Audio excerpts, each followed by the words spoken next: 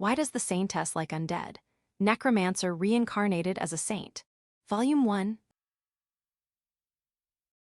Audiobook by Masquerade at Masquerade Audiobooks. Prologue, the last moment of a certain necromancer. I wanted to be popular. I just wanted to be popular with girls. No, even if I couldn't achieve that, I at least wanted to have a conversation with them. But why did things end up like this? Evil necromancer, Frankel Lichtenbauer, king of the abyss, your wicked deeds end here. By the will of the gods, we shall destroy you. The ones shouting at me were a golden-haired man glowing under the indoor lights, and a beautiful woman in priestly robes with a strand of silver hair among her brown locks. The man's name is Sword Emperor Knight Cain Albert. The woman's name is Holy Maiden Flora Wright. They are heroes who have vanquished countless evils and are celebrated by the people. And yet, for some reason, I find myself in a tense standoff with them. What evil deeds have I done? Why are they pointing their blades at me? Well, I can think of a few things. When I was young, I sent zombies to wreak havoc on the town to get revenge on bullies who mocked me as ugly or monster-faced. Or perhaps it was when I tried to summon skeletons in a graveyard to simulate conversations with girls, only to lose control of my necromancy and unleash a horde of undead. And then there's that incident. I stole the coffin of the so-called Great Saintess and tried to resurrect her as an undead. But the resurrection failed, and I lost control, leaving her to roam freely. Even the Church of the Holy Mother was furious about that one. I apologized profusely, but they wouldn't listen, branding me as the incarnation of evil and hunting me down for a long time. Which of these was the real problem, I wonder? But still, these are all past mistakes. People grow by making mistakes when they're young, so don't you think you could overlook a few youthful missteps? Besides, I meant no harm. I don't deserve to be judged by these so-called heroes. The grandiose title of King of the Abyss was something others gave me. I won't say I had no impure thoughts. I did have ulterior motives. But they were just the simple desire to be popular with girls. It's true, I was ugly and completely unpopular with girls. The only talent I had was necromancy. Using necromancy, I made various efforts to become popular with girls. From summoning skeletons to practice conversations, to using mummies for date simulations, and even lighting up the night forest with ghosts. Among these efforts, I thought, since I've become a necromancer, why not resurrect the legendary Great Saintess and touch those dreamlike, holy peaks in person? Isn't that a modest dream any boy might have? After all, when you see the sensual figure of the Great Saintess in her holy statue, don't you think it's hard to suppress youthful impulses? But do they really not tolerate even the modest desires of a gloomy, socially awkward, unpopular young man? If so, how harsh this world is. Driven by a sense of injustice, words spill from my usually quiet mouth. What have I done wrong? What are you talking about, you evil necromancer? We will never forgive you for turning the Great Saintess into that state. Perish here today, King of the Abyss. Being scolded by the incredibly beautiful Holy Maiden Flora, I feel a momentary ecstasy. What is this pleasant sensation? I feel like I'm awakening to something new. At any rate, I can't help but feel satisfied just having a conversation with a real woman. But, being naturally bad at communicating with women, I don't have the vocabulary to respond further. It can't be helped. I'll just use my adorable undead to distract them and make a quick escape. As usual, I prepare to summon my helter-skelter, army of the dead, while simultaneously activating the ability within my eyes. Necro-Eye. As the gift activates, Cain's body is enveloped in a faint, glowing light. Ho-Ho, as expected of Sword Emperor Knight Cain, the kingdom's top knight. His soul burns like a raging red flame, and his skeleton is as sharp as a finely honed sword. He would make an excellent skeleton swordsman. No, that would be a waste. He could become an even higher undead like a Dullahan. My Necro-Eye allows me to visually see the power within a target. With this ability, I can determine what kind of undead a target is suited to become. Necromancy is a profound art. If you don't assess the material properly and create the right kind of undead, the spell will fail. Trying to turn weak material into a powerful, undead usually results in the material collapsing. Conversely, playing it safe and creating a weak undead wastes the potential of good material. So, judging what kind of undead a material is suited for and creating an undead that matches one's own skill level is the most important ability for a necromancer, as my master repeatedly taught me. Observing the material. That habit is ingrained in me. That's why, faced with such excellent material as the Sword Emperor Knight and the Holy Maiden, I can't help but want to examine them. Even in this life-or-death situation, I can't help but act on this habit, a professional reflex that makes me wryly smile. But this is my joy. Even if my life is at stake, I can't stop. Collecting rare undead is my life's work, my dream, my romance. Now, what kind of undead would the Holy Maiden be suited for? Unable to contain my excitement, I turn my gaze to Flora. Ho-ho, what a magnificent soul. It's like gazing at the finest silver. With this, she could surely become a vampire or even an undead king. Wait, what's that? As I observe Flora with my necro eye, I suddenly notice something strange. In Flora's abdomen, there is a faint light that doesn't belong to her. What is that? The faint light in the Holy Maiden Flora's abdomen? No, it can't be, is that? Frankel, prepare yourself. Ujia. A sharp pain shoots through my right arm, and I can't help but cry out. I was so focused on observing Flora that I let my guard down, and Cain severed my right arm. This is bad. Without an arm, I can't use powerful necromancy. No, there's something more pressing now. Well, nothing is more important than my life, but I can't ignore this. Because the faint light in Flora's abdomen is the sign of life. Of course, it's not Flora's life, but a new one. Yes, could it be Flora is pregnant? No way. Those words slip out of my mouth. After all, a holy maiden who has devoted herself to the gods, a saint known as the Holy Maiden, is pregnant. How could anyone not be shocked? Moreover, the light of life in her abdomen is still very faint. This means it's in the very early stages of pregnancy. Probably only about a day since conception. What do you mean, no way? This is reality, King of the Abyss. Cain's misguided words no longer reach my ears. My thoughts are fixated on the fetus in Flora's abdomen. Reality, yes, this is reality. I come to a conclusion. So that means, could it be that these two? As I realize what this fact implies, a cold shiver runs down my spine. I've realized something outrageous. These two, the Sword Emperor Knight and the Holy Maiden. Last night they engaged in the act that creates children. As a result, the Holy Maiden is now pregnant. My vision darkens. What is this?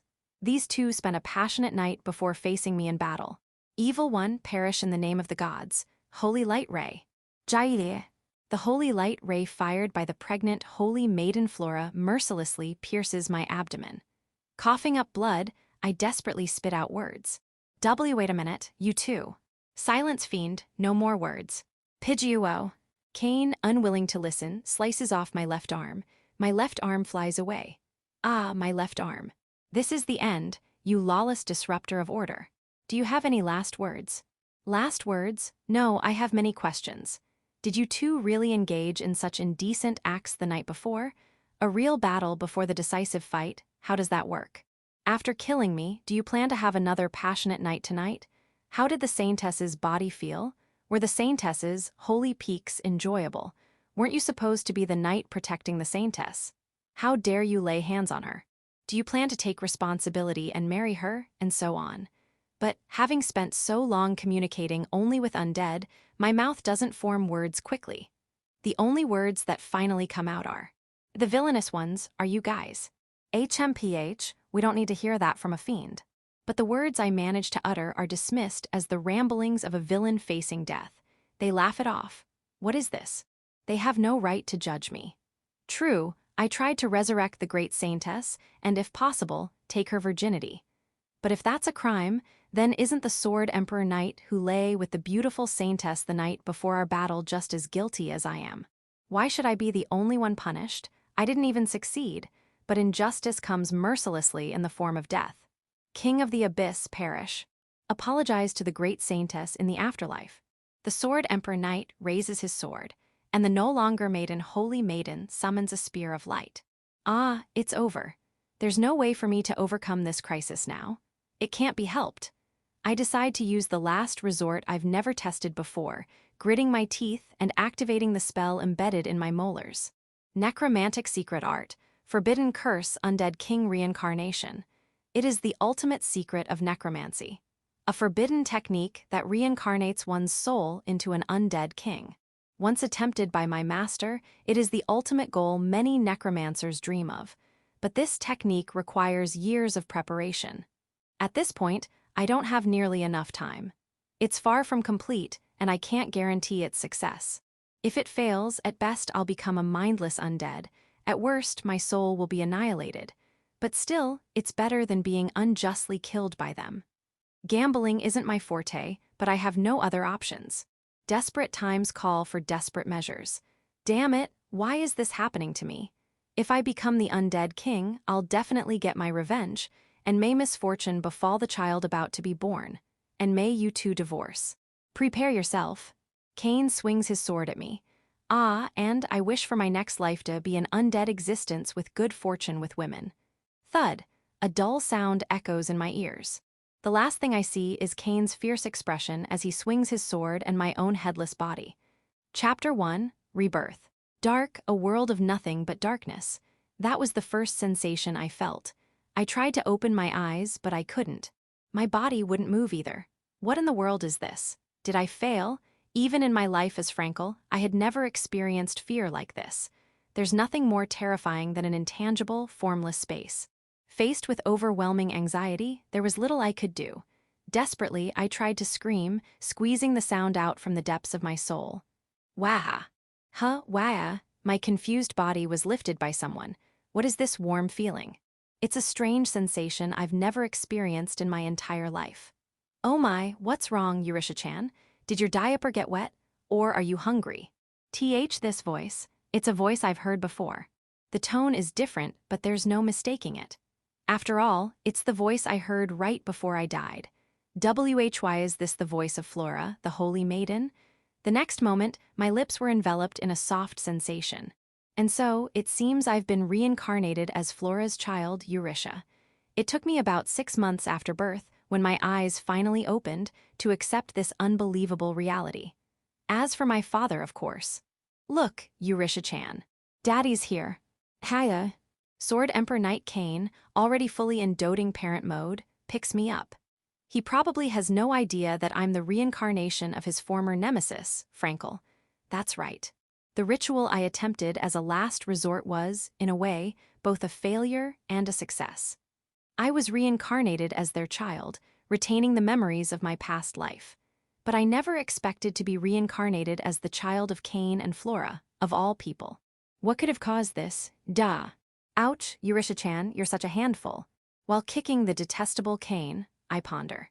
It's likely that the undead king reincarnation ritual I cast at the moment of death wasn't complete.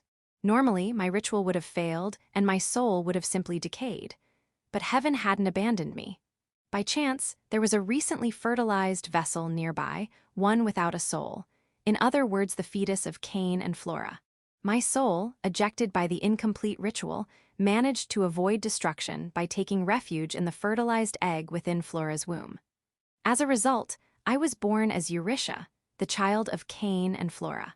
When I was killed in my past life, I harbored some resentment thinking, how could they do this right before our final battle?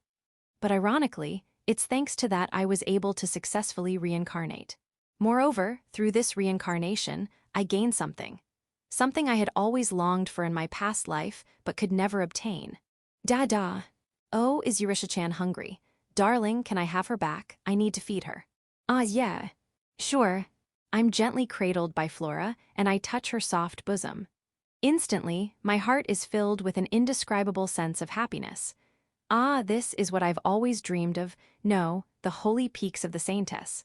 Taking a deep breath, I latch onto the sacred peak of her bosom. Choo-choo. Hee. Eurisha-chan, you're so energetic. Drink lots of milk, okay? Aboo. Bliss, if this isn't bliss, then what is? I did indeed die once. I met an untimely end, one that could be called tragic. But as a result, I was able to fulfill a wish I had always longed for. That is to touch the holy peaks of the Saintess. Puni. So soft, like the feathers of an angel. Puni. Eurisha, you're so lively. But I continue to suckle desperately, savoring my mother's chest. What a magnificent holy peak. Truly, it's a peak blessed by the gods. Appraisal activated success. Appraisal result. Healing peaks. What was that just now? For a brief moment, some text appeared in my right eye before disappearing. Appraisal? Healing? What exactly did I see? Ah, that's right. What happened to my necro eye? The unique gift that resided in my eye, the one that had saved me from countless crises. What happened to it? Focusing my mind, I try to activate the gift, and only my right eye responds strongly. Soon, not only does Flora's body glow, but the text I saw earlier reappears. Honestly, whether my gift would carry over after reincarnation was a gamble.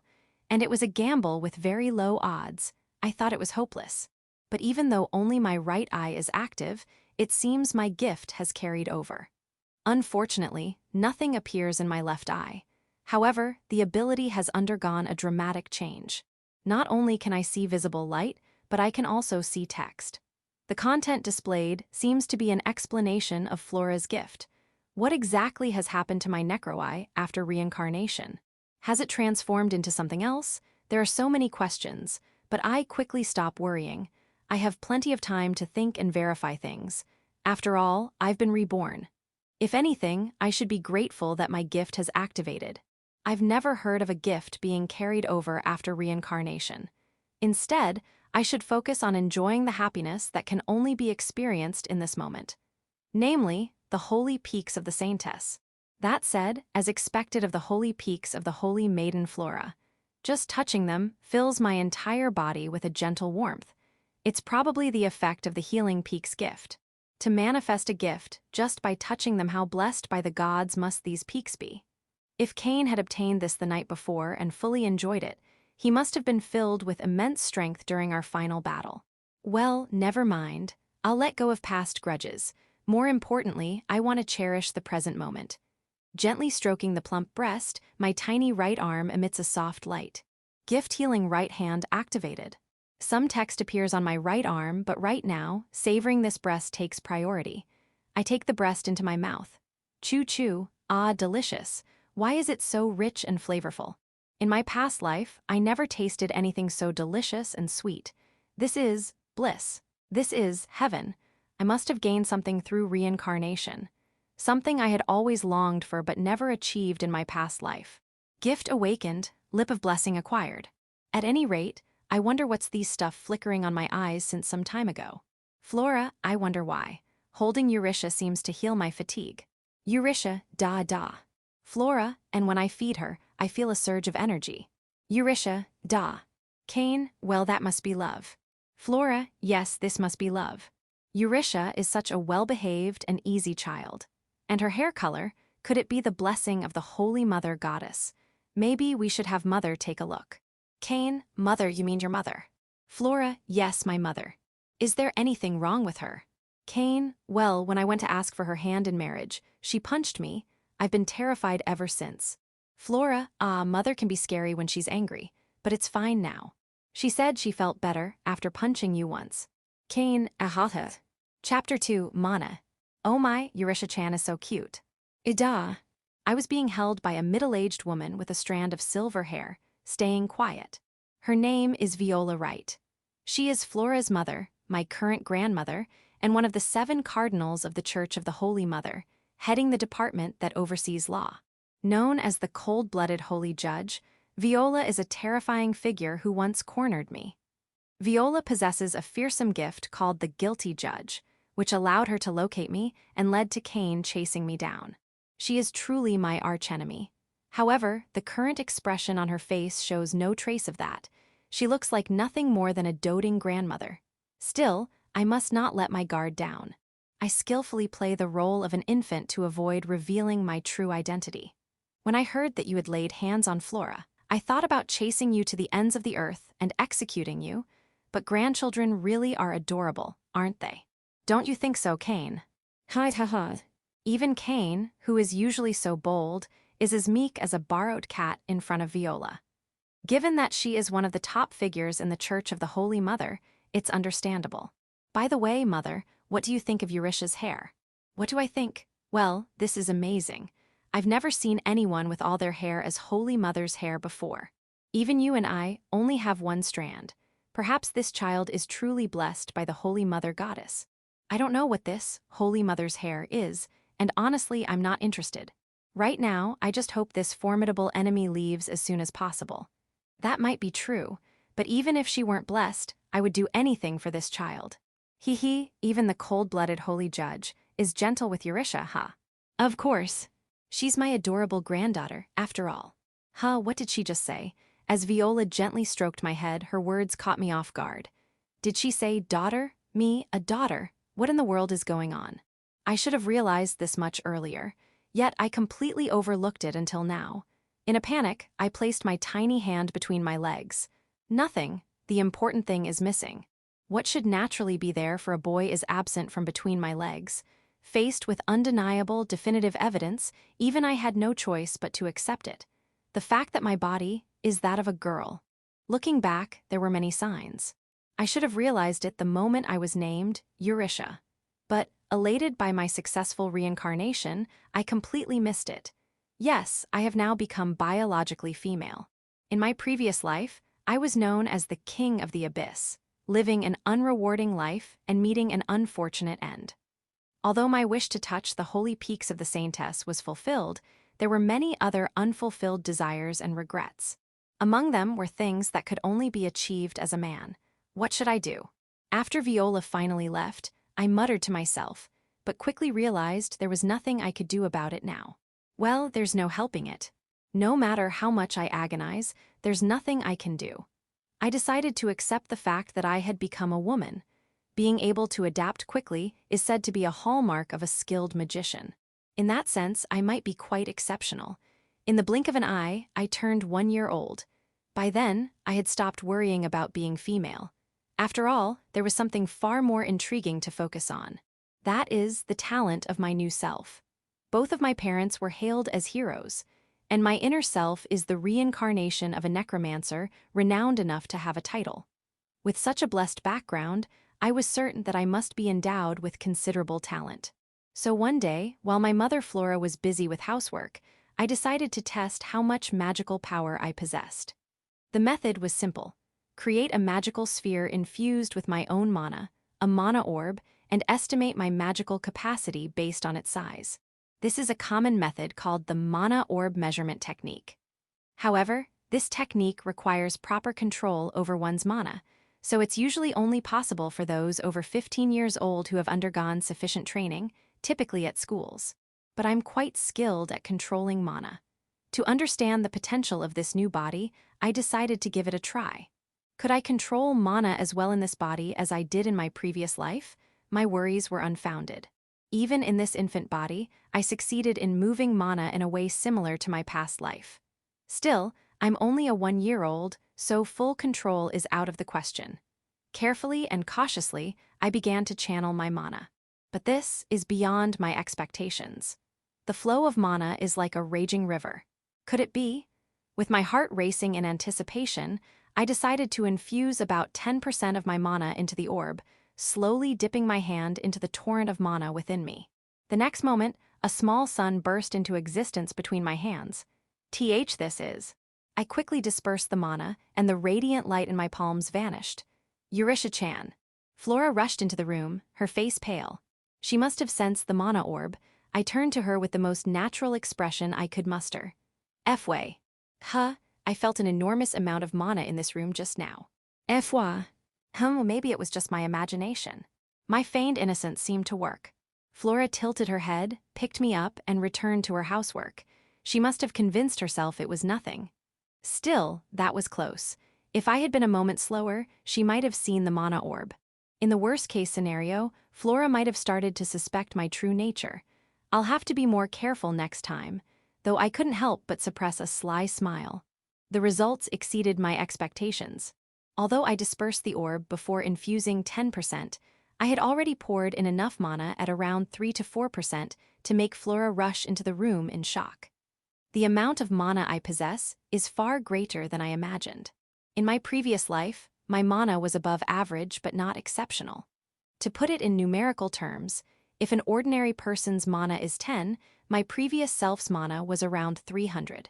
That's still a lot, but heroes like my mother Flora have mana levels easily exceeding 1,000, over 100 times that of an ordinary person. The amount of mana one is born with is an insurmountable gap in talent. Back then, I resorted to forbidden techniques, so-called dark arts, to bridge this gap. I used demonic drugs, engraved magic circles on my organs, embedded forbidden magical tools, and more. These dark arts, which took a toll on both my mind and body, allowed me to expand my mana to around 1,000. But the side effects were severe, greatly damaging my health and leading to me being branded as a heinous criminal. This ultimately led to my downfall at the hands of Cain and others. It wasn't a good solution. However, the mana infused into the 3 to 4% mana orb earlier was roughly equivalent to 50.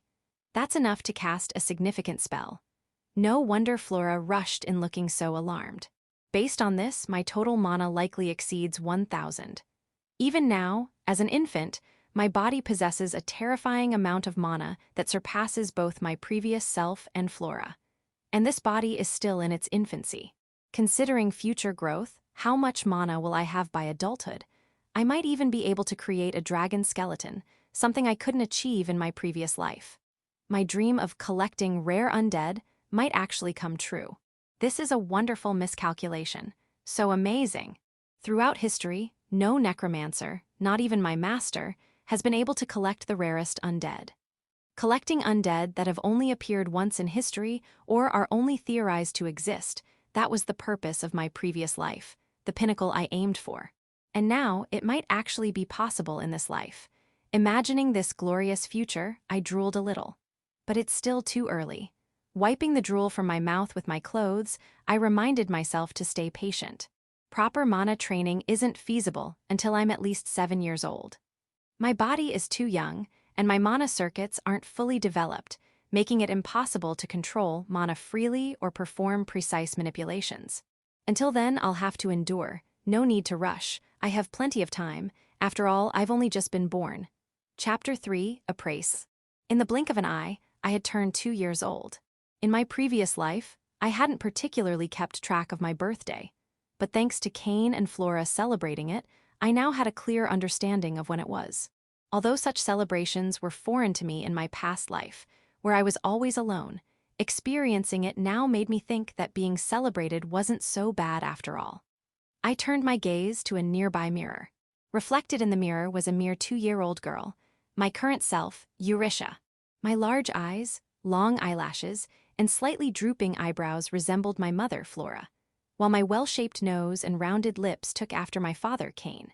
My right eye, inherited from Cain, was a clear blue, while my left eye from Flora was a deep green. This mismatch of eye colors, known as heterochromia, was something unique to me. However, there was one part of me that didn't resemble either of them: my pure white, silvery hair.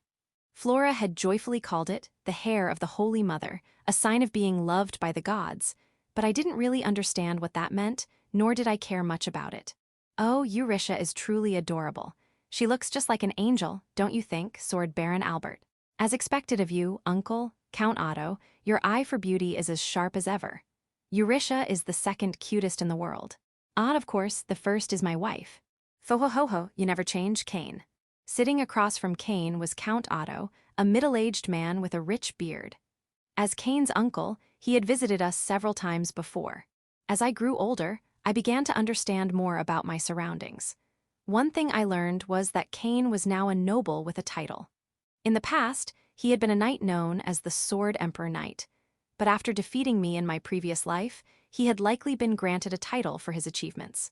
I had never met Cain's parents, so the details were unclear, but given that his uncle was a count, it was certain that Cain was of noble lineage, perhaps a second or third son, or even a bastard, which meant that I was now a noble lady. Honestly, though, I didn't care much about that. For now, I decided to show off the curtsy Flora had taught me, and Count Otto's face lit up with a broad smile. My, how adorable. I only have boys in my family, so I can't help but envy you, Cain. Ha ha ha, I'll never let her marry into your family, Uncle. By the way, where's Auntie? She's probably gone to check on Alex. With that, the two of them stood up, seemingly forgetting about me, and hurried off to the room where my younger brother was sleeping. Left alone, I let out a big sigh as I relaxed from the curtsy. Yes, I now had a younger brother. His name was Alexei. My precious holy peaks had now been completely taken over by him. How unfortunate. Still, it wasn't all bad. With Flora's attention now focused more on my brother, I found myself with more time to be alone, like right now. And that meant it was finally time to test the gifts I possessed. In fact, at this point, I had already confirmed that I had 3 unique gifts.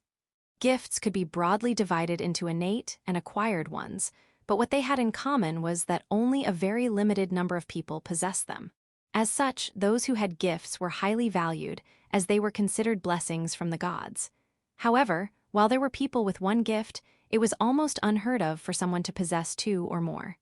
And here I was, with 3 gifts. How fortunate I was. The first gift resided in my right eye, the clear, sky-blue eye I inherited from my father. It was the necro eye, which I had renamed the appraise eye. Through various experiments, I had determined that its ability allowed me to visualize the knowledge and insights I possessed. However, since that often resulted in too much unnecessary information, I refined it to only show the specific information I wanted to see. For example, when I looked at my father, Cain, the following would appear in my vision. Cain Albert. Gender, male. Base rank, S. Undead compatibility. Skeleton B, 98%. Skeleton Swordmaster, A, 92%. Death Knight, A, 82%. Dullahan S, 76%. Yes, my refined appraise eye now instantly displayed the target's compatibility with becoming an undead. If I wanted, I could see more detailed information, but I found it unnecessary, so I kept it hidden. Still, Cain truly lived up to his reputation as a hero. His potential was remarkable. Skeleton Swordmasters and Death Knights were considered high-ranking, A-rank undead. With such high compatibility, he would undoubtedly become an incredibly powerful undead. Especially the Dullahan, which was a rare S-rank undead. Even in my previous life, I had never managed to obtain one. It was truly a coveted prize.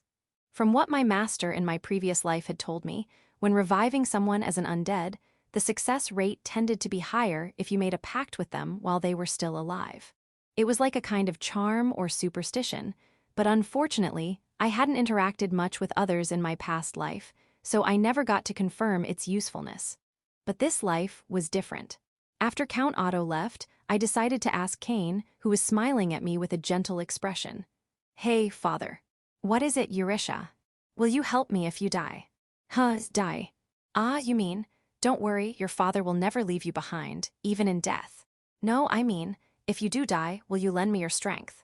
If I die, I see, of course, Eurisha.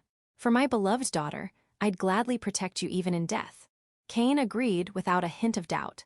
Even the Sword Emperor Knight was weak to such underhanded tactics. Phew, with this, I had secured an excellent undead candidate with little effort.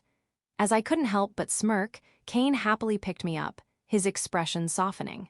Following this, I successfully made a similar pact with my mother, securing 2 top-tier undead candidates. Flora's compatibility looked like this. Flora Albert. Gender, female. Base rank, S. Undead compatibility. White B, 99%. Spectre B, 97%. Phantom A, 86%. Lick S, 79%. Another fantastic result. In my previous life, gathering suitable bodies for undead had been a tremendous struggle. What a wonderful second life this was. But my dreams didn't end there. My dream was to collect rare undead, including legendary ones that had almost never been created in history. With this, I had taken another step closer to that dream, and I couldn't help but feel deeply satisfied. Chapter 4, Younger Brother and Gift. Eurisha, do you understand? This is how you bow. Yes, mother. And be mindful of your tone too, all right. Sometimes you use strange words. I wonder if it is from imitating your father. I'll be careful. As I grew, Flora's education for me, as a girl, became more intense. It seemed Flora wanted to mold me into a proper lady. Even though you are only a sword baron, you are still a member of the nobility. I want you to find a wonderful partner someday and be happy. I think that's impossible, mother. After all, I used to be a man. Just holding hands with a man makes my skin crawl. Marriage, the mere thought of it makes me nauseous. Though I think this, voicing it would be dangerous, so I remain silent and smile. Flora, conveniently misunderstanding, escalates her fantasies. That's right, maybe you'll have a fateful encounter at a ball or something, or maybe you will be classmate with a prince. You're so adorable, if he were to take a liking to you, Kaya. Perhaps due to being raised strictly by her own strict mother, Flora seems to harbor fantasies about nobility, balls, and fateful encounters. I now realize that the passionate night she spent with Cain before my final battle in my previous life might have been due to such delusions. However, the education to become a lady that Flora imparts is not unpleasant at all. I look at my reflection in the mirror. Eyes so large they seem about to spill over, plump cheeks and full lips, a lovely face. An angel was there. Moreover, the face was smiling brightly. In my previous life, I had no luck with women. I was often despised, but never once was I smiled upon. But now, the angel in the mirror smiles innocently at me. Its cuteness is so overwhelming that I feel like melting. Can you understand? This me, who was ignored and scorned by girls in my past life, is now being smiled upon by an angel. Is such a miracle even possible? Ah, I'm so happy. How precious is the me reflected in the mirror. If this continues, I might end up falling in love with myself. I used to think narcissists were just eccentrics, but now I can't even mock them. So, I want to make the angel in the mirror even more girly. That way the girl will keep smiling at me forever. Is there anything more wonderful than this? Come on, Eurisha, don't space out, let's practice your greetings again. Yes, mother. Thus, I seriously engaged in Flora's lady training. So I can have an eternal angel who will never betray me. Immense mana, the upgraded gift, a praise, and a pristine appearance. A little girl myself who smiles only at me. My reborn life seems to be progressing smoothly, but unfortunately, not everything has gone perfectly. The remaining 2 gifts I possess are practically unusable. Well, to be precise, I haven't found a use for them. One is Healing Right Hand, the other is Lip of Blessing. From their names, it's easy to imagine they are healing-type gifts, but as a necromancer, they are of no use to me. After all, casting healing magic on the undead causes them to disintegrate. Necromancy uses dark magic, while healing magic uses light magic. Opposing magics cancel each other out. Still, these are gifts I've obtained, so I thought it wouldn't hurt to experiment with them a bit. And conveniently, there was a perfect test subject right here. Dada. Stretching out his hands below me is my brother Alexei. Yes, my brother. To avoid any misunderstandings, let me clarify that the father is, of course, Cain. I've confirmed this with my gift. Looking at my brother again, before me is a helpless, innocent baby. No matter what I do, he won't resist much. In that case, I couldn't help but want to test my abilities. So, I decided to use my brother to experiment with my gifts and magic when no one was around. First, Lip of Blessing. Actually, I had already experimented with Healing Right Hand to some extent on my mother and confirmed its effects. It seems this gift, like Flora's Healing Peaks, activates healing effects simply by touch.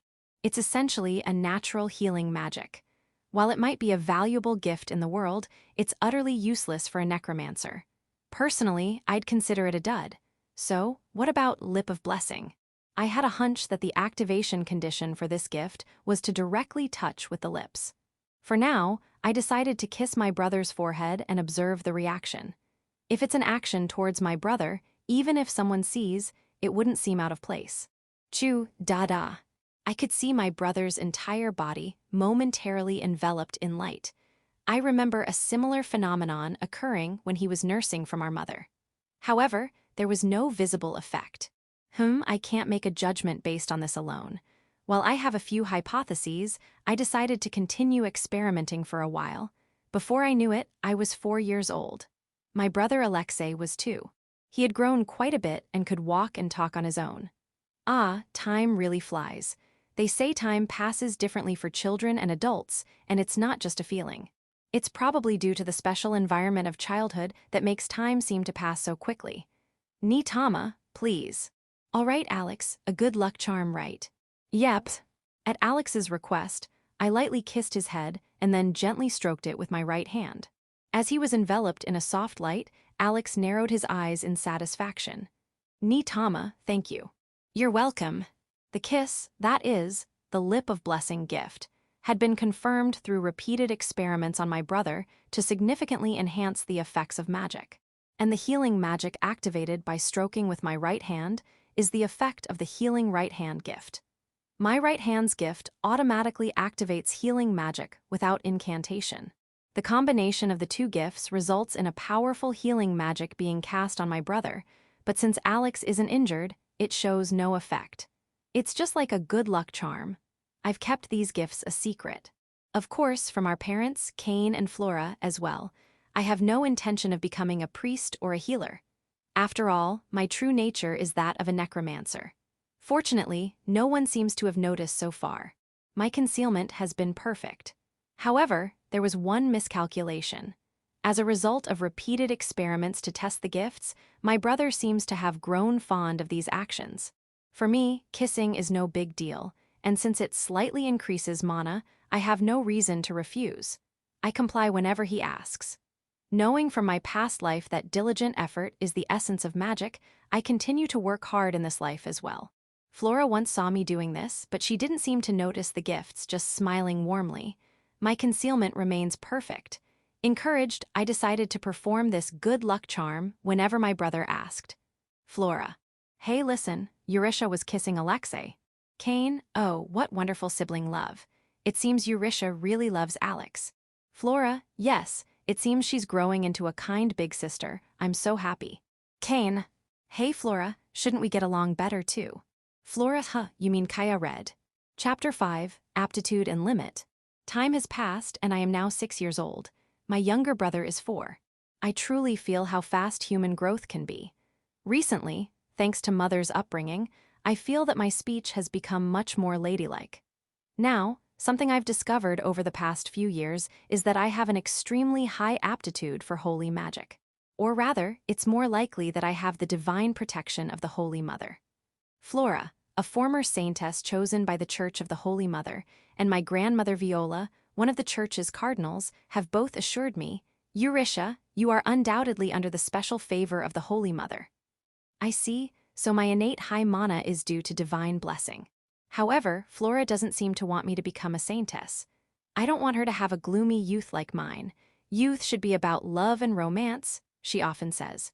I don't care much about love and romance, but since I have no intention of serving the Holy Mother, I am grateful for Flora's perspective.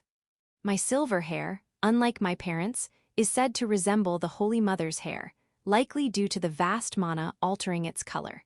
Moonlight-like silver hair. Since the Holy Mother is said to govern life and the moon, it's clear that I am under her protection. Though it's quite troublesome. However, this blessing has caused me significant distress. To my dismay, I can no longer use the necromancy I had mastered in my previous life. When I turned 5, I finally regained smooth movement in my fingers and decided to try using the necromancy I had once mastered. But whenever I attempted to cast a spell, my mana would dissipate. It was as if my body rejected necromancy, with the white, positive mana unconsciously canceling out the dark, negative energy of necromancy. It's no use, I can't cast the spell. Even before that, my mana just fades away. No matter how many times I tried, I failed. It seems I can no longer use necromancy. After struggling for about half a year, I finally made a bitter decision. It was clear that I no longer had an aptitude for necromancy. Can I really no longer use necromancy? I sighed while looking out the window, feeling melancholic. In my despair, Flora eagerly tried to teach me holy magic. It seems she had noticed me secretly manipulating my mana. To sense mana at your age, you're amazing. No, I just happen to feel something. You must have incredible magical talent. And you'll meet your prince and fall in love. How wonderful. She said with a distant look, overjoyed, and tried to train me forcefully. However, I had no intention of learning holy magic. After all, even after reincarnating, I am still a necromancer. Holy magic is like a sworn enemy to the undead. Why should I learn such magic? But then, I reconsidered. It's true that I can't use necromancy now. But in the process of mastering magic, I might one day break free from these shackles. By then, it would be too late to start training my mana. After all, mana grows through training from a young age. As an adult, the growth is limited.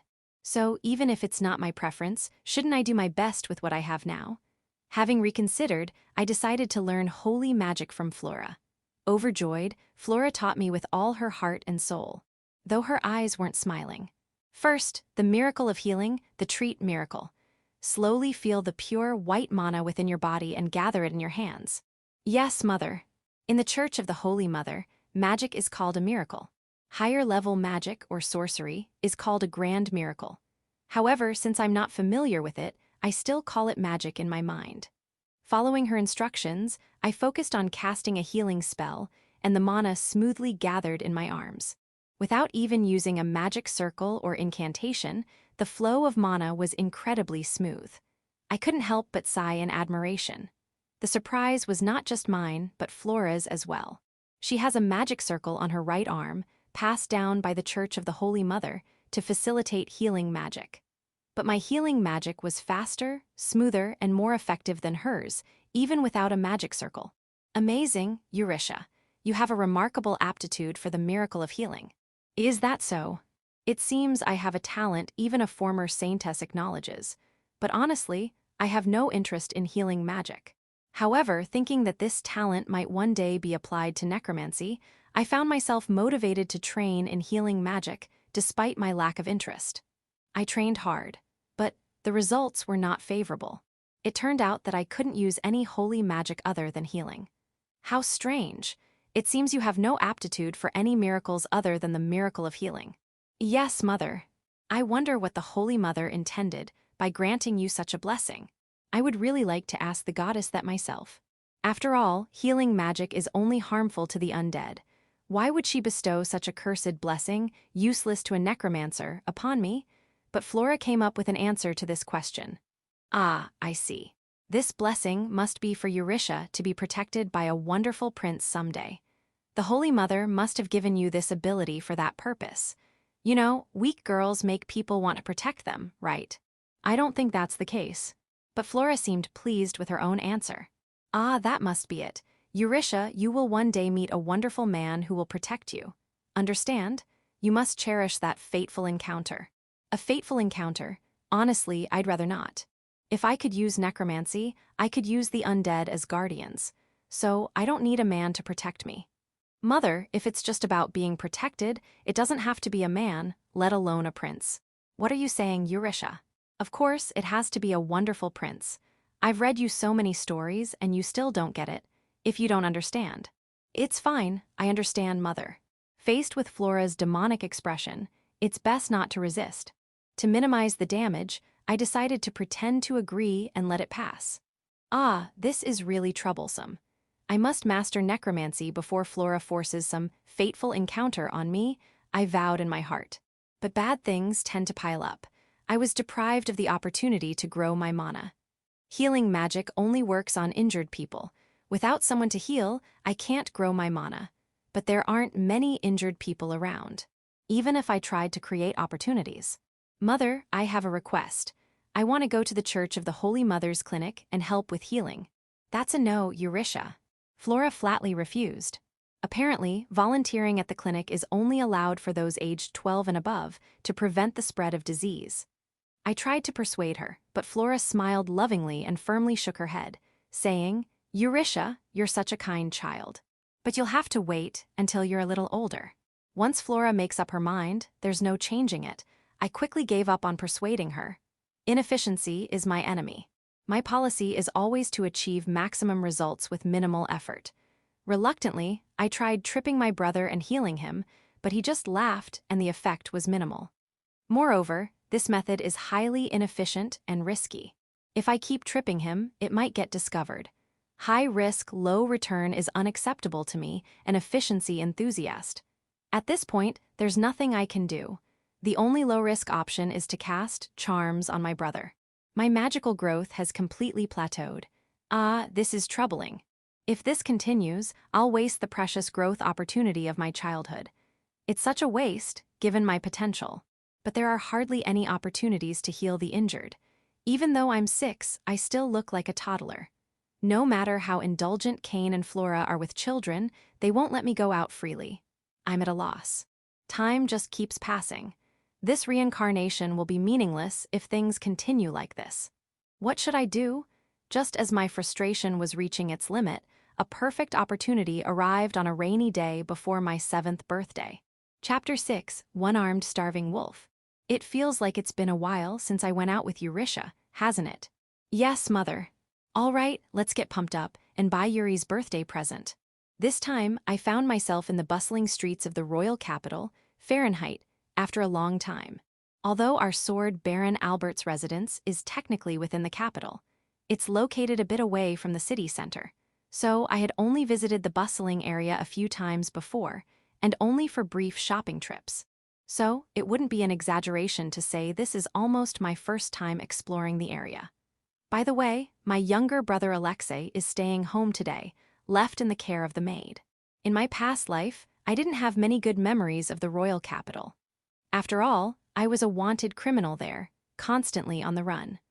I only ever sneaked into the city to visit specific shops, always careful to avoid the guards, and never had the chance to leisurely look around. But now things are different. I'm not a fugitive anymore. I am free. Yes, free. In this life, I want to fully savor the feeling of being free from the bottom of my heart. Now, Yuri, what would you like for your birthday? A cute dress. Or maybe a necklace or hairpin. I don't need those. I want magic tools. Magic tools? Why would you want something like that? Eurisha, she's not interested in the things ordinary girls like. But Eurisha, if you want to become a lovely girl and catch the eye of a wonderful prince, it's important to dress up and enhance your femininity. I understand, Mother. Becoming a cute girl, that's a powerful phrase for me right now. As for catching a prince, I couldn't care less. But since I've been born as a girl this time, I strongly feel the desire to fully enjoy this life. That's why I'm actively working on mastering the speech, appearance, and behavior befitting a lady. For me, Flora is the best teacher. She's highly conscious of improving her femininity and possesses a beauty and grace that's hard to believe she's the mother of two. Her advice is like divine revelation to me. Although she was my sworn enemy in my past life, the one who beheaded me, I feel like I could forgive her for that, given how much she's taught me about femininity. Except for the whole catching a prince thing. I have no intention of marrying a man, let alone having children. But when it comes to enhancing femininity, that's a different story. To polish my femininity, I decided to follow Flora's lead today.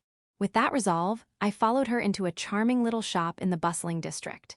Shops for girls are strange spaces. For men, even a short stay can be difficult. It's truly a sanctuary for women only. Can I wait outside? Sure, feel free. I can understand why Cain hesitated to enter the shop. Even though I've been trained by Flora in various ways, I'm still not entirely used to this. Look, isn't this dress cute? Why, yes, it is. How about this ribbon? Try it on. It'll definitely suit you, Eurisha. Okay, I understand. Just visiting one shop leaves me utterly exhausted. And surprisingly, we didn't buy anything from this store. All right, let's move on to the next shop. Mother, I'm a bit tired. What are you talking about? You won't catch a wonderful prince like that. Come on, let's go to the next one. This might turn into a living hell today. With that thought in mind, we continued walking until we arrived at a large square in the heart of the bustling district. This square is always lively, with events and performances constantly drawing crowds. But today, there was a strange atmosphere in the air. It seemed like something unusual was about to happen in the center of the square. A whirlwind of intense emotions surrounded the area. It felt like resentment. For me, a necromancer, this sensation is oddly nostalgic. This is far more exciting than searching for a birthday present. Oh, look, people are gathering. What's going on over there? Never mind that, let's go to the next shop. I think there are 2 or 3 more stores over there. Wasn't it this way? Or was it that way? Cain and Flora started arguing about the location of the shops. Perfect, this is my chance. While they were distracted, I decided to slip away and head toward the center of the commotion. Come one, come all. The greatest show is about to begin. It was a bizarre sight. A man with his arms bound and one leg missing was rolling on the ground, crawling in the dirt. Standing next to him was a man in a tailcoat and black sunglasses. Further back stood a portly man dressed in fine clothing, accompanied by several soldiers, likely a noble. Here lies the man once known as the strongest gladiator slave, the one-armed starving wolf. But as you can see, both his arms have been torn off and one of his legs has been cut away. This is his punishment. So this man was a gladiator slave. In my past life, I wasn't interested in such things, but I had heard of the gladiatorial games, a distasteful form of entertainment for nobles where prisoners of war, beastmen, and criminals were forced to fight, with bets placed on the outcomes. He must have been one of them. Even without his arms and one leg, his well-trained physique is impressive. His long hair and beard make it hard to tell, but judging by his epithet, he's probably a beastman. This man defied his master, Marquis Barbarossa. He killed several of the Marquis's soldiers, a defective product. As punishment, his arm and leg were torn off. And now he will face the noble judgment, stoning to death. The noble judgment is one of the rights granted to nobles, allowing them to punish their subordinates, maids, or slaves who have committed disloyalty. It's a privilege that works in the noble's favor. He must have done something to displease Marquis Barbarossa. Still, tearing off both arms and a leg is extreme. Although, given his epithet, one-armed, he might have already been missing an arm before this. At first glance, this system of noble judgment seems entirely one-sided, but it's not solely for the noble's selfish desires. There's actually one loophole for salvation. But our master, Marquis Barbarossa, in his mercy, has decided to offer him for sale. The price is set at 1 million L. Now, will you show mercy, or will you respond with stones? Yes, this is it. When executing a noble judgment, there must always be an opportunity for someone else to offer salvation. This loophole can sometimes prevent wrongful convictions or unjust treatment, but 1 million L for a gladiator slave with no arms, Marquis Barbarossa must be furious. Yeah, apparently this slave, the one-armed starving wolf, ignored orders to throw a match against Duke Euphrasia's prized gladiator and left the opponent permanently disabled. And that made Marquis Barbarossa fall out of favor with the Duke. When he tried to punish the slave, the guy fought back and killed several of the Marquis's soldiers. Yikes, so he's got both the Duke and the Marquis after him. No wonder no one's stepping in to save him. Let's just throw some stones and be done with it. Yeah, I'll throw one too. Maybe it'll help the Marquis cool off. It seems this one-armed starving wolf has really stirred up trouble. With both a Marquis and a Duke angry at him, no one's going to step in to save him.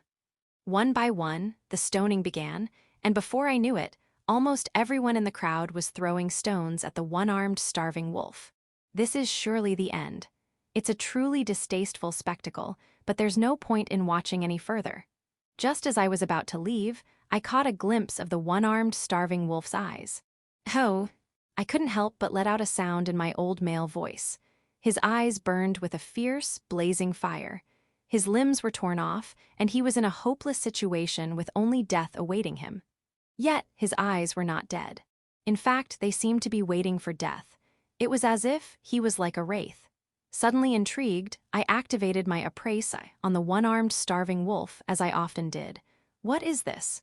The result made my entire body tremble. The next moment, I was already running away from the scene. My destination was... there you are, Eurytia. Come on, let's go to the next shop.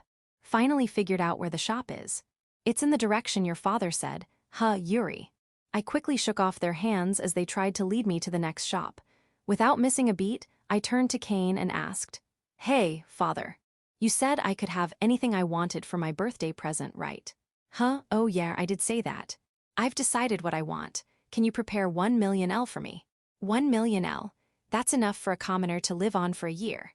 I mean, I could manage it, but I won't ask for any more birthday presents after this. Just this once, please. With those words, I dashed off. My destination was the center of the square. Pushing through the crowd, I emerged in front of the bloodied, limbless gladiator slave, the one-armed starving wolf who was being pelted with stones. Chapter 7, Side, Wolfero's Light. My name is Wolfero's Garrow. I am the last survivor of the Garrow tribe, a clan of wolf beastmen. My village was once destroyed by the Empire. It might have been nothing more than a pastime for them. On an ordinary day, no different from any other, they attacked without warning. A horde of soldiers bearing the Empire's flag descended upon our village. Unprepared, our village was swiftly overrun. Those who resisted were slaughtered, and the women and children were toyed with and brutally murdered as if it were some kind of game. I was only 13, still a child, but I fought desperately nonetheless. As the son of the chieftain and the next in line to lead the tribe, I believed it was my duty to protect everyone, even at the cost of my own life. But my desperate resistance was in vain. I was defeated, my right arm severed, and I was beaten to within an inch of my life. It was my beloved sister, Sanatoria, who shielded me as I was about to be dealt the final blow. But she was cut down by a soldier right before my eyes. As she fell, her back slashed by a sword, Sanatoria's final words to me were, "Brother, live. Live and find the light." Sanatoria. When I regained consciousness, I found myself on a slave ship. It seemed I had been captured and taken as a slave. Around me were many other beastmen and demi-humans, but not a single one from the Garo tribe. I was sold as a slave. My buyer was a noble from the kingdom. I somehow became a gladiator slave owned by a marquis. With only one arm, I was likely seen as nothing more than a disposable pawn. The noble who bought me intended to use me as entertainment, fodder for wild beasts. In truth, I had no will to live after losing my family, my comrades, and my beloved sister. I accepted my role as a gladiator solely to die. But, ironically, I began to stand out in that very arena. In my first match, I with only one arm split the attacking beast clean in two. Gladiators are a twisted existence. Most gladiators are war slaves, criminals, or debt slaves. Occasionally, there are those who aren't slaves, but they are simply madmen who enjoy killing. And we fight to the death in front of crowds. We battle in an arena called the Colosseum, in front of a large audience. The matches are called gladul, and there is something resembling a referee who declares the winner when one side is defeated or incapacitated. That's all there is to it. We typically fight with crude swords and shields. Sometimes we are forced to fight unarmed. Our opponents can be either humans or beasts. Of course, a single misstep can mean death. Every match is a fight for survival. It seems that bets are placed on our matches, and the spectators are crazed. To me, they are nothing but mad pigs. No, worse than pigs, mere brutes. In that gladul arena, I spent my days fighting. Because I had only one arm, I wielded my sword with my left hand. As a one-armed fighter, I should have died quickly. After all, I couldn't even hold a shield. I shouldn't have stood a chance. The odds were likely stacked against me. But ironically, I had a talent for combat for the sword. Having only one arm didn't matter. I won. No, I survived. I survived thanks to my sister. Brother, live. Live and find the light. Clutching those words, I fought desperately to survive. I kept fighting, kept surviving, and before I knew it, I had gained a certain level of status. The marquis who bought me that pig seemed to take a liking to me, the one-armed survivor. One day, he suddenly summoned me. "Hey, you. What's your name?" "Hey, you. You're in the presence of Marquis Barbarossa, your master. Open your mouth and speak." Yelled at by the slave overseer, I opened my mouth expressionlessly. Garo. It was the name of my tribe. All that I had lost. A hungry wolf, a starving wolf, not bad. From today onward, I grant you the title of one-armed starving wolf as a gladiator. And so, from that day on, I was known by the unwelcome title of one-armed starving wolf. But my days didn't change. I simply fought my opponents, keeping my promise to my sister in my heart. Before I knew it, 5 years had passed since that tragedy. I was now 18, but honestly my age didn't matter. I was going to die here anyway. Age, lifespan, had no meaning. My comrades and my sister Sanatoria had all died before reaching their natural end. Beastmen tend to be hairy. I didn't care about my appearance, so my beard had grown quite long, and I was often mistaken for a middle-aged man. But that didn't matter either. Around that time, I was summoned by the pig marquis again. "Hey, one-armed starving wolf. You'll be fighting Murder Games next." Murder Games, I'd heard of him. A famous gladiator, rumored to be a scumbag who enjoyed torturing his opponents. But this time, you're to lose on purpose. Murder Games is Duke Euphrasia's favorite. We can't afford to upset him, understood. I nodded vaguely, but I had no intention of obeying the pig marquis. I had fought by my own rules up until now. If my opponent was a war slave like me, I wouldn't inflict lasting injuries. But if they were a madman who enjoyed killing, I showed no mercy. No matter what anyone said, I had no intention of bending those rules. So, I crushed murder games with everything I had. I broke both his arms and damaged his tendons. He would likely never hold a sword again. In the Colosseum's VIP seats, I saw the pig marquis desperately bowing to a man who was fuming with rage, steam practically rising from his head. But that was none of my concern. One-armed starving wolf, you ignored my orders. HMPH, don't care. I was trying to curry favor with the Duke, but now he's displeased with me. You ungrateful wretch, repaying my kindness with betrayal. Hey, you lot. Teach this bastard a lesson. I fought against over 10 soldiers, unarmed. I remember killing at least 5 of them. The pig's face twisted in fear, and I felt a small sense of satisfaction. But that was as far as I got. Not only was I unarmed, but my legs were shackled, leaving me unable to move freely. In the end, my remaining arm was severed, and one of my legs was cut off. I thought I would finally die here, but I wasn't afraid of death. My comrades were waiting for me. I had no reason to live anymore. You've wounded so many of my private soldiers. I'll never forgive you. I'll make you suffer the torments of hell through noble judgment. And so, I was to be killed as a spectacle at the end of my life. I had no arms left to resist, no legs to escape. The Marquis Barbarossa intended to give me the most humiliating death possible, but I no longer felt any fear. I had already regretted everything. There was no moment I wished to return to, except for that one instant when I failed to protect what was most important. Death was not a terror, but my final destination. I would simply be joining my sister a little later. Brother, live and find the light. Sanatoria's final words flickered in my mind. But I'm sorry, it seems I won't be able to fulfill your last wish. I kept you waiting, Sanatoria. Your brother will be joining you soon. All that was left was to calmly face death, or so I thought, until she appeared before me. As part of the private execution, I was being pelted with stones by the crowd. There was no way to avoid them. I could only endure the hits. The pain had long since faded. I had likely lost too much blood. No matter what happened, I was going to die. But suddenly, the rain of stones stopped. The crowd murmured softly. What had happened? Through my blood-red vision, I looked straight ahead. There stood a young girl with silver hair, her arms spread wide. She was young, perhaps 5 or 6 years old. She seemed even smaller than Sanatoria had been when she died. Perhaps she had been hit by a stone, as her pure white skin was bruised and bleeding in places. It seemed she had stepped in front of me to shield me from the stones. Girl, what are you doing? Don't mind me, step aside. As I spoke, the girl turned to face me. She had a beautiful, delicate face, but blood was streaming down her forehead from where a stone had struck her. For some reason, the image of Sanatoria in her final moments flashed in my mind, overlapping with the girl's figure. A pain I thought I had forgotten welled up in my chest.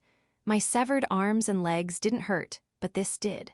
But the girl didn't answer my question. Instead, she asked me one. Are you planning to die here? What? Are you planning to die here? Do you have no regrets? Regrets, I had plenty. I couldn't protect my sister, my family, my tribe. I couldn't take revenge on those imperial bastards. I couldn't make Marquis Barbarossa suffer more. And, brother, live and find the light. I couldn't fulfill my beloved sister's final wish. You have regrets, don't you? But there's nothing I can do about it now. Just leave me be. Otherwise, you'll. The girl suddenly stepped closer and cupped my face in her hands. Then become mine. Ignoring the blood flowing from her wounds, she looked straight into my eyes and spoke. What are you? Become mine and devote yourself to me. This girl was telling me to live. It was the same thing Sanatoria had said in her final moments.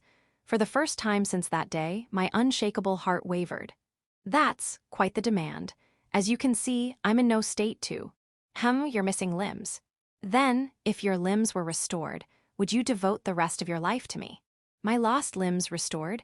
Could such a thing even be possible? No, such a miracle couldn't happen.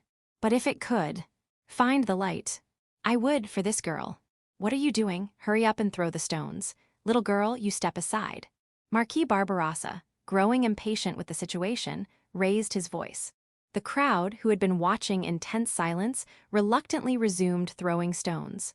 The girl stood up again. A dull thud echoed as her body swayed, but she didn't falter. She spread her arms and once again took a stance to shield me. This girl. Why? Why are you going this far, for a stranger like me? In response to my question, the girl smiled through her bloodied face. Because I need you. Me, this broken me. The me who couldn't protect anyone is needed? Thud, another stone struck the girl, causing her body to sway, but her smile never wavered. Suddenly, a vision appeared before my eyes.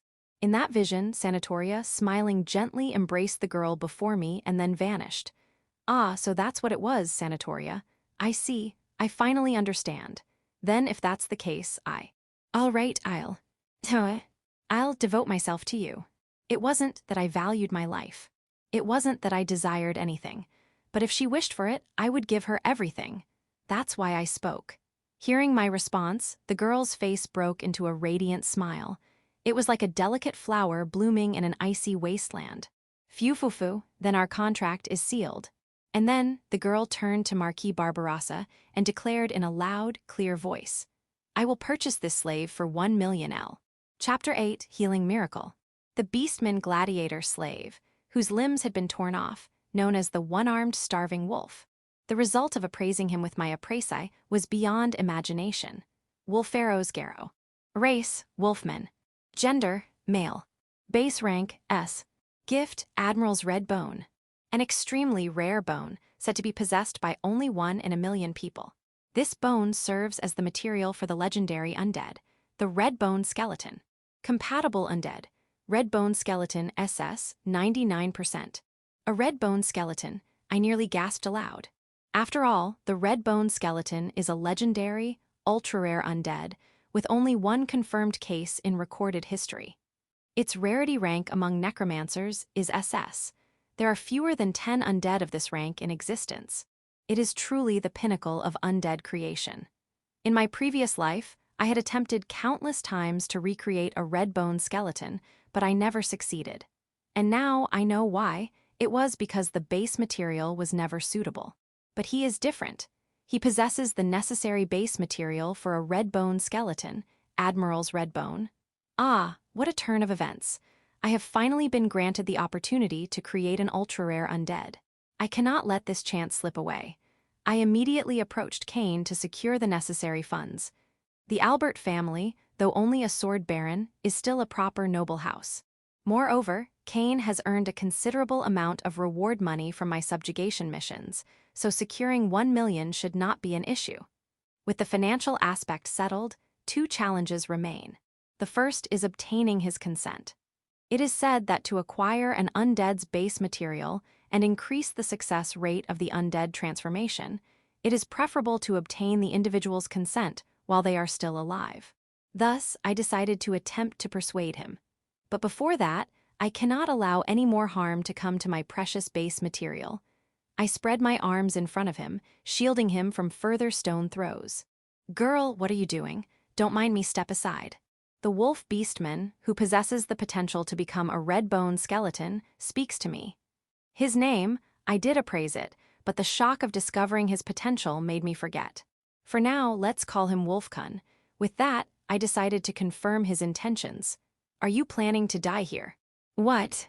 Are you planning to die here? Do you have no regrets?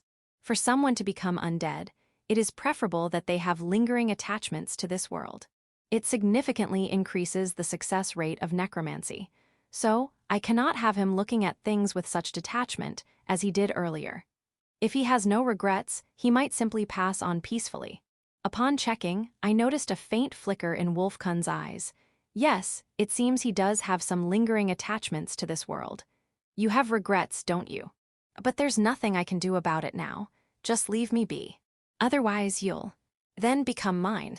Oh no, I blurted out my request far too directly. A drop of blood falls. Perhaps I got too excited and started bleeding from my nose, but I can't contain my excitement. Wiping my nose, I continue speaking. What are you? Become mine and devote yourself to me. Yes, become mine, and after death, transform into an ultra-rare red bone skeleton and join my collection. But Wolfkun isn't going to give in so easily. That's quite the demand. As you can see, I'm in no state to. You're missing limbs. Then, if your limbs were restored, would you devote the rest of your life to me? This is a precious red bone skeleton base material, after all.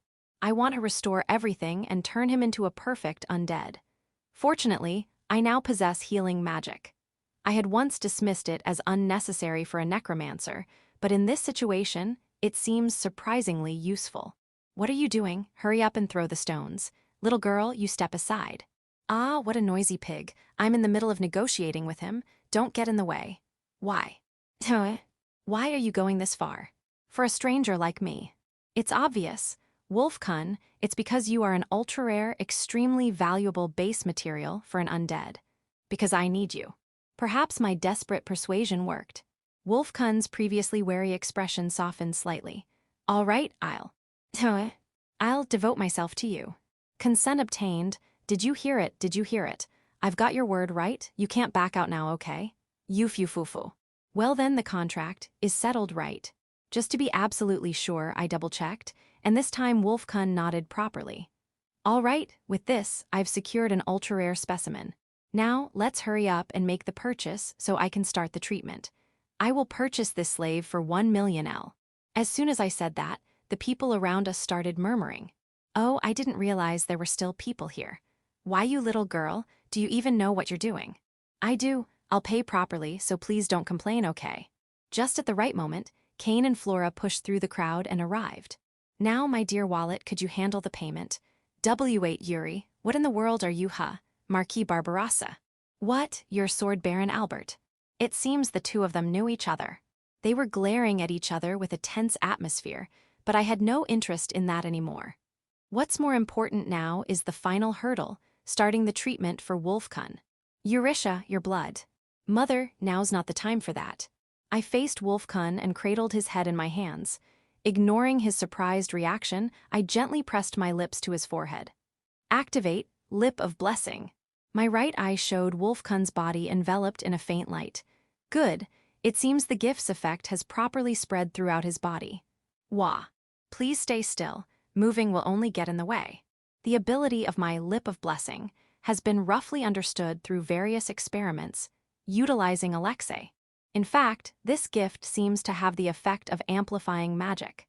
The amplification rate ranges from about 20% to several times. The inconsistency is due to the fact that I've never healed major injuries before, so it's still uncertain. This will be the first real test. Now the preparations are complete. It's time to restore his limbs using healing magic. Up until now, I've only treated minor injuries. However, with the amount of mana I possess, the super healing ability of my healing right hand, gift, and the magic amplification effect of Lip of Blessing, it should theoretically be possible to restore lost limbs. Why would you kiss me? This is just a blessing. Now then, I will repair you. What did you say? Eurisha, what are you? It might hurt, but please bear with it. Here we go. The theory is perfect. Now, it's time to put it into practice. Come forth, mana. Restore the lost flesh based on the blueprint. Healing Magic Activate Treat. The high-rank magic, body restoration, is something that goes beyond mere magic and enters the realm of sorcery. The difficulty between magic and sorcery is on a completely different level. Therefore, it's not something that can be easily performed. Of course, it's difficult for me right now, and I haven't even mastered it yet. However, I have two gifts. By combining them, I can achieve an effect similar to sorcery. I was originally a necromancer who used death magic. There's no reason I can't handle something of this difficulty. Now it's time for the King of the Abyss to show their true prowess.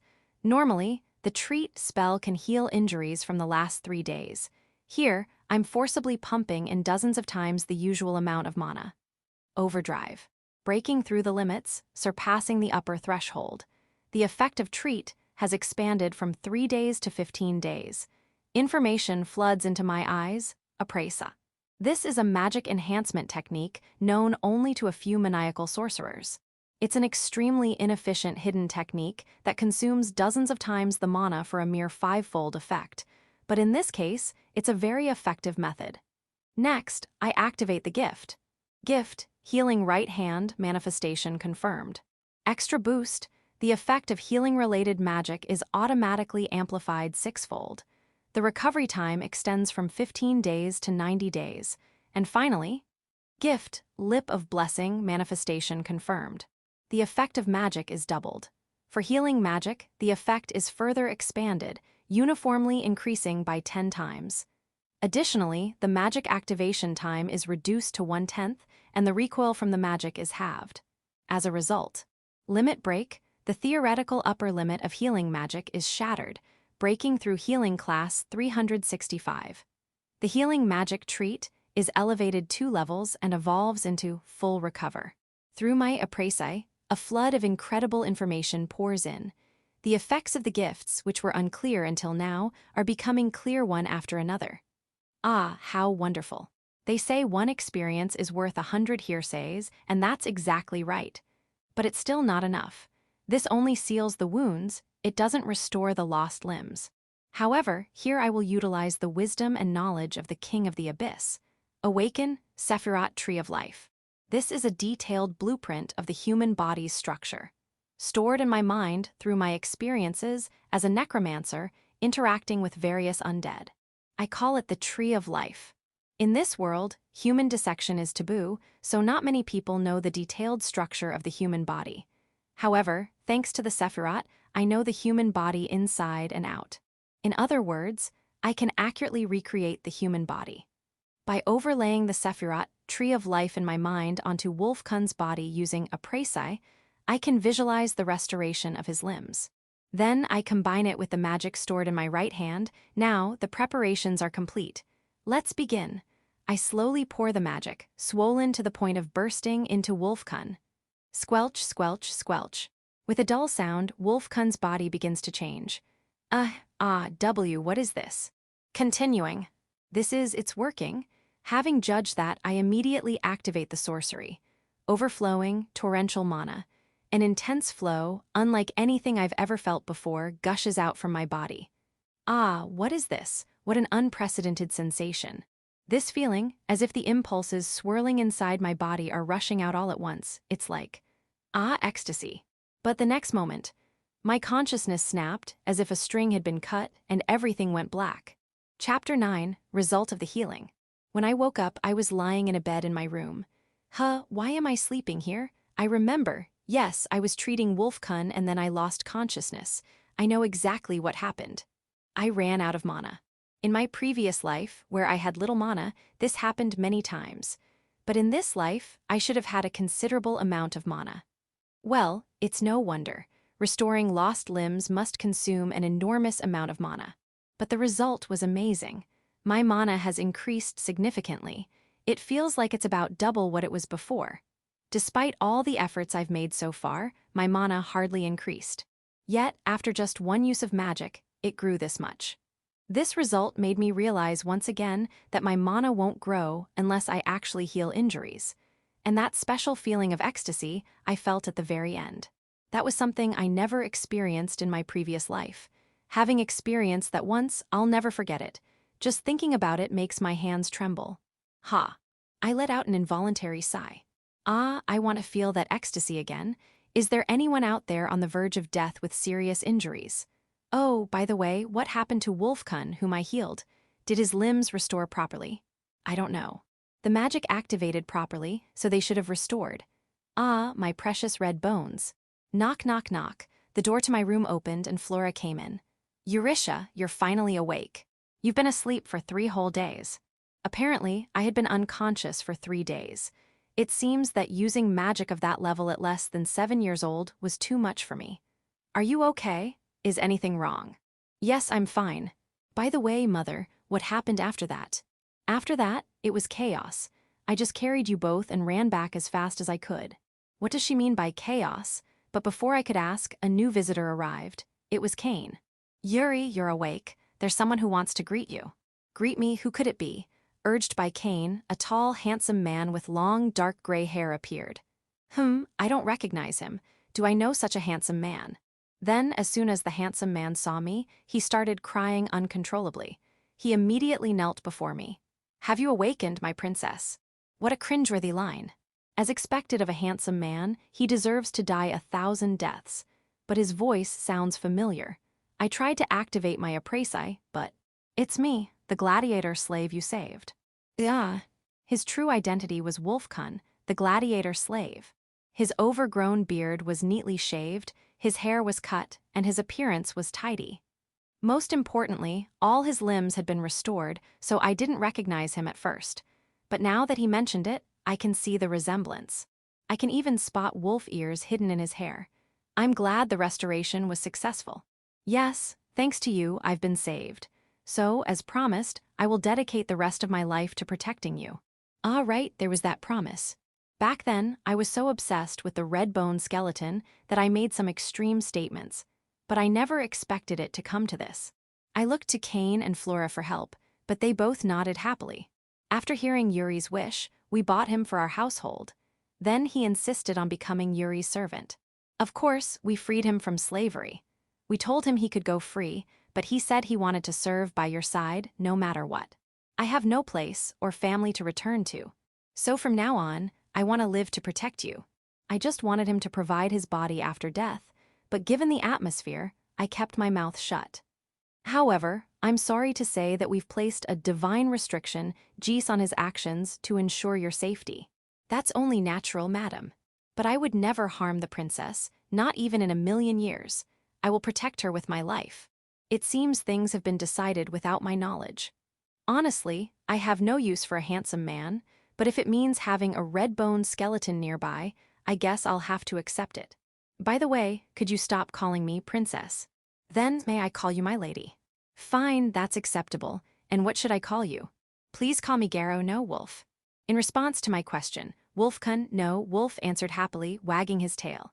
That night, after Eurytia had fallen asleep, Cain and Flora left her under Wolf's watch and discussed a serious matter. In Flora's arms was Alexei, who had cried himself to sleep out of relief that his sister had woken up. Ah, I'm relieved Yuri woke up. I was worried she might not. Me too. After all, she performed such a miracle. Flora shivered as she recalled the miracle Eurytia had performed. She understood that it was a true miracle, not mere magic. Hey Flora, what Yuri did, was it really that amazing? Yes, of course it was. So amazing, it makes me want to pray to the gods. Even now, restoring a single arm is my limit. But that child restored 3 limbs, including ones that had been lost for a long time. Is that because of her immense mana? That's part of it, but what's truly unbelievable is, she hasn't even learned the restoration miracle yet. Cain, who wasn't well-versed in magic, didn't fully grasp it, but Flora understood the abnormality all too well. Eurytia had performed a miracle she hadn't even learned yet. It was like a child building a house alone without any knowledge. I don't really get it, but is that even possible? It's not. That's why it's unbelievable. It's not something that can be achieved just by having power. Normally, such a thing would be absolutely impossible. If it exists, it's a true miracle. That child must truly be loved by the Holy Mother. Flora spoke with deep emotion, but her expression soon darkened. But it's too soon. Do you remember that scene? Yeah. The two of them recalled what happened after Eurytia performed the miracle. Cain had just finished paying 1 million L to Marquis Barbarossa. When he turned around, Eurytia was about to perform the miracle. Divine veil. Noticing the anomaly, Flora hurriedly covered Eurytia with a veil of light. Inside it, the miracle of limb restoration took place. Eurytia, having run out of mana, collapsed. Similarly, Wolf, whose limbs had been restored, fainted from the intense pain of the restoration. Flora, panicking, supported both of them and cast a healing miracle just in case. At that moment, the divine veil miracle ended. The next moment, what erupted was the cheers of the crowd. That little girl risked her life to protect him. What a brave child. She didn't even fear hurting herself. And that slave, his limbs grew back, didn't they? What's going on? Could it be that child? No, wasn't it her mother who used healing magic? But this is a miracle. A miracle has happened. The saint, the birth of a saint. Truly, the saint of salvation. Ah, have mercy on us too. This is bad. Thinking so, Flora immediately suggested to Cain that they leave the scene. Flora carried Eurytia, and Cain shouldered Wolf, and they quickly made their way through the crowd. Hey, isn't he, the Sword Emperor Knight? Then, that woman must be Holy Maiden Flora-sama. I see, so the former saint performed the healing miracle. Restoring limbs is amazing. Then that child is the saint's daughter. So young, yet she already has the grace of a saint. Saint. The Holy Mother has manifested a new apostle here. It couldn't be helped that their identities were revealed. But it was convenient that they misunderstood the miracle as my doing. There's no way we can let it be known that this child performed a healing miracle far beyond my own. Recalling the events of the other day, Flora let out a deep sigh. We can't let it be known. She's not even 7 years old yet. We'll have to hide it. Yes, that's right. But where? For now, let's return to the territory. Fortunately, we have Wolf as a guard now. Flora agreed with Kane's opinion. Above all, she didn't want Eurytia to stand out any further. She didn't want her daughter to walk the same path she had. I don't want Eurytia to become a saint. I want her to meet a wonderful prince and build a happy family. Well, I'm not sure about that. But Kane's half-hearted objection, unfortunately, didn't reach Flora. Changing the subject, Flora asked Kane, "By the way, are you okay? Did you incur the Marquis's wrath?" "Ah, Marquis Barbarossa, that's fine. It's related to my family anyway. I've already made arrangements with my uncle, Count Otto." "That's a relief. We'll have to thank your uncle next time." "Yeah, but the bigger problem is, I'll have to go on a solo assignment." "Ah, not being able to see my beloved Flora every day is pure torture." "Oh, what are you talking about? The territory is only half a day by carriage from the capital. And if you really push yourself, you can get there in half that time." "That's true, but still." The couple's conversation continued aimlessly, but at that moment, they didn't notice that Alexei, in Flora's arms, was already awake. "Big sister, is she in danger?" Though not even 5 years old yet, Alexei realized that the conversation was about his sister. At the same time, the clever boy vaguely sensed that his sister was in danger.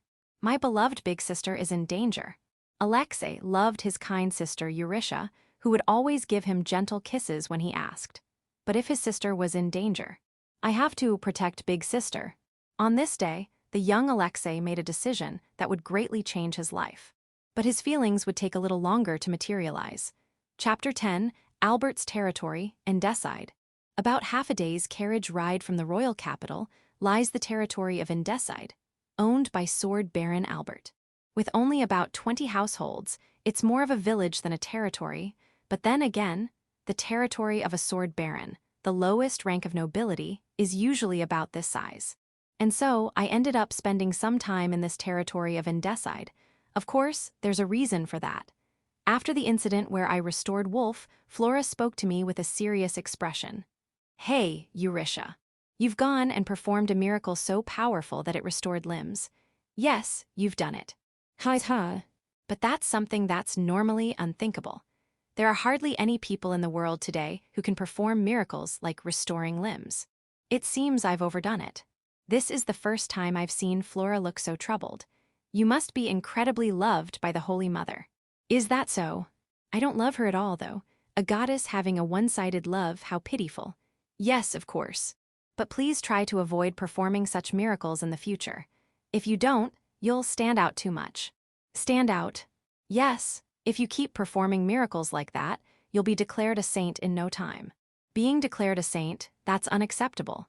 After all, I was born a necromancer. Becoming a saint, the natural enemy of necromancers, is something I can't accept. More importantly, if I were to become a saint, I wouldn't be able to continue my research into necromancy. That is troublesome. Right, I don't want to see you end up in some dreary church either." It seems Flora is also against me becoming a saint.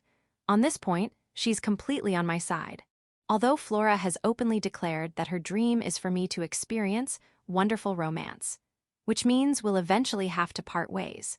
For now, I've made it look like I was the one who performed the miracle. Kane took care of the rest, so be grateful. "Thank you, Mother. I see I was indeed careless. It seems I need to realize that I'm not very worldly. That peak experience was hard to let go of, but it can't be helped. From now on, I'll try to avoid displaying such grand magic or sorcery in public. So, until things cool down, we'll be going to the territory." "To the territory?"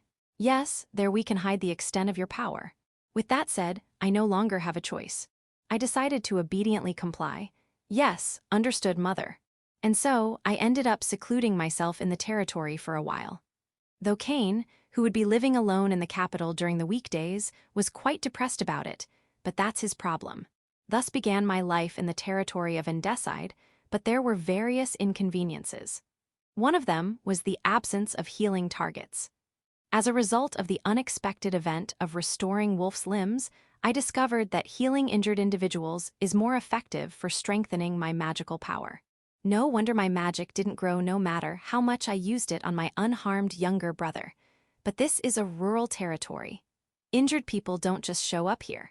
Reluctantly, I decided to ask Darian, the village chief of Undeads, to secure some injured people for me. Of course, I didn't get Flora's permission for this. Chief Darian, if there's anyone who's injured, could you secretly let me know? I'll heal them. Oh my, how kind of you, young lady of the Lord. As expected of the daughter of the former saint. Fohoha. Darian is a kindly old man, but unfortunately, he doesn't seem to understand what I'm saying, just smiling warmly. It seems he's starting to show signs of dementia. It can't be helped. Further conversation would be a waste of time and effort, so I decided to give up. I wish an injured person would show up from somewhere. If this continues, my talent will wither away. There was another problem. That is the discord between Wolf and Alex. Stay away from my sister. Lord Alex, I serve by the young lady's side to protect her. Could you please accept that? No, I'm the one who'll protect my sister. Or rather, Alex is the one who's openly hostile toward Wolf. Why has it come to this? Hey, Alexei, Mama has placed a binding miracle on Wolf, so he can't do anything bad to Eurisha. That doesn't matter. I can't trust this guy. Not even Flora's persuasion works. This is serious. If the two of them don't get along, Wolf might leave.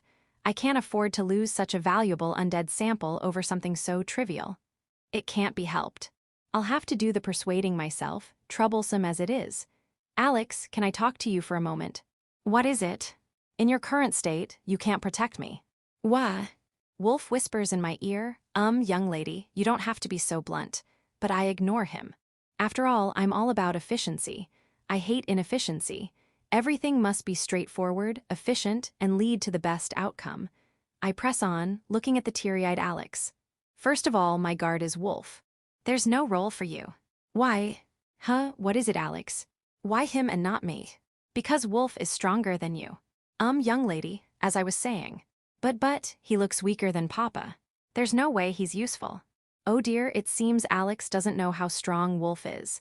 It can't be helped. Seeing is believing, so I decided to show him. I called out to Cain, who happened to be home for the weekend. Father, could you have a mock battle with Wolf? Why should I have a mock battle? But fine, I've been wanting to see Wolf's skills anyway. Thank you, sir. And so, the mock battle between the two began, and it was truly intense. I don't know much about swordsmanship, but even to an amateur like me, it was clear that both of them were highly skilled. Wolf, though he's no longer in his prime, is a gladiator with a title. He wields his sword in his left hand and attacks boldly. On the other hand, Cain, as expected of someone called a hero, deflects Wolf's attacks with elegant swordplay. But Wolf's movements seem a bit awkward. It seems he's not yet used to his restored right arm. Gradually, Cain, with his superior swordsmanship, begins to corner him. In the end, Cain won. As expected, the skill that defeated me is genuine. You're good. It's been a while since I've had such a challenging mock battle. Thank you, sir. I've never encountered a swordsman like you, even in the arena. Haha, thank you. I'll take that as a compliment. But Wolf, if you train your right arm, you'll be able to give me a good match. Yes, I intend to use this right arm as a shield to protect the young lady. A shield, that's good. I can entrust Yuri's protection to you with confidence. If I have time, I'll spar with you, so keep training hard. Yes, understood. Alex, who had been watching the two with his mouth agape, seemed to finally grasp Wolf's strength. Alex, do you understand now? Yeah. From now on, at least until you can match Wolf in swordsmanship, please refrain from making presumptuous remarks. Young lady, as I was saying. Got it. It seems he's convinced. That should keep him quiet. But Alex, after thinking for a moment with his head down, suddenly looked up and headed toward Wolf. Oh dear, does he still have something to say? Wolf. What is it, Lord Alexei? I have a request. Please train me. To think he'd ask to be trained by Wolf, whom he disliked so much. It seems watching the mock battle with Cain made him feel something. At that moment, I had a brilliant idea. If the two of them train intensely as Alex wishes and end up getting injured, I can finally get some practical training in healing magic. It'll help mend their relationship and strengthen my magic. Isn't this killing two birds with one stone? Wolf, I have a request too. Please train Alex seriously. Huh, Aid, are you sure? Yes, make sure he gets plenty of injuries. Don't hold back. I see. The young lady must see potential in Lord Alexei and wants him to be trained seriously. I don't care about potential. I just want him to get injured every time, preferably to the point of losing limbs. But it's too much trouble to correct him, so I just nod vaguely. I understand the young lady's feelings. Then I, Wolf, will train Lord Alexei seriously. Yes, please give it your all. Ah, this is great. I've managed to solve two problems at once. Sister, if I become stronger than Wolf, can I be your guard? Well, if that day comes, I'll count on you. It's a promise. Alex seems to be in a good mood. He must have wanted a sparring partner, but I'm also in a slightly better mood now that I have a plan for practical training. Now then, you too. Don't hold back, get plenty of injuries for me. Chapter 11, Healing Spot. Despised is a boring village. The village's name comes from the nearby End Forest. Despised village was formed nestled close to this forest. There's really no twist to it. Most of the residents are elderly, with only a few children around 3 years old. There are no teleportation gates or dungeons nearby. If there were at least a teleportation gate, people might come and go more frequently, but being half a day by carriage from the royal capital makes it a tough place to develop. A land with nothing to see and no reason to visit, that's how Despised is seen by the world. Honestly, I feel the same way. After all, there's nothing to do in this village. Hey. Yeah. Your sword technique is quite good, Lord Alexei. I watch Alex and Wolf practicing swordsmanship in front of me, but it's not interesting. It's been about 6 months since they started training, and Alex doesn't get hurt much anymore. There's no need for healing magic. Wolf is holding back, so there are no serious injuries. No matter how much I insist, he refuses, saying, "Any more than this would be too much, my lady." I wish he'd just cut him cleanly. Then I could experience that peak again. Oh no, no, no, I can't lose control like that. If I let my emotions take over, I'll never become a first-class necromancer. My master in my past life drilled that into me. Still, minor injuries don't give me much magical power, and I can't make the most of this growth period. With this body that can only use healing magic, if I can't use that, there's almost nothing else I can do. Fine. Wolf, let's go. Understood, my lady. After casting a healing spell on Alex, who was exhausted from training, I took Wolf, who wasn't even out of breath, to our usual spot. Our destination is one of my few places of solace. Wait, sister, please, the usual charm. All right, I understand. I give in and kiss Alex on the forehead. He smiles contentedly, even as he breathes heavily. What's so great about that? Do you want one too, Wolf? And no, that would be too presumptuous. I couldn't. I see. I don't understand what's so presumptuous about it, but I guess that's the normal reaction. Between this and the recent rebellion incident, Alex seems to be a bit of an odd child. Hey, Eurisha, do you have a moment? As I head to my usual spot, Flora calls out to me. Flora has recently become obsessed with gardening and has started planting flowers around the manor, though it's more like a slightly larger house. She seems to have been gardening today, wiping sweat from her forehead as she approaches. What is it, mother? I have a favor to ask. Could you do the usual thing? The usual thing, right? Understood. The usual thing refers to the massage I've recently started giving Flora. I have her sit in a chair under a large parasol in the garden, and while channeling magic into my healing right hand, I gently stroke her body, spreading a faint healing magic throughout. This technique is based on something I used in my past life. Born with skin that turns red and swells under direct sunlight, I experimented with various methods and discovered that coating my body with a thin layer of magic could prevent sunburn. Through trial and error, I developed this method of sunburn prevention using magic coating, shortened to sunscreen. When Flora complained about getting sunburned while gardening, I decided to try this method, as I was looking for new ways to expend magic. I used my healing right hand to apply it, and it seemed to have an additional effect. That's how my original massage, which includes sunscreen and skin beautifying effects, Yuri's Healing Aesthetic, was born. By the way, Flora named it.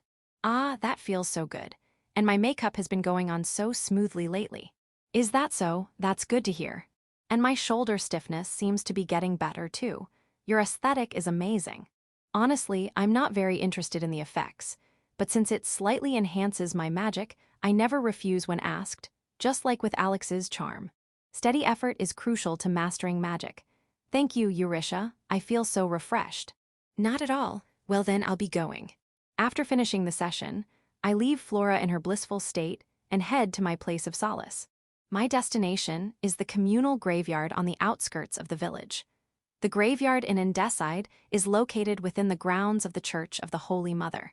It's a very pure and well-maintained place. Ah, the graveyard always calms me down. After all, there are plenty of undead materials here. My lady, why do you always come to places like this? Is there a problem? No, not at all. Wolf seems suspicious, so I reluctantly pretend to pray. I also open my eyes slightly and use a praesai to examine the entire graveyard. Appraisal result, pure graveyard. Undead spawn rank, E. It seems only ordinary people are buried here, and the dead have no lingering attachments. Moreover, the pure atmosphere suggests that they were properly buried by a priest. With such a pure place, no undead will arise. Sadly, there's nothing to gain here. I prefer places filled with resentment and grudges, but such places don't exist in Undeads. Ah, I wish something big would happen, like a monster attack or a major war. Thinking about that is pointless. Let's go, Wolf. Huh, are we done already? Yes, there's no reason for me to stay here long. In the distance, I see someone who looks like a priest approaching. Probably the graveyard's caretaker. I have no business with such people.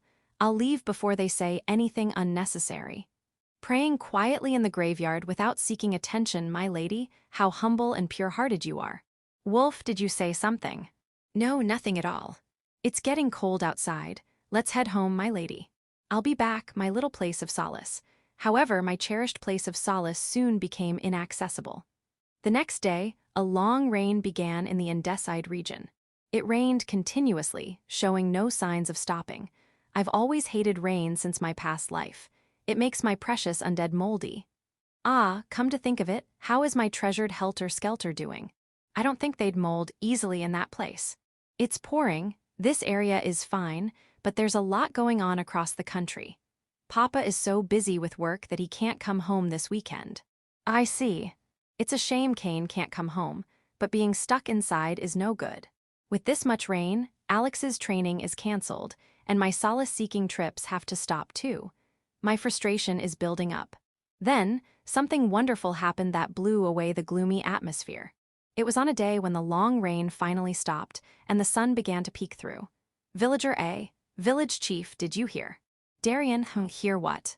Villager A, the Lord's daughter is said to be a really good kid.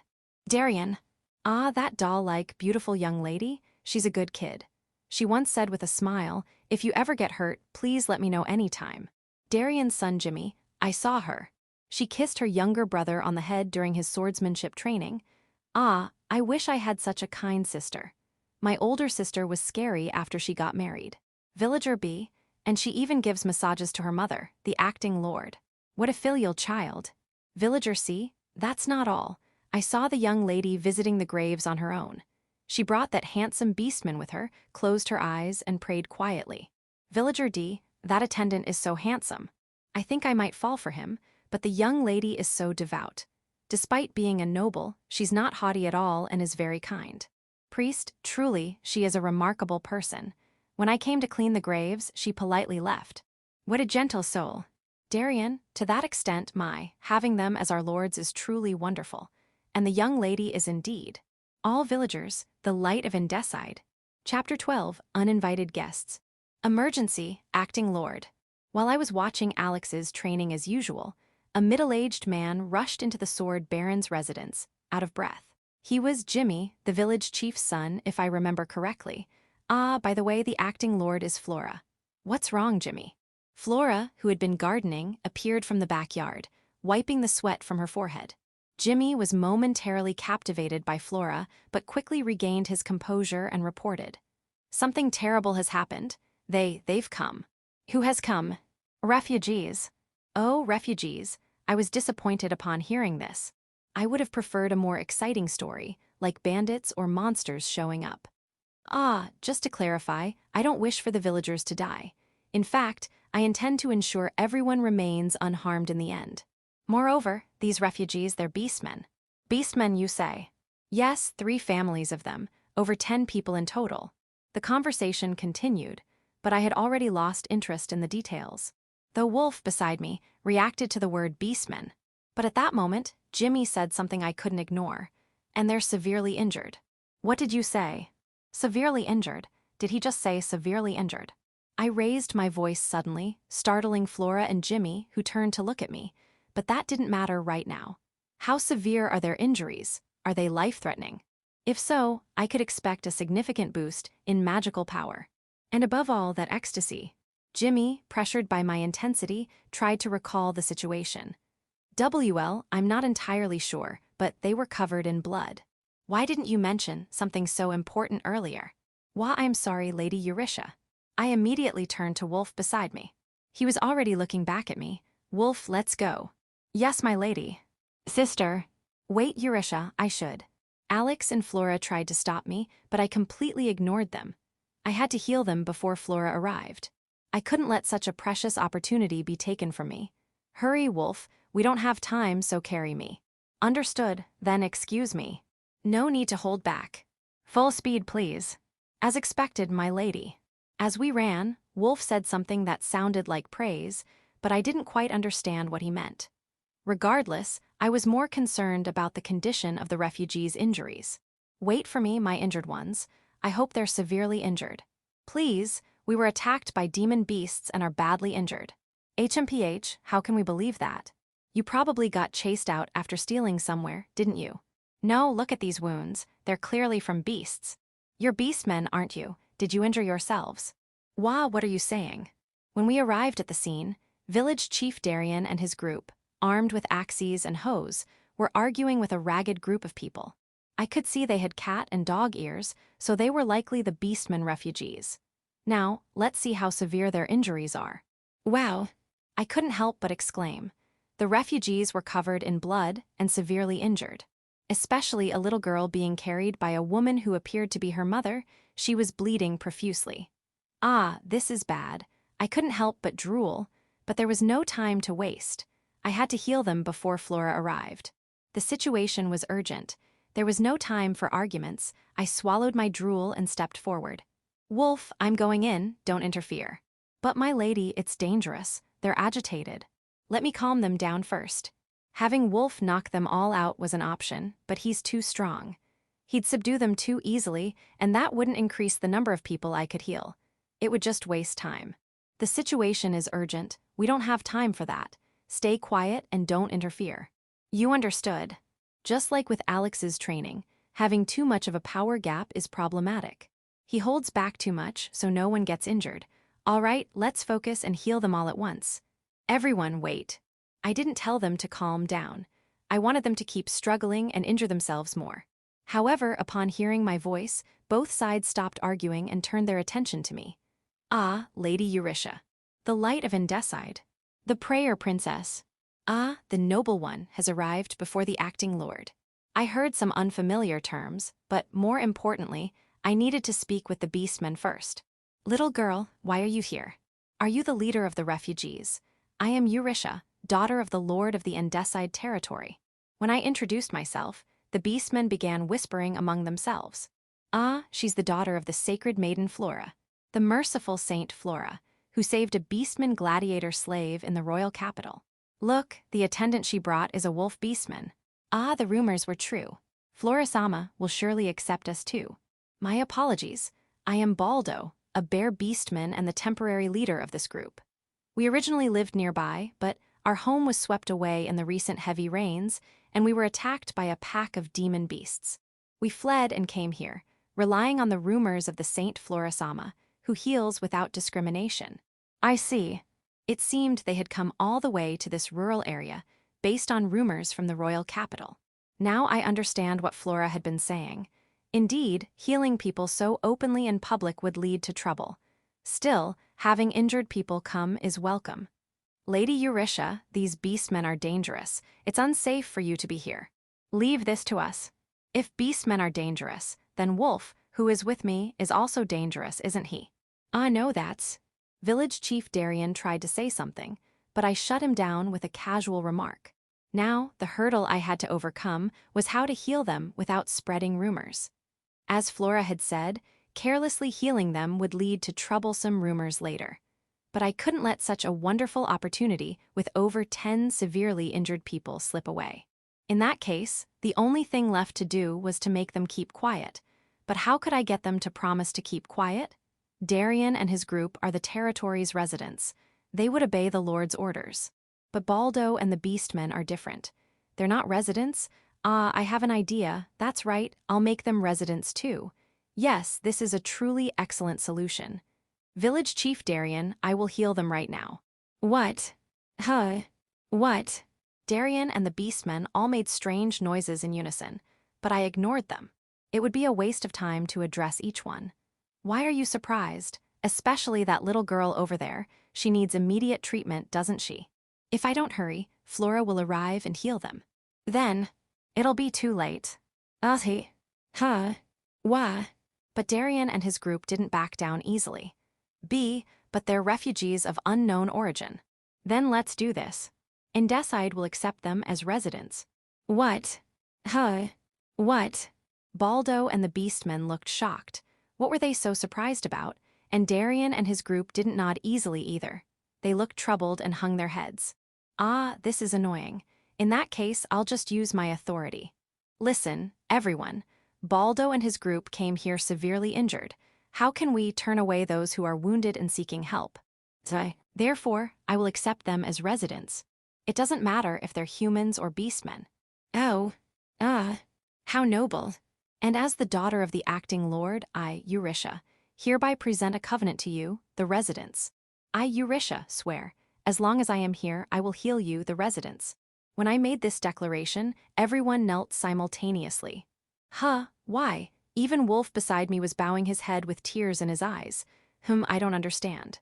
I'll just move on for now. In return, you must keep what happens from now on to yourselves and never speak of it. Do you promise? Yes.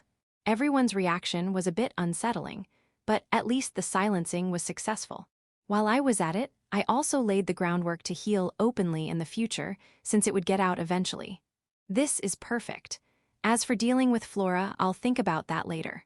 Now, a covenant has been formed between me and all of you. In accordance with this covenant, I will heal you. The residents were reacting in some way, and the beastmen were crying, but that didn't matter. With the preparations complete, I began channeling magic into my healing right hand. From what I could see, none of the beastmen were in immediate danger of dying. For injuries of this level, Lip of Blessing wouldn't be necessary. Kissing each one would be too troublesome. It's been a while since I've healed such severe injuries. My arm is itching. How much will my magical power increase after this? Will I experience that euphoric feeling like last time? Just imagining it makes me swallow my saliva. All right, let's get started. I'll begin with this girl. I placed my right hand on the girl, who was breathing heavily in her mother's arms. Healing magic activate treat. The next moment, the girl's entire body was enveloped in a dazzling light. Chapter 13, Coexistence. What is going on here? When Flora arrived at the scene holding the young Alexei, she was met with a surprising sight. Village Chief Darian, his son Jimmy, and the other villagers, along with what appeared to be beastmen refugees, were all kneeling in unison. At the center of it all was her beloved daughter, Eurytia. Mother. Everything has been settled here. Eurytia, who had been extending her right hand to heal a beastman, noticed Flora and smiled. The elderly beastwoman who had received the treatment was holding Eurytia's hand, tears of gratitude streaming down her face. Thank you, Saintess. I am not a Saintess. Please from now on never call me Saintess. You understood, my lady. Flora, frozen in surprise, was approached by her servant, Wolf, who was visibly excited. Wolf, what on earth is? It's the young lady. She resolved everything. She truly is an extraordinary person, someone worthy of dedicating the rest of my life to. Flora, still confused, was then approached by Eurytia. Though she had been worried about her daughter's recent gloom, she now noticed that Eurytia looked much more at ease. "Mother, I've healed everyone, so there's no need to worry. I made them all swear to keep my abilities a secret. So, can we accept them as villagers?" "No, that's not the issue here." But faced with her daughter's beaming smile, Flora swallowed her words. Yes, her daughter had once again accomplished something remarkable. Perhaps this child is even more extraordinary than I thought. Seeing the kneeling beastmen and villagers, Flora reconsidered her thoughts. Then, though still puzzled, she gently patted Euritia's head. The acceptance of wounded refugees. The unconditional use of healing. The series of events that unfolded before their eyes and the noble actions of the Lord's daughter, Eurytia, left a deep impression on the hearts of the villagers of Undecide. And from that moment on, the village of Undecide began to undergo a significant transformation. About half a year had passed since the first beastmen refugees arrived. After accepting the new villagers, there were initial conflicts, but through various events, they were now fully integrated as members of the village. "Good day, my lady. Are you here for an inspection today?" "Yes, that's right." The one who interrupted his carpentry work to call out loudly was the bear beastman, Baldo. He had construction skills and was building houses for the newly settled refugees. Look at him, carrying 3 large logs all by himself. Many beastmen are strong, and in Undecide, where the elderly population was high, they began to take on the heavy labor. Moreover, with the addition of a skilled cat beastman family as hunters, the hunts in the End Forest, which had been nearly abandoned due to a lack of successors, resumed. Hunts to ensure safety in the forest were also conducted. Naturally, I volunteered to participate. Here, Cain and Wolf, who had temporarily returned home for the weekend, played a major role, defeating a large bear-type and a tiger-type magical beast that had been causing trouble in the area. It was disappointing that there were hardly any injuries due to their overwhelming strength, but thanks to them, the area became safe, and the End Forest was added to my range of activities. Eventually, perhaps hearing rumors from somewhere, more and more people began to arrive, hoping to immigrate to this village. Most of them were beastmen, and many were injured, so I happily healed them with my magic. Of course, only after making them promise not to reveal anything and accepting them as villagers. "My lady, Rabbi has picked some delicious wild strawberries in the mountains. Would you like some?" The one who said this and offered a basket full of bright red strawberries was Rabia, a rabbit beastman girl who had moved here just a month ago. Sweetness speeds up brain function. Since I enjoy consuming sweets, I reached for the strawberries without hesitation, but before I could, Wolf took the basket away. "Ah, Lord Wolf. Forgive me, but I must taste anything the lady consumes." "Poison, huh? Come to think of it, I haven't tested poison yet. If my healing magic also has detoxifying properties, then even if someone isn't injured, poisoning them and then healing them could enhance my magical power." Lady Eurytia." What is it, Rabia?" "Well, Rabbi didn't put any poison in them. Even if there were poison, it wouldn't matter.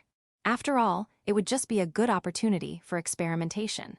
As expected, our precious princess is so magnanimous. No wonder someone as wonderful as Lord Wolf serves by your side." "Oh, Lord Wolf, do you have a lover or anything?" "Wolf a lover? I'm not aware of any." "Is that so? If the lady doesn't know, then perhaps he doesn't have one. Though with someone as handsome and wonderful as him, it wouldn't be surprising if he did. Indeed, Wolf is handsome. It seems Rabia is quite taken with him. Ah, but I hate handsome men. I despise popular men. Perhaps he's just too devoted to the lady right now, hee. Well, Wolf is useful and a valuable undead specimen, so it can't be helped, but lately, I've been accepting him a bit too easily, which is a bit unsettling. I wish something terrible would happen to him. My lady, the inspection is complete. It's safe to eat, my lady." "Yes, I heard you." "Ah, I've thought of something good. Let's use Wolf for the poison experiment. He's quite sturdy, so he probably won't die from a little poison, heh. My lady, why are you smiling so eerily? Do you really like strawberries that much?" A few days later, I handed Wolf a green-colored drink. "My lady, what is this?" "It's a drink I made with herbs that boost vitality. I made it by hand for you, Wolf, who always works so hard for me." What? Of course, the ingredients weren't vitality-boosting herbs. They were poisonous plants I had gathered from nearby. The poison isn't very strong, but for the first experiment, I can't be too picky. Now, my detestable handsome wolf. Enjoy the handcrafted poison drink I made with such care. Gulp gulp, it's a bit bitter. Good medicine tastes bitter, right? So how do you feel? How do I feel? Well, I think I'm feeling more energetic. More energetic. That's strange. If anything, I expected him to feel worse, not better. Well, it's a weak poison, so I won't overthink it. For now, let's just heal Wolf. Wolf, I'll finish with a little spell. Why you're going to cast a spell on me? That's... Don't worry, it's just a touch. I used my healing right hand to cast a healing spell on Wolf, but it didn't seem to have much effect. How odd. My lady, why are you stroking my cheek? And why are you staring at me like that? Be quiet, I'm busy right now. Sorry. I observed him with my immerse, but it seemed the poison wasn't having any effect. Perhaps Wolf is resistant to poison. This will require further experimentation. And so, from that day on, a routine of giving Wolf poison potions every few days was established. Let me move here too. As the number of refugees increased and the population of the village nearly doubled, a young human man arrived, hoping to immigrate. However, he didn't appear to be injured. Moreover, when I used my immerse, which I use every time refugees arrive, to check his undead potential, he only showed potential as a zombie. As someone who loves the undead and has interacted with various undead as a necromancer, there's one type I absolutely cannot accept: zombies. Zombies stink. Their stench spreads.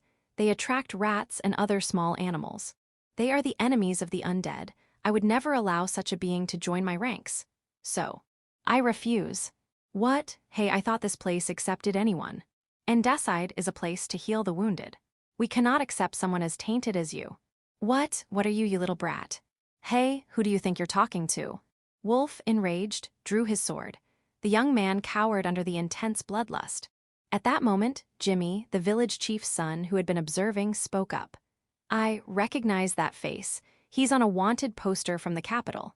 Gah. I have that wanted poster right here. Let's see. Oh, here it is, Juke Bandy. Wanted for assault and theft. You're a criminal. Damn it.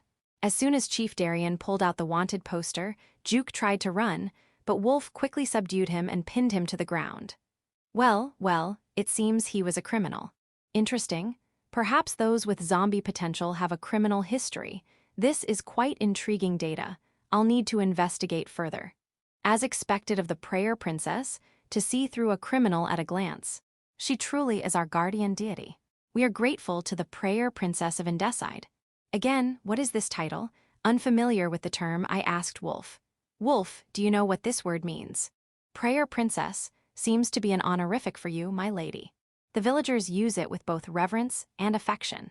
It seems Prayer Princess has become my epithet. Well, it's better than being called a Saintess. I'm not particularly bothered, so I'll just let it be. Chapter 14, The Cardinal Council. In a solemn conference room, 7 individuals were seated.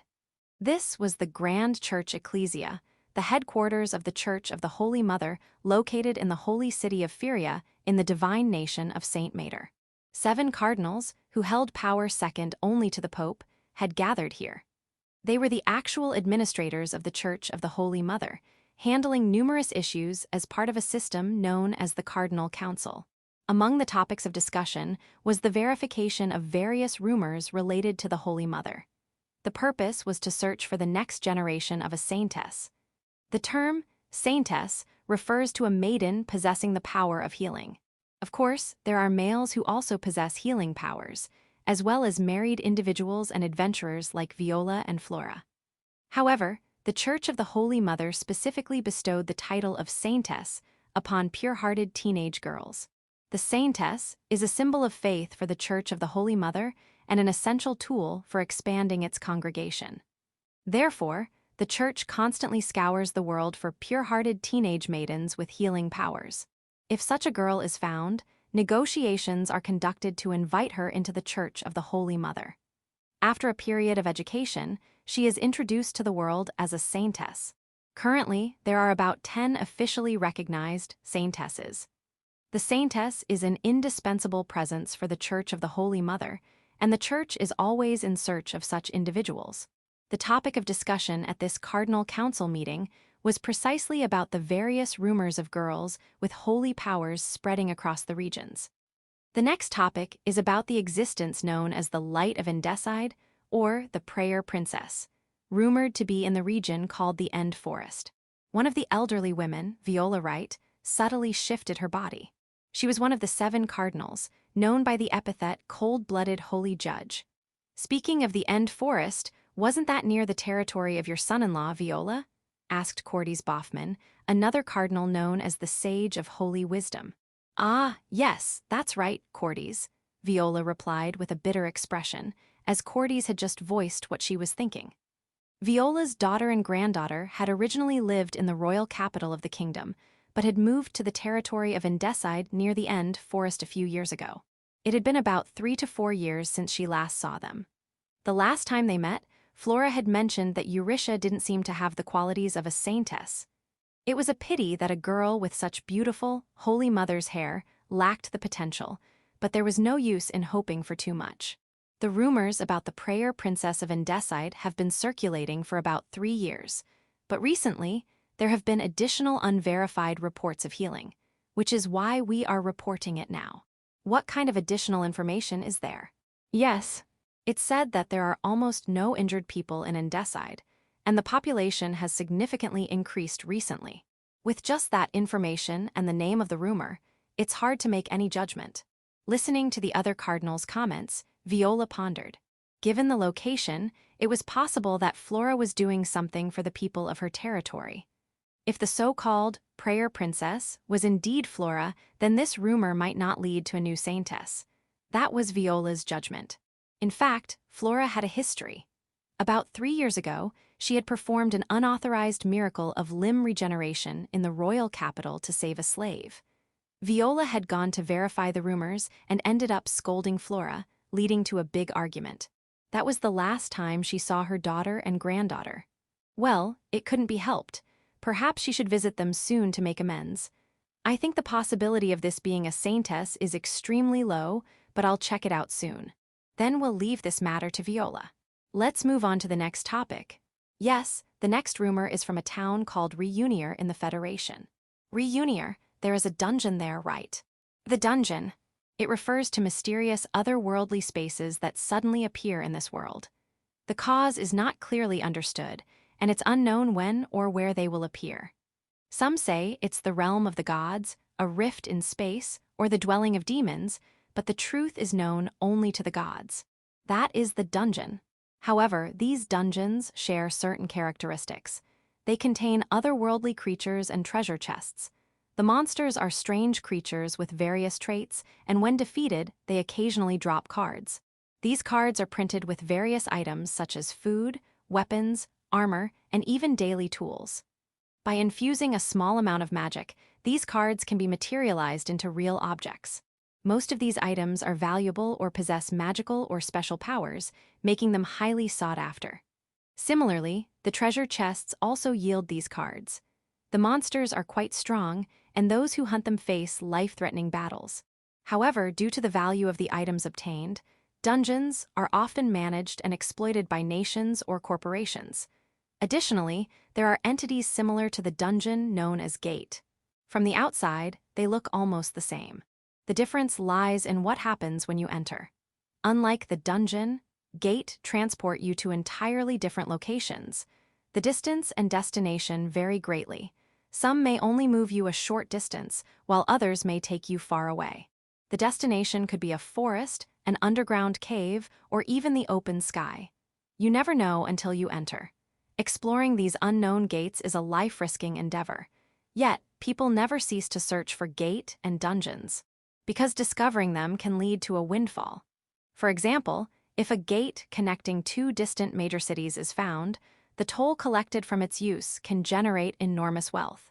Of course, the risk of owning one personally is too high, but useful gates are bought by nations or corporations for large sums. Similarly, dungeons that yield valuable material cards from monsters or magical items from treasure chests can also be sold at high prices to corporations or nations. Dungeons and gates are synonymous with the dreams, hopes, despair, and death of the people in this world. Currently, the dungeon in Reunier being discussed at the Cardinal Council was a rare, paid dungeon in the world. Managed by a certain corporation, anyone could enter by paying a fixed fee, making it a famous spot where reckless youths often challenged it in hopes of striking it rich. So, what kind of person has appeared in Reunier? Yes, Lady Viola. There have been many sightings near the dungeon in Reunier. A girl of about 10 years old has been healing injured adventurers one after another as they emerge from the dungeon. A stir.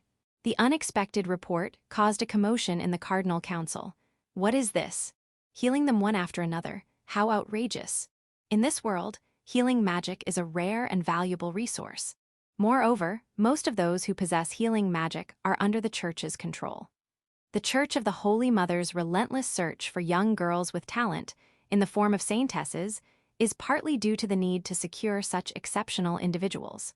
The frequency of her appearances is irregular, but it's said that she heals injured adventurers indiscriminately, sometimes every other day, and at other times only once a month. The girl is called Street Healer and Angel of Reunier by the adventurers. Street Healer, what a frivolous nickname. Who is this insolent person? The Cardinal Council erupted in chatter. Amid the chaos, one person raised their hand to ask a question. That child is performing the healing miracles, right? The excited question came from one of the cardinals, Elmayer Londium Southampton, known as the Golden Eminence. A former noble from a marquis family in the kingdom, he was said to have attained his position through his substantial financial resources. Whether she is performing miracles is uncertain. However, she stubbornly refuses to be called a saintess, and there is a highly skilled man who appears to be her bodyguard nearby. It is speculated that she might be a noble's daughter trying to make a name for herself. I see. That sounds like the kind of underhanded tactic a noble from the Empire would use. Another cardinal, Emeraldus Soler, known as the model of discipline, nodded with a troubled expression. The Empire is always gathering capable adventurers for war. Using a cute girl to attract talent and then scouting the best among them would not be out of character. The scouted individuals would then become soldiers for the Empire. In any case, it seems we should send an investigation team. Who do you recommend for the task? The Order of the Holy Mother recommends the Maiden of Power. The Maiden of Power? Well, that girl won't fail. I approve. I approve. Approved. I approve as well. With Viola's approval, the other cardinals also voiced their agreement. And so, to verify the truth of the rumors, a saintess and her escort from the Order of the Holy Mother were dispatched from the headquarters of the Church of the Holy Mother to the dungeon in Reunier. Chapter 15 Gate. About a year ago. Sister, it's such nice weather, isn't it? Alex, who had just turned 7, happily chatted with me. About a year had passed since we started training with Wolf, and the results were beyond my expectations. Surprisingly, Alex had become capable of sparring a bit with Wolf. As a result, Alex had been getting more unexpected injuries, which meant more opportunities for healing, a rather favorable trend. Sister, can I have the usual please? Of course you can. Even so, Alex still asks for kisses as usual. I thought it was just a phase of childhood, but it seems Alex never gets tired of it. As for Wolf, he had started using a small sword in his right hand, practicing dual wielding. Having lived with only one arm for over 5 years, he had been diligently rehabilitating, and recently, he seemed to be using it without any discomfort. Now, even if he were to lose an arm again, it wouldn't be a problem. Hey, Eurisha, could you do the usual aesthetic treatment for me? Of course, Mother. Milady, could I have the usual drink? Sure, I've already prepared it, Wolf. By the way, leaving aside Mother's healing aesthetic, why is Wolf unaffected by poison? Perhaps there's some fundamental reason. If I could get my hands on a strong poison, I might be able to figure it out. Such was our daily life, until one day when I found that again after a long time. That day, I took Wolf for a walk in the forest. Thanks to the beastmen, led by Baldo, who had been hunting in the forest, the end forest had become much safer. Additionally, with Wolf as my escort, I was surprisingly granted permission to explore the forest. Father, please, I can't stand being cooped up anymore. All right, but you must take Wolf with you, understand? Yes, of course. I will protect milady with my life. With a bit of pleading, Kane easily gave in. Too easy. However, we couldn't go too far. I was hoping to find some powerful poisonous mushrooms to test on Wolf. At that moment, I suddenly noticed something. A faint sense of discomfort at the corner of my vision. Wait a moment, Wolf. What is it? Without answering Wolf's question, I went to investigate the spot that caught my attention. There, where two trees grew intertwined, was a large hollow at the base. It's a tree hollow. Perhaps some small animal has made it its home. It might be dangerous, so it's best not to get too close. Phew-foo-foo. It seemed Wolf hadn't noticed, but to my eyes it was clear. A slight distortion in space. This was. No doubt about it. Huh, what's wrong, milady? As I reached my hand into the hollow, Wolf panicked and tried to stop me, but then froze. Wolf's shocked expression was understandable. After all, my arm had disappeared into the space within the hollow. Milady, what is this? It seems to be an unmanaged gate. What I had discovered was likely a gate that no one had found before. Just looking at it, you wouldn't know, but the sensation of reaching inside told me.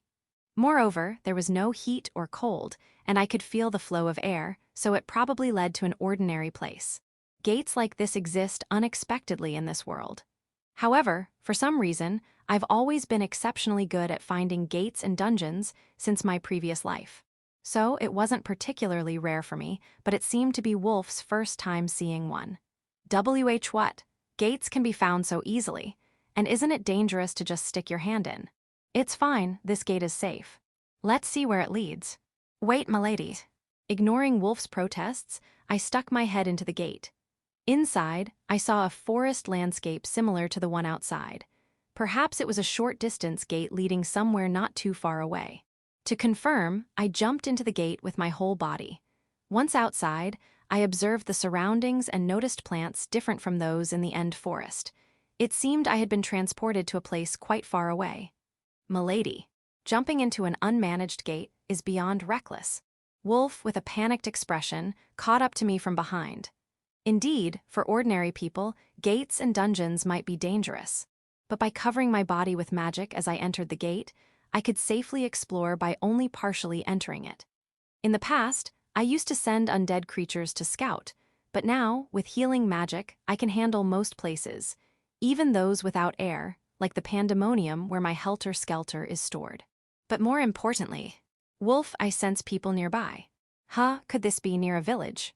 I sensed a large number of people nearby. We carefully hid ourselves and observed the situation. Is this a town? What came into view were numerous stalls and armed men and women, and a large sign. No, this seems to be the entrance of a dungeon. Above the people, a large sign was displayed, with bold letters that read, "Welcome to the Reunier Dungeon." The Reunier Dungeon? I've heard rumors about it. It's a regional city in the northern part of the Federation, known for having a rare, pay-to-enter dungeon. I agreed with Wolf's muttering. Indeed, I had heard of it in my previous life. It was a mediocre dungeon owned by a Federation Council member, known for not yielding significant magical items, yet charging an entrance fee. Honestly, in my previous life, I had discovered several hidden dungeons far superior to this one, and I never had any financial troubles, so I had no interest in dungeons themselves. But this life was different. What caught my eye were several bloodied young people emerging from what seemed to be the dungeon's entrance. They had likely been severely injured by monsters inside the dungeon. Wolf, let's go. Hi, milady. But healing them with my face exposed would be dangerous. I quickly dashed into a nearby stall and bought 2 random masks. Here, Wolf. What are you planning to do? What else? Handing Wolf his mask, I put on the other one. Street healing. Send street healing. Ignoring Wolf's surprise, I headed towards the injured. Yufufu. Before me were many injured people. How wonderful, I couldn't help but smile. Perhaps that gate was a jackpot for me. After all, there were so many people to heal. Chapter 16 sighed, Edel Tragedy of a Reckless Young Adventurer. I'm Edel Sliver, a rookie adventurer who just started out. I was born and raised in the slums of the Federation. My only family is my younger sister, Fida. Life in the slums was tough, but I was saved by the Sliver Orphanage, where I was taken in by chance. The matron there, Mother Ann Sliver, was strict, but took good care of us orphans. I can never thank her enough, though she passed away recently from an epidemic. My sister Fida has been suffering from a serious illness since she was young. She's blind. Maybe there's a way to cure her, but as a slum orphan, I didn't have the money to get her treatment. So, after Mother passed away and we were thrown out into the world, I decided to become an adventurer to make quick money and pay for Fida's treatment. At 14 years old, I'm just some unknown brat to the outside world. There's no decent work for someone like me, but I've always been strong. I was like the leader at the orphanage, so to make quick cash, I became an adventurer. That said, orphans like us can't enter dungeons owned by the state or corporations. To do that, we'd have to become soldiers or work for a company, but no one would hire someone like me. If I could get hired, I'd be looking for a regular job. There were other options, though. For example, I could have become a wandering seeker and looked for gates or dungeons. But most people spend their whole lives searching and never find one, and even if you do, there's no guarantee it'll make you money. We didn't have the luxury to gamble like that. On the other hand, free adventurers have no restrictions, and if you're willing to risk your life, you can expect a return. In the end, we didn't have many options. So, with two others from the orphanage, Sly, who's clever and quick-witted, and Esmeralda, a noble's descendant who can use magic, we scraped together some money and decided to challenge the Reunier Dungeon. The Reunier Dungeon is a place where even free adventurers like us can enter if we pay the fee. But that also means it's poorly managed, with little support, and the drops aren't great. No matter what kind of place it is, we don't have a choice. With that resolve, we attacked the Reunier Dungeon, and it turned out to be even more absurd than we expected. Only low-level monsters appeared, but each one had its quirks and we struggled. Goblins, kobolds, slimes, giant bats. We got injured in every battle, but they rarely dropped anything valuable. We paid 50,000 L per person to enter this dungeon. If we don't make at least 150,000 L, we'll be at a huge loss. But all we've managed to get so far is a cheap, rusty sword card. That's not even worth 10,000 L. We have to go deeper. In our desperation for results, I made a critical mistake. As a result, we ended up with unforgettable regrets. Gwa. Sly. What's wrong, ouch? Edel, there's a goblin behind you. Ah. We were completely overwhelmed by a group of goblins we encountered at a crossroads. We couldn't coordinate well and just kept getting hurt. Eventually, Sly got a deep cut on his back and I got slashed on the shoulder. Esmeralda had 3 arrows stuck in her. At this rate, we'll be wiped out. Just as I thought that, Sly used his last smoke bomb to create an opening. Desperately swinging my sword to keep them at bay, I grabbed Sly and Esmeralda under each arm, and we barely managed to escape the dungeon. Wow, those kids got wrecked. Isn't that a fatal wound? How pitiful. They won't last long like that, poor things. What we received from the blood-soaked onlookers was indifference and apathy. The people here just watched from a distance and mocked us. No one helped. Next to me, Sly, who had lost too much blood, started shaking, and Esmeralda, with an arrow reaching her lung, was coughing up blood. At this rate, we're done for. Please help. At that moment, I prayed for the first time in my life. To God, to the devil, to anyone. Just please, save us.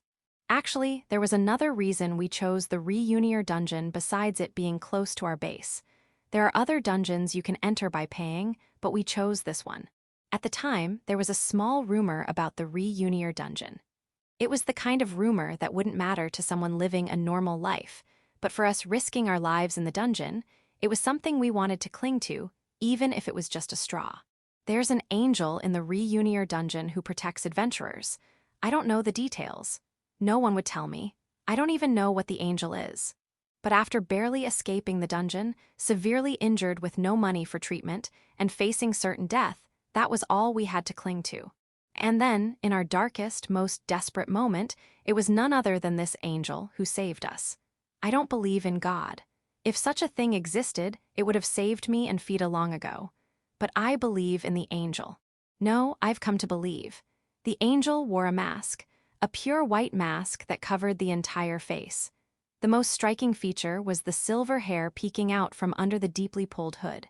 Later, many fakes would appear, but the key to identifying the real one was the color of the hair, which couldn't be imitated, just like an angel's wings.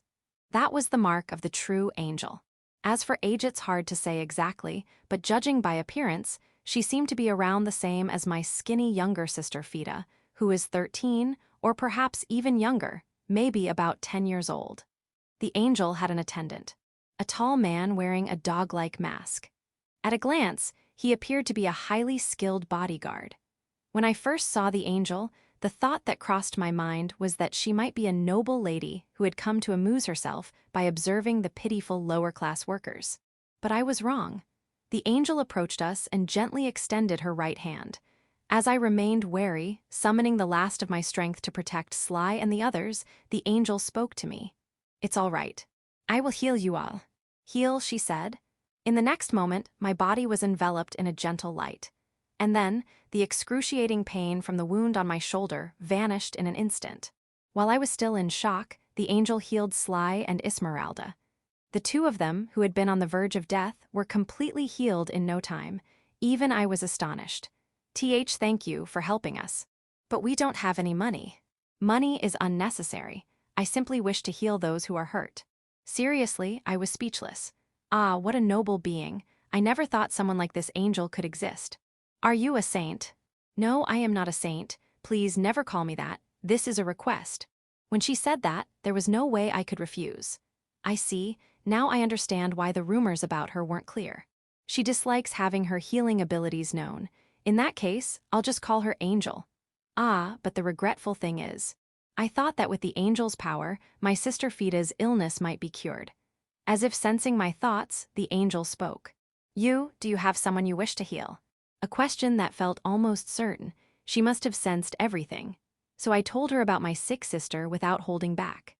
The angel nodded without hesitation and said to me, "Take me to your sister immediately. I will heal her."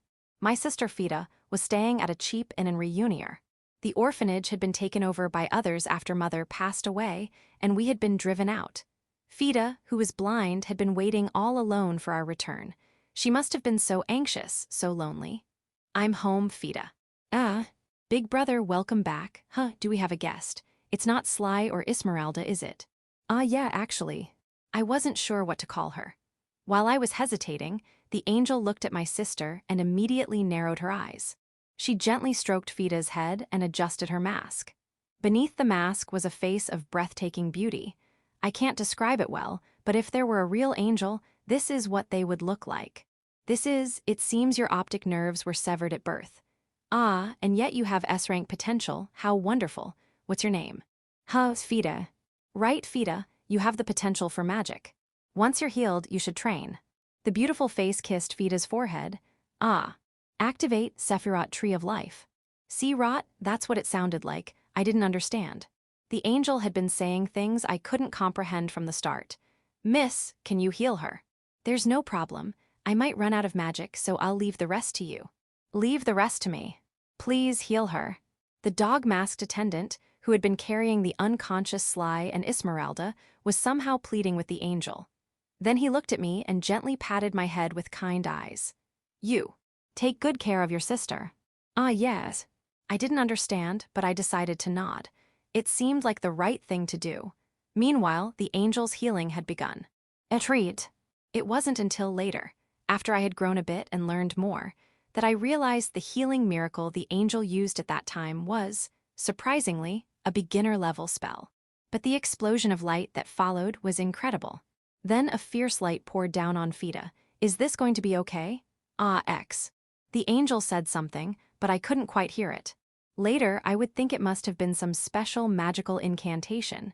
After the light subsided, the angel collapsed. Fida also lost consciousness. Her illness should be cured now. Just make sure she rests and doesn't overexert herself. As her brother, protect her, if she is truly irreplaceable to you. The dog-masked attendant picked up the angel in a princess carry and left the room. I was left standing there, utterly dumbfounded. After that, Fida's eyes could see. Not only that, but Fida seemed to have received a blessing in her eyes. She could now see the flow of magic, something invisible to ordinary people. Fida named her eyes Angel Eyes. Perhaps because of that, my sister blossomed as a mage and grew rapidly. But after that day, we never saw the angel again. I really wanted to thank her. I wanted to express my gratitude. But she never showed herself again. Eventually, Fida became an adventurer. By that time, we had stopped making the same mistakes as before and had become known as a respectable group of adventurers. Let's decide on a team name soon. At Sly's suggestion, we decided to come up with a name for our adventurer team. Then, I have a good idea. Oh, big brother, what is it? Edel, you're the leader, so don't come up with something half-baked, okay? I know, Esmeralda. It's a name inspired by that person. That person, just hearing that phrase, everyone fell silent. That's how special the angel's existence had become to us. Our team name will be Exrot Wings of Light. The words the angel had spoken. Perhaps it was a sacred term, but I couldn't help but choose this name, and I intend to tell her when we meet again. Thank you. Because of you, we were saved. So if anything ever happens to you, we Exrot Wings of Light will unconditionally dedicate ourselves to helping you. That's what I'll say. This was the moment of birth for the team Exrot Wings of Light, who would later achieve great success and grow into S-rank adventurers. Chapter 17, Overdoing It. The gate I found was connected to a place called Reunier, far from Undeads, near a dungeon. Traveling this distance by carriage would take at least a month, so it's quite a long-distance gate. If I sold it, I could probably make a decent amount of money, but I'm not interested in money. What I'm interested in is having plenty of patients to treat. In that regard, Reunier was a fantastic place. After all, this is a junk dungeon where the lowest-tier free adventurers gather. The bottom feeders who dive in are usually reckless, unprepared, and foolhardy, so they often come back injured. In other words, they're my prey. Here, I wore a mask to conceal my identity and went around healing everyone I could. It was like a bonus time for me. I also set conditions, such as not spreading rumors about me or calling me a Saintess, but since this wasn't my territory, as long as my identity wasn't exposed, there were no issues. If there was ever a risk of being discovered, I could just leave quickly. In Reunier, I spent about a year doing as I pleased. I probably conducted over 100 case studies. Of course, if I stayed for long hours every day, Flora would get suspicious, so I restrained myself to visiting 2 or 3 times a week. First, I investigated the healing magic that I hadn't been able to properly verify before. I'm not particularly interested in healing magic itself, but since I use it as a tool, I thought it was necessary to understand it thoroughly, regardless of my personal preferences. This kind of meticulousness might mean I have a scholarly side to me. The basic healing spell, Treat, can cure injuries that would normally take 3 days to heal. A 3-day recovery is only enough for minor scrapes. On the other hand, using only the healing right hand can heal injuries that would take about 7 days to recover. This is equivalent to the effect of the intermediate spell, Heal. Surprisingly, the healing right hand seems to have effects beyond that of healing magic.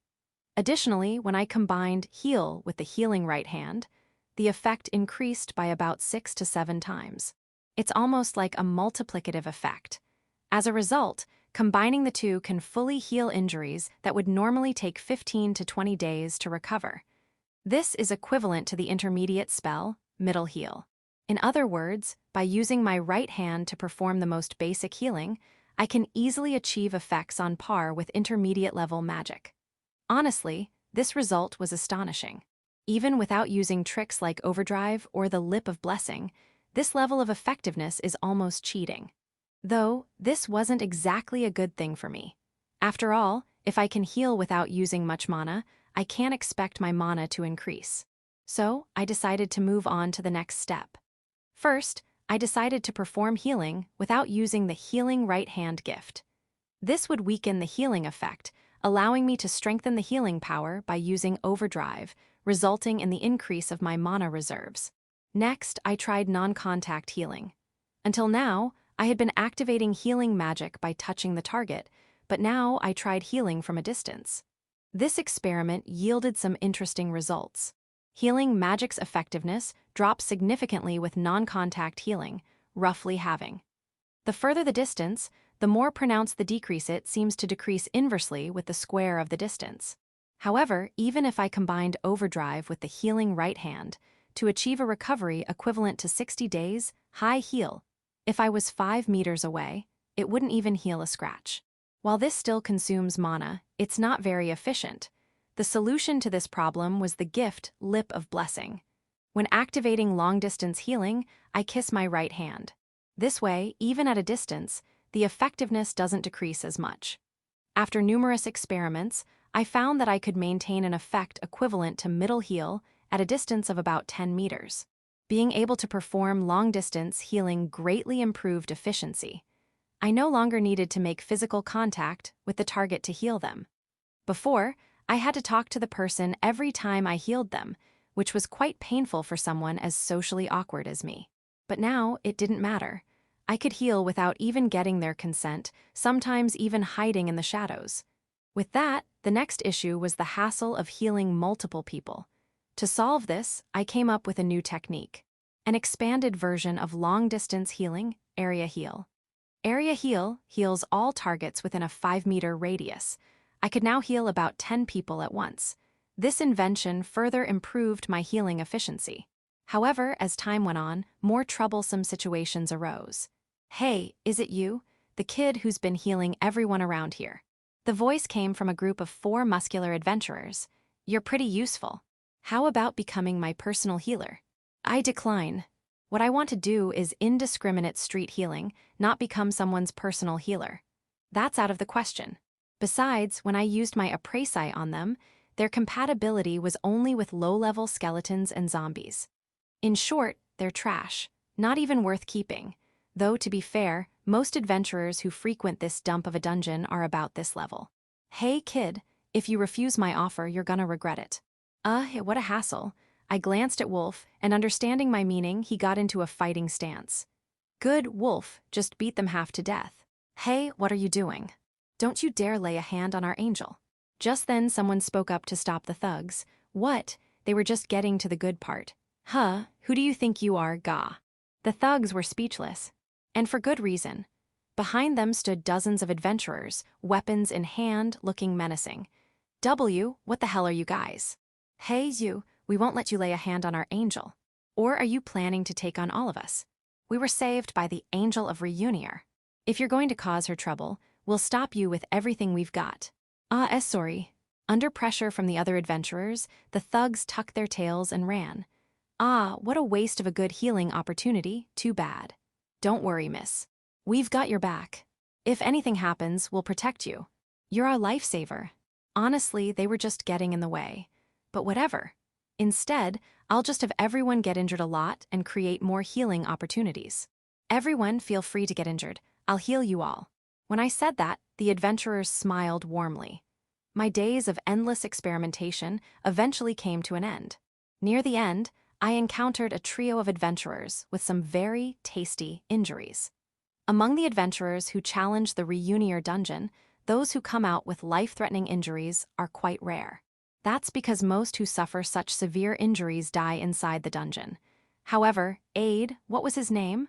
I forgot, but they were a rare case who managed to escape the dungeon with fatal wounds.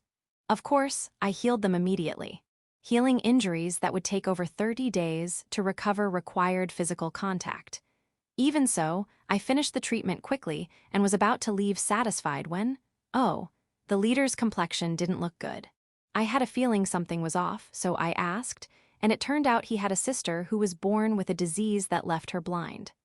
A congenital disease. This was a first for me. I really wanted to conduct a healing experiment on her. "Take me to your sister immediately. I will heal her." When I actually met her, she was a girl about my age. I've never been good at talking to girls, even before my reincarnation, so I was nervous and my heart was racing. But since she couldn't see, I was able to calm down a bit. Moreover, when I used my appraisai on her, she was far more talented than I expected. She had an S-rank compatibility with a lich. It seems your optic nerves were severed at birth.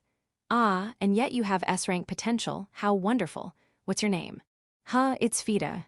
Right, Fida, you have a talent for magic. Once you're healed, you should train. That girl was delicious. After all, it had been a long time since I reached such a climax. Using the Sephiroth Tree of Life to perform healing magic at the level of human body composition seems to provide a significant mana boost. Thanks to Fida, my mana increased about 5-fold over the year. However, the happy days eventually came to an end. I finally spot one. Wolf hide. Huh, what's wrong, miss? In my line of sight was a middle-aged man wearing a cross necklace. He was disguised, but I recognized him immediately. That's a holy spy. Holy spies are information gatherers belonging to the Church of the Holy Mother, essentially spies. They're everywhere, collecting information. In my past life, they caused me a lot of trouble. The reason I was cornered by the Church of the Holy Mother was because a skilled holy spy exposed my location. The fact that a holy spy is here means they're probably investigating me. I guess I got a little carried away. Huh, did you say something, miss? It's time to go, let's retreat. It's a shame, but now that the Church of the Holy Mother has taken notice, my experiments here are over. I decided to give up and leave this place. I decided to abandon the gate leading to Reunier. It was a very fruitful hunting ground, but there's no helping it. Greed can be deadly, but don't worry, I'll just find a new gate. Maiden of Power? Well, I've arrived. Let's assess the power of the so-called Angel of Reunier. Holy Spy, actually, it seems she stopped appearing. Maiden of Power, what? Holy Spy, sorry for making you come all this way for nothing, Saintess. Maiden of Power, grrr, damn it, I was planning to punish that insolent street healer. Attendant, Saintess, you can't punish her. Our job is just to confirm. Maiden of Power, shut up, don't talk back to me. Attendant, Viola-sama will get angry, you know. Maiden of Power. Attendant, Holy Spy. Maiden of Power. Let's go back. Attendant, yes, let's retreat. Holy Spy. Maiden of Power, as the rumors say, she's quite the fiery Saintess. Chapter 18, Summon from the Royal Palace. After abandoning the gate leading to Reunier, I found another 2 gates and 1 dungeon within the searchable area of End Forest. It seems that End Forest, though obscure, is a relatively excellent location for the occurrence of alternate spaces. Could there be some kind of magical distortion? Milady, this is amazing, finding gates and dungeons so easily. Is that so? In my previous life, I discovered over 100 gates and dungeons. So I don't find it particularly impressive. Wolf lived as a gladiator slave for so long, so perhaps he doesn't know much about these things. Now, regarding the anomalies I discovered, unfortunately, they don't seem very useful. One of the gates is at the bottom of a cliff deep in the mountains. The other is connected to the middle of a glacier where a blizzard rages. The second gate might be usable as a magical refrigeration room, but if a blizzard blows, everything would be ruined. Compared to the gate connected to Reunier, it seems useless. The dungeon is even more useless. Dungeons are essentially production sites where magical tools and precious metals can be obtained, but I am naturally more of a scholar, so I have no interest in dungeons themselves. I could sell them to others for money, but in my previous life, I hardly had any opportunities to interact with others, so I mostly left them untouched. In this life, I am not particularly in need of money, so I decided to leave the dungeon as it is. Milady, are you okay with that? It doesn't matter to me. I see, milady, you can't bear to see many adventurers get hurt and lose their lives by making this dungeon public. Indeed, gathering adventurers here might be a good idea. That way, I could efficiently practice healing. But it would probably take years for that to happen. My immediate goal is to increase my magical power as a necromancer. I can't afford to wait for years. Moreover, there is the risk of attracting the attention of the Church of the Holy Mother, as happened with Reunier. Just the other day, Viola came to check on me for the first time in a while. Fortunately, nothing happened, and she left after arguing with Flora, but if I do something careless and get caught, I won't be able to move freely. I must be careful. Once I turn 15 and become an adult, I will be free to do as I please. There's no need to take risks now. I am now 11 years old. Looking in the mirror, I see that I have grown out of my childhood and am starting to look more like a girl. I smile and the mirror smiles back. Hee hee. Being smiled at by a girl is an experience that cannot be replaced by anything. Isn't this the reward for being reborn? If I grow a little more and develop peaks like Flora's, what will become of me then? I am already bursting with anticipation and anxiety. 4 more years until adulthood. Let's go, Wolf. Understood, milady. Recently, Wolf's actions have become quite refined, and he has started to resemble a real butler. He responded to my words with a respectful bow. Ha ha, Wolf, thank you again today. Lord Alex, your skills have improved as well. Today's training has come to an end. Alexei was slightly injured, so I treated him immediately. You're injured, please show me your hand. Thank you, sister. Please do the usual for Alex too. Yes, I understand. I kiss his head and observe Alex carefully. He has become stronger. At 9 years old, he can wield a sword quite well, so he must have good potential. As expected of the son of the hero Cain, but even more impressive is Wolf's improvement. Originally missing his right arm, Wolf now wields a small sword in his left hand, mastering dual wielding and becoming quite strong. His strength is such that he can make Cain, the hero, get serious to some extent. Even if I were to face him in my previous life, I might struggle a bit. By the way, high-ranking skeletons retain their strength from the moment of death. Would Wolf be able to maintain his peak condition if he were turned into a skeleton now? No, he still has room to grow. Wolf is now 22 years old. He is in his prime, but they say that fruit is most delicious when it is ripe. It wouldn't be a problem to harvest him a little later. Ah, I look forward to that. As usual, I give Wolf poison to drink. Alexei also asks for it, but I never give it to him. If the poison were to take effect and I couldn't heal him, Flora and Viola would kill me. Sister is stingy, why does only Wolf get it? This is still too early for children. Never try it, Alex.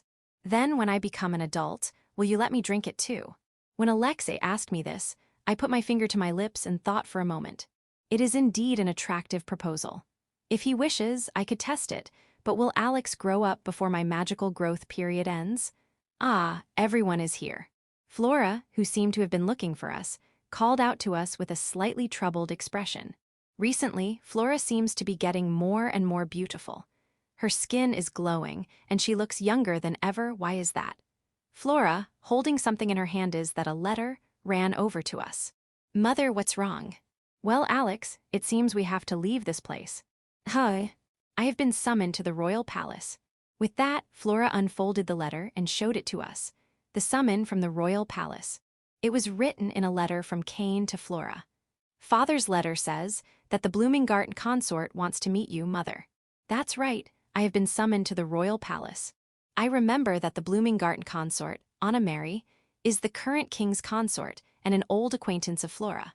However, even if Anna Mary is the third-ranking consort, summoning the wife of a mere sword baron to the inner palace individually is quite unusual. Anna Mary came to the Church of the Holy Mother for training before she became a consort. We became close during that time. I see, so she is Flora's childhood friend, but why you, Mother? Those in high positions never speak directly. Probably, something has happened to Anna Mary or someone close to her that requires my power. Flora's power, huh? Probably Flora's power as a former saint, meaning someone needs healing. We might have to stay in the royal capital for a long time, so Cain's letter asks for the whole family to return. Maybe Anna Mary has a serious illness. I am worried about my childhood friend, so I am sorry to ask, but could you all come back to the royal capital with me? Well, there's not much left to do in the Undead territory, so returning to the royal capital, where things have cooled down, is fine with me. I would like Eurisha to come with me to see Anna Mary too. You seem to have a mysterious power. I'll go. I answered immediately. If it's an illness, there's a chance to boost my mana through healing. There's no point in hesitating. Oh, Eurisha agrees. I thought you would want to stay. If Milady leaves, the villagers will surely be sad. That's right, Eurisha is very beloved by the villagers. Everyone says they love Sister. By the way, the Undead territory has developed considerably since we arrived. The number of villagers has increased more than 5-fold, and I have already made promises with almost all of them. After they die, they will surely become excellent members of my army. Yes, thank you, Eurisha. It's really reassuring to have you with me. What kind of illness or injury awaits us in the royal capital? I hope it's something deadly and fatal. Just thinking about it makes me excited. I can't stay in this place any longer. Goodbye, Undead territory. I have no regrets about leaving this place. Finally, the day to return to the royal capital. We set off, seen off by familiar villagers like the village chief Darian, his son Jimmy, the bear beastman Baldo, and the rabbit beastman Rabia. I cannot stay here any longer. So, I must bid farewell to all of you. As expected of the young lady, the light of Undecide. Please continue to rush to the aid of those in need, young lady. As everyone sent us off with joyful faces, only one person, the village chief Darian, looked unhappy. Father, what's wrong? You look upset. I am old, and it wouldn't be strange if I died at any time. It saddens me that I cannot be of help to the young lady as she spreads her wings. Oh, is that all? He has a rather admirable attitude. He will surely become a loyal and good skeleton after death. It's okay. Even if you die, you will always be with me. Of course, as a member of my undead army. Hearing my words, Darian's face lit up with joy. It seems he was satisfied with my answer. Thank you, young lady. Now I can pass away in peace. By the way, village chief Darian died of an epidemic a year later, but it is said that he had a smile on his face at the moment of his death. Because of that, he left without any regrets, and as a result, he was respectfully sanctified and buried by the village priest, making him completely useless as an undead specimen. What a shame, such a valuable specimen, GRR. Well, despite these twists and turns, we finally returned to the royal capital after about 4 years, and we were about to meet the emaciated Bloomingart consort lying on her sickbed. Chapter 19, The Consort's Illness. Hi Flora, thank you for coming. Eurisha-chan, it's been a while. You've become quite the beauty, haven't you? After returning to the royal capital for the first time in 4 years, I was greeted by Cain and my granduncle, Count Otto. It's been a long time, granduncle. No, I'm just surprised at how beautiful you've become. You have Flora's gentle gaze and the dignified mouth of the sword baron. In a few years, you'll undoubtedly be the belle of the ball. Well, that's something to look forward to indeed. Somehow, Count Otto and Flora have hit it off on their own, but unfortunately, I don't think I'll ever be the belle of the ball. But Yuri, you wrote in your letter that you'd be entering the palace. Are you serious? Yes, you know about Eurisha's strange power, don't you? I want to help Anna marry too. Of course I know. But there's also the chameleon plant, consort in the harem. Please be careful. Consort Chordata is from the Euphrasia ducal family, who are on bad terms with us. And it's not just chameleon plant, there's also a real prince. Oh, that's right. What if Eurisha catches the prince's eye on this occasion? No, I'd rather not have such an opportunity. I accompanied Flora and entered the royal palace Schwanschloss for the first time, even including my previous life. Schwanschloss, also known as the White Egret Castle, is a beautiful white building. By the way, Wolf and Alex are staying behind. Naturally, even as a consort, it's not possible for men to meet the king's consort. We can only accompany you this far. The rest is up to you. The king has also asked for your help. I understand. Above all, Anna Mary is my friend.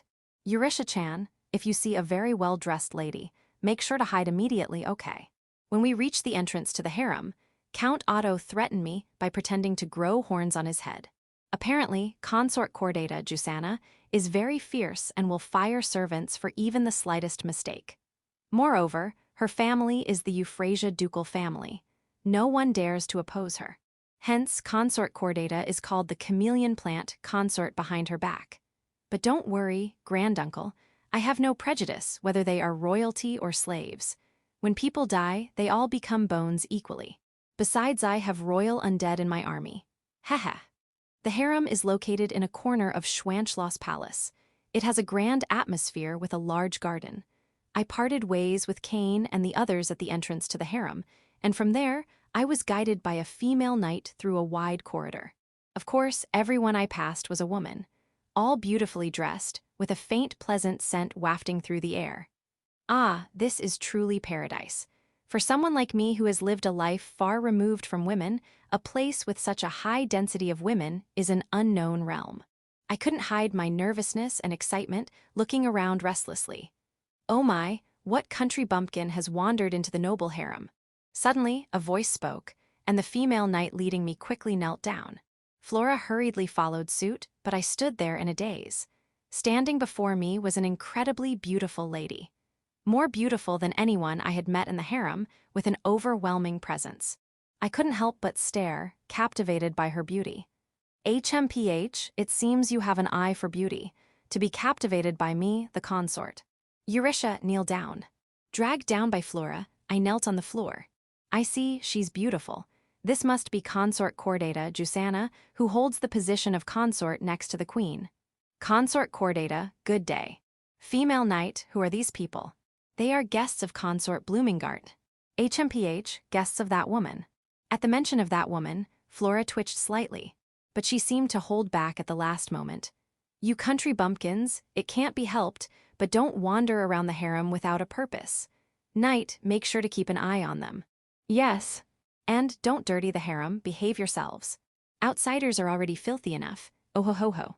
Consort Chordata left with a loud laugh, followed by a large group of maids. After she was completely out of sight, Flora stood up and whispered in my ear.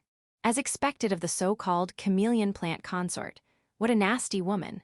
Is that so? To me, just being a woman makes her a precious existence. So, someone as beautiful as her, no matter what is said, doesn't bother me at all. In fact, I feel lucky just to have been spoken to. She also had a nice scent. Ah, I messed up. Forgot to check Consort Chordata's undead suitability. Next time we meet, I must confirm it. It's been a while, Flora. I'm sorry for being in this state. Consort Bloomingart. Can't you call me Anna Mary like before? There's no one here to scold us. All the maids are my people. So please. All right, Anna Mary, you've been through so much. The flower garden, Consort Anna Mary, who I met for the first time, was bedridden. It seems her health is quite poor.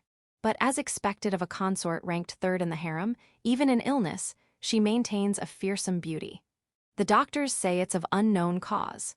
The palace doctors said that. I heard that the doctors serving the royal palace can use healing magic. If even they have given up, perhaps the illness has progressed to the point where healing magic is ineffective. If so, it might already be too late. I thought it would be a good opportunity to enhance my magical power, but well, if that's the case, I'll just have to give up. Knowing when to quit is important. You must be Eurytia, Flora's daughter. Nice to meet you. I've always heard about you in Flora's letters. She says you're a very kind girl. So don't look so sad. Hello, Lady Anna Mary. Though bedridden, pale, and quite thin, she still had her makeup done and took care of her appearance, as expected of a consort. Her feminine charm is high. For now, I'll use my appraisal to examine Anna Mary. She has a suitability for rank B royal ghost. Quite an excellent specimen. As expected of a consort. However, I already have a royal ghost in my army. No matter how precious the undead, if I already have it, oh no, I almost forgot to check the important thing. Refocusing, I check Anna Mary's physical condition. Then, what's wrong? Eurytia. No, it's nothing. I accidentally let out a sound and tried to cover it up, but my right eye showed an unexpected result. I can't say for sure without looking. Let me do a physical examination. Pushing me aside, Flora began earnestly investigating the illness, but it's probably pointless, because Anna Mary is not ill. This is, I can't tell, but her body is generally weak, especially her internal organs. Yes, the doctors said the same. They said she's too weak to even eat. The healing miracle works by enhancing the body's natural healing ability. But even the saint can't do it. It's all right, I knew it. I just wanted to see you properly before the end before I become a terrible sight. Anna Mary, don't say such ominous things. Sorry, but thank you so much for coming. The two hugged each other, tears streaming down their faces. It was like two lilies entwining in the wind by a pure water source. Now, these two could be called peerless beauties. In their youth, they must have been so precious. Just imagining them playing together makes my heart flutter. But even Flora's power couldn't determine the cause of Anna Mary's poor health. It seems my appraisal is a more amazing gift than I thought. Normally, there's too much information, so I only check the undead suitability of others, but now I'm checking even the finer details to determine the cause of the illness. Among them, there was information I couldn't overlook. My right eye showed this, condition poison. Yes, Anna Mary was being poisoned. However, this is quite interesting. I've been experimenting with poison using wolf, but I haven't been able to confirm the detoxifying effects of healing magic. In fact, judging from Flora's treatment this time, healing magic might not have detoxifying effects. No, perhaps the premise is different. Flora didn't know Anna Mary was being poisoned, so she couldn't heal her. But if she knew the true nature of the poison. I've already seen the true nature of the poison with my appraisal. Even if Flora couldn't do it, I might be able to detoxify her. This need to be tested. Still, how did the poison enter Anna Mary's body? The type of poison displayed is one I was quite familiar with in my previous life. It's quite nostalgic, but to ingest it, certain conditions are needed. Cough, cough. Anna Mary. As Anna Mary coughed, 3 maids who had been waiting in the back rushed over. One brought water, one brought medicine, and the last brought makeup tools. Ah, I see. This is how it was ingested. Looking at what the maids were holding, I immediately understood. Because, among the things the maids were holding, one contained the poison in question. Chapter 20, Detox. Consort Bloomingart this way. Thank you, you're a lifesaver. Anna Mary thanked the maid, and began to drink her medicine and touch up her makeup. The maids responded with refreshing smiles. At first, I suspected that someone was intentionally poisoning her, but judging by their behavior, it's possible they truly didn't know. After all, even I didn't notice what was in it until I used my immerse. Otherwise, I can't understand why they would calmly apply poison to Anna Mary. So, I couldn't help but speak up. Why are you applying poison to Consort Bloomingart? What? Why? The question I posed brought a dramatic change to the atmosphere. Everyone turned to look at me with shocked expressions. Having had little experience being looked at by women in my past life, I couldn't help but feel flustered. Eurisha, what are you? Eurisha-chan, do you know the cause? Why, yes, I do. I pointed to one of the 3 maids, holding the makeup tools. The cosmetics you're using contain white arsenic, right? Why, yes, I heard it's made with ultra-high-quality white arsenic from the lunar region. High-purity white arsenic is harmful to the body. When I said that, everyone in the room froze. Even in my past life, white arsenic was highly valued. Its color was excellent, making it an essential pigment for mandala array organ inscriptions. That's why I was well aware of its side effects. But this cosmetic is widely used among the upper class as a highly effective whitening powder. I'm sure it is. It might not be a problem if you're healthy, but white arsenic is a mineral that is mostly harmless when you're healthy. However, it's a substance that's difficult to expel from the body. If you're healthy, small amounts can be expelled, but if not, it gradually accumulates in your organs. The scary thing about white arsenic is that it accumulates in the body without the person realizing it, causing harm. In fact, I suffered greatly from its side effects after applying organ inscriptions. Dramatic loss of appetite, weight loss, severe headaches, swelling, reduced cognitive ability. All these combined factors lead to a decrease in vitality. In severe cases, it can even lead to death. Lady Anna Mary, you were probably already weak to begin with, weren't you? Using high-purity white arsenic cosmetics only worsened the damage to your body. White arsenic has such harmful effects. Eurisha, how do you know such things? Consort Bloomingart, I am so sorry. The maid bowed her head, her face pale. She was probably terrified that she had unknowingly been poisoning her. Well, from my perspective as someone who regularly poisons wolf, it's not something to worry about too much. But for now, I'll cover for the maid and avoid Flora's scrutiny. Don't worry about it. It's not something widely known. I only happen to remember reading about it somewhere. But anyone would make a mistake if they didn't know. Right, mother? Oh, why, yes. Eurisha-chan is right. You're not at fault. Consort Bloomingart, thank you so much. The maids tearfully repeated their gratitude and apologies to the consort, while Anna Mary gently patted their backs to calm them. Flora also seemed moved, her eyes moist. Well, it seems I managed to smooth things over. Eurisha-chan, you're such a kind child. Thank you for covering for our mistake. We almost continued to cause Consort Bloomingart pain. As expected of the daughter of the former Saint Flora. Truly kind-hearted. I succeeded in covering up, but now everyone was thanking me. I'm not used to gratitude, so it felt a bit uncomfortable. Didn't I receive thanks when I healed people before? Well, I was always too focused on my research to listen to what others were saying. Honestly, I don't remember. Anyway, mother, may I try to treat her? Why? Oh my. Why? Eurisha, do you know how to treat her? I do have a solution. We just need to expel the toxins from her body.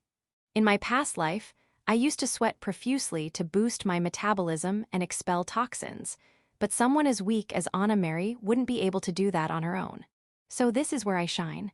Ah, this feels so good. What I applied to Anna Mary was a healing aesthetic, using my healing right hand. By placing my enhanced healing right hand on Anna Mary's bare skin, I increased her blood flow and infused healing magic into her bloodstream, helping to draw out the toxins from her body. As a result, Anna Mary's complexion quickly improved. The toxins were probably being expelled. At first, I thought about using healing magic, but poison, or in this case, toxicity, can't be resolved with healing magic alone. Still, I never dreamed I'd get the chance to directly touch a consort's naked body. Anna Mary, being a consort, is incredibly beautiful, and even though she's thin, her figure is outstanding. I got to touch her entire body with my bare hands. Ah, what a privilege. Lady Anna Mary, this treatment isn't a one-time thing, we'll need to continue for about a month. Oh, is that so? Eurisha-chan and Flora, would you mind taking care of my treatment for the next month? I also request it. Eurisha, please heal Anna Mary. I even received Flora's official approval. Well then, without further ado, for the next month, I'll thoroughly enjoy directly touching Anna Mary's soft skin. Mewfufu. After that, with Flora in attendance, I visited Anna Mary every day to perform the healing aesthetic. Honestly, the healing aesthetic doesn't have much of a mana-enhancing effect, but it's far better than being cooped up in a dreary rural village, and most importantly, ah, right there, that's good. Yes, under the pretext of the healing aesthetic, I could fully enjoy Anna Mary's magnificent body. Under my treatment, Anna Mary's cheeks flushed, and she let out sensual breaths. Surely, only the king or I could make a consort make such an expression. Ah, what a feast for the eyes. Flora's holy peaks are not bad either, but Anna Mary's were quite something. Phew, I did a good job today. After finishing Anna Mary's aesthetic, I left the inner palace ahead of Flora, who was deep in conversation. As usual, I was escorted by a female knight when I suddenly noticed someone hiding in the shadows. Huh. The figure, realizing I had seen them, quickly ran away. At a glance, they seemed to be a child around my age. Judging by their clothes, perhaps a boy, but their appearance was too strange to be an ordinary child. Is that a mask? Yes, the boy was wearing a mask that covered his entire face. Masks remind me of the good old days in Reunier, where I used one quite a bit. I've since abandoned that mask, but since I used it during my wild days, I still have some attachment to it. So I felt an odd sense of familiarity with the masked boy. But why is there a boy in the inner palace? Thump, at that moment, for some reason, my left hand and left eye tingled slightly. Chapter 21, The Masked Boy. In the chambers of Consort Bloomingart. Kaya so cute. Wow, this really suits you. Lady Eurisha, you look wonderful. Ah, really, you think so? I had completely won over the maids, and for some reason, they kept dressing me up in various dresses. By the way, the maids' names were Lena, Una, and Mana. They weren't triplets, but rather daughters of baronial and viscount families, branches of Anna Mary's count family. Still, they were of higher status than a sword baron. You look just like a doll. And your skin is so perfect for makeup. Is this what youth is like? On top of that, Lena, Una, and Mana even did my makeup, turning me into a full-on dress-up doll. However, this situation had its benefits for me. I was able to learn about feminine behavior, clothing, makeup, and perfumes, things I had little knowledge of before. After all, they were Anna Mary's allies, in charge of all things beauty and fashion. They were highly skilled in makeup and fashion sense. Thanks to them, my girl power skyrocketed after I started visiting the inner palace. Look at this doll-like, beautiful girl. Eurisha-chan, you're so cute. I wish I had a daughter like you. Thank you, Lady Anna Mary. If you ever debut in society, I'll be your guardian. Make sure to tell me. Then I'll pick your clothes. I'll do your makeup. And I'll handle the fragrances. Okay. Anna Mary had no children, which is why she doted on me so much. Although I had no plans to enter high society. Anna Mary had been physically weak and had never been able to conceive. Out of curiosity, I checked and found that she had mild issues with her kidneys and uterus. So, when Flora wasn't around, I used the Tree of Life to restore the weak parts of Anna Mary's body. As a result, her health improved rapidly, far beyond what it had been before. After continuing this healing aesthetic treatment, Anna Mary recovered enough to walk within a week. The detoxification itself had only taken about a week, but I got carried away and continued for almost a month because I wanted to directly touch that magnificent body. As a result, Anna Mary regained a radiant beauty. Her skin became glowing, shiny, and smooth, and touching her breasts is just pure bliss. Truly a national treasure level of beauty. Flora's figure wasn't bad either, but overall I preferred Anna Mary's balance, though I still liked Flora's face more, probably due to family bias. All right, I decided to aim for Anna Mary's figure. Glancing at my still flat chest, I made up my mind. I would have loved to admire this national treasure a bit longer, but since the white arsenic's poison had been completely removed, I couldn't continue any further. How unfortunate. It's so hard to say goodbye. I don't want to part with Eurisha-chan either. Ah, it's such a shame we won't see Lady Eurisha anymore. Really, I've never seen such a beautiful girl before. I wanted to play dress-up with her more. Anna Mary, who had become very close to me over the past month, expressed her regret, and the maid trio Lena, Yuna, and Mana nodded in agreement. It was a wonderful, blissful time. I wished it could have lasted forever. After all, I had never been surrounded by so many women, laughing and having fun. Eurisha-chan, since it's such a rare opportunity, could I ask for one more favor? Yes, of course. Though it was hard to say goodbye, all good things must come to an end. Leaving Flora behind to discuss some matters, I was escorted out of the inner palace by a female knight. Ah, I forgot an important document. On the way back, the female knight suddenly remembered something she had left behind. You can go back and get it if you'd like. I can make it back on my own from here. But my duty is to escort you to the exit. Please don't worry about it. It would be a waste of time to wait here alone. After convincing the knight, I successfully returned on my own. Mission accomplished. On the way back. I ran into that masked boy again. He was hiding in the shadows, sneaking around. What a suspicious guy someone like him must have an interesting undead affinity. I decided to check his undead affinity right away. Let's see. Name, Julius Seymour von Euphrasia Lichtenbaum. Body rank, S. Compatible undead. Platinum ectoplasm royal wraith, abbreviated. PRW, SS, 98%. What? Wait a minute. I couldn't help but call out. Startled, the boy froze in place. I had called out to him, but I couldn't find the right words to say. What should I do? But I couldn't let this double S-rank, ultra-rare undead body slip away. In my 11 years of life, the only double S-rank body I'd encountered was wolves. If I missed this chance, I might never get another. I had to choose my words carefully. I'm Eurisha. Do you like undead? Hi. Oops, in my panic, I ended up asking about undead. That's no good, it's my bad habit. Right now, I'm a sword baron's daughter, not a necromancer. I need to think of something else. Would you like to be my FF friend? I said it. For the first time in both this life and my past one, I initiated the invitation. Thinking back to my past life as a child, I had been rejected with a "you're creepy" when I tried to befriend someone my age. After that, I kept my distance from others. Asking someone to be friends was like poking at a trauma. But he wasn't like the kids from my past life. He stared back at me intently. It seemed like the first contact was a success. You. Yes, what is it? Do you know me? I don't think so. Throb. Again, my left eye and left hand ached. Lady Flora, wife of Sword Baron Albert, correct. Flora, who had sent Eurisha back first, was on her way home escorted by a female knight when she was suddenly approached by an unfamiliar woman. Yes, that's correct. I am Eliza, a maid serving consort core data. The mention of consort core data made Flora tense up.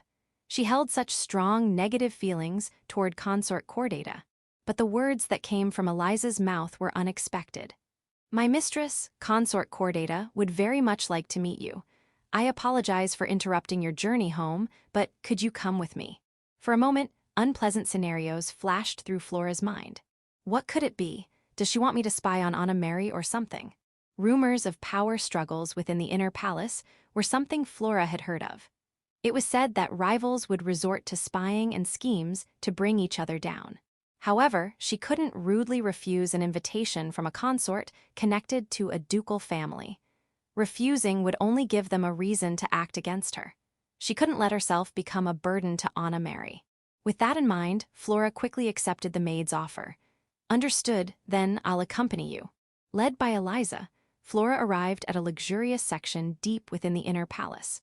Statues, paintings, and lavish decorations were crammed into the space. The stark difference from Anna Mary's living quarters left Flora overwhelmed. This way. As Eliza guided her, Flora was greeted by Consort Chordata's maids. There were easily over 10 maids present. As expected of a consort from a ducal family, the retinues were impressive. Please enter this room. They eventually arrived at a room with an even more extravagant door. Inside, seated on a luxurious sofa at the far end, was the equally lavishly dressed Consort Chordata, Jusanna. What surprised Flora was that, despite having so many maids, Consort Chordata was alone in the room except for Eliza. As Flora approached, Consort Chordata spoke. "Welcome, Lady Flora, wife of Sword Baron Albert. I am Consort Chordata, Jusanna." "I am Flora, Consort Chordata." "Yes, please have a seat." What a condescending greeting. Flora couldn't help but think that, given her preconceptions. Her dislike for Consort Chordata only grew as she sat there, introducing herself so arrogantly after summoning her. "Lady Flora, wife of Sword Baron Albert. I've heard that you were once called the Holy Maiden, a former saint. Is that correct?" "Yes, that's right. The hero who defeated the King of the Abyss." "Why, yes." But all Consort Chordata did was ask questions about Flora. And they were more like confirmations than questions. What exactly did she want to know? Flora began to realize that this wasn't about recruiting her for espionage, as she had initially thought. "So, is it true that you cured Bloominggarten's illness?" "Why, yes." Not wanting to involve Eurytia, Flora vaguely nodded without mentioning that her daughter had been the one to perform the healing. Then, suddenly, something unexpected happened. Consort Chordata bowed her head to Flora. What? A consort like her, bowing to a low-ranking noble like herself? It was unprecedented. Flora was too stunned to react, completely thrown off by the incomprehensible situation. But Consort Chordata continued, pressing on. "Please." "Huh." And then Consort Chordata uttered the decisive words. "Please save Seymour, my son." Chapter 22, The Forgotten Prince. "Huh. Could it be that you don't know who I am?" Perhaps because I was making such a questioning expression, the masked boy realized the misunderstanding. "I'm Seymour." "Is that so?" I was flattered that he went out of his way to introduce himself, but I wasn't particularly interested in his name. More than that, I wanted to somehow steer the conversation towards making a contract with him, Seymour. "You really don't know me, do you? Then, Eurytia, you don't know about my illness either." "Illness, you say?" "Oh." Here comes an important keyword. It turns out Seymour has an illness. An illness, and the other party is an SS rank specimen. With these two factors combined, there's no reason for me to back out now. Besides, while I did enjoy my time with Anna Mary, there wasn't much magical benefit to be had. I have a bit of an illness, and my body has always kept me from appearing in public. "Is that so?" "That's why I've been sneaking around the inner palace all by myself, exploring. I don't care about your circumstances. Just hurry up and tell me about the symptoms of your illness." Normally, I would just use my appraisai to analyze it without any questions, but for some reason, I can't get any information about the illness. This is quite intriguing in its own way. Is this illness life-threatening? Strictly speaking, it's not a disease with a name.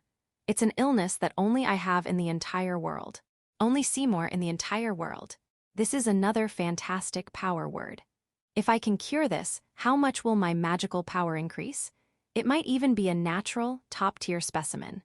An SS rank is already something to drool over, but with the addition of an ultra-rare illness, I can overlook a few minor issues. I'll suppress my impatience and continue the conversation with him. "What kind of illness is it?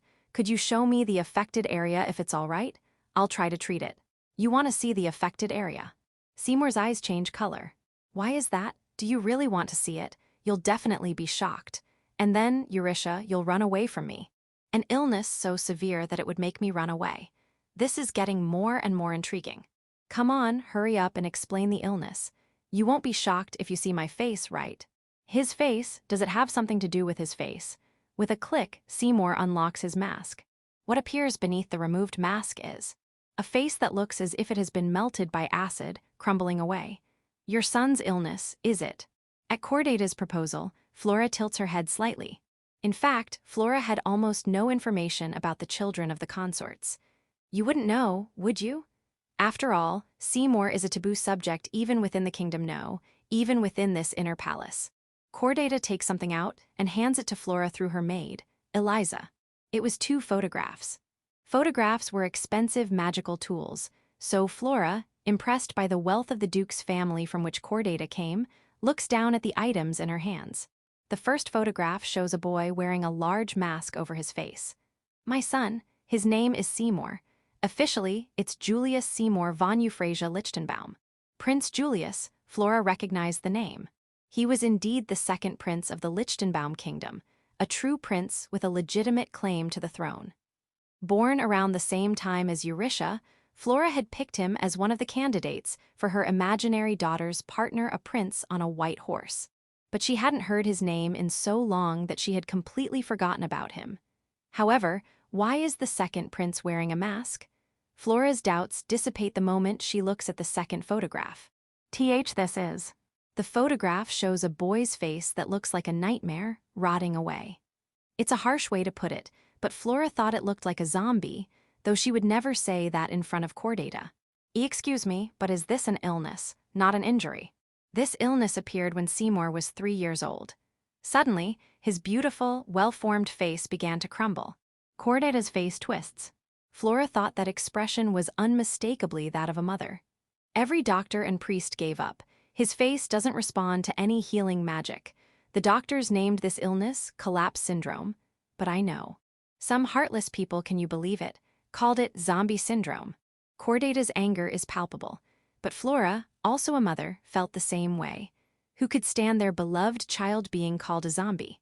Some even began to doubt that he was the emperor's child.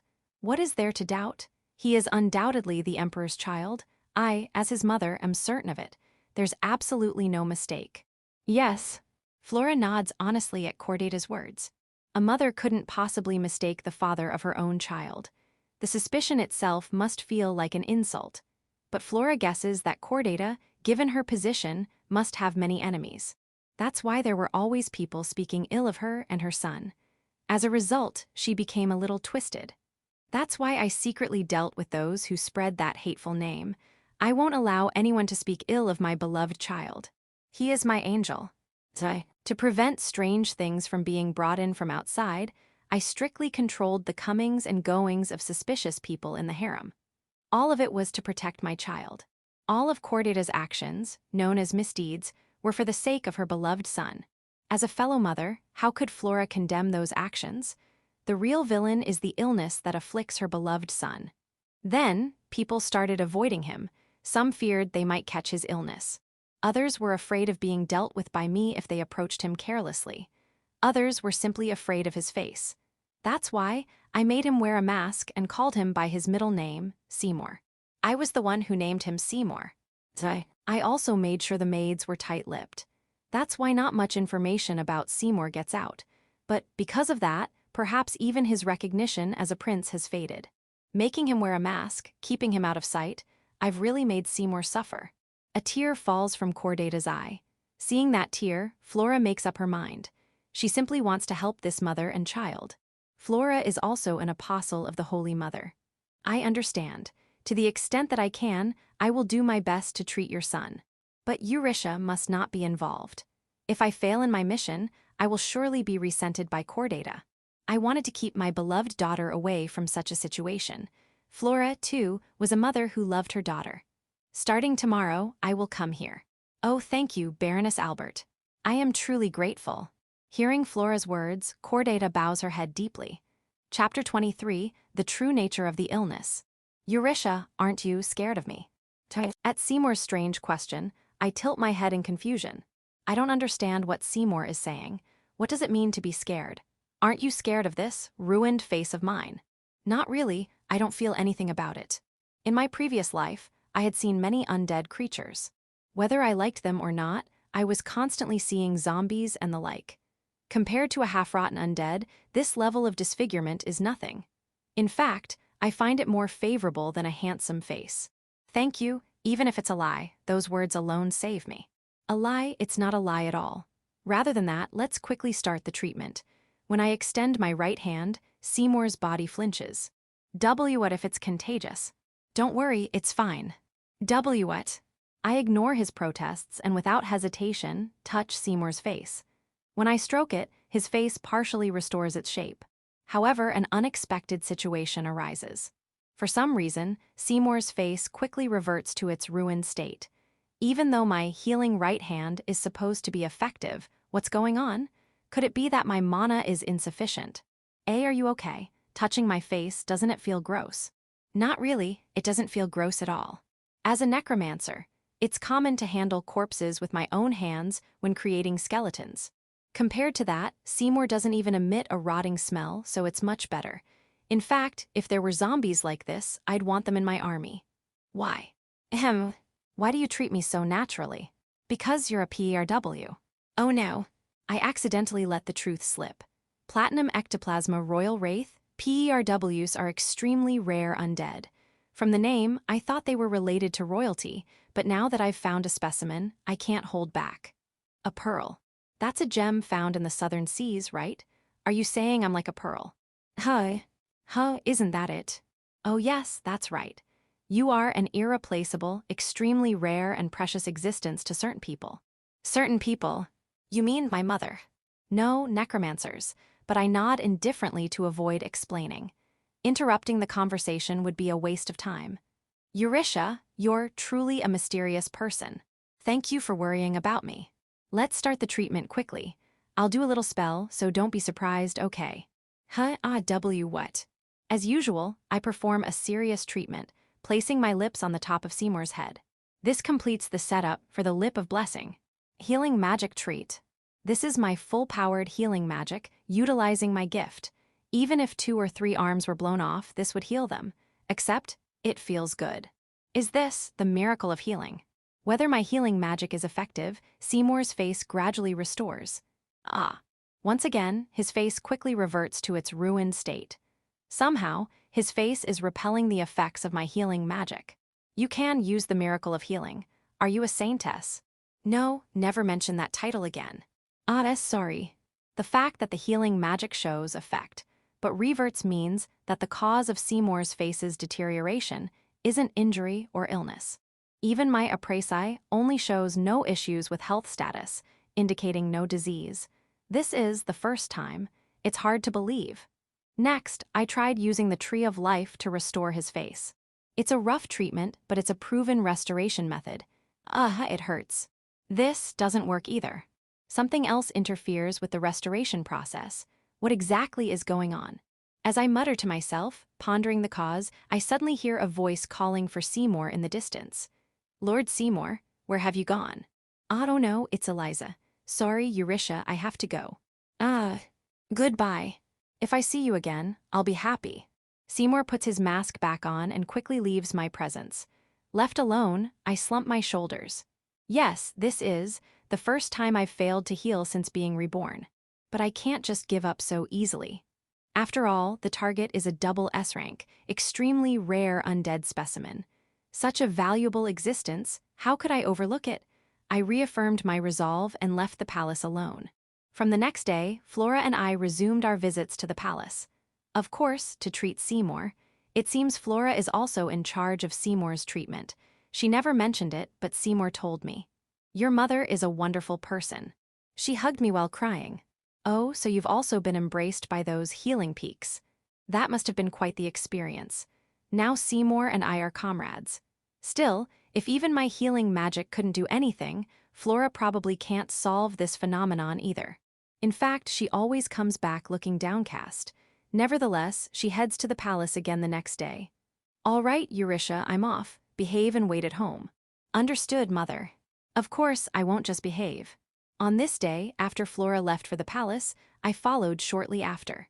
Having been visiting for over a month, I'm now almost free to come and go as I please. Perhaps Anna Mary or someone has arranged something, but I'll have to show my face again. Maybe I'll get some beauty treatments too. Yuri, you came again. Hello, Seymour. How was Mother's treatment? Yeah, it was very gentle and felt good, as expected from your mother. After Flora's treatment, it's my turn. It seems Seymour doesn't have many friends, so he's noticeably happy when I come. It reminds me of my past self, making me feel somewhat uneasy. After all, in my past life, I was avoided, disgusted, and ultimately ignored for the unjust reason of looking creepy. Seymour is, after all, a prince of this country, so he's not completely isolated. He also receives love from his mother, consort Chordata, so he's much better off than I was back then. Still, I feel an odd sense of kinship. Perhaps because of this, Seymour has started calling me Yuri on his own, and I've allowed it. In return, when you die, you'll offer your body to me, right? Will you do the spell again today? Of course. After placing the Lip of Blessing, I perform the treatment using the healing right hand. Though the effect is minimal, Seymour seems to enjoy it, so I continue. It's part of my effort to secure the contract and to investigate the cause of his symptoms through minor changes. But you seem to like this too. Hi. 2. Do you do this with someone else? For example, your FF fiancé. Fiancé, what's that? I have no such thing. It's with my brother Alex, he's a bit unusual. Ah, your brother, that's a relief. A relief, why would that be? I don't understand. Hey Yuri, Yeah. At that moment, I extended my left hand purely by chance. Thump. When my left hand lightly touched Seymour's arm, my left eye and left hand throbbed intensely. At that moment, a realization flashed through my mind like lightning. That's it. This might not be an illness. Once realized, it's a simple matter. I changed the scope of my appraise to focus on mana. Scanning his entire body, focusing on the fluctuations of mana bingo, the answer I was seeking was there. Status, cursed. A curse, so that's what it was. It's like the feeling of relief when a fish bone stuck in your throat is finally dislodged. The cause has finally been identified. Seymour is cursed. Chapter 24, Lifting the Curse. Curse, it is a special kind of magic. Curses use a unique catalyst to induce various symptoms. Hallucinations, decreased abilities, headaches, and bruises appearing on the skin. Occasionally, the dead may manifest curses out of resentment, but I classify that as a type of undead, so I consider it separate from curses. Now, regarding this curse, it is extremely rare, with very few users and almost no public awareness.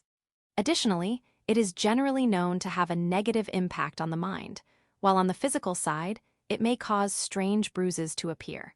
Furthermore, it is relatively compatible with necromancy, and there are necromancers who are skilled in both. I also had some experience with curses in my past life. Unfortunately, I was only compatible with necromancy, so I couldn't master curses. However, I have never seen or heard of a curse that dramatically affects the body like this one. This curse manifests almost like a natural illness, consuming the target. It's no wonder Seymour's symptoms were mistaken for an illness. This is indeed a curse worthy of the royal family, and the curse caster must be quite skilled. But preconceptions are a scary thing. This was a good opportunity. From now on, I'll make sure to include curses in my appraise checklist. Yuri, what's wrong? Why are you silent? It's nothing. I see. But even though I've identified the cause, there's no immediate solution. Currently, I can only use healing magic, so I have no means to lift the curse. If healing magic doesn't work, there's nothing I can do. There's no increase in magical power either, so spending time with Seymour at this point is just a waste. It's not like I'm going to cast a spell or anything. I just want those wasted days back. Even your mother, the former Saintess, looks at me with pity. But you. I almost forgot. He is a valuable SS rank platinum ectoplasm royal lace specimen.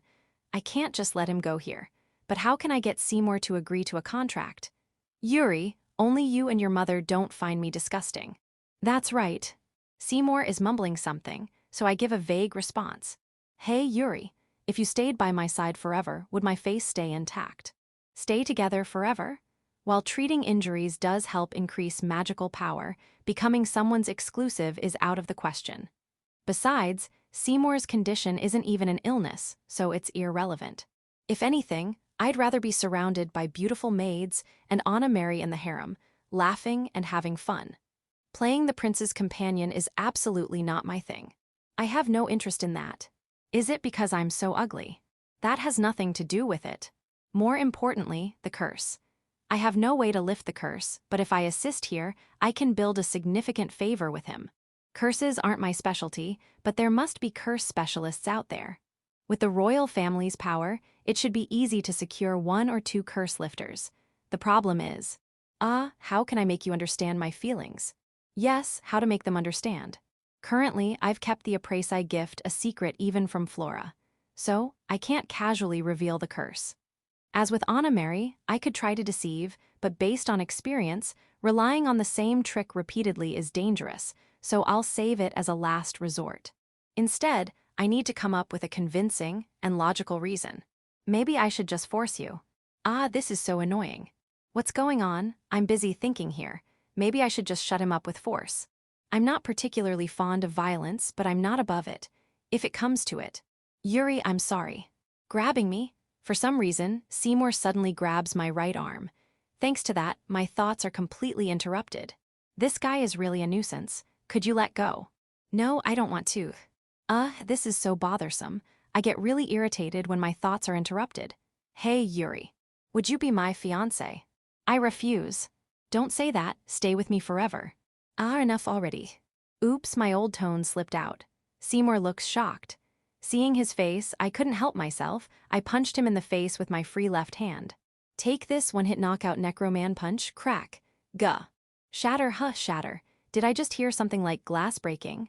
Shocked, I check on Seymour, who is bleeding from the nose and collapsing. Then, incredible information floods into my right eye. Purifying left hand activated. Confirmed damage to curse of deformed face. Purifying left hand? What is that? The answer to that question comes when I analyze Seymour again with the Ostracizing. Surprisingly, the ominous magical energy covering Seymour's face had developed cracks. Could this be? I immediately scoop up Seymour, who is bleeding from the nose. Here. Seymour, I'll start the healing now. Whoa. Without waiting for an answer, I grab Seymour's head and place a lip of blessing on his forehead. Then, I clasp his face with both hands and unleash a full-force healing spell. Immediately after, a sensation like an electric shock runs through my entire body. There's no mistake. The impulse that had been lurking in my body surges out all at once. Ecstasy. And then enveloped in dizzying pleasure, I lost consciousness for the first time in a long while. Something has happened. The maid Eliza bursts into the room with a panicked expression. Cordata, the princess, and Flora, who had been discussing Seymour's treatment, exchange glances. It seems something extraordinary has happened to Seymour. The two stand up and rush to the scene. What they see is Prince Seymour collapsed on the ground, and Eurytia holding him with a satisfied smile, unconscious. What on earth? Princess Flora, look at Prince Seymour's face. Cordata frantically picks up Seymour. Upon seeing her beloved son's face, she is speechless. After a few moments of shock, Cordata lets out a scream. Seymour? No way, Seymour's face. It's back. The well-proportioned features, long eyelashes, and a slightly alluring mouth. The face of a rational and handsome young man, reminiscent of Cordata's own beauty, was there once more. Oh God, thank you, you brought Seymour's face back. It's really restored. Prince Seymour is completely healed. Thank goodness it's really back. Why? How could Seymour's face, which had been so disfigured, be restored like this? Such a thing is impossible. Unless, of course, a miracle occurred. Unable to hide her shock, Flora's gaze naturally turns to her daughter. Could it be Eurytia?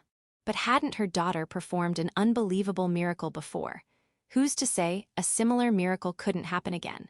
Still unsure, Flora can only gently pat Cordata, who is holding her son and crying uncontrollably. Gwah! Here, in a dimly lit room in the royal capital, a man writhes in agony, clutching his left arm. Impossible, my curse was reflected. The man's left arm is discolored a deep black, as if rotting away. Curse reversal. A little-known side effect where a failed curse rebounds onto the caster, now manifesting on his left arm. As expected of the mighty Lichtenbaum kingdom, to have someone who can reflect my curse. Though, this curse wasn't meant to kill, so being reflected isn't the end of the world, grrr. The man pulls out a bottle and downs its contents in one gulp. Gradually, the decay in his left hand slows. But it doesn't matter. I've successfully kept them in chaos for over a decade. In the meantime, my preparations for revenge against the kingdom have been steadily progressing. Hey you all. In response to the man's voice, the sound of many things moving echoes in the room. In the faint moonlight, the figures revealed are zombies and skeletons, an army of undead. With this strongest undead army, I shall destroy the kingdom. But before that, there are people I must settle things with. The man retrieves two photos. One shows a golden-haired swordsman, and the other a brown-haired woman with a streak of silver. Cain, Flora, the nemesis of necromancers, the heroes who defeated the king of the abyss. I will be the one to bury you. And it is I who will become the true king of the abyss. Crunch, the man tightly clenched the photograph. Behind him, a figure in a black hooded cloak slowly approached. Hey, king of the abyss, when that time comes I will surpass you, don't you think so? Ahahaha. To his question, the figure in the black hooded cloak silently and slowly nodded. Chapter 25, 12-year-old. The shocking news that Julius, the second prince who had been in seclusion due to a serious illness, suddenly recovered and returned to society, spread rapidly throughout the Lichtenbaum kingdom. The fact that Prince Julius, who had been out of the public eye for over a decade, had actually been ill was surprising in itself. However, it was even more astonishing that his illness was cured by Flora, the wife of Sword Baron Albert and a former saint. Flora was well known among the capital's citizens for her heroic deeds, such as defeating the King of the Abyss and rescuing gladiator slaves in the city. People began to whisper that she had created yet another legend. At the same time, his recovery brought two major topics of discussion to the forefront in the kingdom. The first was the rise in status of the Euphrasia ducal family.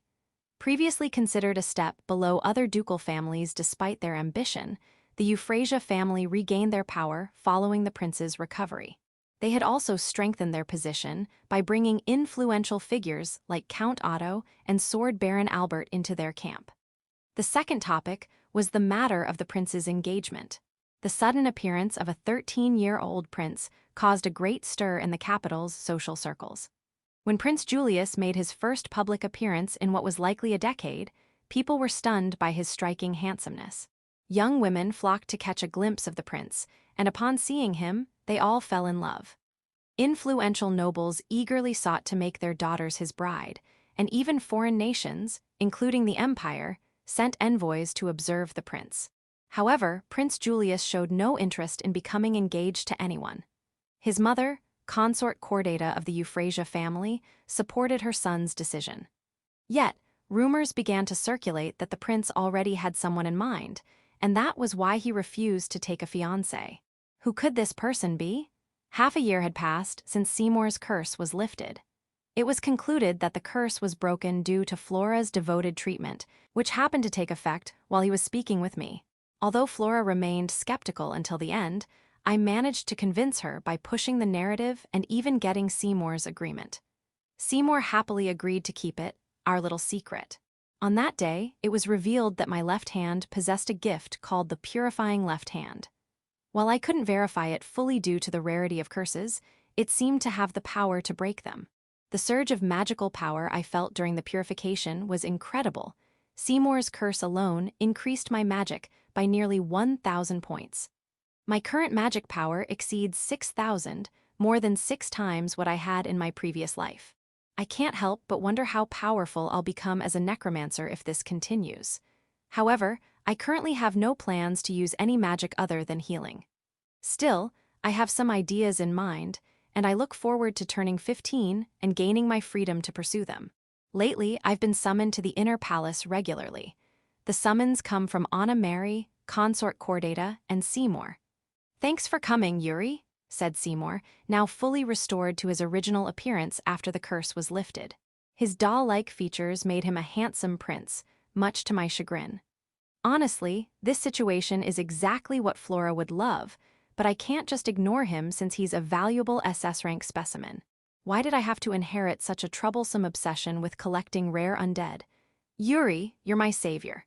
Thanks to you, I can show my face in the sunlight again, Seymour said with a dazzling smile. I couldn't help but wish he'd just rot away again. By the way, your birthday is coming up, right? Flora told me, he added. Indeed, I'm about to turn 12. I'm one step closer to becoming a lovely lady, a goal I'm pursuing alongside my necromancy. Recently, Anna Mary and her 3 maids, Lena, Yuna, and Mana, gifted me jewels, dresses, cosmetics, and perfume. I'm steadily progressing toward my goal. And finally, I've started to experience puberty. My chest is beginning to swell, and with Flora, who is well endowed nearby, I can't help but wonder how I'll develop. The excitement is unbearable. Yuri, is there anything you want? Seymour asked. Anything I want? I thought. Of course, I want undead, preferably a perfectly dried, pure white skeleton. They make such a satisfying sound when struck. But I couldn't say that, so I held back. Don't hold back, tell me anything. Well, in that case, could you help me when I need it? Of course, I'll help you anytime, right now even. No, not now, but when the time comes, I'll count on you. In other words, when you die. Sure, when that time comes, I'll come to you, Seymour said with a shining smile. It seems he's serious. He plans to become undead on his own and come to me after death. I'll give him credit for that determination. By the way, Yuri, aren't you going to get engaged? Engaged? No, thank you. Seriously. Now, Seymour, don't trouble the lady, Consort Cordata interjected with a gentle smile. Her once sharp eyes had softened, and her maternal demeanor was quite charming. She truly was a beauty who once captivated an era. But Eurytia, if anything happens, don't hesitate to tell us. Me, Seymour, and the Euphrasia ducal family will always be there for you. Thank you, I replied. Being smiled at by such a beautiful woman was mesmerizing. I hope to emulate her unique aura as I strive to become a lovely lady. Finally, my birthday arrived. Hey ya. Nice sword, Lord Alex. As usual, Alex and Wolf were training at the Sword Baron's residence in the capital.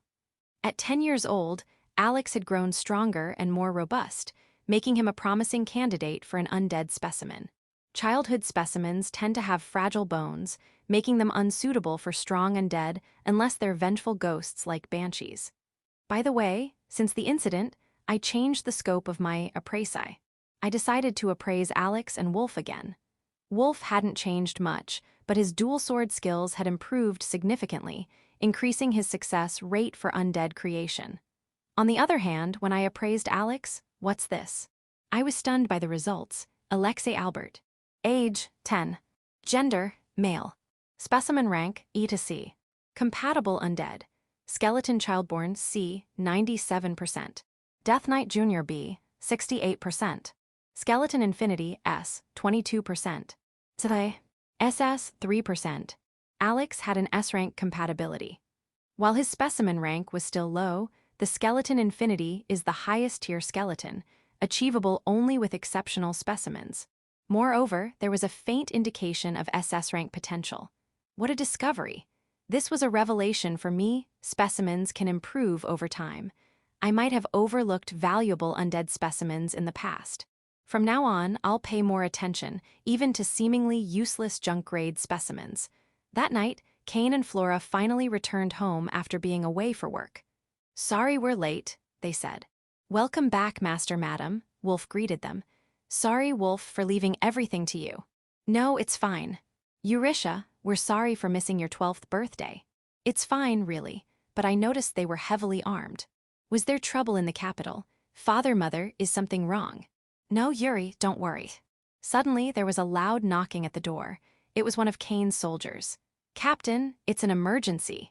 Saphir, what's wrong? A terrible creature has appeared near the capital. The general wants you to come immediately. A terrible creature? What kind of monster could it be? If handled properly, it might become a valuable undead specimen. Got it. I'll be right there. But for the general to call me personally, it must be serious. He also requested Madam's presence. It seems a troublesome undead has appeared. An undead, and a troublesome one at that. I want to go. If it's a natural undead, they're full of vitality, and I love that. Oh, how I wish I could go. Eurytia, I can see you want to go, but no. Wolf, please take care of the house. Understood, leave it to me. I was shot down, how unfortunate. At the same time, in a cemetery north of the capital, the graveyard keeper was making his rounds. Suddenly, he heard a strange sound. Turning around, he saw nothing. But then, from the ground, zombies and skeletons began to emerge. Ah! Undead, the undead are here. The graveyard keeper screamed and fled as more undead rose from their graves. Chapter 26, Undead Invasion, First Half. General Zandal, the commander of the Lichtenbaum Kingdom's royal capital's guard, stood atop a hill, gazing down at the horde of undead spread out below him.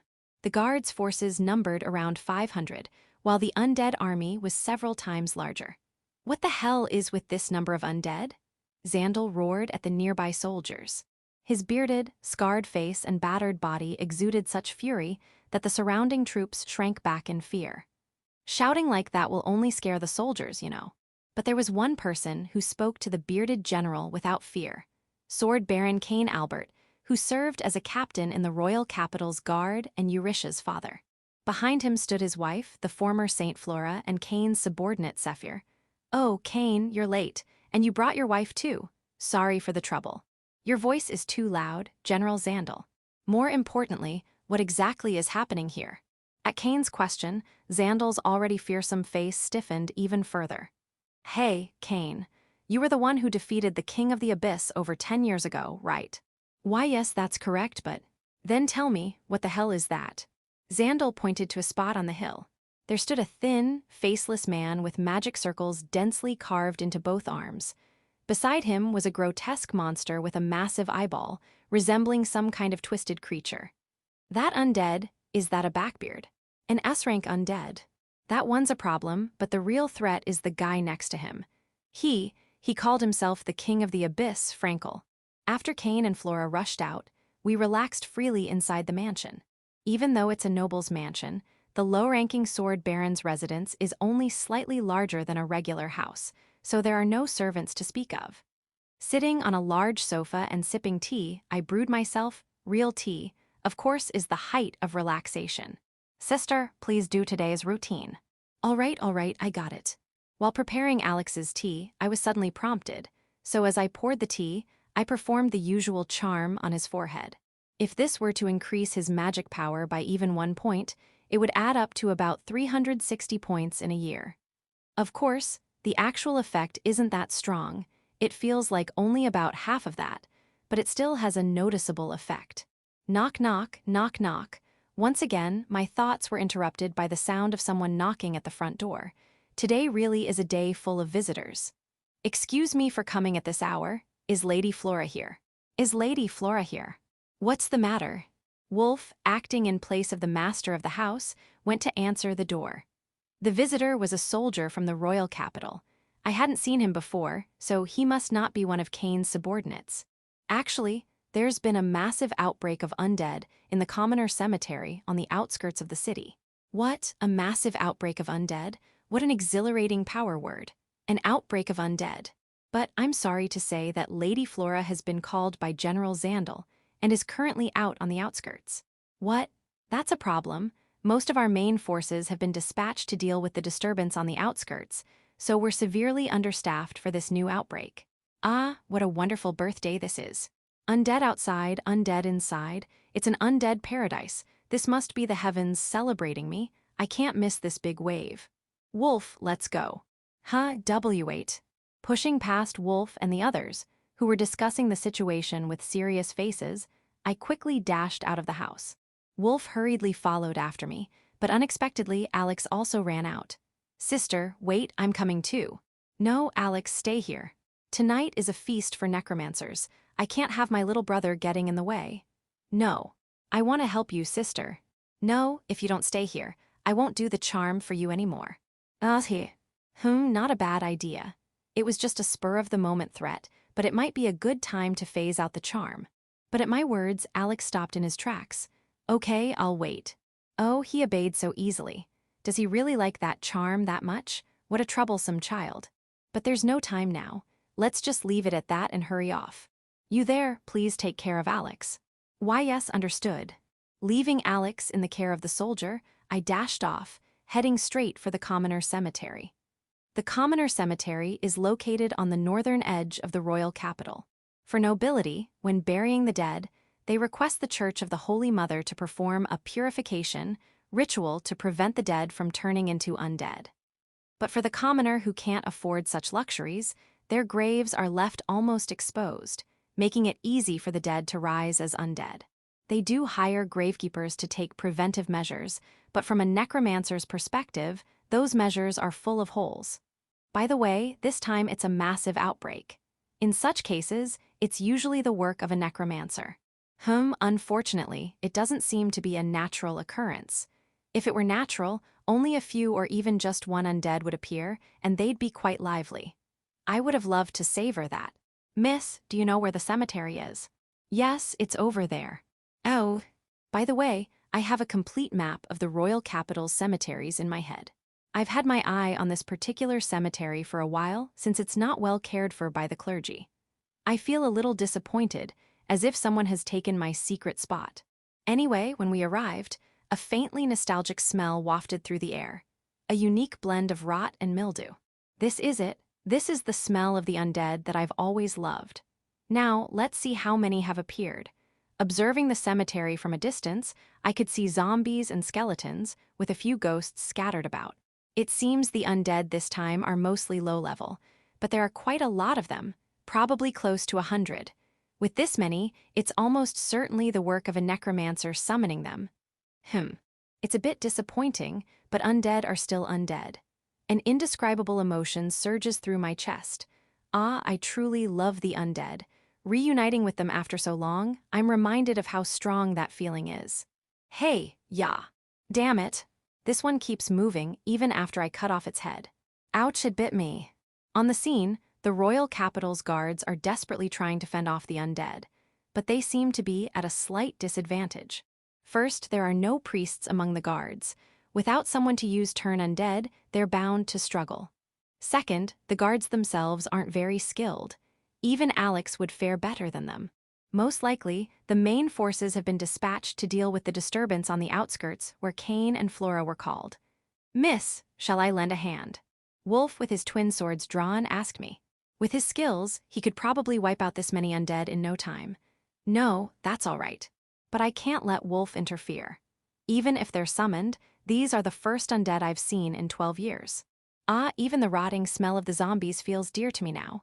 So dear. Miss. Leave this to me. With those words to Wolf, I plunged into the fray. Chapter 27, Undead Invasion, Second Half. At the cemetery, in the northern part of the royal capital, the guards and the undead were already in a chaotic battle. The sounds of swords, spears, and clashing bones and flesh echoed everywhere.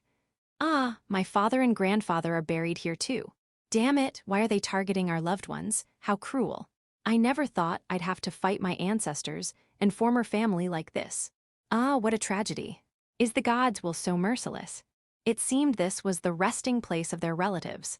The guards were screaming as they fought the undead. Some were even shedding tears. What were they mourning? Once dead, a person becomes nothing more than a lifeless shell. But more than that, the flying pieces of flesh and shattered bones, it felt nostalgic.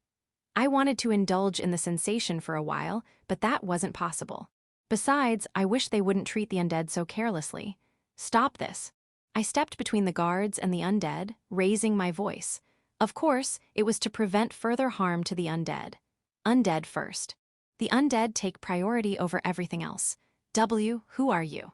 I am Eurytia, daughter of the sword Baron Albert. I'll handle this, so please withdraw immediately. How a child? The sword Baron. That hero. It's dangerous. Kid, go home and sleep. The guards shouted various things, but they showed no signs of stopping.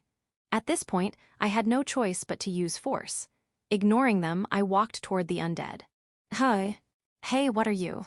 It's dangerous, you'll die. Now, let's see how skilled the necromancer who awakened these cute undead is. I decided to check. Actually, a necromancer can gauge an opponent's strength to some extent by touching the undead they control. If the difference in power is overwhelmingly in my favor, I can even change their master. So, when necromancers fight, it usually starts with accessing the undead pawns. First, I made the guards retreat temporarily, then reached out to a nearby zombie. And then, to my surprise, the moment my right hand lightly touched the zombie, it was enveloped in light and instantly turned to ash, crumbling to the ground. Pitifully, they were blown away by the wind. What? What just happened? No way did she defeat it. Turn undead, is she a cleric? But she's just a child, how? What a shocking turn of events. It seemed my healing gift had dealt a fatal blow to the undead. This was bad. I immediately reached out with my left hand and touched a skeleton. This time, clatter, clatter, clatter. The skeleton stopped moving and fell apart, collapsing to the ground. No way then, what about a ghost? Ahyoyo hayo hayun. The ghost was enveloped in a veil of light and ascended to the heavens. Ah, I couldn't believe it. I had become a body that couldn't touch the undead. Before I knew it, I was crying. I was sad. I couldn't touch the undead I loved so dearly. Not only that, but I was also mercilessly sending them to their rest. I could no longer reuse them as undead. Could such a tragedy be allowed? The girl is crying. Is she crying for the undead? How kind, she's like a saintess. The sword Baron Albert's wife was a former saintess and hero, right? That explains it, I see. The guards were saying something, but I couldn't hear them. Overwhelmed with emotion, I could no longer hold back. I tried to hug the nearby zombies, skeletons, and ghosts all at once. But the moment my hand touched any of them, they crumbled into ash, their bones clattering apart, and their tainted souls ascended to the heavens, hand in hand, smiling. Eventually, when I came to my senses, all the undead in the area were gone. Without even realizing it, my body had become a weapon that mercilessly destroyed the undead, sending nearly 100 of them to their rest in an instant. Oh, how noble. Truly the embodiment of mercy. No, a saintess. We are blessed, we are blessed. My father was called to the heavens with a smile. We're saved, both us and the undead are saved. The guards were making a fuss, but it didn't matter to me. My beloved undead, I collapsed to my knees, hugging the ashes and bones of my dear undead, tears streaming down my face. Young lady, how kind-hearted. Wolf placed a hand on my shoulder, but frankly, it was annoying. I'd rather be touched by a rotting zombie than be comforted by a handsome man, but there were no undead left here, because I had sent them all to their rest. There's no reason for me to stay here anymore. Wolf, let's go. Wiping my tears, I managed to stand up. I wanted to leave this cursed place as soon as possible. Behind me, the guards were crying, clasping their hands in prayer. But my eyes, blurred with tears, see anything. On the way back to the mansion, young lady, please don't blame yourself. Once again, Wolf tried to comfort me. He had been persistent. For some reason, being comforted by a handsome man made me inexplicably angry. Surely, those who were buried here are satisfied now that they've been laid to rest. Shut up. In my agitated state, I snapped at Wolf. Do you understand how I feel? How could a necromancer bear sending her beloved undead to their rest? This damn handsome man, should I turn him into a skeleton right now? I'm sorry, I can't possibly comprehend your noble feelings, young lady. But even if I turned him into a skeleton now, he'd just ascend the moment I touched him. That would ruin a perfectly good S-rank specimen. No, I need to stay calm until I find a solution. Taking a deep breath, I tried to calm myself. No, I'm the one who should apologize. I took it out on you, Wolf. If it's me, you can take it out on me as much as you want. That's why I'm by your side. Is that so? Then perhaps I'll load you up with some deadly poison soon.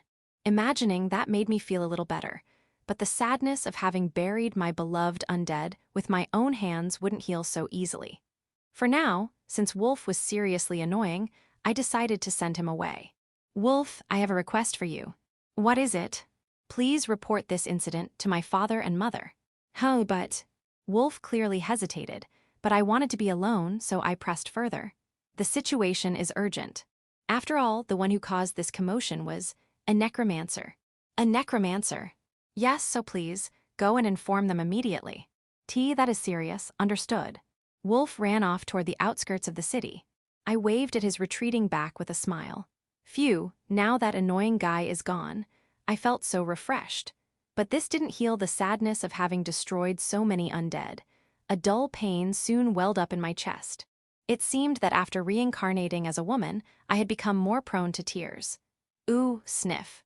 In my despair, I returned alone to the Sword Baron's residence. The mansion was eerily quiet. For some reason, there was no sign of anyone. I'm back. But no one came out. Where did Alex go? Entering the house, I found it completely empty. When I reached the living room, I noticed a piece of paper on the table. On it was scrawled, Cain, Flora. I have taken your son. If you value his life, come unarmed to the abandoned warehouse near the west gate. From one who surpasses the king of the abyss. Wait, could this be? Alex has been kidnapped. Chapter 28 side. Alexa, my sister. My name is Alexei Albert. I am the eldest son of the Albert Sword Baron family, and I have one older sister. Eurisha Albert. She is the person I respect most in this world. I love my sister dearly. She has long, beautiful silver hair, long eyelashes, and slightly drooping eyes. Despite being my real sister, her gentle features, always adorned with a smile, bear no resemblance to mine. She is my proud sister, kinder and more wonderful than anyone else. My sister is truly beautiful and kind. She always does so much for me. For example, when I get hurt during training with Wolf, she immediately tends to my wounds. Sometimes, her overprotectiveness annoyed me, making her seem like our mother, but no matter how I brushed her off, she never seemed to mind and always healed me right away. Yes, my sister possesses a special power. She has an incredible healing ability. Wolf, too, was saved by her long ago, and since then, he decided to become her guardian to protect her. My sister is truly amazing. What I love most is her charm. This is when she kisses me on the forehead, and it fills me with a warm, fuzzy feeling, making me incredibly happy. It's a special charm she only does for me, and no one else. It's warm and comforting, I love it so much. But my sister is also a bit of a mysterious person. Sometimes, she mutters strange things or does odd things. Once, when I eavesdropped, she was murmuring something about the undead. I think she must hate the undead. That's why I want to grow stronger and become someone who can support her. And then, I want to hunt the undead together with her. But when Wolf came, things got a little rough. I thought my beloved sister would be taken away by Wolf. So I resisted, but my sister simply smiled and accepted everything. That's why I accepted Wolf too. Wolf is my sword instructor. My father has been living apart from us for a long time, so we rarely get to see him, but Wolf has taken on that role in a way. In a sense, we are rivals when it comes to my sister, but I absolutely refuse to lose to him, especially in swordsmanship. Someday, I will surpass him. That is my goal and my milestone. But when I saw her handing Wolf a drink, I felt really upset. I didn't want to accept that she was doing something special for someone other than me. But my sister said she would make one for me when I grew up. So I'm sure I'm still special to her. That thought reassured me. When we went to the village of Undeads, my sister was also very popular there. In Undeads, my sister was respected and loved by everyone. I know that the villagers secretly called her the Saintess, but my sister always refused to be called a Saintess. She vehemently rejected it. I and only I know the reason. I think she believes she hasn't yet reached the level of being called a Saintess. That's why she refuses the title. But everyone knows there's no one more worthy of being called a Saintess than her. And then, on the day I turned 10 and my sister turned 12, a major incident occurred. That day, my father and mother were busy and had been out since morning. When they finally returned at night, one of my father's subordinates, Sephir, came and they left again for work. They had been summoned by General Zandal, my father's superior. I've met the general once. He has a very scary face, is incredibly strong, has a loud voice, but is also very kind. Even though our parents were called away on her birthday, my sister saw them off without a single complaint. That's one of the things that makes her so amazing. After that, guards I had never seen before arrived and said that undead had appeared in the royal capital. Undead, the undead that my sister sometimes murmurs about in her sleep. Sister, wait, I'm coming too. Alex, you stay here. No, I'm going too. If you don't stay here, I won't do the charm anymore. She'll stop doing the charm. No, I can't accept that. It's a special bond between me and my sister. So, reluctantly, I agreed to follow her instructions. Okay, I'll wait. You there, please take care of Alex. Yes, ma'am. Understood. And so, I stayed at home with the guard. But this guy was trouble. As soon as my sister and Wolf left, he showed his true colors. After my sister and Wolf rushed out, I had initially accepted staying behind, but I was seriously debating whether to chase after her or keep the charm. That's when I felt a sharp pain in the back of my head. I lost consciousness instantly. When I came to, I was tied up with ropes and lying in an unfamiliar room. From the lack of any lived-in feel and the view outside the window, it seemed like a warehouse. And I quickly realized I had been kidnapped. The first thing I thought of was my sister. My kind sister would surely be deeply troubled by the fact that I had been kidnapped after she left me alone. My sister, who loves me so much, I've really done something terrible. Heh, King of Twilight. As you can see, I've brought the hero's son. Well done, Shapley. After a while, two people entered the room, talking. The man called King of Twilight, with his face hidden under a hooded cloak, was someone I had never seen before. But the other man, called Shapley, looked familiar. He was the guard who had come to inform us about the undead outbreak earlier. That guy, he was a fake. You planned this. Oh ho, the little boy is awake. How nice. Shapley grinned as he approached me and suddenly kicked me. Ugh. It hurt, but it wasn't as bad as the damage I took during sparring with Wolf. I knew I could endure physical pain. My father and mother will definitely defeat you. Really? I've set my two strongest undead against them right now. Though it's just a stalling tactic, I'll have them retreat soon. After that, I'll take my time with you, using you as bait. Two of the strongest undead? Does that mean this King of Twilight is a necromancer? And using me as bait, so I've been taken hostage. What a blunder. I'm truly useless and powerless.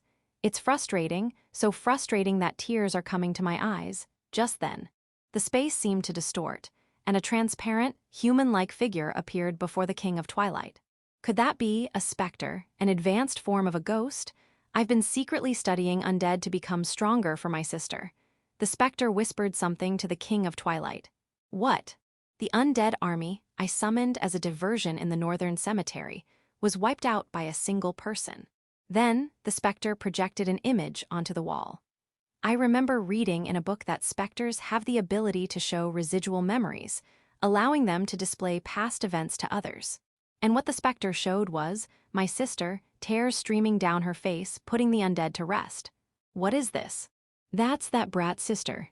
I see. So, the daughter of the former Saintess has the qualities of a Saintess. That's quite troublesome. Isn't this bad? We lured all the influential clergy out of the capital with the diversion, but since we left that letter, that brat might come here. A child with holy power is no big deal. Besides, I have the Saintess Slayer. I don't know what the King of Twilight means by Saintess Slayer, but from the name, I can guess it's something terrifying. It's probably a secret weapon meant to kill my father and mother, who are called heroes. This is dangerous, this is far too dangerous. Is that so? Then I can rest easy, King of Twilight. Shapley rubbed his hands together, flattering him. I truly despise this guy. His shallow attitude is utterly untrustworthy. HMPH. But if the diversion force has been wiped out, the commotion outside might end sooner than expected. It's about time. I'll go retrieve the abyss. Shapley, you stay here. I'll leave some pawns behind. It seems the King of Twilight didn't trust Shapley either. He raised his right hand, and 5 zombies and 5 skeletons entered through the door. They were probably left to keep an eye on Shapley as well. As the stench of decay filled the room, Shapley nodded. Sure, understood. Listen well, Shapley, never betray me. If you do, this is what will happen. The King of Twilight extended his right hand toward a nearby zombie. Then the magic circle, could it be a more advanced mandala array? Engraved on his right arm began to emit a dark aura. That ominous magic, this is really bad. Blast away, soul explosion wave. A black wave shot from his right hand and struck the zombie's right arm. In the next moment, the zombie's entire right side was blown away. What power! What terrifying magic! Shapley, who had just witnessed this horrifying magic, was clearly shaken. What is this terrifying magic? This is the innate magic of the abyss, soul explosion wave. This magic utterly obliterates its target. Eek, but King of Twilight, you can use that innate magic. Yes, I can freely wield even the ultimate innate magic of the abyss, which no one else could replicate. That's right, I am the one who surpasses the abyss. I am the King of Twilight. The zombies and skeletons clapped noisily, their rotting hands making squelching and clattering sounds. Shapley and I just stared at them, dumbfounded. Haha, I understand now. I won't dare defy you. HMPH, make sure you keep a good watch. With those final words to Shapley, the King of Twilight raised one hand. A black smoke erupted, and the King of Twilight's body transformed into a giant bat. The bat flapped its wings and flew out of the warehouse. After a while, once the King of Twilight's presence had completely disappeared, the fake guard, Shapley, let out a sigh. Phew, what a scary guy. Can't betray him easily. Then he grabbed my cheek with his hand and breathed his foul breath on me as he spoke. So, your sister's quite the beauty, huh? How old is she? Not an adult yet, right? She's just about ripe and looks delicious. Still a virgin, I bet. The guard's disgusting grin and vile words made my blood boil. This guy, he's definitely thinking something perverted about my sister. Don't mess with me. I won't let you lay a finger on her. I glared at him with deadly intent, wishing I could kill him. What's with that look, huh? It's fine if I have a little taste, right? I've been working hard after all. The King of Twilight only told me to kidnap the kid. Don't you think I deserve a little bonus? What are you planning? Haha, what do you think? You're just a kid, so you might not get it. It's been a while for me. A noble's daughter, a Saintess candidate, and a virgin sounds perfect. I'm really looking forward to it. You bastard. Just then, with a loud crash, the door to the room burst open. At the same time, a silvery light like moonlight flooded into the room. It can't be. It can't be true. It's not that I didn't consider the possibility. No, I knew my beloved sister would come, but for her to actually come. Give my brother back. At the worst possible moment, my sister appeared all by herself. Chapter 29, Awakening First Half. After reading the note left behind, I immediately headed to the specified location. The reason, of course, was to retrieve Alex. After all, Alex is a valuable S-rank specimen, and currently in the midst of growth. I can't let such an extremely important specimen fall into the hands of a necromancer spouting nonsense about inheriting my past life. To put it simply, it's like having the yakiniku you were grilling snatched by someone sitting next to you. That's just unacceptable. Snatching is evil, right? I arrived at a decrepit, crumbling warehouse in a desolate industrial area. This was the location specified in the note. Naturally, I came alone. Wolf, now that I think about it, where did he go? Useless guy, never around when you need him. Oh well, let's just rush in. Hesitation is a waste of time. Traps. Caution, ignore all that. If I get hurt, I'll just heal myself. I barged into the designated room on the second floor without hesitation. Looking around, I saw Alex tied up with ropes, about 10 zombies and skeletons, and 1 man. He was definitely the guard who came to warn us about the undead attack. Why is he here? First, is Alex okay? As long as he's alive, I can mostly restore him. I hope he's still breathing. Good, Alex is tied up but hasn't been turned into an undead yet. It seems they haven't wasted the specimen, which is a relief. A rare SS rank specimen like Alex, falling into the hands of an amateur necromancer, would be unbearable to witness. Give my brother back, I shouted. Alex is mine. I'm raising him right now. You can't just take him away. Well, speak of the devil flying into the fire like a summer moth, huh? The man who was once a guard taunted. Is he the necromancer? But according to my appraise, he doesn't seem to be. His name is Shapley, and his aptitude is rank B high zombie, not bad, but being a zombie makes him mediocre. But I didn't expect you to come alone. Lucky me. Sister, run away. Let's sick the zombies and skeletons on her. Go get her. The zombies and skeletons rushed toward me. I welcomed them with a smile. But, clatter, clatter. As expected, they were purified the moment they got close. What a pity. What the hell are you? Oh, right, you took out over 100 of them in that footage earlier. To think you can turn undead, without any protection, you're something else. That's a misunderstanding. I didn't turn undead.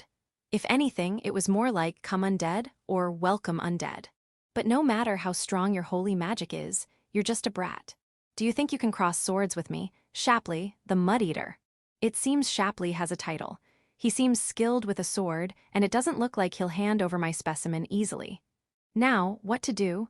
I rushed in without much thought. I guess I can't stay calm when a valuable specimen is involved. I need to reflect on that. Wait, don't touch my sister. Huh, what are you saying, you little brat? I said don't touch my sister. While I was hesitating, Alex started resisting. Oh, this is good. If he resists enough to get half killed, I can heal him. You're an idiot, kid. Your big sister is about to be beep by me. What? Oh my, am I going to be beep? Beep, come to think of it, I never experienced that in my past life either. Now that I've been reborn as a woman, I guess I won't get to enjoy it as a man. So just sit there and watch your big sister climb the ladder to adulthood. Jayahatha. Detect. Huh, what's up, brat? Crying. I'll protect my sister. Huh, what are you gonna do, tied up like that? I'll protect my sister, even if it costs me my life. That's when it happened. Suddenly, Alex's forehead began to glow. The next moment, Alex tore through the ropes with his bare hands. A glowing emblem-like mark appeared on his forehead. That strange emblem, I've seen it in a book before. It's a special gift, granted only to those recognized by the gods as having the power to save the world. The name of that gift is the Light of the Hero. If Alex has been bestowed with a new gift. I shielded my eyes from the brightness and appraised Alex. Alexi Albert. Age, 10. Gender, male. Specimen rank, C2A. Gift, the Light of the Hero, new. Compatible undead. Skeleton childborn C, 100%. Death Knight Jr. B, 92%. Skeleton Infinity S, 62%. Bravery Skeleton SS, 3%. Oh, Alex has indeed manifested the gift of the Light of the Hero. This means he has hidden talent recognized by the gods as a hero. In fact, his previously hidden undead compatibility is now visible. The conditions for the SS rank ultra-rare undead, Bravely Skeleton, have been unlocked. I've finally obtained my third SS rank specimen. Ah, Alex, you're amazing. You've awakened, haven't you? This is the first time I've witnessed a specimen's evolution. This is truly moving. After all, it completely overturned the preconceptions I had held until now. But what a turn of events! I never expected Alex to become such a remarkable specimen. I really need to rethink a lot of things.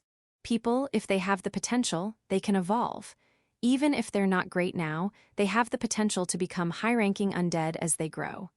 W, what the hell is that light? Shapley is panicking and shouting. Sadly, he has no potential for growth. It seems only young minors can evolve as specimens. Once you become an adult, your mana stops growing, and so does your potential as a specimen. Well, a zombie is just a zombie. I've lost interest in him. Alex, on the other hand. I can't let such a valuable specimen go. Meanwhile, Alex, trembling with anger, is glaring at Shapley. Perish, villain. Why, you bastard? Alex lunged at Shapley, who was armed with his bare fists. Oh, this looks like it'll cause serious injury. Perfect. But then. Take this. He. Alex's bare fists shattered Shapley's weapon. Not only that, but the force also blew off one of Shapley's arms. The gift, the Light of the Hero, what kind of power does it hold? Jaya. Shapley, writhing in agony, was sent flying. Meanwhile, Alex. Sister, I did it. He smiled at me as he spoke. The glow on his forehead faded and disappeared completely. It seems he's exhausted and slowly collapsing forward. I rushed over. And then, I let him fall right past me. Huh, sis. Thud, a dull sound as Alex hit the ground. It seems he couldn't break his fall properly and passed out. Well, he just overexerted himself. He's not seriously hurt. I'll leave him be. What's more important is this. God damn it. Shapley is writhing in agony, his right arm blown off by Alex. Ah, it's been a while since I've seen such a big catch. Wonderful. I'll enjoy this thoroughly. Why, you brat? What are you gonna do? Finish me off. Be quiet. I ignored Shapley's groans and cast a healing spell. Healing Magic Activate Treat. It's been a while since I've healed a limb loss. The injury was severe, so my mana was drained rapidly, and with it, an indescribable pleasure coursed through my body. Ah, how delightful. After a while, Shapley, fully healed, stared blankly at his restored right hand. Yes, I did a good job. They're all done. Thank you for the meal. Snapping out of his daze, Shapley thrust his right hand forward and approached me. Huh, hey, why the hell did you heal me? What's the point? I mean, I hate to say it, but you just ruined your brother's hard work. Brother's hard work? What's that about? More importantly, could you stop shouting so close? Your spit is flying everywhere. Section. Audiobook by Masquerade at Masquerade Audiobooks. Chapter 30, Awakening Second Half. Hey, why the hell are you healing me, huh? I don't get it at all. I mean, I hate to say it myself, but aren't you just ruining all your little brother's hard work? Shapley spat as he closed in on me. How utterly disgusting. To begin with, I don't even understand why this man is yelling at me. Why am I being scolded? Hey, do you even get what's going on? Don't give me that clueless look. I'm a villain, you hear me? A villain? You can't just go around healing villains like it's nothing. I don't get it. I heal anyone who's injured, no matter who they are. After all, time is finite, right? If I miss this chance, who knows when I'll get another opportunity to strengthen my magic. Ha, why do I have to be the one lecturing you? Hey, are you just an endless idiot? Or are you some kind of saintess for real? I am not a saintess, do not call me that again. Ha, you're really throwing me off here. Shapley muttered to himself while rubbing his temples. What a rude attitude. Well, whatever, I'm a bit thrown off, but I'll do what I came here to do. You're gonna regret healing me, Shapley the Mud Eater, for the rest of your life. And if you're gonna blame anyone, blame your own messed up brain. With a menacing tone, Shapley closed the distance between us. All right, I'll gratefully take what's mine. Make sure you chirp cutely when I beep you, okay? He grabbed my hand. Zap, and then he tore my clothes at the shoulder. Ah, the lovely dress Anna Mary gave me. Cry, scream, shout, but no one's coming to save you, hi ha ha ha. Honestly, I don't care much, but having my favorite dress torn is genuinely annoying. He's irritating, so irritating. I hate zombies, but maybe I should turn this guy into an undead. It's true that I can only use healing magic right now, but still.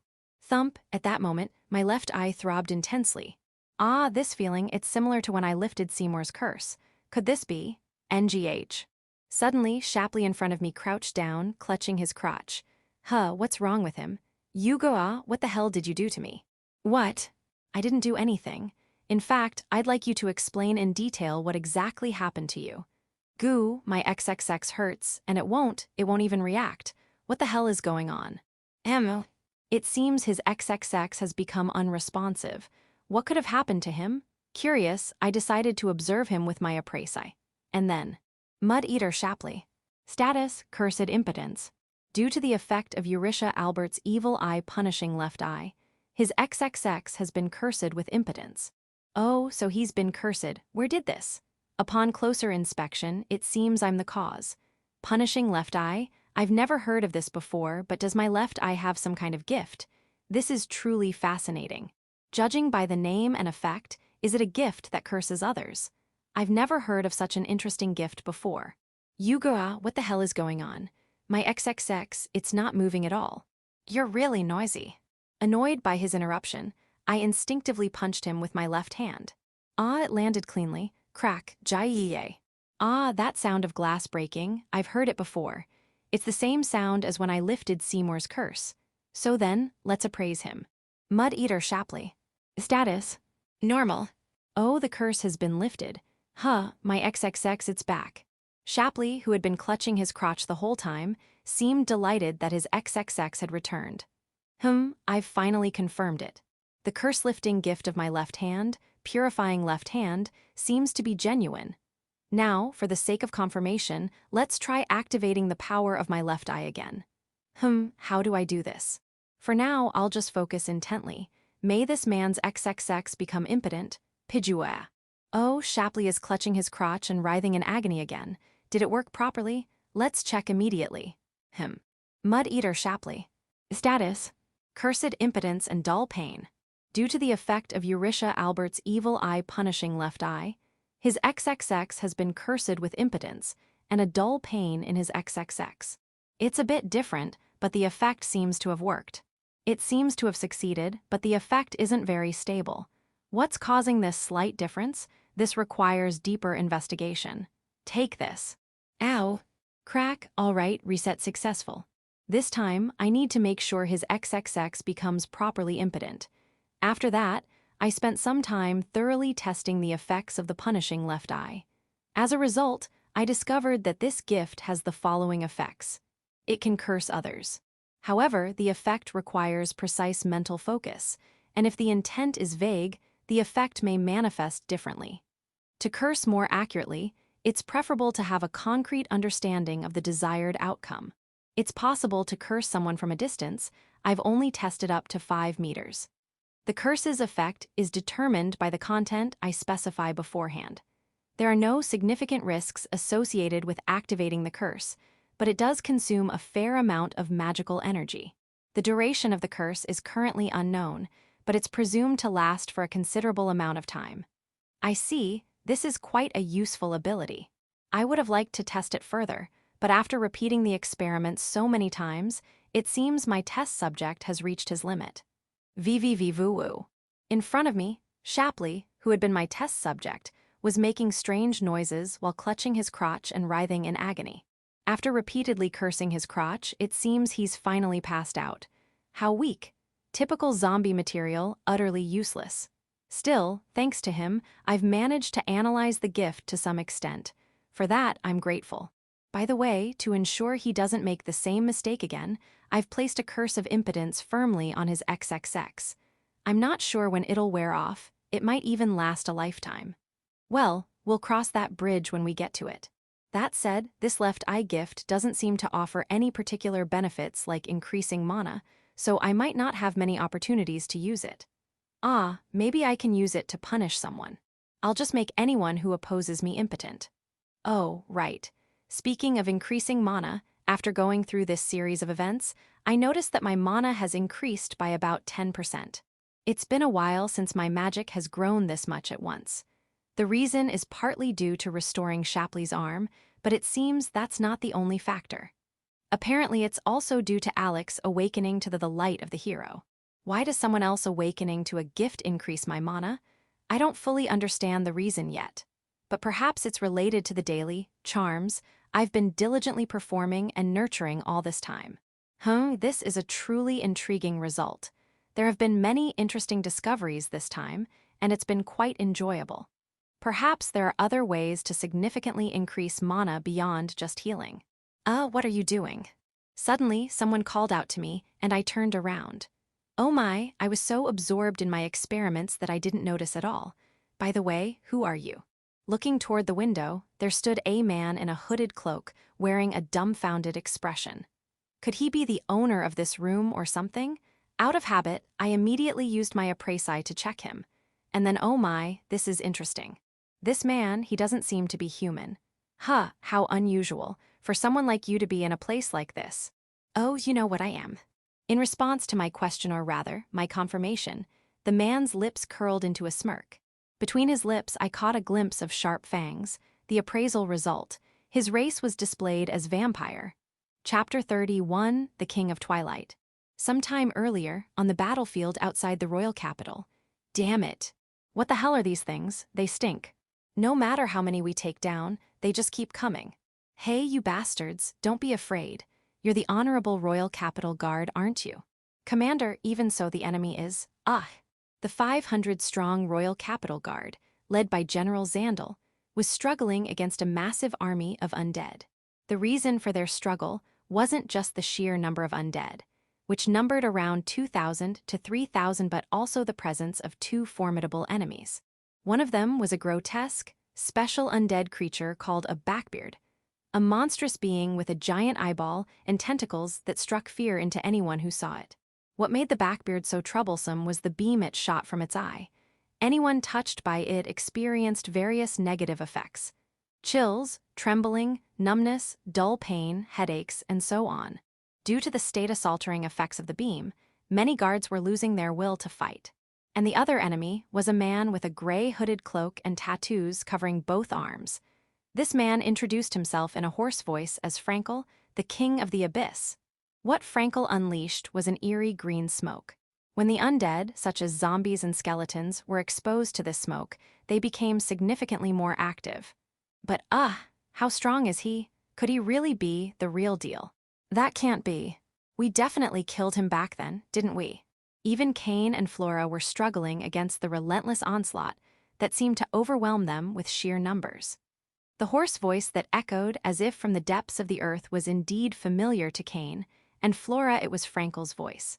But trying to get closer to confirm was no easy task, as they were faced with a massive wave of undead. Damn it, Flora, can't you do something about that eyeball monster at least? Impossible, the Backbeard is an S-rank special undead. It's closer to a magical creature than an undead. That's why turn undead doesn't work on it. The guards, though well-trained under their commander, known as the Demon General, were struggling to show their true capabilities in the face of such overwhelming numbers. While there were no fatalities yet, injuries were mounting, and Flora couldn't focus on using turn undead effectively. Commander, is there no reinforcements? None. What about the Royal Capital Defense Force, or the Army? The Army is busy dealing with other issues. Apparently, undead have appeared in 4 other locations. On top of that, they're also coming out of the Royal Cemetery, so the few guards we have left are dealing with that. In fact, they're asking for reinforcements. The Royal Capital Defense Force, those cowards would never leave the capital. The Royal Capital Defense Force, as the name suggests, is a unit tasked with protecting the capital, especially the nobles. As such, many of its members are from noble families, and they rarely venture to the front lines. This has earned them the derisive nickname Mole Rats from frontline troops like Xandal. More importantly, Cain. Is that really the real King of the Abyss? I don't know. I definitely defeated him 12 years ago. Back then, I properly sanctified his body and turned even his bones to ash. Then what the hell is that thing? I know that yellow smoke, it's Frankel's signature undead enhancing technique. Zombie smoke. That's right, but staying here won't solve anything. Commander, I'm going to charge in. With his resolve firm, Cain tightly gripped his sword and plunged into the heart of the enemy forces. Though he was blocked by undead along the way, he pushed through with the ferocity of a demon. But, Jijigi, corrosion beam. Hey. Cain tried to deflect the beam fired from the Blackbeard's giant eyeball, but his sword corroded instantly and crumbled to pieces. Now unarmed, Cain was in a dangerous position. Frankel and the Blackbeard, that combination is a real pains. But Cain wasn't one to give up after a single setback. After receiving a spare sword from his subordinate, Sephir, he prepared to charge in again. At that moment, Fuahaha, even the great hero, the Sword Emperor Knight, seems helpless against my pawns. A figure cloaked in a black mantle descended from the sky, landing before Frankel and the Blackbeard. Who the hell are you? Me, I am Nebulos, the King of Twilight. I am the master of the Frankel zombie and the Blackbeard here, and I will become the next generation's King of Necromancers. Nebulos, the King of Twilight. His true identity was that of an extremely rare special undead vampire. The characteristics of a vampire. They are immune to exorcism magic, and unlike most undead, they can grow and develop. As such, vampires are considered more akin to a form of life rather than mere undead. They also possess a special ability, the power to transform into bats, making them notoriously elusive. Nebulos was a naturally born vampire, one of the so-called true ancestors. However, he was only about 20 years old, which made him relatively young or even childish for a vampire. This fact had become a source of inferiority for him. Shortly after his birth, driven by his desire to overcome this inferiority, he challenged the necromancer feared as the strongest, supreme, and most terrifying, the apex SSS rank undead Nosferat known as Hades, the End, Profundum. This resulted in his instant defeat and capture. But Hades did not dominate him. Instead, for reasons unknown, he took Nebulos as his disciple and taught him his necromantic arts.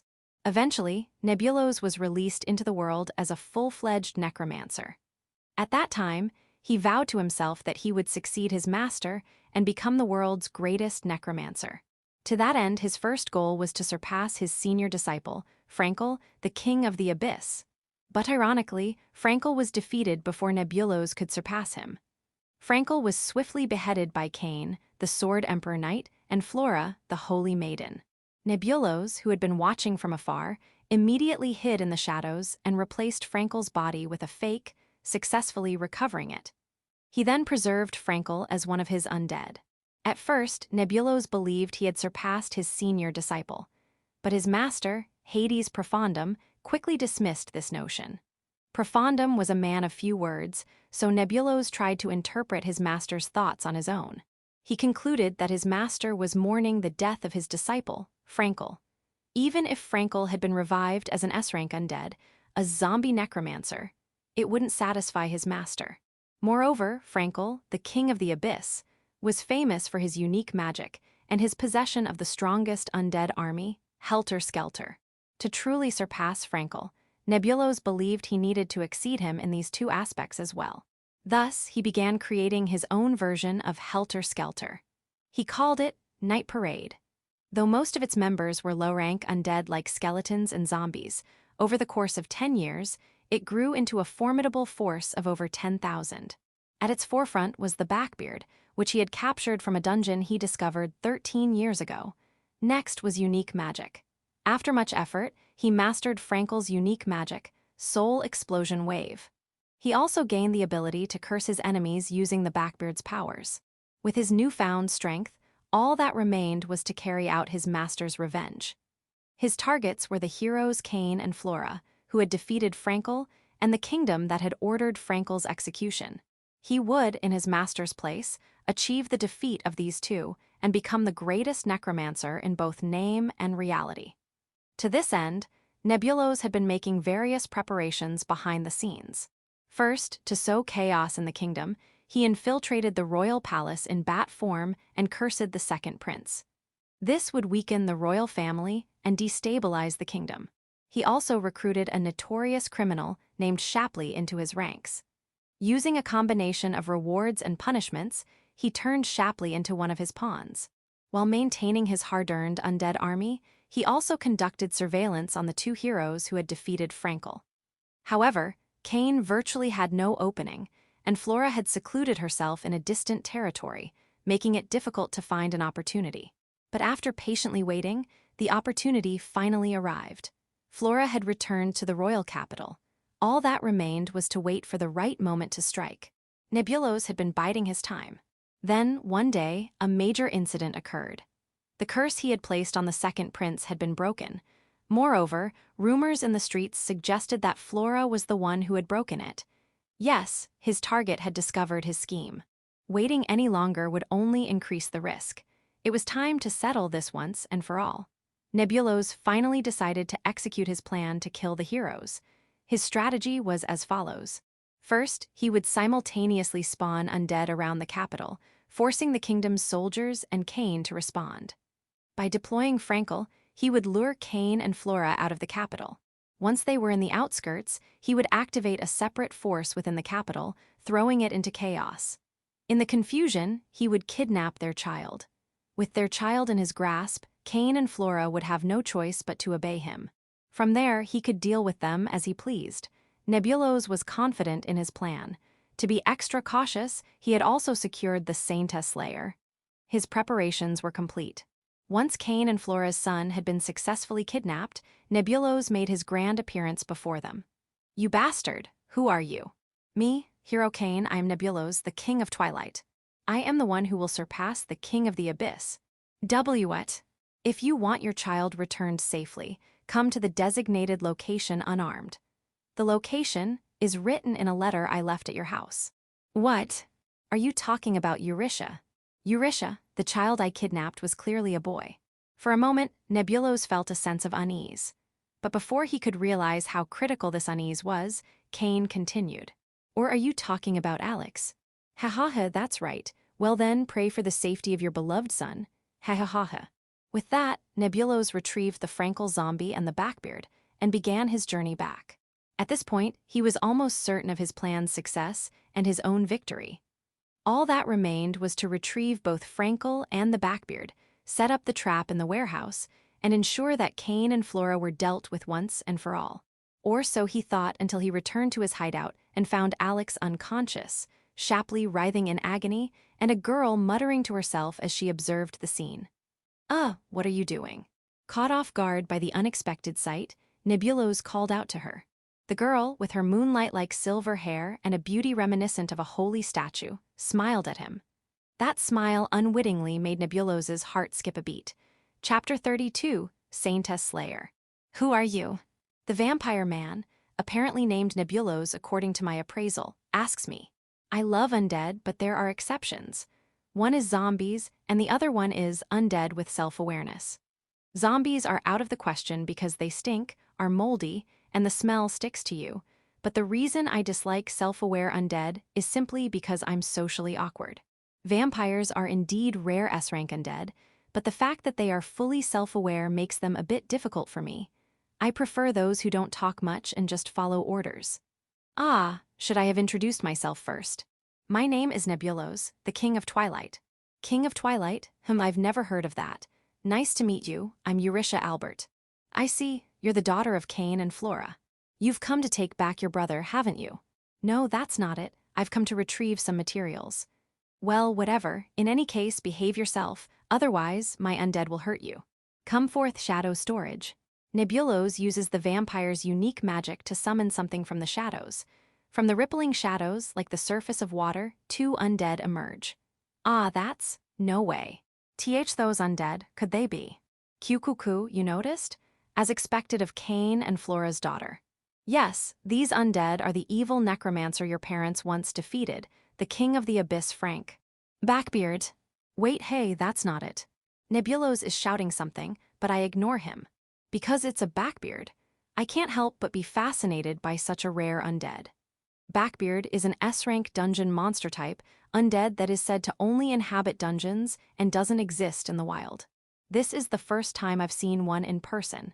Hey, miss, aren't you interested in this undead over here? Not really. Indeed, the undead next to it is an A-rank zombie necromancer, which is quite valuable. I remember that it requires a fairly high-level necromancer as a base to create, but it's still a zombie. The fact that it's a zombie means it's not my target. I have no interest in it. This one is the zombie of King of the Abyss Frankel. Oh, well, isn't that my past life's body? I thought it had long been purified by Cain and Flora, turned to ash and rendered unusable. It's been a while, hasn't it?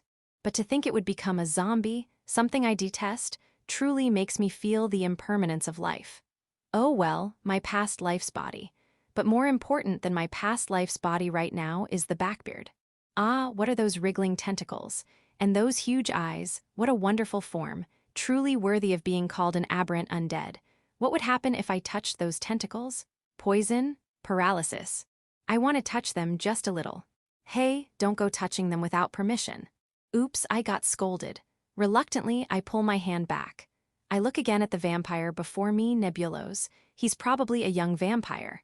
The face that appeared from under the hood was younger than I expected, a beautiful boy around my age.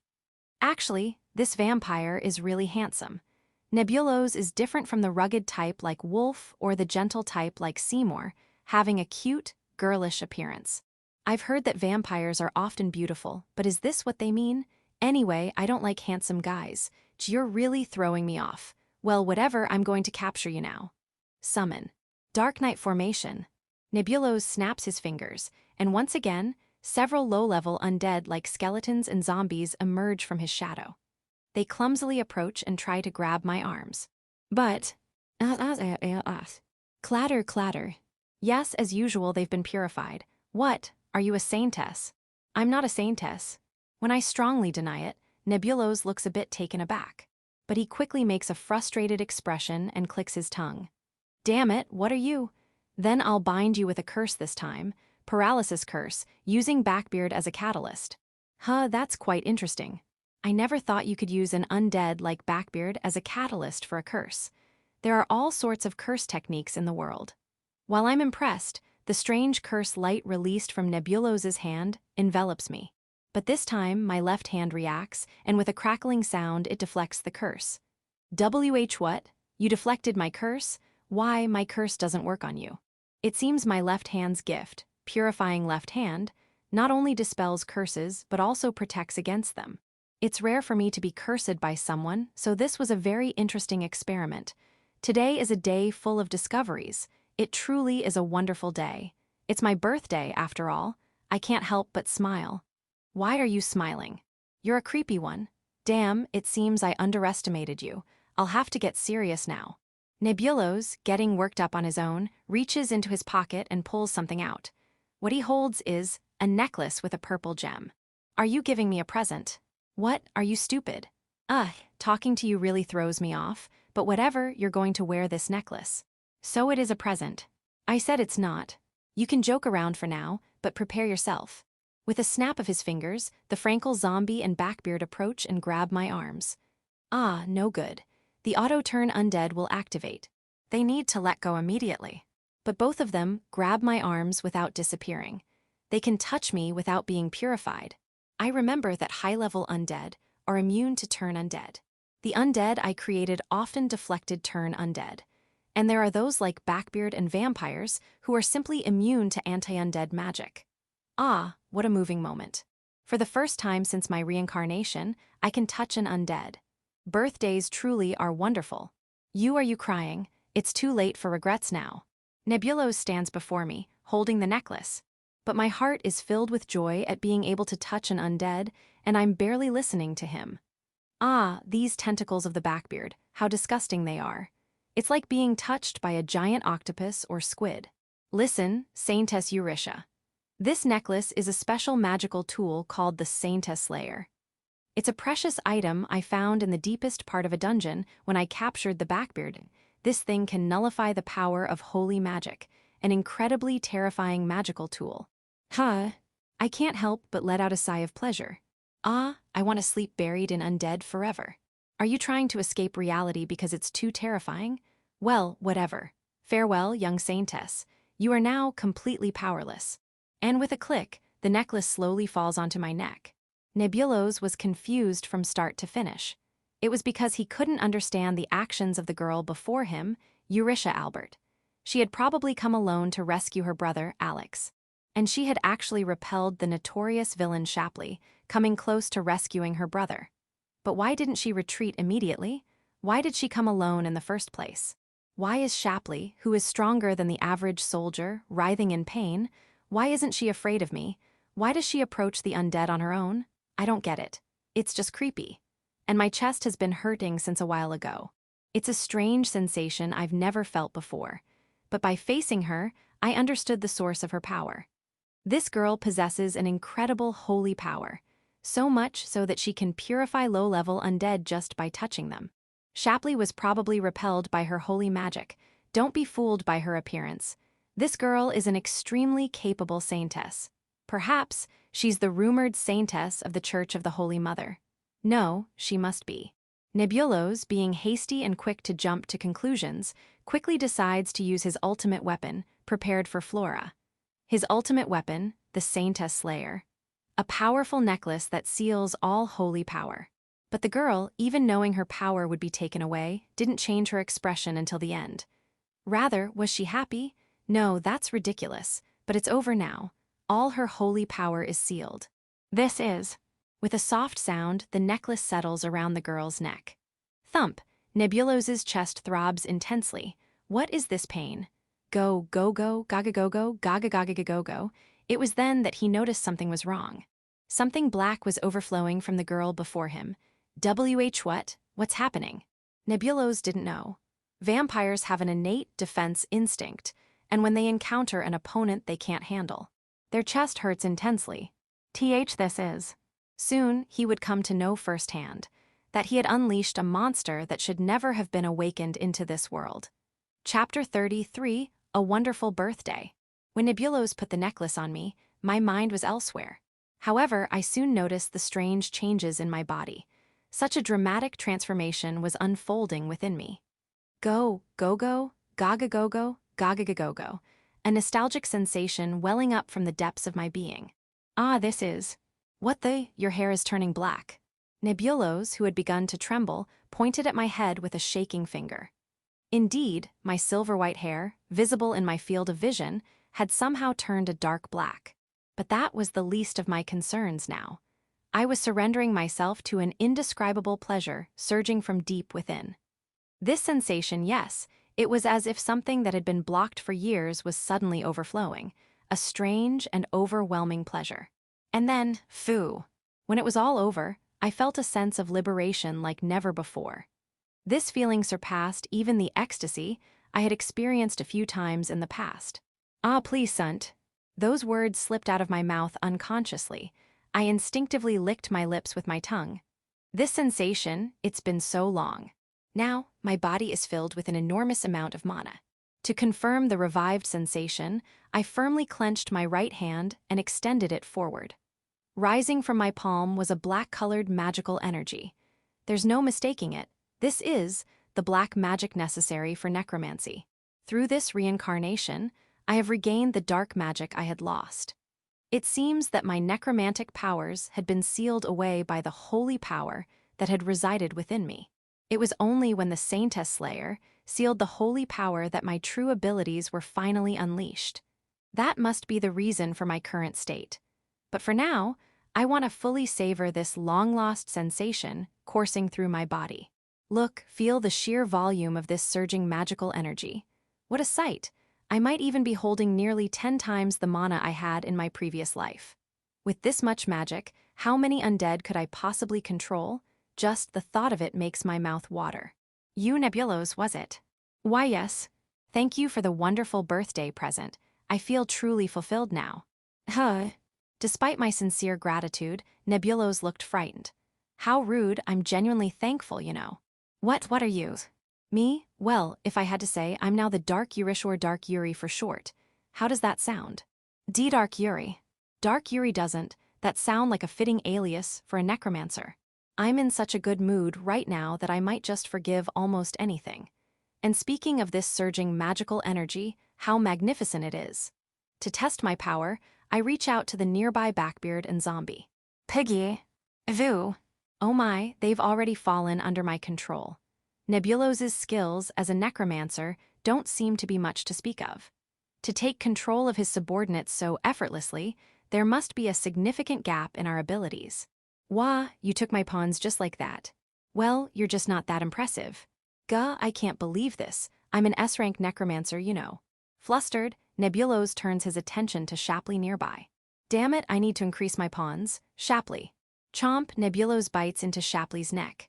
Gulp, gulp. Oh, so that's the rumored act of vampirism, which means now.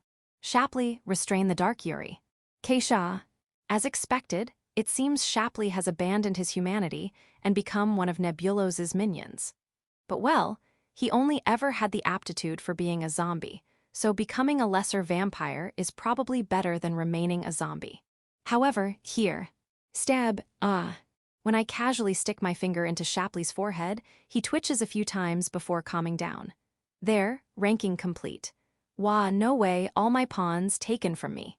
I position Shapley on my right and Backbeard on my left. Yes, having undead by my side feels absolutely fantastic. The zombie? It's a bit smelly, so I've placed it a little further away. After all, any body that rots becomes a zombie. There, I've just coined a phrase: when it rots, it's a zombie. Remember that, it's important.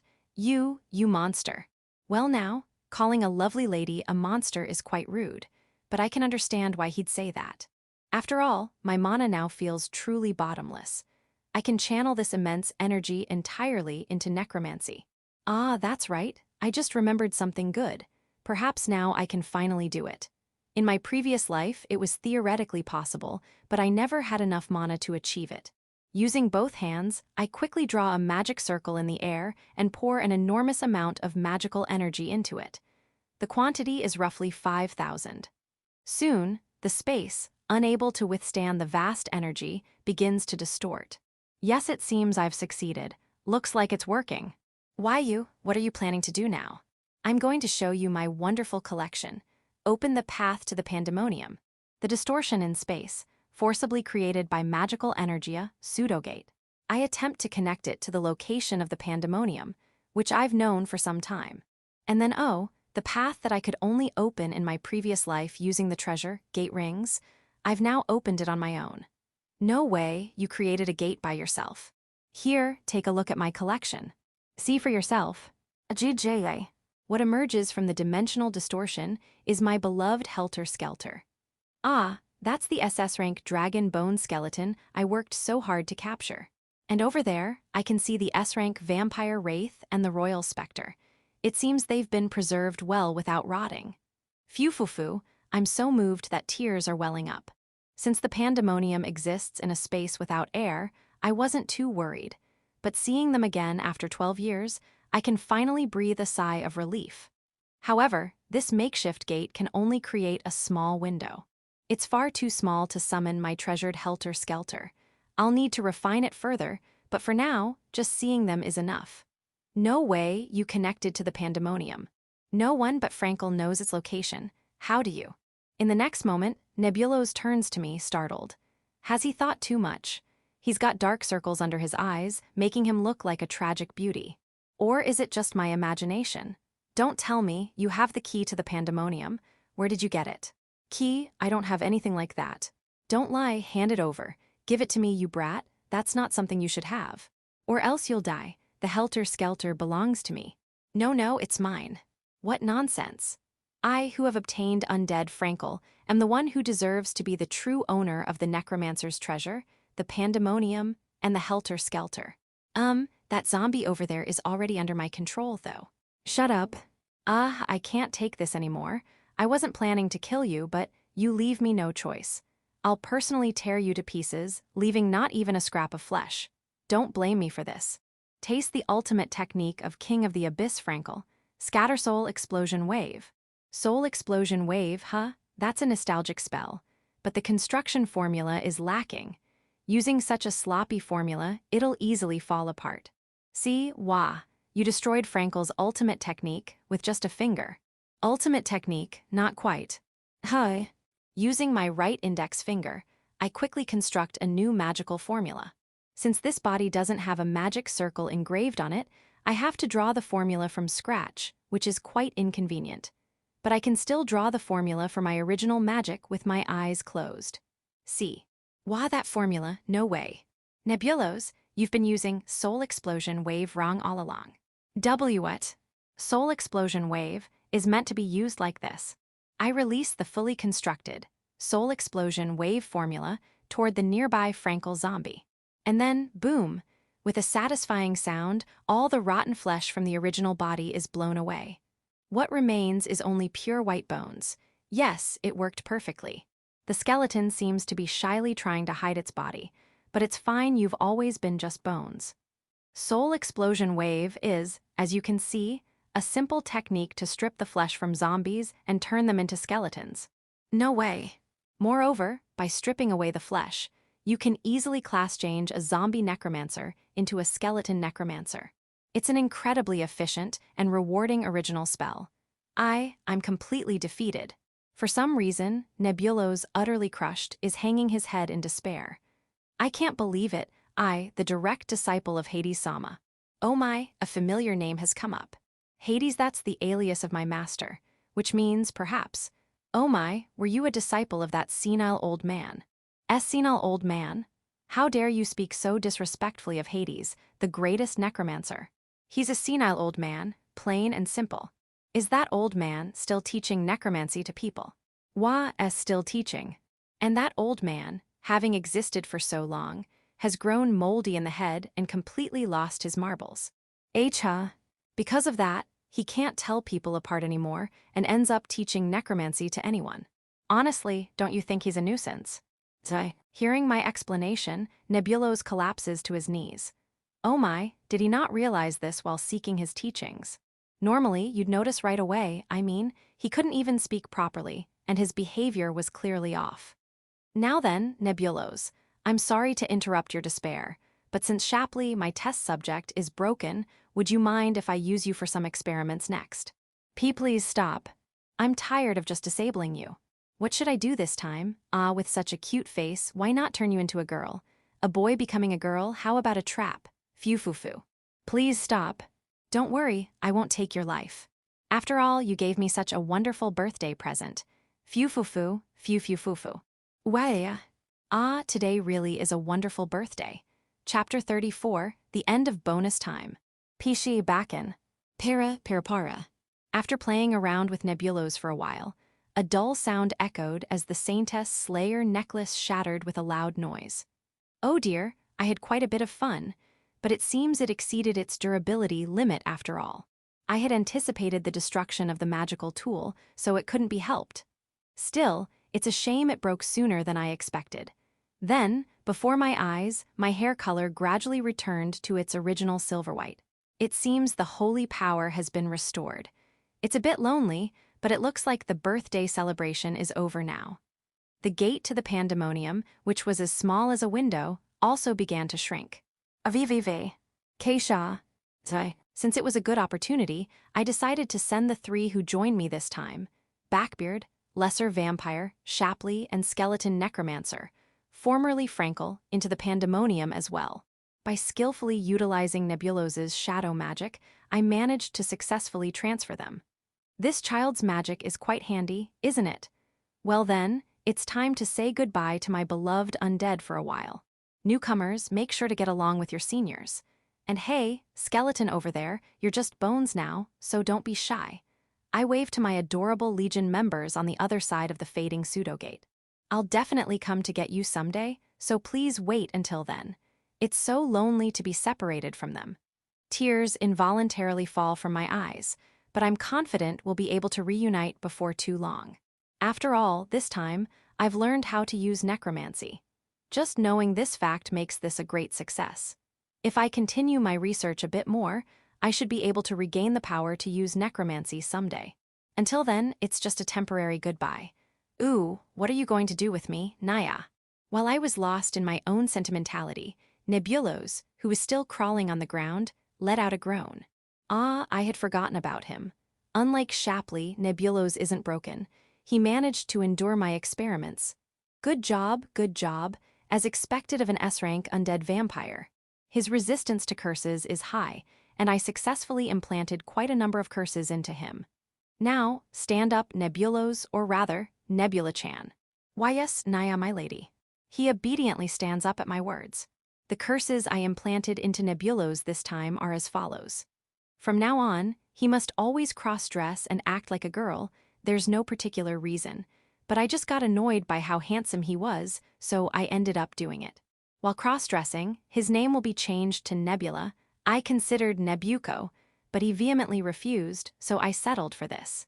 His first-person pronoun will be Boku, using or while cross-dressing just doesn't work. No blood-sucking, it'd be troublesome if he started creating more familiars. He must not directly harm me or my family, just as a precaution. He must add Naya to the end of his sentences, just a bonus. No particular reason, just a whim. He must absolutely obey my commands. These are in order of priority, but the cross-dressing being the top priority is just for fun.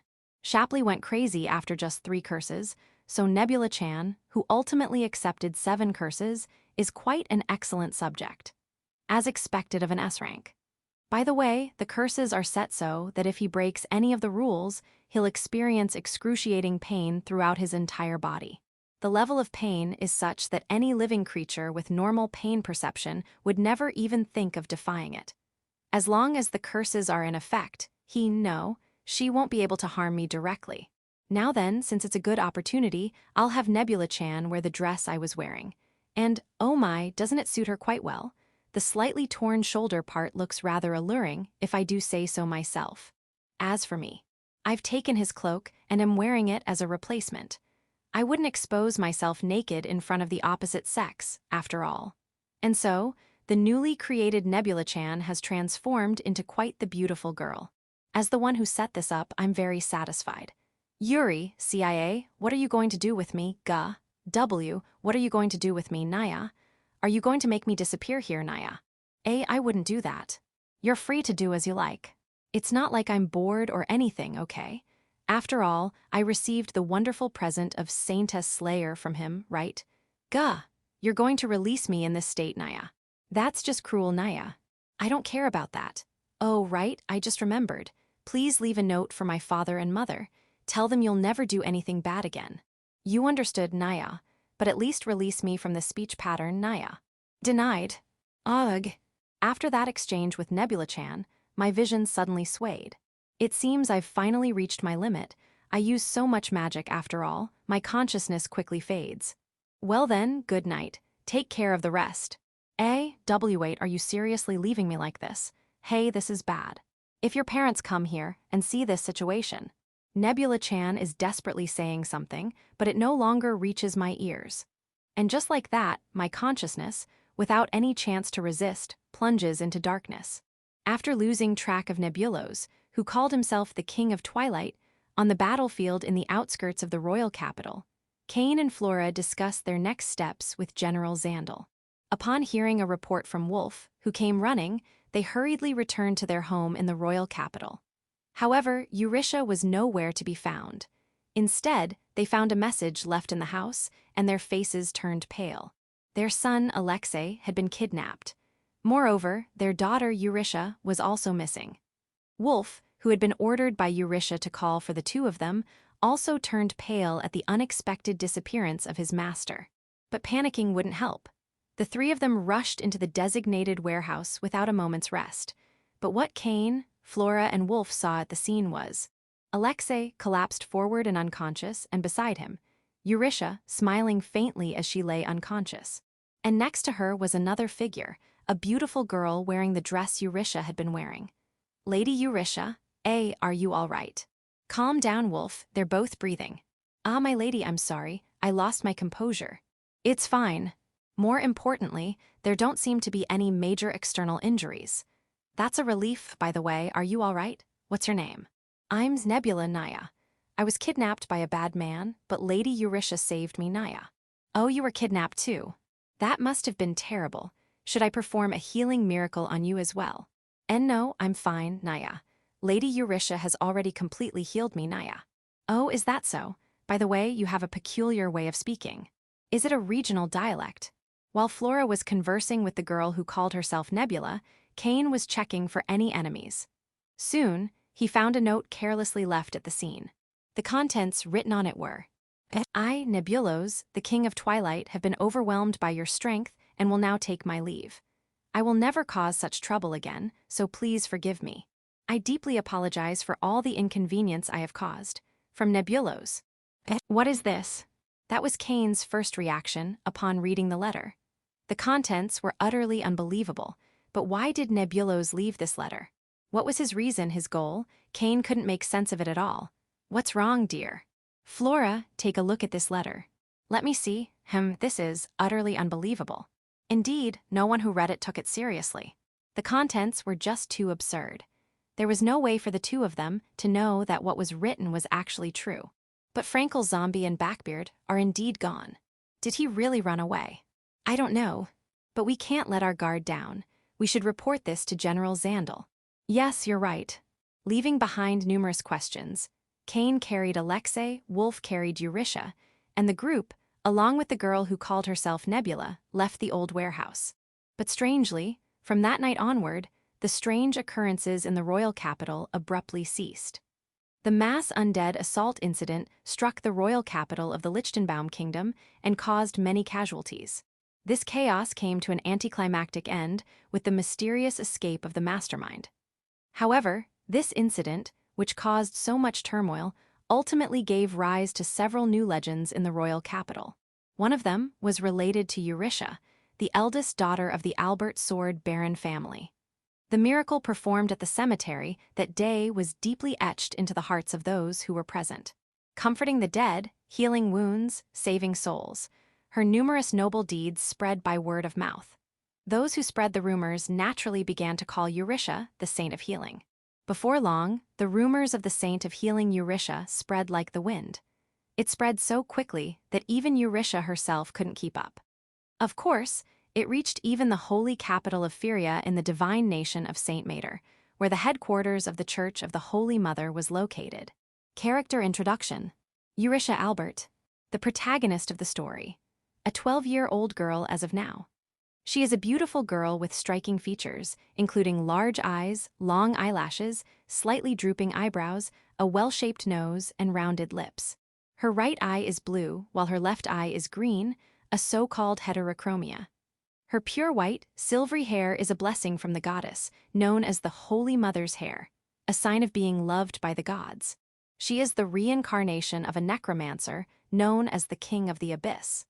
After failing in a secret ritual to become the undead king, she was reincarnated into the womb of Flora, who was nearby at the time. As a result, she has a rather twisted sense of values. Healing magic is a means to increase her own mana. She evaluates people based on their undead compatibility. She believes handsome men should die. Casting grand magic gives her ecstasy.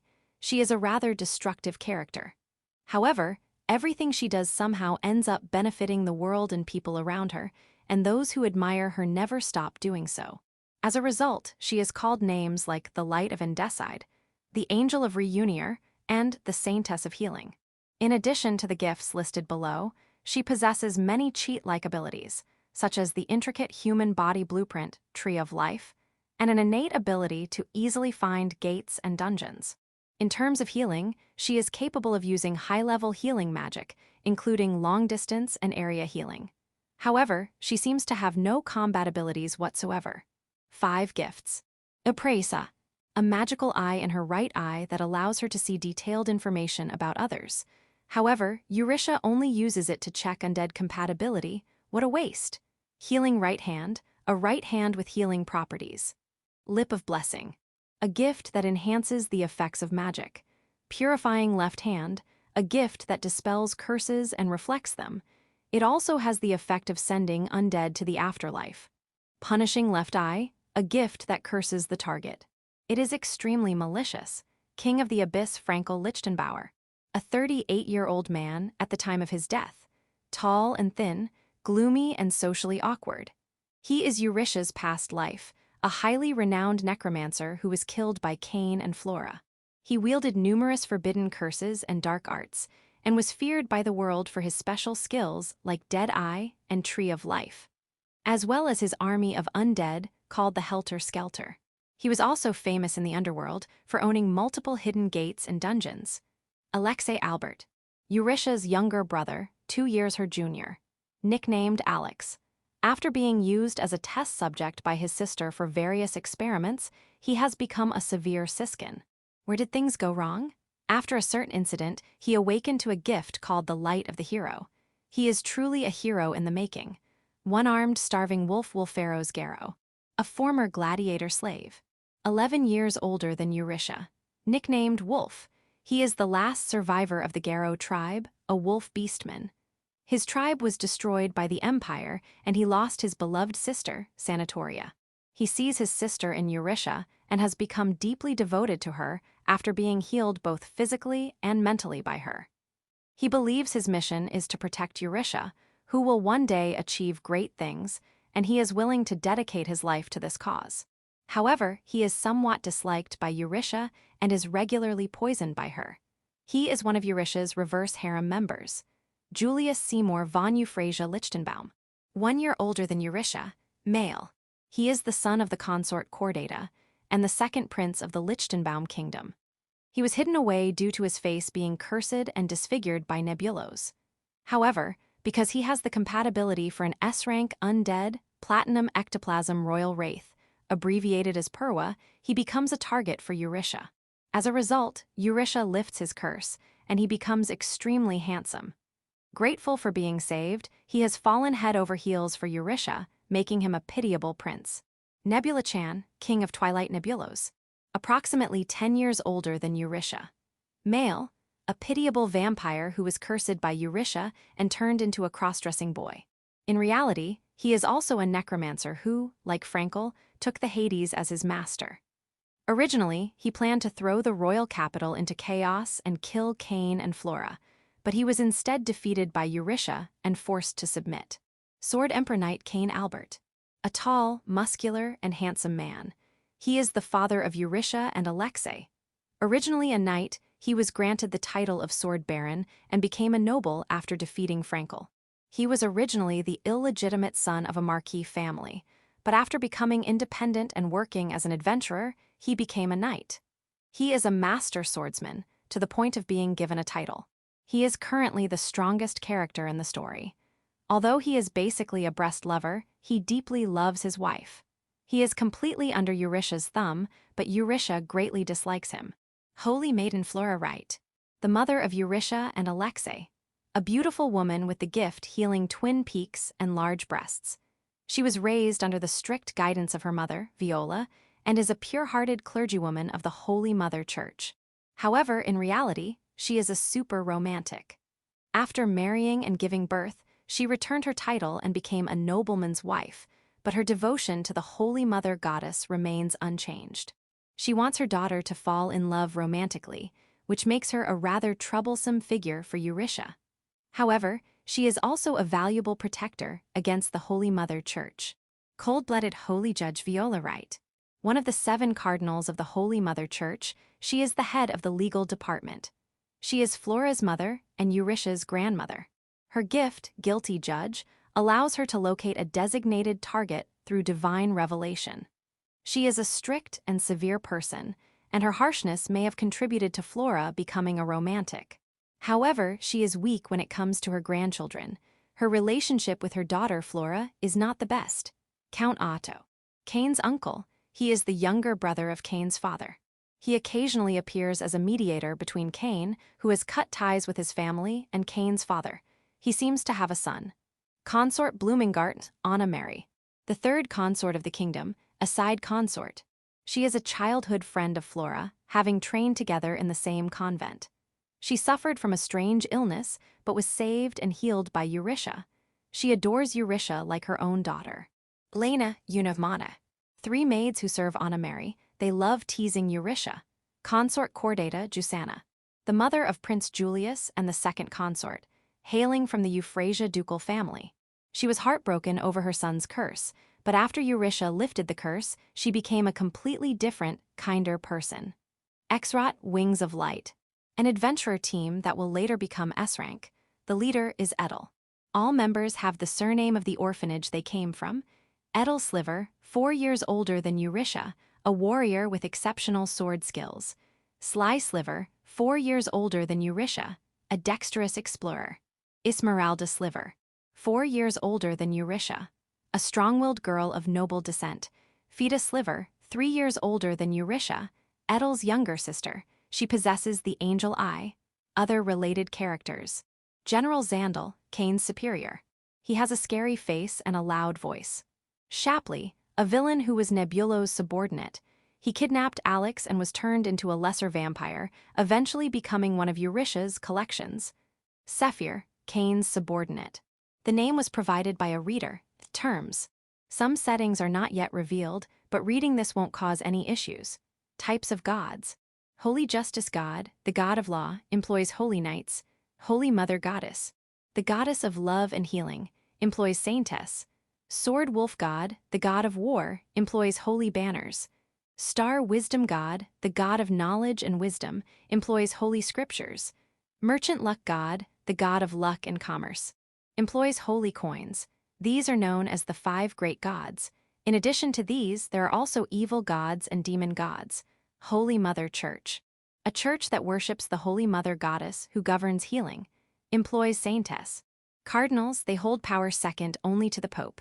There are 7 of them. Viola is one of them. Cold-blooded Holy Judge Viola Wright. Sage of Holy Wisdom Cordes Boffman. Golden Eminence Elmhir Londium Southampton. Model of Discipline Emeraldus Soler. Saintess. A title given to teenage girls with healing powers, as recognized by the Holy Mother Church. They lose the title if they marry. There are currently about 10 Saintess, including the Maiden of Power. Light of the Hero. A special gift said to be chosen by the gods. When this gift awakens, overall abilities and all combat-related skills improve. It's quite a cheat. Kingdom. The country where Eurytia lives. Its official name is the Lichtenbaum Kingdom. The royal castle is Schwanschloss, also known as the White Egret Castle. End Forest. A forest that spreads to the east of the kingdom. It is not very large and has few dangers. Endeside. A village located near the End Forest. It is the territory of the Albert Sword Baron family. Residents of Endeside. Darien, the former village chief of Endeside, deceased. Jimmy. Darien's son and the current village chief. Middle-aged. Baldo, a migrant, a bear beastman with great strength. Rabia, a migrant, a rabbit beastman. Marquis Barbarossa. Wolf's former slave master. He has a bad relationship with Cain. A blonde pig bastard, Duke Euphrasia. The head of the faction that Marquis Barbarossa belongs to. He is also the home of Consort Chordata, and after the incident with Prince Julius, he took a liking to the Albert family and brought them into his faction. Divine Nation of Saint Mater. A country where the headquarters of the 5 great gods are located. It is a religious nation ruled by a grand pope who is elected from among the popes of each religion. Commonly known as the Divine Nation. The capital is the divine city of Fyria. Grand Church Ecclesia, the headquarters of the Holy Mother Church located in the divine city of Fyria. Empire. A country focused on military power. It destroyed Wolf's homeland. Its official name is Federation. A nation formed by a union of several small countries. It is a republic. Otherworldly space. A distortion in space, caused by the rampage of natural magical energy. The exact mechanism is unknown. If there is an exit, it becomes a gate. If there is no exit, it becomes a dungeon. Gate. A warp path that naturally occurs due to spatial distortion. You won't know where it leads until you enter. Famous gates are usually managed by the state or corporations and require a fee to use. Occasionally, unknown gates are discovered. Dungeon, an otherworldly space that naturally occurs due to spatial distortion. It is inhabited by creatures known as monsters. Various materials that can only be obtained here are produced in the form of cards. As a result, they are more valuable than mines and are primarily managed by states or large corporations, which periodically harvest the materials. Monsters, strange creatures that inhabit the otherworld. They disappear when killed and occasionally drop cards. Hidden plot points, behind-the-scenes settings. Helter-Skelter, an undead army that Frankel has hidden in a secret place called the Pandemonium. It is filled with extremely dangerous undead, capable of destroying an entire country. Members: SS rank, Dragon Bone Zombie. S rank, Backbeard Vampire Wraith, Royal Spectre.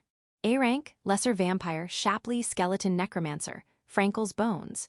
Pandemonium, the dungeon where Frankel hides his helter-skelter. Its location is unknown, and necromancers are desperately searching for it. It is said to be located in a place with no air. Hades the End Profundum, Frankel's master, also Nebulo's master. A necromancer feared as the strongest, highest, and most terrifying. He is also said to be a Nosferatu. Currently, he is the only SSS rank undead in the story. According to Eurisha, he is just a senile old man. Ancient Great Saintess, a being that Frankel resurrected but could not control, so he abandoned her. Why did he abandon her? Maiden of Power. A current saint, she is said to be strong-willed. Magic and magic circles. Magic is activated by specific movements of magical energy.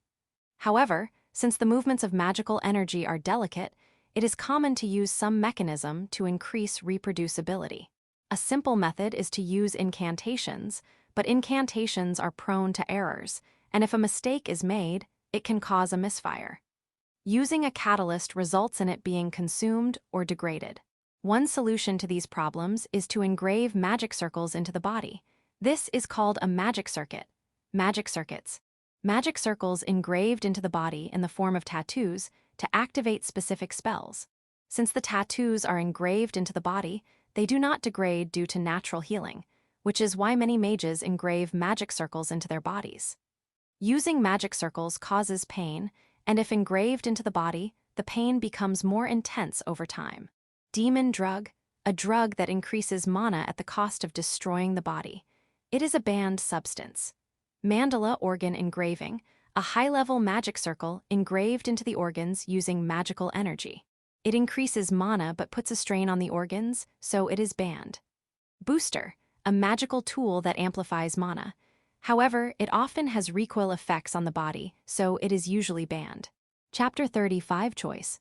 This is the Grand Church Ecclesia, the headquarters of the Holy Mother Church located in the holy capital of Fyria, within the divine nation of Saint Mater.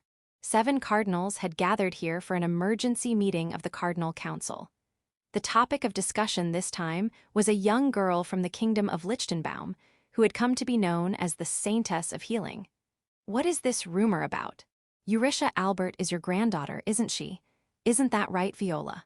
I know, Cordes. Viola right? Questioned by Cordes Boffman, the sage of holy wisdom, glared back with an extremely stern expression. But Viola said nothing more. After all, the subject of this rumor was undoubtedly her beloved granddaughter, whom she had known since birth. But had that child really purified 100 undead? She had heard from her daughter that the girl had no talent for saintesshood. Various thoughts raced through her mind, but for now she had already decided on her response. I'll go. I'll see it with my own eyes. Make sure you do it properly, all right? If you've overlooked your own granddaughter, even I will have to reconsider some things. Viola clicked her tongue in annoyance at the sarcastic remark from Golden Eminence Elmire Londium Southampton. Elmire, whose own granddaughter had become a saintess, was now one step ahead in the race for the next pope. Naturally, he wanted to eliminate his rivals as much as possible. Here, he was aggressively criticizing Viola, but for him, it was a win-win situation. If Eurisha truly had the qualifications of a saintess, he could accuse Viola of lying and covering it up. If she didn't, then Eurisha wouldn't be a rival anyway. Either way, it was a plus for Elmire. Don't worry, This time, I'll use my gift to confirm it properly. But at Viola's low, determined voice, Elmire couldn't help but flinch. Her eyes showed a resolve that was unshakable. She's my granddaughter. I'll be the one to judge her properly. Nebula Chan, who had been conveniently collected along with me, stubbornly pushed through the narrative of being an orphaned girl kidnapped by villains, and ended up being taken in by our household. By taken in, I don't mean as a pet, but as a maid attached to me. Essentially, she's being treated the same as Wolf. Nebula-chan, you really managed to sneak in, huh? Leaving me alone would have been too cruel, Naya. I want you to take responsibility, Naya. She's quite noisy, but of course I ignore her. Still, the punishing left eye is really convenient. With this gift, even undead with self-awareness become obedient servants who follow my orders. Moreover, Nebula-chan, despite her appearance, is a special type of undead, a vampire. This allows me to legally keep an undead close by, which is a fantastic outcome. That said, since I'm taking her in, I'll need to properly train her. Understand, you must keep everything about Dark Yuri a secret. Otherwise, you know what will happen, right? Why, yes, I understand, Naya. Yes, that should seal her lips perfectly. From now on, as I continue my research into necromancy, having just me alone would limit my freedom in many ways, so I had been wanting someone to assist me. Wolf isn't a bad choice, but having someone of the same kind would be easier and less troublesome. In that regard, Nebula-chan is ideal, a necromancer, an undead, and a girl in appearance. Plus, since she already knows about Dark Yuri, it makes communication smoother. At first, I thought this would be a hassle, but it turns out I made a great find. On top of that, having Nebula-chan close by allows me to confirm the ongoing effects of the curse, so it's a win-win situation. That said, your Naya speech tick is kind of gross. You decided it, Naya. That's too much, Naya. Well, if it bothers me, I can always change the type of curse. Now, as a result of the series of events Nebula-chan set in motion, various things have started happening around me. First, there's my brother Alex, who awakened to the gift known as the Light of the Hero. It seems he's going to start attending school. Apparently, there's a night school, and he's been allowed to skip grades and enroll there. That's amazing, Alex. Skipping grades to enter the night school is a huge honor, said Kane. But this power of mine is meant to protect Big Sister. Right? I made it seem like Alex was the one who defeated the kidnapper, Shapley. In reality, Shapley has become a lesser vampire and is now part of my collection, but that's a secret. Big Sister is a special person. It feels like she'll save the world someday. That's why I want to become stronger. I understand that feeling, but if that's the case, you should definitely go to the night school. There are plenty of strong people there. Maybe Alex plans to help me with my collection in the future. If so, he's quite the capable little brother. As his sister, I couldn't be happier. All right, then I'll become the strongest there, stronger than Father and Wolf. That's the spirit. Become a strong man who can protect your sister. Yes. By the way, the second prince is among your peers, so make sure you don't cause any trouble. The second prince.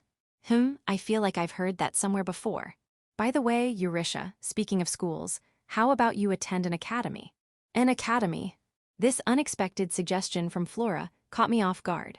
However, I have no good memories of academies from my past life. Being ignored, disliked, bullied, I feel a headache coming on. No, thank you, Mother. It was my dream to enroll you in St. Antimarage Academy. What kind of suspiciously named academy is that? I absolutely don't want to go to such a place. Honestly, I have trauma associated with anything labeled as a school. So, the idea of me attending an academy was something I thought would never happen. There was a time when I believed that. But then, a situation arose that made it impossible to refuse, as the harbinger of fate arrived without any warning. Hey, Flora, come out here. Wah, Mother. Yes, my grandmother Viola had suddenly shown up at our house. Flora, you lied to me, didn't you? Because of you, I was subjected to all sorts of sarcastic remarks at the Cardinal Council. Can't you even manage your own granddaughter? They said. Stop being so loud, it couldn't be helped. I didn't know either. Viola was furious. She and Flora were in the middle of a heated argument. Flora wasn't backing down either. It was a spectacular mother-daughter fight. However, it seemed that the cause of their argument was related to me. Apparently, the incident where I purified 100 undead in the northern cemetery had spread as a rumor, reaching even the headquarters of the Holy Mother Church in the Divine Nation. As a result, my existence had become known. For me, it was a sad event, as it confirmed that I couldn't touch undead. However, after that, I managed to acquire a rare undead, picked up Nebula-chan, and gained a clearer path forward as a necromancer, so in the end, it turned out fine. But I never expected that information about me would reach Viola's ears. That was definitely too careless of me. I deeply regret it. At this point, even I can't suppress the Cardinal Council. I'll take Eurisha to the Holy Capital and train her as a Saintess from scratch. Understood. Absolutely not. Eurisha is going to the Academy. Wait, isn't this turning into something outrageous? Could it be that I'm about to be recognized as a Saintess? I turned my gaze to Kane, Wolf, and Alex, seeking help, but they quickly averted their eyes. It seems they don't have the courage to intervene in this fierce mother-daughter argument. How useless these men are. Meanwhile, Nebula-chan was grinning gleefully. It seems she's delighted to see me in trouble. It looks like I haven't educated her enough. I'll have to thoroughly teach her a lesson later. Haha. Enough. We're getting nowhere just talking among ourselves. Call Eurisha here. Fine, let's confirm her wishes. While this was going on, the two of them had already decided to check my intentions without my input. But my answer was, of course, already decided. Becoming a Saintess is out of the question. I'll go to the Academy. Gah. Yes. Viola looked visibly shocked, while Flora happily pumped her fist in the air. But this was a bitter choice for me, okay? If I were recognized as a Saintess and taken to the Holy Mother Church or something, my soul would be laid to rest. Sigh. Well, at least I understand Eurisha's feelings now. But I have one last request. Can I use my gift on you? Your gift, grandmother. Gulp, could it be that she plans to use that gift on me? Yes, it's called the Guilty Judge.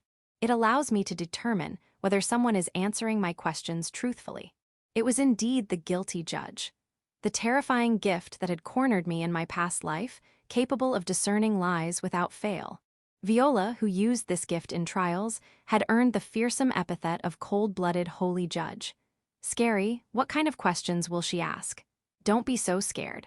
Eurisha, you just need to answer my questions honestly, okay? Why yes. Then here's the first question. Thump thump. I need to find a way to dodge this and avoid being recognized as a Saintess or forcibly sent to the Holy Capital. Eurisha, can you use the great miracle of healing? No. It seems you're not lying. Then, do you remember any miracles beyond basic healing? No. All I can use is the lowest rank of basic healing, so I'm not lying. Hearing my answers, Viola's expression visibly darkened. You're 12 years old and can only use basic healing. Yes. Then here's the next question. Did you purify 100 undead in the northern cemetery the other day using turn undead? No. I didn't actually use turn undead, so I'm not lying here either. But you did purify some of them, right? Yes. I see. So the rumor was an exaggeration of what Eurisha actually did. Yes. This isn't a lie either. Others might think differently, but that's how I see it.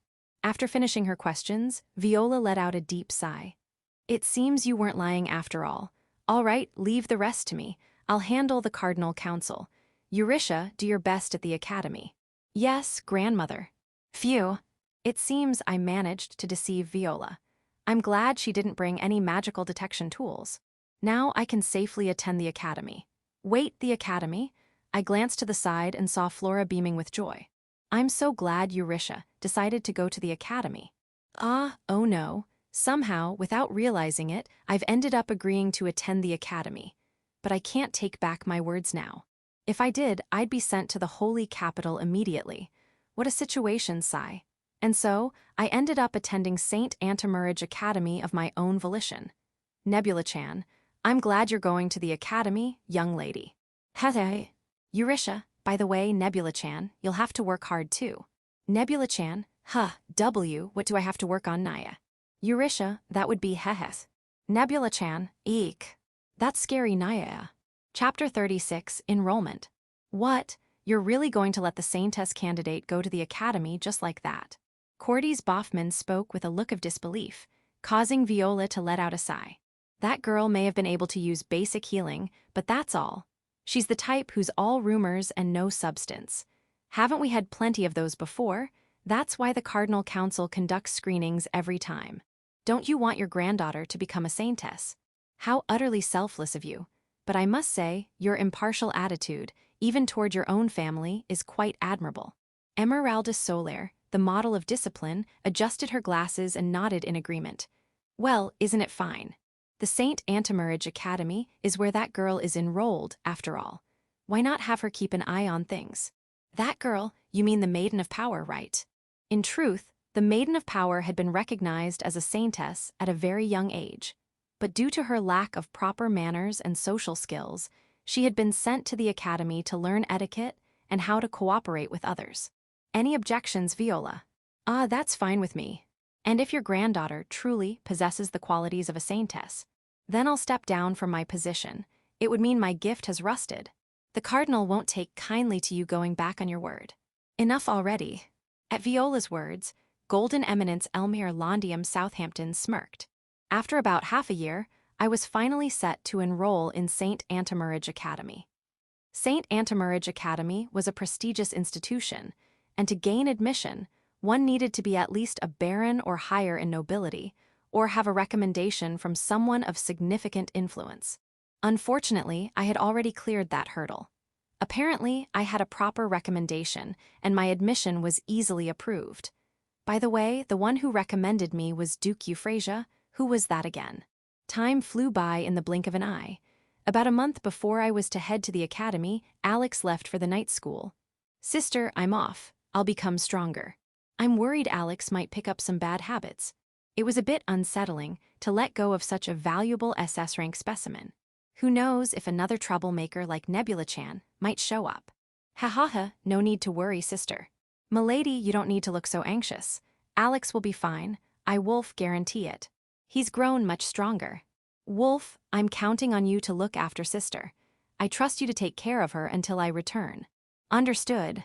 The two of them were getting all excited, bumping fists like men do. Is this what male friendship looks like? Ah, how nice. I used to yearn for something like that in my past life.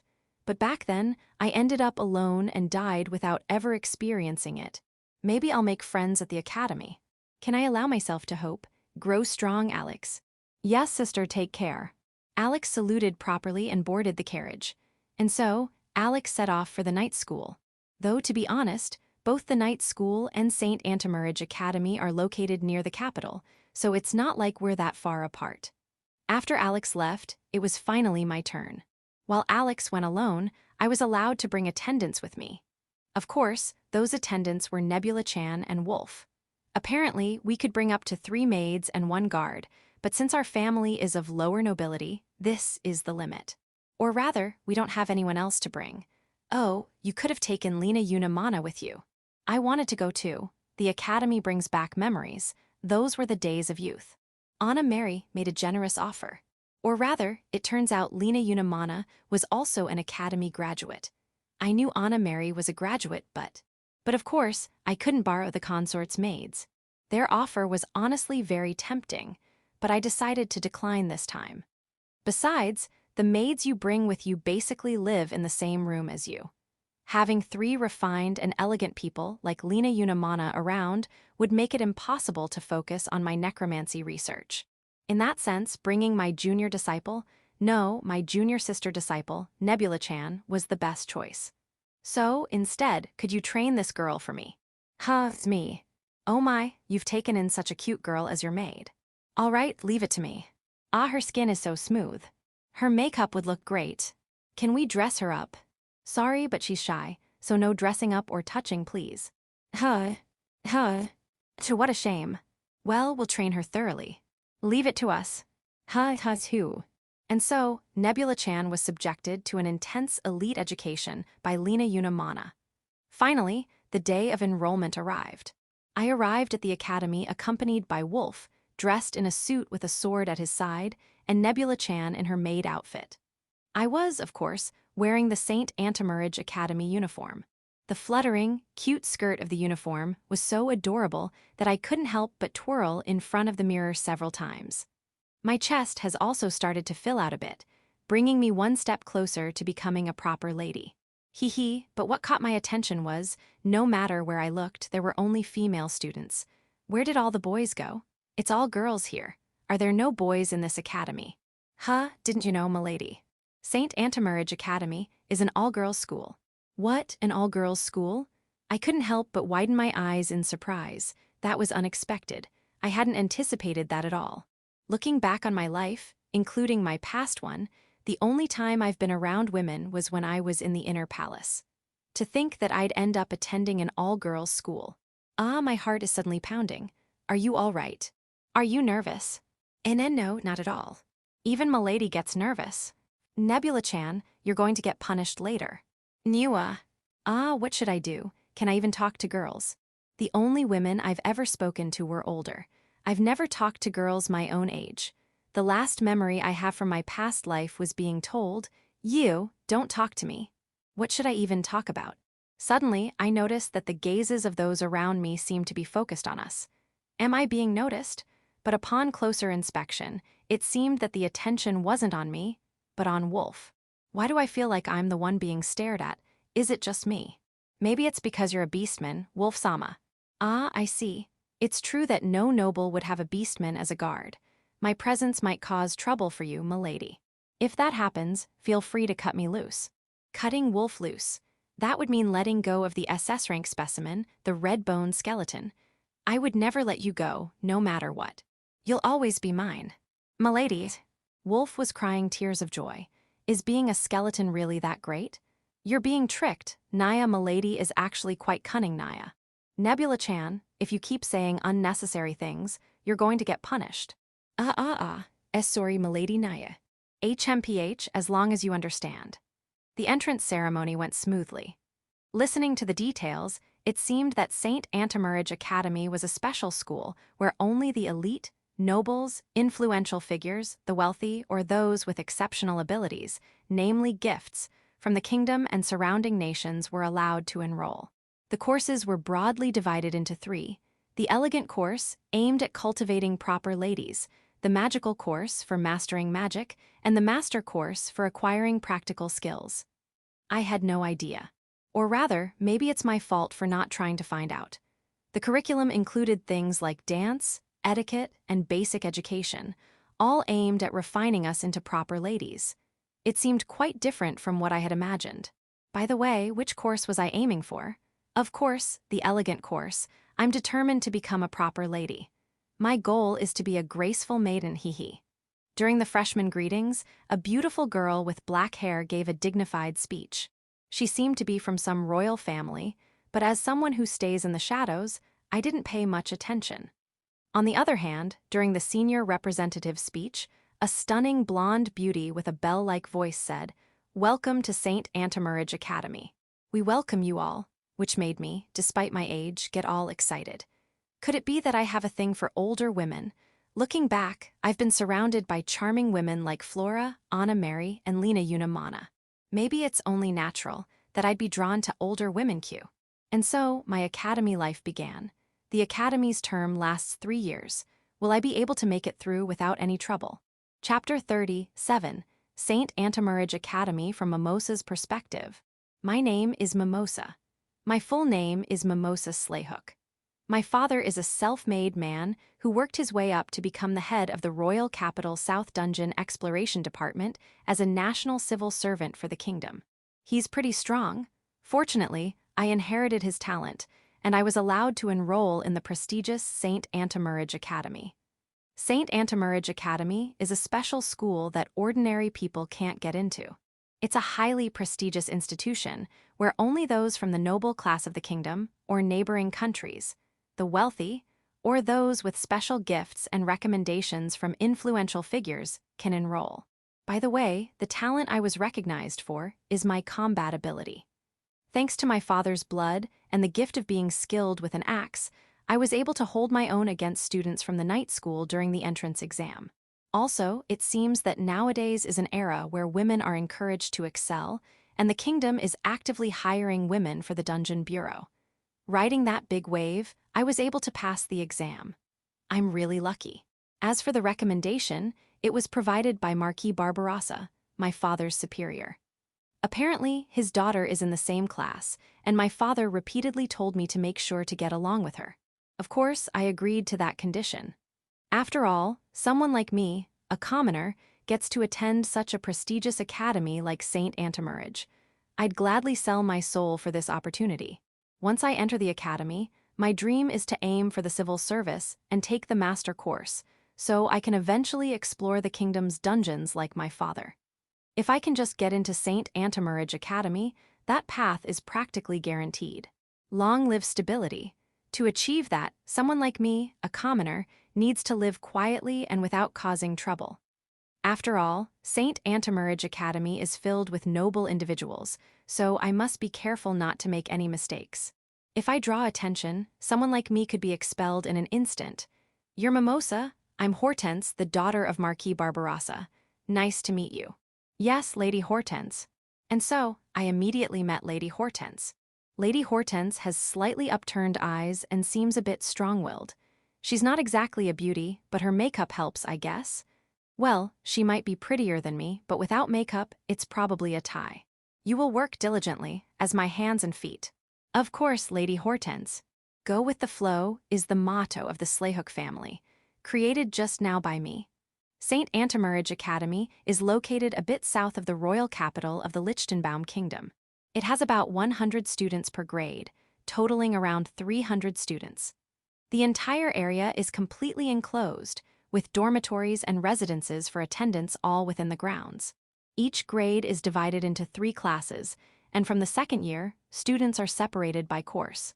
However, in the first year, everyone takes almost the same classes. So, in the first year, we even take classes with the noble students who will eventually move on to the elegant course. It's really nerve-wracking. St. Antimarage Academy is a prestigious all-girls school, rare even among neighboring countries, so every year students from all over the world enroll. Of course, among them are some truly remarkable individuals. For example, 2 grades above us in the third year are Princess Carolina of the Lichtenbaum Kingdom and Saint Edel, who is recognized as a saint by the Holy Mother Church at just 10 years old. And this year's highlight is undoubtedly the arrival of Princess Anastasia from the Garlandia Empire. Apparently, many people from the empire have black hair, and the third princess, Anastasia, is no exception. She's said to be a stunningly beautiful and talented girl. This year's freshman address will be given by Princess Anastasia. Even Lady Hortense, the daughter of Marquis Barbarossa, whom I'll be serving at the academy, seemed quite conscious of her. Finally, the day of enrollment arrived. Wow, I was so surprised. There was a noble lady with an incredibly handsome beastman as her attendant. I couldn't help but stare. The other students did too. I mean, he looked like he jumped out of a painting. To have such a handsome man as an attendant, the lady must be from a very high-ranking noble family, though I couldn't see her face from behind.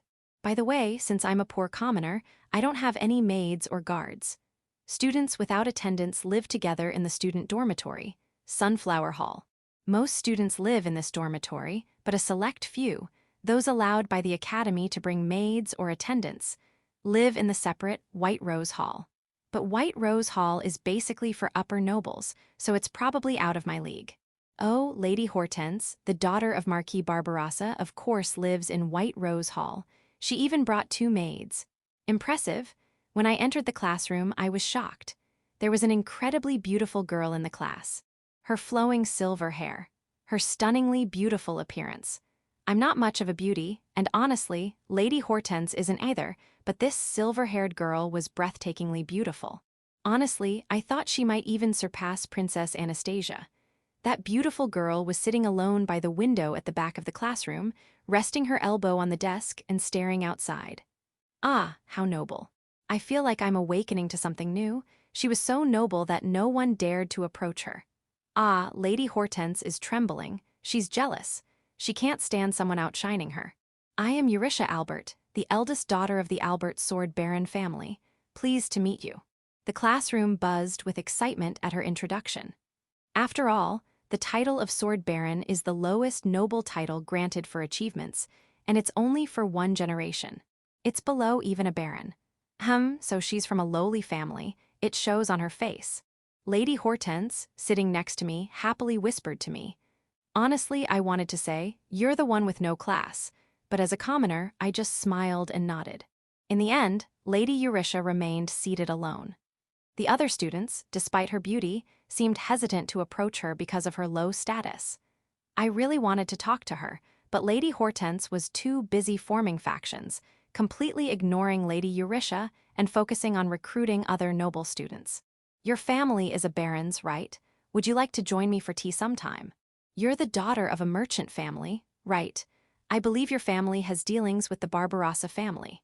Lady Hortense, though not the best in looks or personality, excels at gathering information and recruiting people. In no time, she had built a following. Though I'm part of that following too. In no time, Lady Hortense's faction grew to 3, me, Lady Triss from a baron's family, and Katie, the daughter of a merchant. It's a modest group, but it's the second largest faction in the class. The largest? That's obviously Princess Anastasia's. That's right. Princess Anastasia from the Garlandia Empire is in our class. Princess Anastasia is amazing. As a princess, she has an aura that makes her hard to approach, yet she's so elegant. The difference between her and Lady Hortense is like the moon and a goblin. I'd love to join Princess Anastasia's faction. That woman is not to be trusted. She's a spy from the Empire. A spy? Well, she's the third princess of the Empire. She must be evil. Lady Hortense was saying some unsettling things. The pure-hearted Lady Triss believed her immediately, which was troubling. Then, at that moment, the classroom door at the front opened and someone strode in. An incredibly beautiful upperclassman, no doubt about it. That blonde beauty is Princess Carolina of the Lichtenbaum Kingdom. Wow, it's my first time seeing her up close.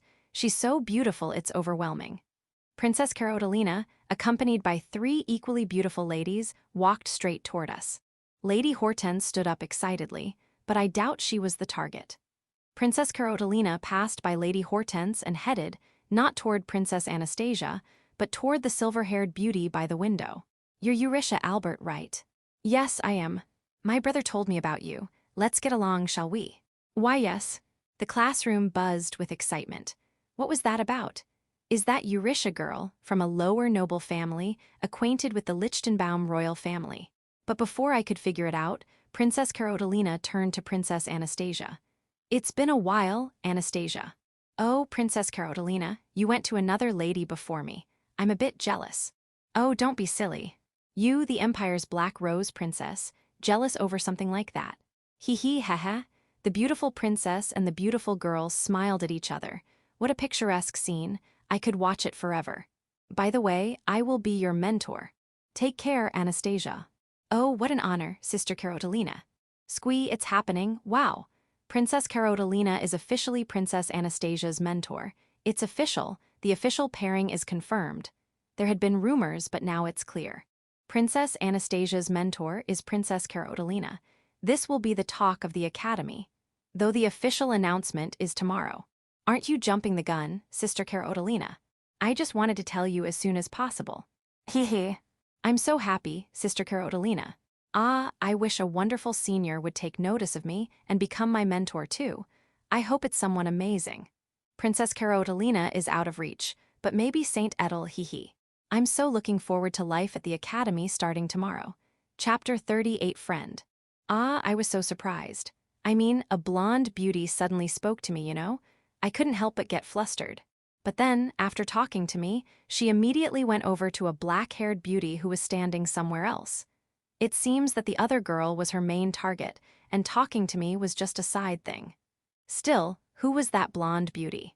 That would be the first princess, Princess Carolina. She's this year's student council president. Oh, is that so?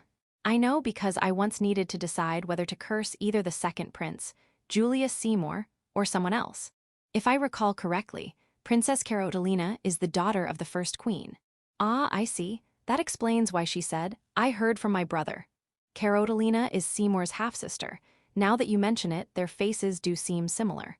I've heard that handsome siblings tend to be beautiful, and it seems that's true. Also, the black-haired girl that Princess Carolina spoke to is the Empire's third princess, Anastasia. My, you're quite well informed. It's part of my duties as a maid.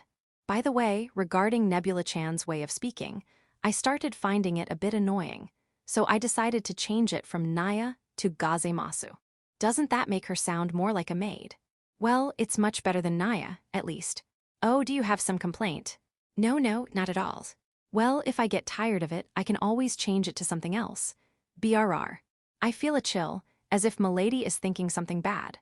By the way, Nebula-chan, how are the preparations for the research coming along? Ah, yes, I've started by gathering the necessary tools. What I'm having Nebula-chan prepare is the research needed to create the magical tools or potions required for me to enter my Dark Yuri state. Thanks to that incident, I discovered that as long as I can suppress my holy power, I can use necromancy. So, instead of relying on rare dungeon drops that are disposable despite their rarity, I decided to research a way to suppress my holy power. If this research becomes practical, I'll be able to freely become the Dark Yuri whenever I want. That would be truly wonderful. Actually, with this trip to the academy, I made a pact with Nebula-chan. It's that if she properly assists me as a maid, I'll grant her a portion of Frankel's power. How did you come to possess Frankel's legacy, my lady? If you want to know, serve me well. Depending on the situation, I might even give you a portion of it. To be honest, I can't fully manage helter-skelter as I am now. I think it would be fine to delegate some of that management authority as long as she doesn't betray me. If I stay close to the young lady, I might be able to uncover the mystery of how she obtained Frankel's legacy. Did you say something, Nebula-chan? No, nothing at all. Is that so? That's good then. For now, Nebula-chan has been voluntarily helping me with various things, which I appreciate. She's been gathering information about the famous people at the academy by communicating with other maids. This girl is quite capable. By the way, starting today, Wolf is voluntarily taking part in a butler training workshop. It's a special lecture limited to attendance, where they learn the necessary skills to serve as a butler to a young lady. I'll become a splendid butler for you, my lady. As for me, I just hope he becomes a fine skeleton, but I'll leave how he spends his time up to him. The next day. Finally, classes at the academy begin. This means my academy life is officially starting. Will I make friends? What if I do? My small hopes were quickly and cruelly shattered.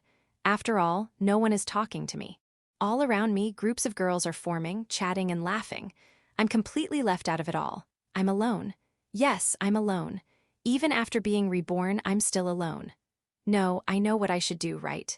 That's right, I should just start a conversation myself. It's really simple.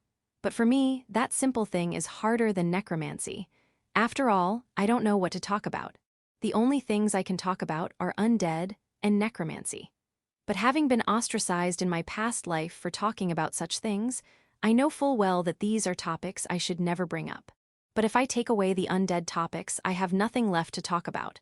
The weather is nice today. How are you doing? What did you have for breakfast this morning? And nothing comes to mind, it's no use. I can't complete the high difficulty mission of making friends. At this point, I have no choice but to give up. My classmates are gathered around the Empire's third princess, Anastasia, chatting excitedly. How enviable. I wish I could be surrounded by girls like that. The other students are also excitedly talking about something called mentor. Apparently, Carolina and Anastasia started relation as mentor in the courtyard today. I have no idea what that means. Is it some kind of slang? With no other choice, I decided to just stare out the window. Looking back, I've always been bad with women, even in my past life. After all, there are no female undead in my helter-skelter. That's how bad I am with women. No, it's not that I dislike women. In fact, I love them. I even started learning necromancy because I wanted to be popular. But the more I mastered necromancy, the more women drifted away, and I became even more distant from them. If I had known this would happen, I should have included female undead in my helter-skelter. That way, I could have practiced conversations a bit more. Thinking about it, I was happy back when I frequented the harem. After all, Anna Mary, Lena Unimana, and Jusanna would talk to me without me having to say anything. Maybe someone like me, a loner, shouldn't have come to the academy. Maybe it would have been better if I hadn't come to the academy and just became a saint, spiritually perishing. I'm sorry, my dear helter-skelter. I'm just a weak-hearted person. HMPH, you've been staring out the window the whole time. How strange. At that moment, a savior appeared and spoke to me. Huh. I am Hortense, daughter of the Marquis Barbarossa. You're Eurytia of the Albert Sword Baron family, right? Why would someone of your standing be spoken to by the first princess of the great Lichtenbaum kingdom, Princess Carolina? With 3 girls behind her, the girl named Hortense spoke to me. See, could this be? What's the matter? Can't you answer? Or are you trembling in fear because I'm the daughter of a marquis? Well, if you know your place, that's for the best. Someone of your standing should know better than to overstep. It's best to just go with the flow, oh ho ho ho. With that, Hortense left, taking her 3 apologetic-looking followers with her, and returned to her seat. And so, it seems Hortense was worried about me and spoke to me. That means we're friends now, right? Amazing, right? I made a friend in just one day. When I excitedly told Nebula-chan about today's events, she responded with a look of disbelief. I think that's definitely not the case. HMPH, what do you know? You're just an undead. At the very least, I think I'm better at communicating with others than you are, my lady. Communication is about quality, not quantity. When I shot back with that, Nebula-chan let out an exaggerated sigh and went back to her research. HMPH, how rude of her to sulk just because she lost the argument. But it seems my academy life is looking brighter now. Hee, just watch. I'll make 100 friends, you'll see. Chapter 39, Mentor Onisama. Several days have already passed since the school started. Unfortunately, I haven't made any new friends. Occasionally, Hortense kindly reminds me, lower nobles should stay quiet. But other than that, no one talks to me. Sigh, this is troubling. Is there any good way to get along with others? You must be Eurytia Albert, right? Huh. Suddenly called out, I turn around in surprise. Sitting next to me, seemingly out of nowhere, is a stunningly beautiful girl with flowing black hair, Anastasia, the imperial princess. She's always surrounded by other noble ladies, and just a moment ago, she was at the center of a group of female students. Yet here she is, the very person who reigns at the top of the class's social hierarchy, talking to me, who's at the very bottom. Finally, I get to talk to you. I'm Anastasia Claudius Elenagarden van Garlandia.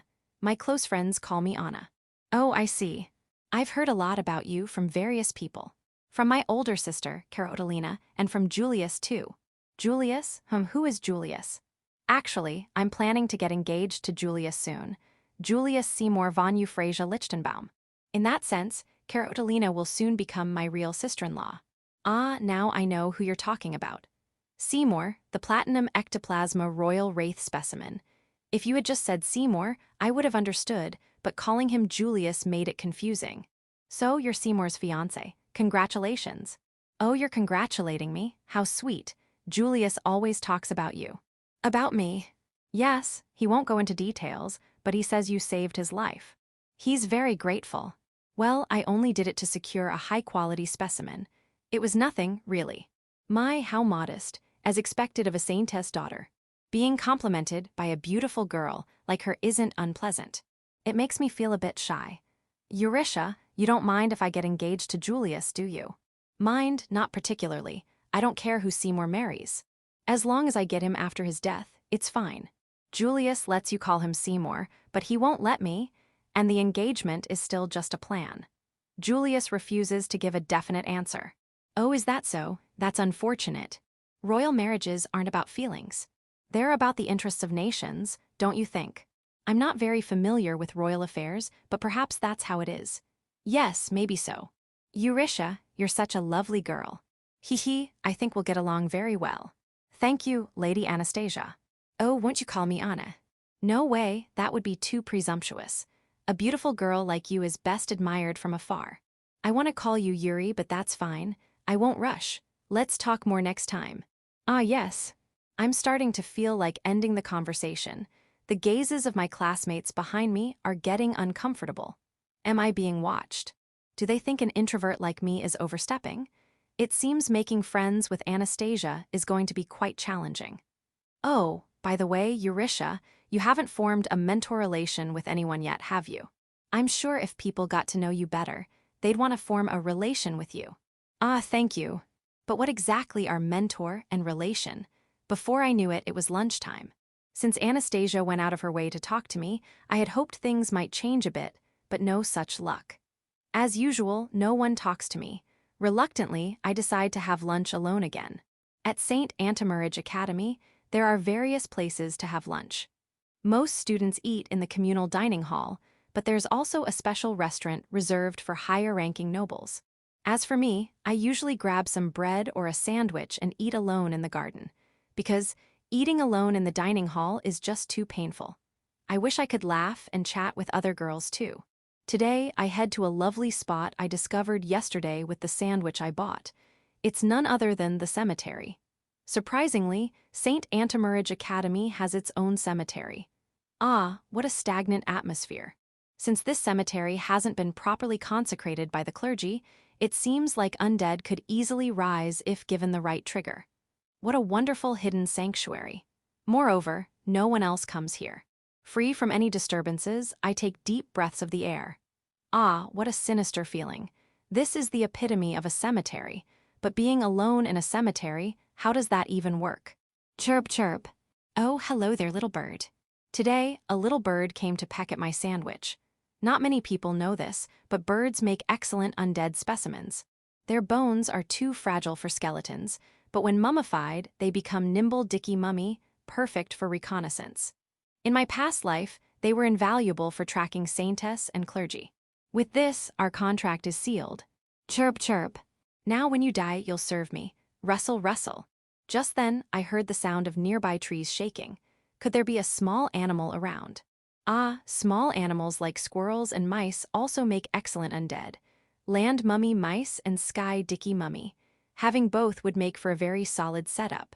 Next time, I'll try to tame a mouse too. When I returned to the classroom, Hortense, who seemed to have been waiting for me, approached. Hey, you were talking to Anastasia earlier. Are you an Imperial spy too? We did talk, but I'm not a spy. Then be careful. Anastasia is dangerous.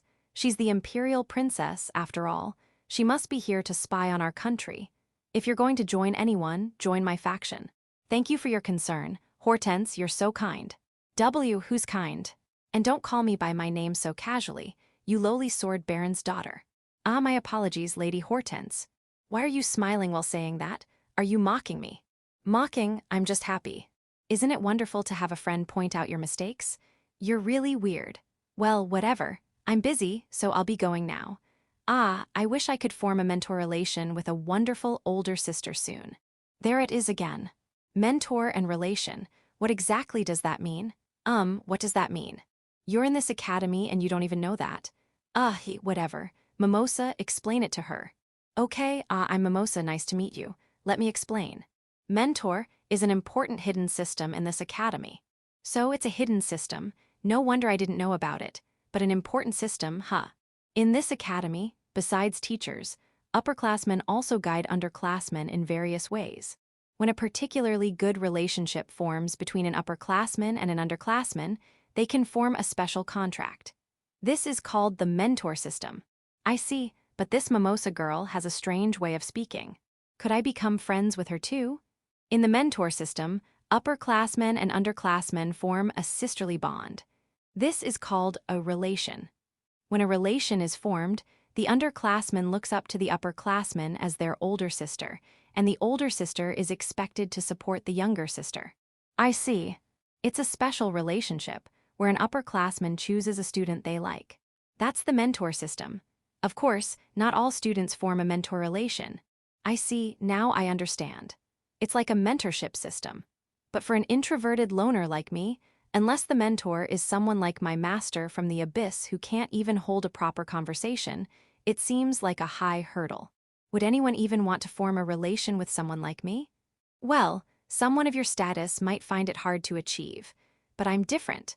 I definitely want to form a mentor relation with someone as mature and wonderful as Lady Edel.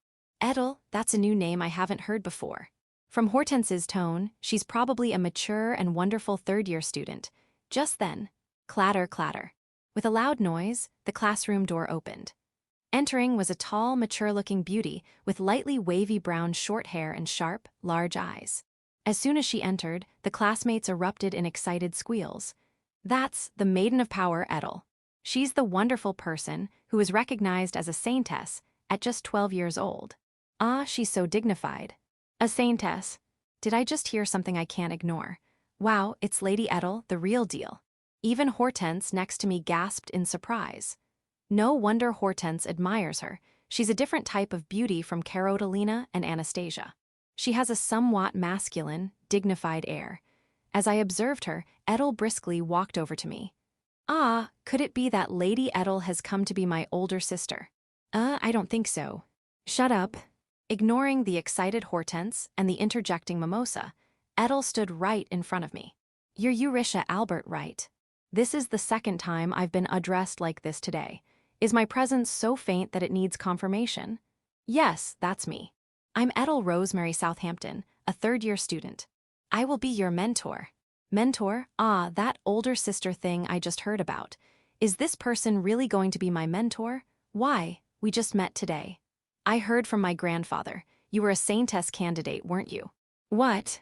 The room buzzed with excitement. That must be a mistake. I'm no Saintess. That's not for anyone else to decide. I, Edel, the Maiden of Power, a recognized Saintess of the Holy Mother Church, will personally assess you. So you will form a mentor relation with me. This is final. Edel pointed at me dramatically, striking a pose. Ah, so cool, Oni-sama, my classmates cheered. You should thank the Holy Mother for allowing you to have me as your mentor. And from now on, you will call me Edel Oni-sama, Eurisha. To Edel's proposal, I'll have to decline. I rejected it immediately. Because having a Saintess as an older sister, that's just impossible. Chapter 40, My Oni-sama, First Half. I once had a first love. The object of that love was the ancient Great Saintess. The statue of the Great Saintess displayed in the royal capital's Holy Mother Church. Her maternal expression, her captivating sacred hills. When I first saw her, I fell in love at first sight. To fulfill my first love, I studied necromancy and eventually desecrated the Saintess resting place to bring her back to life. The result was an undead Great Saintess, devoid of reason, nothing more than a mindless corpse. The undead Great Saintess became completely uncontrollable, and I ultimately had to give up and let her go. Danger was closing in on me. She was far too powerful, and she wouldn't listen to a word I said. Holy magic had no effect on her, and she sought to destroy all living things around her. Simply put, she was stronger than me. In the end, she left me and wandered off to who knows where. Since then, I have no idea what became of her. Occasionally, I hear rumors that she destroyed a village or wiped out a forest, but she's become elusive and her whereabouts are unknown. But ever since then, the concept of a Saintess has become a trauma for me. In fact, as revenge for turning the Great Saintess into an undead, I was pursued by 10 different Saintess, and in the end, it was the Saintess named Flora who defeated me. So, even if the person is beautiful, I just can't bring myself to accept the idea of a Saintess. So, I'll have to decline. Crash. The moment I answered, Hortense, who was sitting next to me, dramatically knocked over the desk and fell to the floor. What? You're going to decline an invitation to form a sisterly bond with Lady Edel. This is a direct invitation from the Saintess herself, you know. An invitation from a Saintess, huh? An invitation from a Saintess, quite the powerful phrase. My heart wavered slightly. But it's a Saintess, you know? My natural enemy. No matter how dignified and beautiful Edel is, it's not easy to overcome this trauma. And unfortunately, her hills are rather small. I still can't. Eurisha, are you really going to refuse my invitation? The invitation of Edel, the Maiden of Power who was recognized as a Saintess at the age of 12. I'm sorry. Unbelievable. Upon hearing my response, Edel placed a hand on her forehead in a dramatic pose. I can't help but feel like she's putting on a bit of a show. Well, fine, you must be confused since this is so sudden. Yes, that must be it. I don't think that's. Take some time to think about it, Eurisha. If you change your mind, come to the third-year elegant course. You'll definitely come. I'll be waiting for you. With those final words, Edel gracefully stepped away and left. Hey, do you even realize what you're doing? You're turning down a Saintess. That's Lady Edel, the #1 student everyone wants as a boyfriend, as well as the far and away the top rank in Lady Carolina's partner rankings. About the boyfriend thing, I don't really get it. Why would you refuse? If you're going to refuse, then just transfer the right to me. Sure, that's fine with me. You're really going to transfer it. What are you thinking? Well, Lady Hortense is more important to me. At my words, Hortense froze for a moment, then turned her bright red face away. Oh my, that's quite an adorable reaction. I love beautiful girls like Anastasia, but seeing a girl like Hortense get flustered isn't bad either. Oh, Yurisha-sama, you're surprisingly forward. Lady Hortense is unexpectedly weak to this kind of thing, huh? This combination isn't bad. Quiet, you three. Mimosa, Triss, Katie. Yurisha, you better remember this. With her face still bright red, Hortense grabbed the three of them and stormed off. I couldn't help but smile and wave at them as they left. Why are you waving at me? That night, as I was drinking tea brewed by Nebula-chan and telling her about the day's events, the door was suddenly slammed open, and Wolf burst into the room with a panicked expression. My lady, be careful. There are two dangerous people here. A despicable dog of the Empire and the daughter of Marquis Barbarossa. A dog of the Empire, the daughter of Marquis Barbarossa. Yes, the Empire's third princess, Anastasia, and the daughter of Marquis Barbarossa, Hortense. The Empire is the great enemy that destroyed my homeland, and Marquis Barbarossa is the man who kept me as a gladiator slave and tormented me until 6 years ago. That pig of a man. It's been over 6 years since then, hasn't it? To think Hortense is that pig's daughter, what a strange twist of fate. However, Wolf had never spoken of his past before, so it seems he still holds a grudge. Holding onto grudges isn't good. Negative emotions like resentment can cause one to lose control when turning into an undead. Well, I suppose I'll have to talk to him a bit to help him process this. Wolf. There's no need to worry about them. Why is that? It's true that you may hold a grudge against the Empire and the Marquis, but they are just their daughters. They have no direct connection to your suffering, right? Well, that's true, but it may have been a painful experience for you, Wolf. But you must not forget that it was because of that past that we were able to meet. It's no exaggeration to say that meeting Wolf was the first step in my journey as a necromancer after my reincarnation. Since then, I've been able to keep many bodies preserved. Besides, Lady Hortense is already my friend. Are you saying you would harm my friend? And no, of course not. Holding onto past grudges won't do you any good. Come now, Wolf, you must let go of the past and walk a new path with me. My lady. Of course, as a member of my helter-skelter, an S-rank undead red-boned skeleton. At my words, Wolf bowed deeply. Thank you, milady. But as expected of you, your noble resolve has deeply moved me, Wolf. I'm glad you understand. Now go back to your room and rest. You have classes tomorrow, don't you? Thank you. It seems Wolf has accepted my words, as he left for the servants' quarters with tears in his eyes. Well, that's one problem solved. Was that calculated, or are you just naturally like this? Did you say something, Nebula-chan? And no, it's nothing, milady. Now, the problem is the Saintess Edel.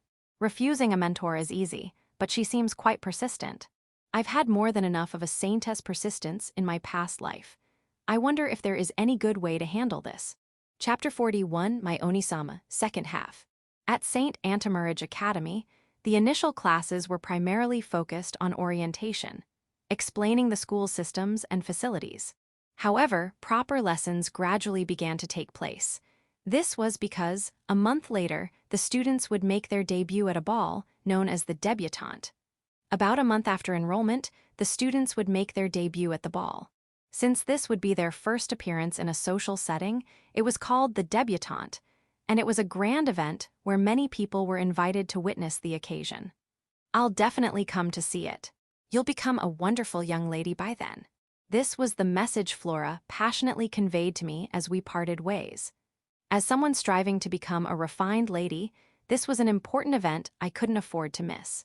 The classes began with lessons on manners, speech, posture, and dance, all aimed at preparing us for the debutante. In truth, I had been thoroughly trained by Flora, so I was fairly confident in my manners. However, Flora's methods were somewhat unique, so I had been gradually refining them by observing Anna Mary and Lena Unamana. Alongside these classes, basic magic lessons also began. The content included light magic suitable for a lady's refinement, such as water magic to moisten hair and fix bedhead, or wind magic to emit a faint, pleasant scent. These were practical spells, but unfortunately I had no aptitude for magic. My, Eurisha, you can't even use such simple magic, and yet you turned down Lady Edel's invitation, aren't you ashamed?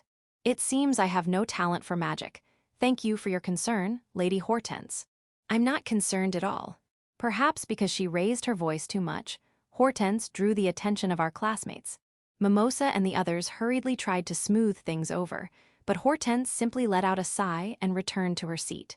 Still, Hortense is a kind-hearted girl. She didn't mind standing out and sincerely pointed out my flaws for my sake.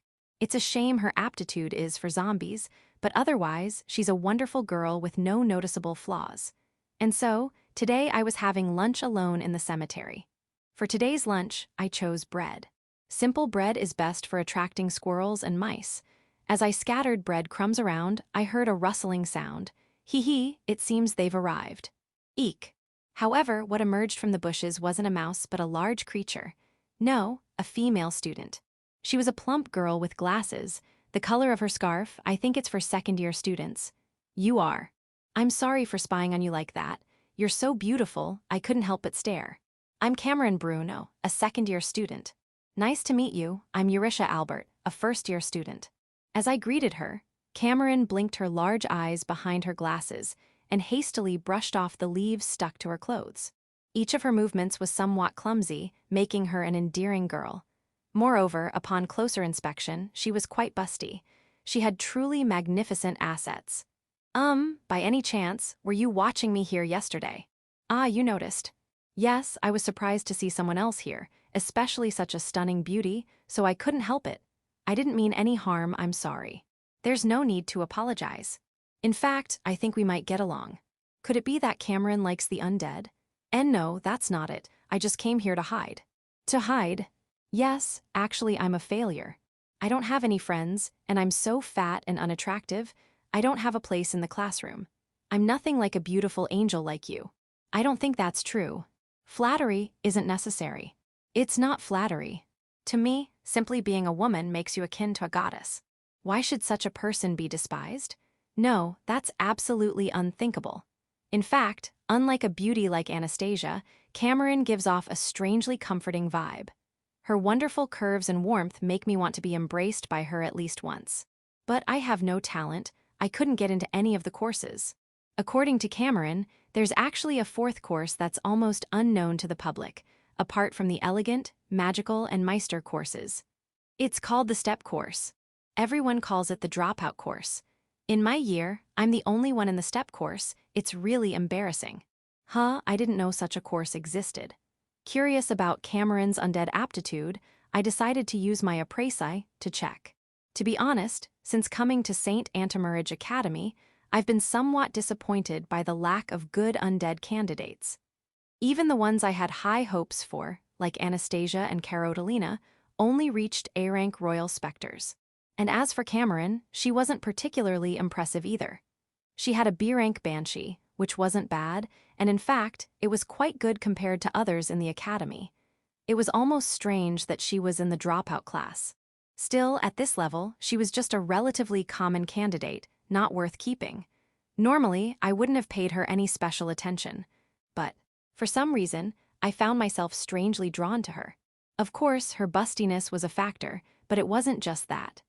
Her lack of confidence, her timid gestures, her way of speaking without looking people in the eye, her self-deprecating remarks. I see. I sensed a familiar scent in her, reminiscent of my past self. I seem to have no talent. Cameron said this, looking down. Her figure overlapped with my past self. Disheartened by my lack of beauty, disliked by others, abandoned by those around me, eventually, I became a lonely necromancer with a pitiful past. That's why I felt compelled to tell her, talent doesn't matter. Because you're a wonderful girl. Yes, Cameron is undoubtedly a girl. Simply being a girl makes her a divine being in my eyes. And I don't want to see such a goddess looking so downcast. Cameron possesses a remarkable individuality that's hard to believe for a 14-year-old. But someone like me. Someone like you, no, you are you. And you must have something that shines if polished. Aren't you just turning away from that light? Simply being a girl makes you wonderful. Moreover, Cameron has a fantastic asset that anyone could be proud of. I want her to realize that. As someone who used to be an unpopular man, I can say this with certainty.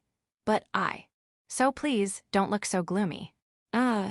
Cameron looked down again, just like my past self. Seeing her like this stirred something in me. Before I knew it, I had naturally bestowed a lip of blessing. Touching her chest was purely accidental, of course. As soon as my lips touched her forehead, Cameron's expression turned to one of surprise. This is just a little charm. So, hold your head high and be confident. Are really, someone like me, confident? Yes, it's fine, I guarantee it. Hearing my words, Cameron's expression changed slightly. Had something shifted within her. Then, in the next moment, a sudden flash of light struck my right eye, and I instinctively covered it. Cameron's face had suddenly begun to glow brightly. What's this? Eurisha, what's wrong? But the brightness only affected my right eye. Could this be the light shown by my appraisai? Then it hit me. I remembered a similar phenomenon. It was when Alex awakened to the light of the hero. Could this be? I hurriedly appraised Cameron again. The result, the information reflected in my right eye, left me speechless. Cameron Brune. Age, 14. Gender, female. Status, slightly overweight. Candidate rank, compatible undead. Ghost E, 97%. Spectre C, 89%. Banshee B, 63%. Unknown SS, 1%. I've hit the jackpot, a big catch after so long. My appraisai seems to have powered up since Alex's awakening, and now it occasionally reveals hidden information. It appears that when a candidate has significant potential for growth, it shows information about compatible undead, even if it's uncertain. And this time, the information displayed was exactly like Alex's. While the details are unclear at this point, it's likely that with the right trigger, she could awaken and become a remarkable undead candidate. What a turn of events. I can't let such a special opportunity slip away. I must form some kind of contract to secure her as a candidate. A contract? Now that I think of it, there's something perfect. That's right. Lady Cameron, I have a request. Why yes, what is it? Will you become my mentor? Meanwhile, in the third-year elegant course classroom, Edel was elegantly sipping tea while waiting for Eurisha, or so the rumor goes. Chapter 42, Yuri's Special Training. Me, Eurisha's mentor. No, that's impossible. My proposal was flatly rejected by Cameron. Why not? Because you're such a stunning beauty. Someone like me, a fat, hopeless failure, becoming your sister is just out of the question. I'm sure everyone would look down on me. Not just me, but you too. I don't understand. Why is that? Why do you care so much about what others think? I want you and no one else. Why? Cameron's face turned bright red, and steam seemed to rise from her head. She's quite adorable. But no. If it's someone as wonderful as Eurisha, there must be a more suitable sister for you. Like Princess Carotalina or Lady Edel. I've already declined Lady Edel's offer. Why? Please don't burst out like that. Holy droplets are flying everywhere. What? You turned down Lady Edel's offer? The current Saintess, Lady Edel, who's in the top 3 most admired sister candidates among all students. Yes, that's right. And after turning down Lady Edel, you want me to be your sister? Yes, that's what I'm saying. Well, Cameron fainted, foaming at the mouth. Is it really that shocking? But soon, Cameron came to, sat up, and started trembling. Someone who turned down Lady Edel's sister offer wants me as their sister. I'll be killed. I'll definitely be killed. Is the sister system a matter of life and death? Well, not life and death, but I'll be mentally obliterated by everyone. What should I do? Maybe this is a prank. Are you making fun of me, with everyone watching? Don't you believe my feelings? Feeling a bit sad from being so doubted, I made a slightly lonely expression, and Cameron's face twitched. Sorry.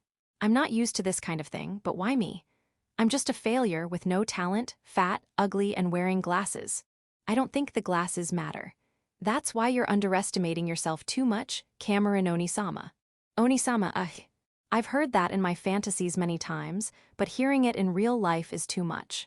If you say that, I might just break. How about it? Won't you trust me and try our best together? Try our best at what? It's obvious, of course. At risking our lives. At my words, Cameron swallowed hard but eventually nodded firmly. With the plan to acquire the wonderful specimen, Cameron, in place, I returned to the academy in high spirits, only to find someone waiting for me. Edel, the Maiden of Power. Hey, Eurisha. Why didn't you come to me? Hi. I've been waiting, sob. Edel's tearful appearance made even me feel guilty. I'm weak to women's tears, but I already declined. Saintess really don't give up easily. I'll have to be clear. Lady Edel. I'm sorry, but I've already decided on my sister. What nonsense. You turned down my offer. The Saintess recognized at age 12 and chose someone else in this academy. Yes, that's right. Who is it? That's a secret for now. After all, Cameron and I haven't officially formed a sister contract yet. I can't reveal her name. When I told her that, Edel trembled, then pointed at me and declared, Fine, then show me your so-called sister at the next debutante. If she's not up to par, your grandmother will surely face something terrible. Viola facing something terrible? I'd love to see that. But I have no intention of giving up a valuable specimen just to trap Viola. If Cameron awakens, it's a win. If not, Viola will just suffer. Ah, what a wonderful dilemma. Either way, it's a win-win. Fine, I accept those terms. Then I'll look forward to the day. Hello. Edel gracefully stepped away, turned and left the classroom. Ah, wait, Lady Edel. Hurriedly chasing after her was Hortense. Being kind-hearted, she must have gone to comfort Edel. It's terribly rude to push a Saintess onto a dear friend, but Hortense would surely handle it gently. I'll leave it to her. Ah, having kind friends is truly a blessing. From the next day, Cameron and I began our secret training, dubbed Yuri's Special Training. The venue was the cemetery where we first met. By the way, Cameron is the daughter of a counselor from the Union. The Federation doesn't have a nobility system, so everyone is a commoner. That might be why she stands out in this academy. She was admitted for her latent abilities, but they never fully blossomed, leading to her current state. What is Cameron Onisama's gift? It's the ability to soften things. My grandpa said it's a strange power he's never seen before. But I don't know how to use it. A gift to soften things? That's a first. Indeed, I have no idea how to use it either. It might be useful for slicing zombie flesh. Thanks to my gift, I got in, but after that, well, you see. Well, we'll figure that out during training. Are you ready? Shall we begin, Cameron Onisama? Eurisha. Can we officially become sisters after I show results from the training? Of course. So, what will the training be? She blinked at Nebula-chan in a maid outfit and Wolf in light clothing standing behind me. That gesture was adorable, but let's set that aside for now. First, let's examine your body, Cameron Onisama. Please sit here. On a tombstone, won't I be cursed? That won't be a problem, so don't worry. I don't get it, but okay. She sat on a conveniently sized tombstone, and I gently touched her body to examine it. Legally touching a girl. Mature women like Flora and Anna Mary are nice, but Cameron's youthful, fresh body is wonderful too.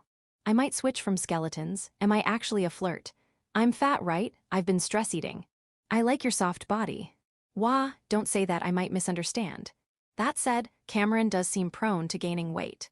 To awaken her, we might need to fundamentally alter her physique. Thank you. Now we have a training plan for you, Cameron Onisama. Already? Yes. Cameron looked a bit disappointed. Don't worry, I'll touch you plenty later. So, what will we do? We'll go to the most efficient place for rapid growth. Where's that? A dungeon. The dungeon. There, numerous otherworldly creatures reside, and by defeating them, one can gain various powers. Like rare ores and magical tools not found in this world, and most precious of all experience. I've heard people awaken when pushed to the brink. My brother did. So, we'll challenge the dungeon for a month. But where is this dungeon? Here. I pointed to the cemetery. At the very back, I touched a slightly chipped cross on a tombstone. There's a spatial distortion here. Can you see it? And no, is this a joke? It's no joke. I found it on the first day, but since it was a dungeon, not a gate, I left it alone. If it were a gate, we could have used it for walks. But in this case, it's better it's a dungeon. Eurisha, are you serious?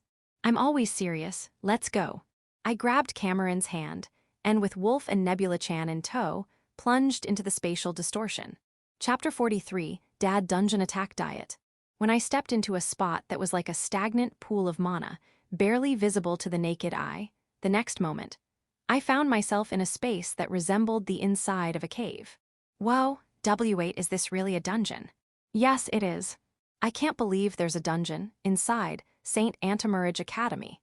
Dungeons and gates are scattered all over the place if you look closely, but it seems ordinary people rarely notice them. Now, the dungeon we discovered this time turned out to be what's commonly known as a dud dungeon, after sending Wolf and the others to explore it first. The drop cards were mostly fresh produce like vegetables and fruits, with no magical tools or rare ores dropping. However, when the goal is Cameron's training, that's a different story. The monsters that appear are only low-level ones like goblins and kobolds. With Wolf, who has become a master swordsman, and Nebula-chan, a vampire who can use shadow magic, albeit with some restrictions, these dungeon monsters won't pose much of a challenge. W8, could this be some kind of amazing discovery? Please don't tell anyone about the dungeon or what we're about to do. This is a secret between me and Cameron Onisama. Okay, I understand.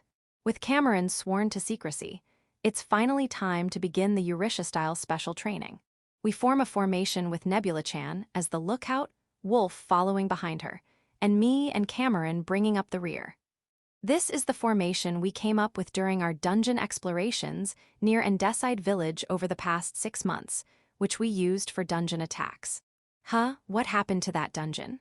Unfortunately, it was also a dud dungeon, and the monsters weren't strong enough to even injure Wolf and the others, so we quickly got bored and left it behind.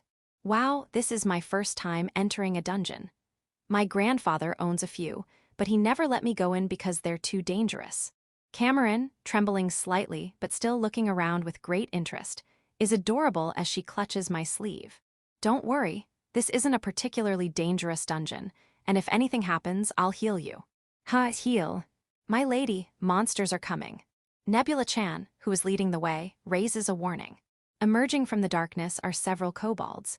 HMPH, just small fry, no need to trouble the lady. Wolf steps forward, and with a few flashes of his sword, the kobolds are reduced to particles of light, leaving only cards behind. Impressive, Wolf-sama. It's thanks to Nebula's scouting. I thought she was just an ordinary girl, but she's such an excellent scout and mage. It's a testament to Milady's discerning eye for talent to have made you her maid. All thanks to Milady, Wolf-sama. It seems the two of them are working well together, even in this dungeon. By the way, the cards that appeared this time were apple and orange. We'll save them for a snack during our break. That was amazing. Everyone, you're like real adventurers. I'm just Milady's butler. And I'm a maid. A former gladiator slave, and a vampire, Nebula-san, are you okay fighting in a maid outfit? Isn't it hard to move? Yes, this is a curse, Gwei. I misspoke. This is just my preference, so please don't mind it. Okay. I think Nebula-chan looks really good in her maid outfit, though. Now that we're getting used to the dungeon, it's time to start Cameron's real training. But I've only been here once, and I'm not used to it at all. Rather than worrying, it's better to take action. Wolf, Nebula-chan, could you secure one suitable monster for us? So my opinion doesn't matter. I give them instructions, and they wipe out a group of goblins, leaving only one alive. Bind it with shadows, shadow bind. Jaya, Jaya, Jaya. Nebula-chan binds the goblin with shadow magic and brings it before Cameron. Seeing the goblin up close, Cameron recoils, not used to seeing monsters. Her expression reminds me of the reaction I got in my past life when I showed a girl my favorite skeleton. A bit of a traumatic memory. Now, Cameron, could you use your gift to soften this goblin? Soften a monster. Okay, I'll try, here goes. Soften up. Cameron pulls out a small silver wand from her pocket and pokes the goblin with it. Did it soften? Wolf, test it out. Understood. Slash with a single stroke, the goblin is cut in two, turning into particles of light. How is it? Did it soften? Honestly, it was too weak to tell. Maybe punching it would be better. Very well, let's try a different method next time. We continued capturing monsters and softening them a few more times, but Cameron quickly got exhausted. I can't go on, I'm so tired. Tired? But it seems your mana isn't depleted yet. I'll restore your stamina, so let's keep going a bit longer. Restore, Ah. With a gentle touch from my healing right hand, Cameron quickly regained her energy.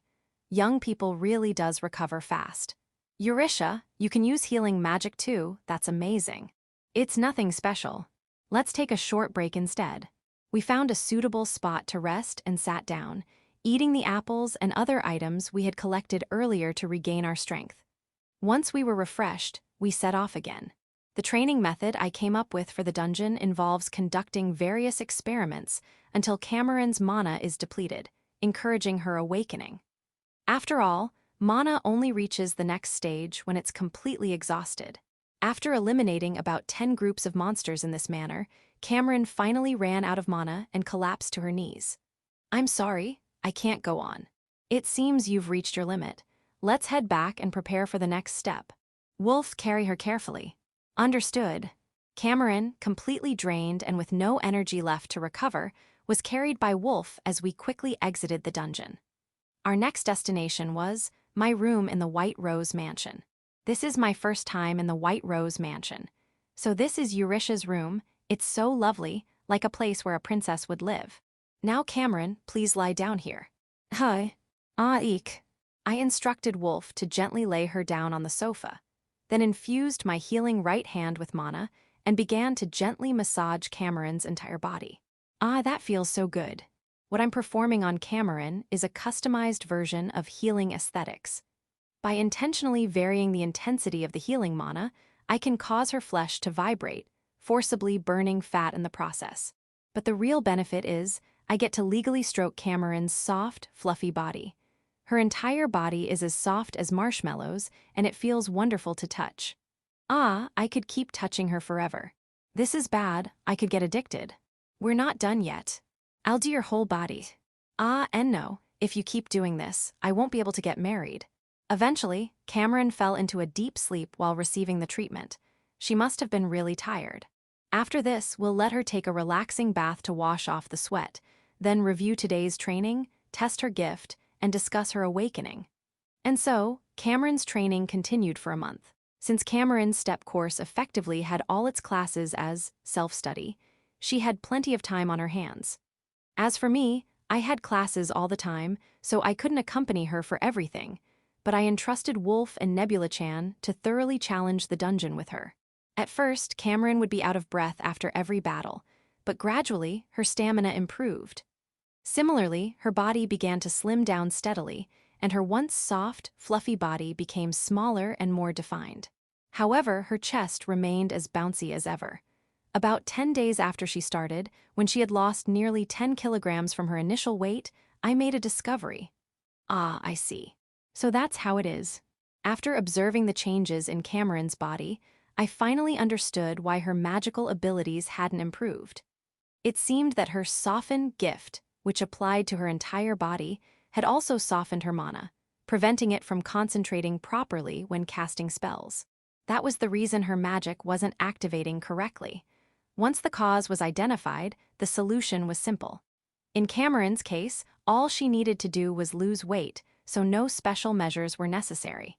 As she continued to slim down, the factors inhibiting her magic naturally disappeared, and eventually, all right, I'll try softening my mana like you said, Eurisha. Please do, Cameron. What emerged from beneath her excess flesh was an extremely refined mass of high-purity mana. The mana she had unintentionally hidden under her gift and excess weight was an astonishing 1,000 plus. She was, in fact, a wielder of immense mana, rivaling even mine and Flora's in my past life. Moreover, Cameron could use her soften gift to make her mana malleable, allowing her to freely change its form. As a result, she gained the ability to deliberately manipulate mana, mastering the art of mana control. Cameron's ability to control mana significantly enhances the power of her spells when casting magic. All right, I'll try using the water spear spell. Please aim it at that group of kobolds over there. Got it, here goes. Water spear. Cameron drew water from a canteen and, using her mana control, shaped it into a spear of water. The water spear, launched from her hand at her command, successfully annihilated a group of 6 kobolds that had been closing in with a single strike. Wow, is this really my power? Such power from a low-level spell. Cameron truly possessed an extraordinary talent for magic. I'm amazed, I never expected her to transform like this. Upon reevaluating Cameron, previously hidden information was now revealed. Cameron Bruno. Age, 14. Gender, female. Gift, soften up. Base rank, compatible undead. Spectre Magician S, 38%. Extra Wizard Spirit, SS, 14%. We finally did it. Cameron had awakened as an SS rank entity. You did it, Cameron. It's all thanks to you. Thank you, Eurisha. Hee, our goal is achieved, isn't it? Huh, is that it? I feel like we're forgetting something important. Was there something else? My lady, I'm sorry to interrupt the celebration, but what about tomorrow's debutante? Now that you mention it, there was such a thing. Oh no, I was so engrossed in training Cameron that I completely forgot about it. Chapter 44, Debutante, First Half. Hello, everyone, it's your dear Mimosa here. Today, I'll be explaining what the debutante is all about. First off, the debutante is a social party hosted by the Lichtenbaum Kingdom to welcome the new female students who have enrolled at St. Antimarage Academy. It's held every year, 1 month after the first-year students enrolled, and it's the largest and most extravagant party in the kingdom, attended by many nobles. In the past, there have been cases where a student caught the eye of a prince at the debutante and later became the queen. As a result, making a debut in high society at the debutante has become a dream for many women in the kingdom. That's probably why my classmates, the young ladies, are putting so much effort into their preparations. Of course, I'll also be making my debut in high society, wearing the dress my dad enthusiastically bought for me. I hope you'll look forward to my stunning debut. Now, the debutante is truly a dream stage for us blossoming young ladies, but this year it's attracting attention for various reasons. The biggest reason is that Julius, the second prince, who was once called the Phantom Prince, will be attending the social gathering for the first time. Prince Julius Seymour is the second in line to the throne of the Lichtenbaum Kingdom, but until recently, his existence was kept secret. Apparently, it was because the prince was in poor health and could have passed away at any moment. However, thanks to a miracle performed by a certain Saintess, his health has finally recovered, and his existence has been revealed after about 10 years. Wow, that was huge news. After all, the second prince, whose existence was almost unknown, suddenly appeared out of nowhere. Now, Prince Julius is much healthier and attending a night school. Because of this, the social circles, especially among the nobility, have been buzzing with excitement. After all, he's a prince of marriageable age with no specific fiancé, and rumors say he's incredibly handsome. That's why the young ladies planning to attend this year's debutante are also very excited. Let's make this perfect. Yes, my lady. I'll do my best. Yeah. Our boss, Lady Hortense, is one of those who's putting in a lot of effort. She's brought a lot of people from her family home and is preparing like crazy, treating it like dressing up a doll. Oh me, I can't go that far. Even though I'm attending the academy, I'm a commoner on a scholarship. Of course, there's a chance someone might take a liking to me, but I don't expect to marry into wealth or anything. I'm pretty average looking, but I do have other expectations, like getting a job. According to information Lady Hortense got from her ducal family, this time, not only will Prince Julius's mother, Consort Cordata, be attending, but also the third consort, Consort Bloomingart. Even if I don't manage to catch the prince's eye, if my talents or demeanor impress the consorts, there's a good chance I could be scouted for the royal court later on. In fact, 3 of our academy's seniors were recruited as attendants to the current consort Bloomingart and are now known as the 3 Jewels of Beauty. My goal is to become a civil servant and get assigned to the Dungeon Bureau, but I've heard the royal court is also a great workplace, so being scouted there would be fantastic too. Then, just the day before, even more surprising news came in. The 3 attendants of Consort Bloomingart, known as the 3 Jewels of Beauty, Lenel Stussy, the Diamond of Attire, Unaria Morden, the Ruby of Makeup, and Manatis Barbaroot, the Emerald of Hairstyling, came to the White Rose dormitory to encourage the juniors. Wow, even Lady Hortense was excited. These 3, despite coming from lower noble families like barons and viscounts, have risen to become attendants to the third consort thanks to their overflowing talent in beauty. and they've come to help someone with their party preparations. This is huge. Having these three geniuses assist with the debutante is incredible. They didn't specify who they were helping, but it's probably either Princess Carolina or Lady Anastasia, the top candidate for Prince Julius's fiancé. Oh, I'm sure the princess and the imperial princess will look stunning tomorrow. And let's not forget Lady Eurytia, the silver angel by the window. Lady Eurytia is an incredibly beautiful young lady in our class. She comes from a lower noble family, but her grace, beauty, and demeanor have made her the center of attention. Honestly, many say she's even more beautiful than Lady Anastasia.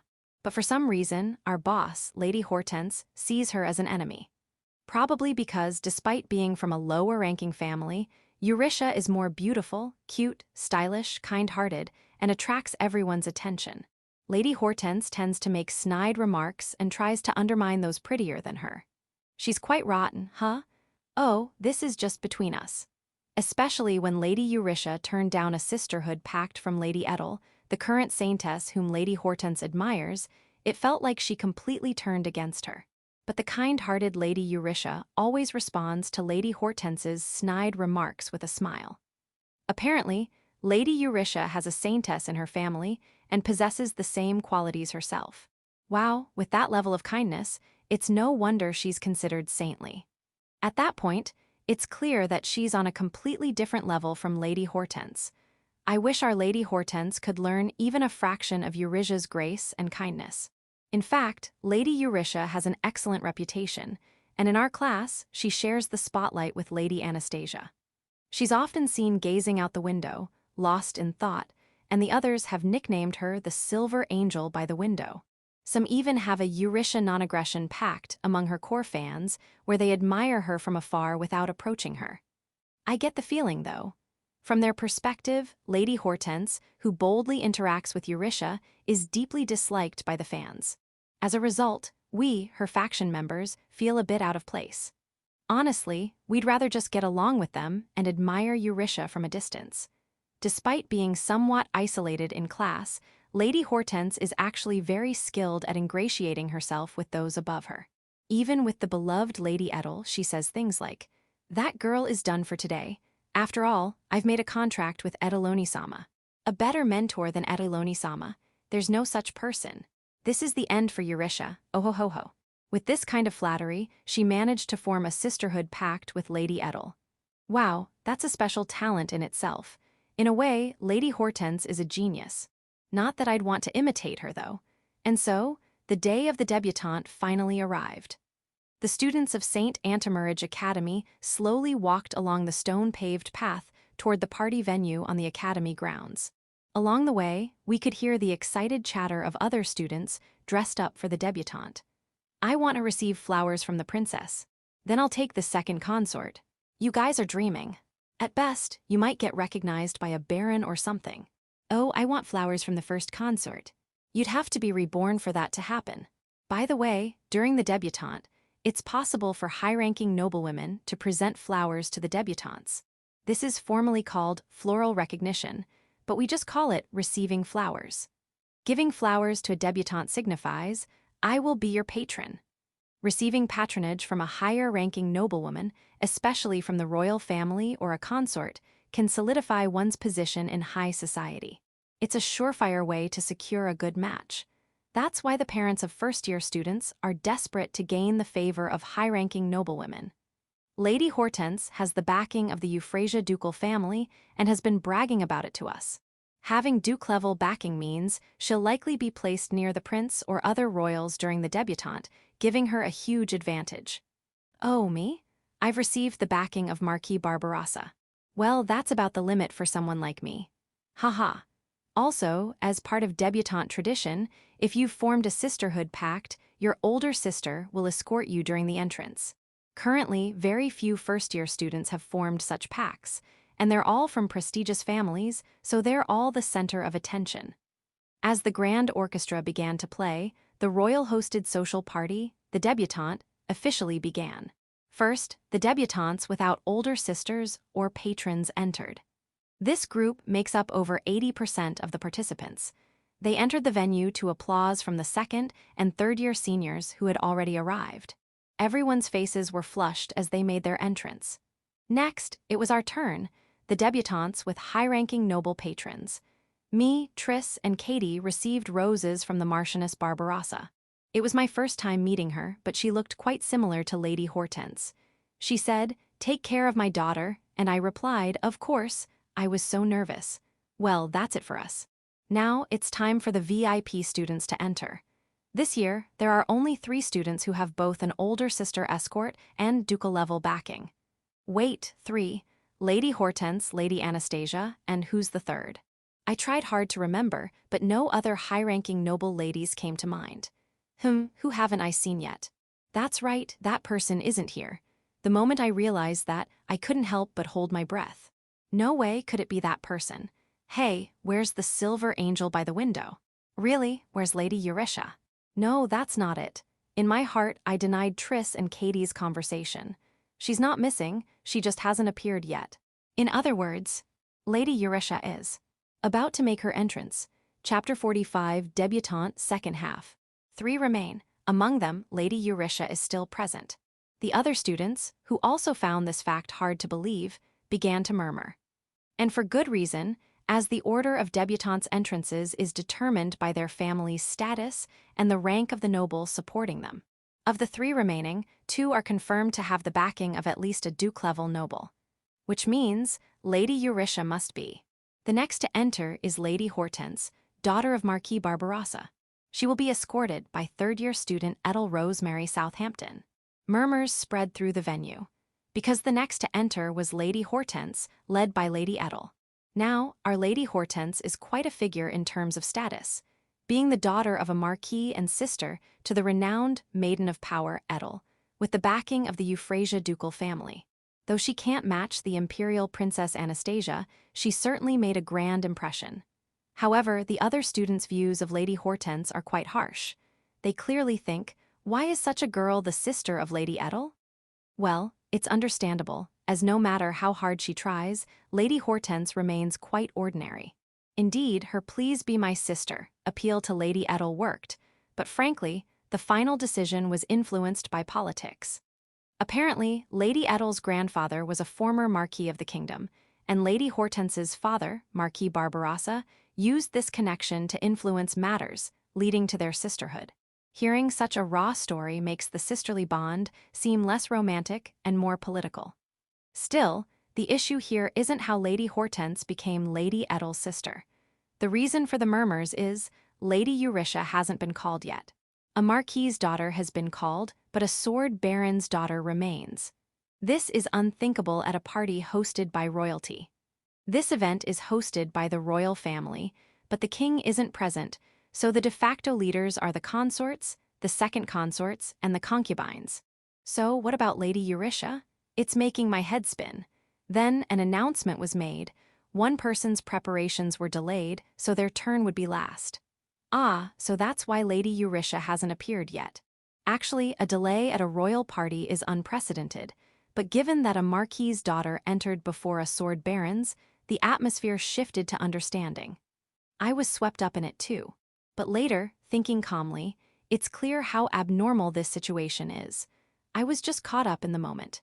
Next to enter is the third princess of the Garland Empire, Anastasia Claudius Elenagarden van Garlandia, escorted by our Lichtenbaum Kingdom's first princess, Princess Carolina. Finally, as the students' confusion settled, today's main attraction, Lady Anastasia, entered. Lady Anastasia was indeed stunning. Guided by her sister, Princess Carolina, she wore a crimson dress that was breathtakingly beautiful. Truly fitting for an imperial princess, her attire was splendid and luxurious. Moreover, she approached the first consort and received a rose directly. The first consort's backing, nothing surpasses that, truly befitting an imperial princess. With the first consort's support, doesn't this confirm that Princess Anastasia is the fiancée of Prince Julius? I was aiming to be Prince Julius's fiancé too. Well, I think that's impossible, Lady Hortense. Ah, but thinking about it, the first consort's son is the first prince, and Prince Julius is the son of the second consort, right? Yet there was no flower recognition from the second consort to Lady Anastasia. In fact, neither the second consort nor consort Bloominggarten has given flowers to anyone yet. What does this mean? Since they attended the debutante, it was assumed they would back someone. Oh, speaking of which, Prince Julius has just entered the venue. The atmosphere heated up instantly. Wow, the rumors were true, he's incredibly handsome. Golden hair like the shining sun and a gentle face. Truly the image of a prince. Prince Julius walked straight to the back without glancing at anyone, spoke briefly with his mother, the second consort, and then chatted lightly with his sister, Princess Carolina, and Lady Anastasia. But instead of staying by Lady Anastasia's side, he moved to another spot and stood alone. Huh, I thought Prince Julius would announce his engagement to Princess Anastasia today. That's why I thought all the royal ladies were present. Was I wrong? Thank you for your patience. The last to enter is Lady Eurytia Albert, daughter of Sword Baron Albert, escorted by second-year student Cameron Bruno. Ah, here comes Lady Eurytia. But as the escort's name was announced, the venue buzzed again. Who is this? Second-year Cameron Bruno? Never heard of her. The name sounds common. Cameron Bruno, the dropout. What really? That fat, bespectacled Cameron. She's still here. Wasn't she in the step course? Really? I thought she had dropped out and been expelled. A fat, ugly dropout, how can she be a sister? I can't believe she became a sister to such a dropout. Oh dear, such harsh words. From the seniors' voices, it seems Cameron Bruno is on the verge of failing, fat, bespectacled, and a dropout. That's their assessment. But she's the one Lady Eurytia chose, even refusing Lady Edel's offer. There must be something to her. Hi, Cameron Bruno, that dropout is a better sister than me. Hee, I wondered who would show up, but I never expected this. It's over now, for Eurytia and for Viola. Lady Edel, standing beside Lady Hortense, smiled with an expression I've never seen before. Actually, these two might be quite a match. Soon, a figure appeared at the entrance. Finally, Lady Eurytia's entrance, but when we saw her, we were completely stunned. Standing at the entrance was Lady Eurytia, dressed in a simple yet delicately embroidered pure white dress. Her silver hair shimmered as if bathed in divine light. She looked like an angel from a painting. Behind her were 4 maids, 3 of whom were. No way, is that the 3 jewels of beauty? Why are they with Eurytia? Thank you for the explanation, Lady Hortense. Those are the legendary graduates, the geniuses of beauty known as the 3 jewels of beauty. But why are the third consort's maids behind Lady Eurytia? What? Did they come to the White Rose dormitory to see Lady Eurytia? Amidst the confusion, another woman appeared gracefully and approached Lady Eurytia. She was a beautiful lady in a soft cream yellow dress, someone I'd never seen before. No way, is that Cameron? I can't believe it. How did she become so beautiful? She looks like a different person. She was so fat before, but now she's so slim, and that figure unbelievable. What is that? She might even rival Princess Carolina in beauty. Is that the fat, bespectacled dropout Cameron the seniors were talking about? But contrary to the rumors, she's slim, well-proportioned, and stunningly beautiful. And those breasts. She doesn't look 14 at all. Who is that beauty? No way, what is that? Is that Cameron? Lady Hortense and Lady Edel, who had been so confident earlier, were now utterly dumbfounded. It seems Cameron has undergone a dramatic transformation recently. Could it be, thanks to Lady Eurytia? Amidst the murmurs, the two walked slowly through the center. Led by the stunningly beautiful Cameron, Lady Eurytia looked divine. It was like watching a scene from a play. Soon, the two approached the 3 royal ladies on the stage. And then, another astonishing event occurred. The second consort and consort Bloominggarten, who hadn't stood up until now, rose to their feet. You look wonderful, Eurytia. It was worth sending Lena Unimana. Thank you, consort Anna Mary. They really helped with the preparations. Sorry, Eurytia. We held you up because of Seymour's selfishness. He said he wanted to see your entrance, so we delayed it. No problem, consort Jusana. Lady Eurytia chatted amiably with the 2 royal ladies. What is happening? I can't keep up. I bestow my blessings upon you, Eurytia. As do I, Eurytia. With that, the second consort and the third consort handed Lady Eurytia red and yellow roses. Incredibly, Lady Eurytia received flower recognition from both royal ladies. Unbelievable. This is an unprecedented feat in the history of Saint Antimarriage Academy, but Lady Eurydia's achievements didn't end there. Prince Julius, who had been quietly watching Lady Eurydia's entrance, stepped forward and walked briskly towards her. "I wanted to see you, Eurydia, my precious person. Long time no see, Seymour. I'm glad you're well. It's all thanks to you." What is happening? Why are the prince and Lady Eurydia talking so familiarly? "I really wanted to see your debutante appearance, so I insisted on having you go last. I hope it wasn't too inconvenient." What does that mean? Lady Eurydia was last because of Prince Julius? And I have something I really want to tell you on this occasion. Yes, what is it? A moment of silence. Then Prince Julius spoke astonishing words. "Eurydia, will you become engaged to me?" Wow, what is happening? Incredibly, Prince Julius proposed not to the expected Lady Anastasia, but to Lady Eurydia. What an unbelievable, incredible event. This is the ultimate social climb, an ultra-super social climb. A prince, second in line to the throne, proposing directly to the daughter of a lowly sword baron, a one-generation noble family. Unbelievable, incredible, this is a miracle, we are witnessing a miraculous moment. I am impossible. Beside me, Lady Hortense collapsed to her knees in shock. What is this?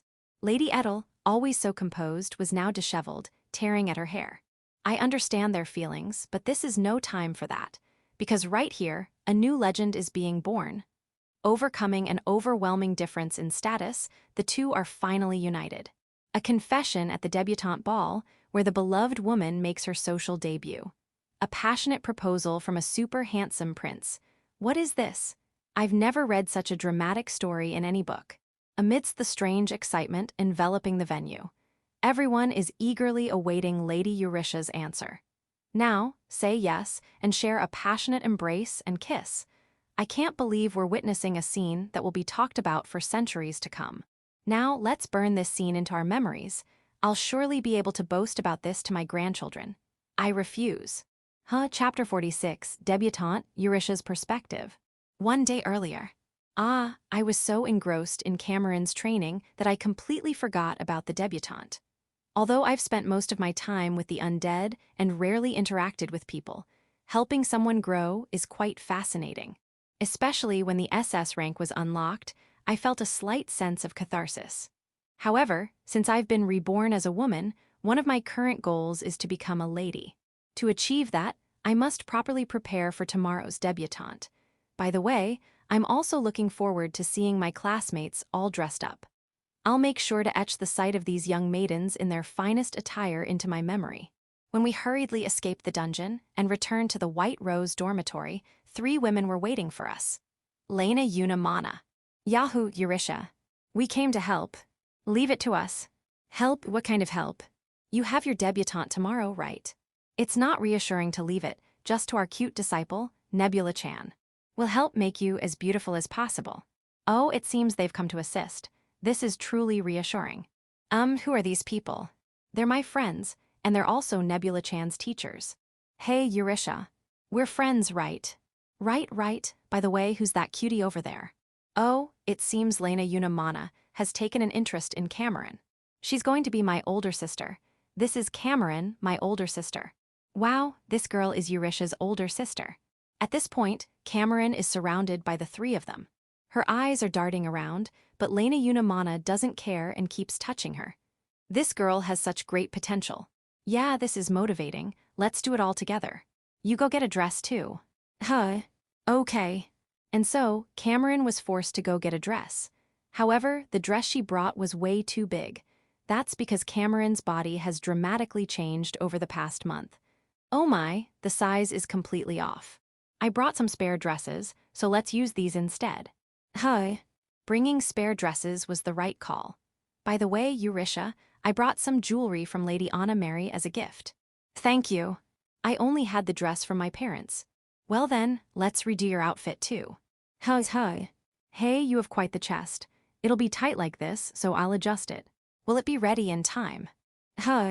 And finally, the day of the debutante arrived. Thanks to Lena Unamana's efforts, we managed to prepare just in time. Even Nebula-chan, who as a vampire should have plenty of stamina, was completely exhausted. This time, we're heading to the venue slowly by carriage. Apparently, they don't want to reveal our appearance to others until the last minute.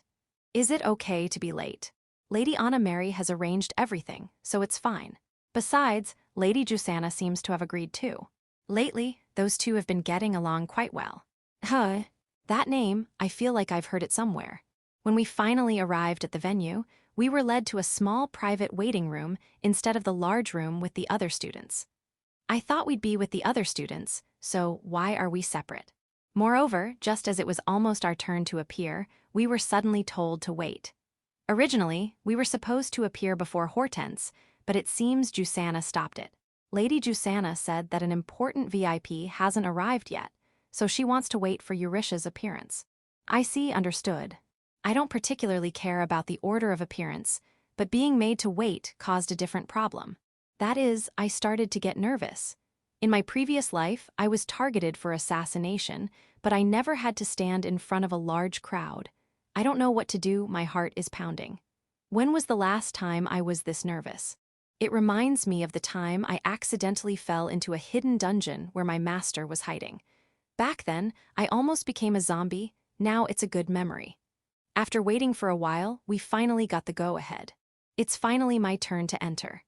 Guided by Cameron, who is wearing a lovely cream yellow dress, I march in front of everyone. However, I'm so nervous that I can't see anything around me. I can vaguely feel that I'm being watched. Why is that? Ah, I see. It must be because I entered late.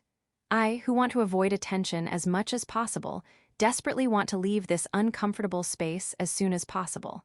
Suppressing the urge to run away, I manage to make my way through the line of students. At the end, waiting for me, are 3 incredibly beautiful women. Of course, they are all the king's consorts. To have 3 such beauties as wives, how enviable the king must be. As I was taught beforehand, I curtsy in front of the 3 of them. Anna Mary and Jusanna stand up and approach me with beaming smiles. You look wonderful, Eurisha. It was worth sending Lena Unimana. Thank you, consort Anna Mary. They really helped with the preparations. You're like a daughter to me. You're so lovely and beautiful. I would welcome a mother like Anna Mary too.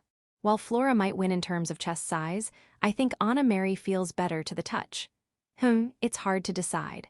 Sorry, Eurisha, we held you up because of Seymour's selfishness. He said he wanted to see your entrance, so we delayed it. No problem, consort Jusanna. It seems the consort was waiting for Seymour. I can see him over there, he's waving happily. Are you a child? Thinking that it's because of him that I'm getting all this attention, I feel a slight irritation. If he weren't SS rank, I would have turned him into an undead right away.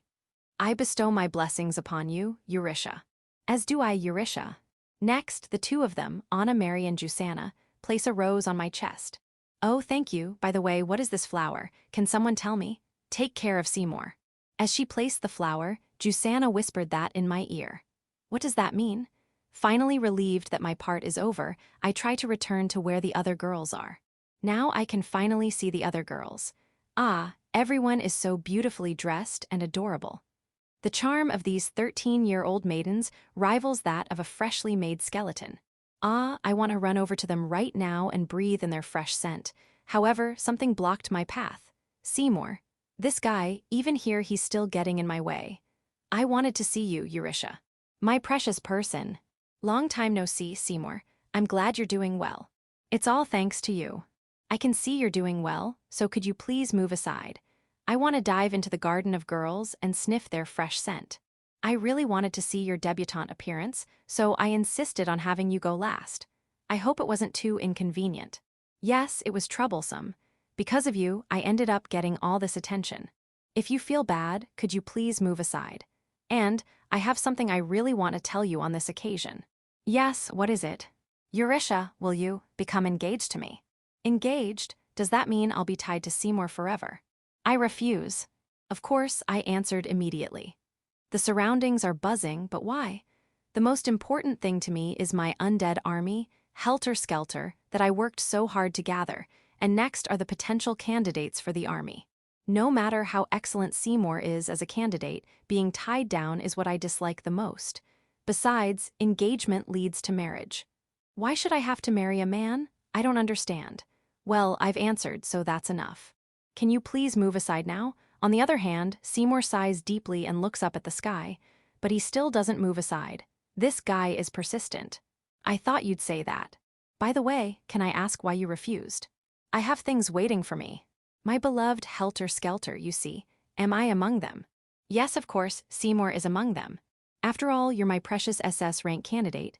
Ah, that's good. I'm still in your heart. Seymour looks visibly relieved. Don't worry, I won't let go of an SS rank candidate so easily. So, can we end this now? I'm getting restless. Being in the spotlight like this is almost torture for an introverted, socially awkward person like me. I want to quickly hide among everyone and admire the dazzling dresses of my fresh classmates up close. I see. You're someone who devotes yourself to everyone, not just me. That's why I was drawn to you. But my first love ends here. Being rejected in front of everyone has helped me sort out my feelings. So I will now properly change my heart and fulfill my duties as a member of the royal family.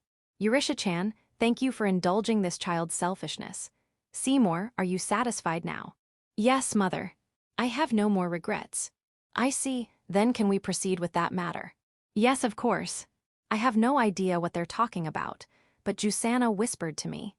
Eurisha-chan, Seymour is going to be engaged to Princess Anastasia. It seems being rejected by you helped him make up his mind. He's ready to fulfill his duties as a member of the royal family. Oh, he's going to be engaged to that black-haired beauty. How enviable. Handsome guys should die. Eurisha, I want you to follow the path you believe in. I'll support you as much as I can. Yes, thank you. If you're going to support me, can you please let me return to the others?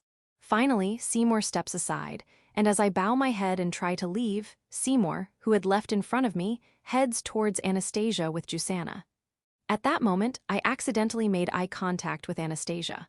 That's when a flash of light entered my right eye. This is the same light I saw when Alex and Cameron awakened new gifts. The flash came from Anastasia. Could it be that she awakened a new gift right here? Curious, I decided to check with my appraisai. What appeared in my right eye was Anastasia Claudius Elenagarden van Garlandia. Age, 13. Gender, female. Gift, the Great Sin of Envinu. Candidate rank, S. Compatible undead. Royal Spectre S, 72%. Princess Ghost S, 69%. ASS 3%. Wow, she really did awaken a new gift. But the gift name, the Great Sin of Envy, this is a gift I've never heard of. What kind of effect does it have? More importantly, Anastasia has started to show SS rank undead potential. What is her undead potential that I can't see yet? To find out, I must become good friends with Anastasia. Hee hee, it seems my school life is going to be wonderful. Chapter 47, second year. Time flies. Before I knew it, I had become a second-year student. It feels like just yesterday that I had just entered school and completed my debutante, but a year passes so quickly. I've also turned 13, and this year I'll be 14. I've grown up splendidly, and my body is becoming more and more feminine. Look, the girl in the mirror is smiling at me, isn't she? Isn't that wonderful? For me, gazing at my smiling reflection in the mirror is an irreplaceable, precious, and happy time. Milady, why are you grinning at the mirror like that? There are some insensitive people like this, but I lightly discipline them to silence. Ouch, ouch, ouch. It hurts, milady, please forgive me. Then you should keep that mouth of yours shut, Nebula-chan. Eek, I understand. Ah, playing with Nebula-chan is kind of fun. I feel a bit refreshed now. Come to think of it, just the other day, the third-year students like Carotalina and Edel graduated. Lady Carotalina, who gave a tearful farewell speech at the graduation ceremony, was incredibly beautiful, as expected of the older sister of the handsome Seymour. I had many opportunities to interact with Lady Carotalina over the past year, and it was a real treat for the eyes. After graduation, she's apparently set to marry the Empire's first prince. Does that mean she'll become the Empress in the future? On the other hand, I didn't have much interaction with Edel. The main reason was that I kept my distance, almost as if I were avoiding her. Oh, was I actually avoiding her? Fortunately, after the debutante, I didn't have any further interactions with her, which was a relief. I like girls, but I just can't handle Saintess. In the end, I couldn't tell if you had the qualifications to be a Saintess. I don't have the qualifications to be a Saintess. I thought everyone would want to become a Saintess, but you're different, aren't you? I know it's nothing. Without saying anything more, Edel graduated. After graduation, she's apparently traveling the world as a Saintess. I also plan to travel after graduation, so I'd like to avoid getting involved with her as much as possible. My older sister, Cameron, has become a third-year student and advanced to the highest level of the magical course.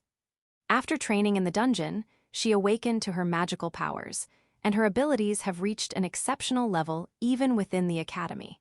Cameron also became famous for successfully losing a dramatic amount of weight in just 1 month by using her softening ability.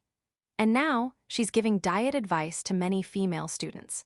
Of course, the dungeon part is a secret, right?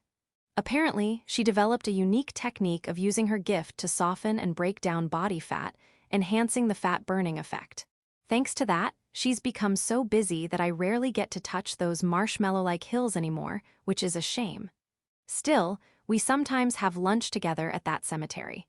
We don't go into the dungeon anymore, though. Now, back to me. What have I been doing this past year? Well, I've been caught up in a little personal trend. My trend is helping young girls blossom their talents. The method is simple.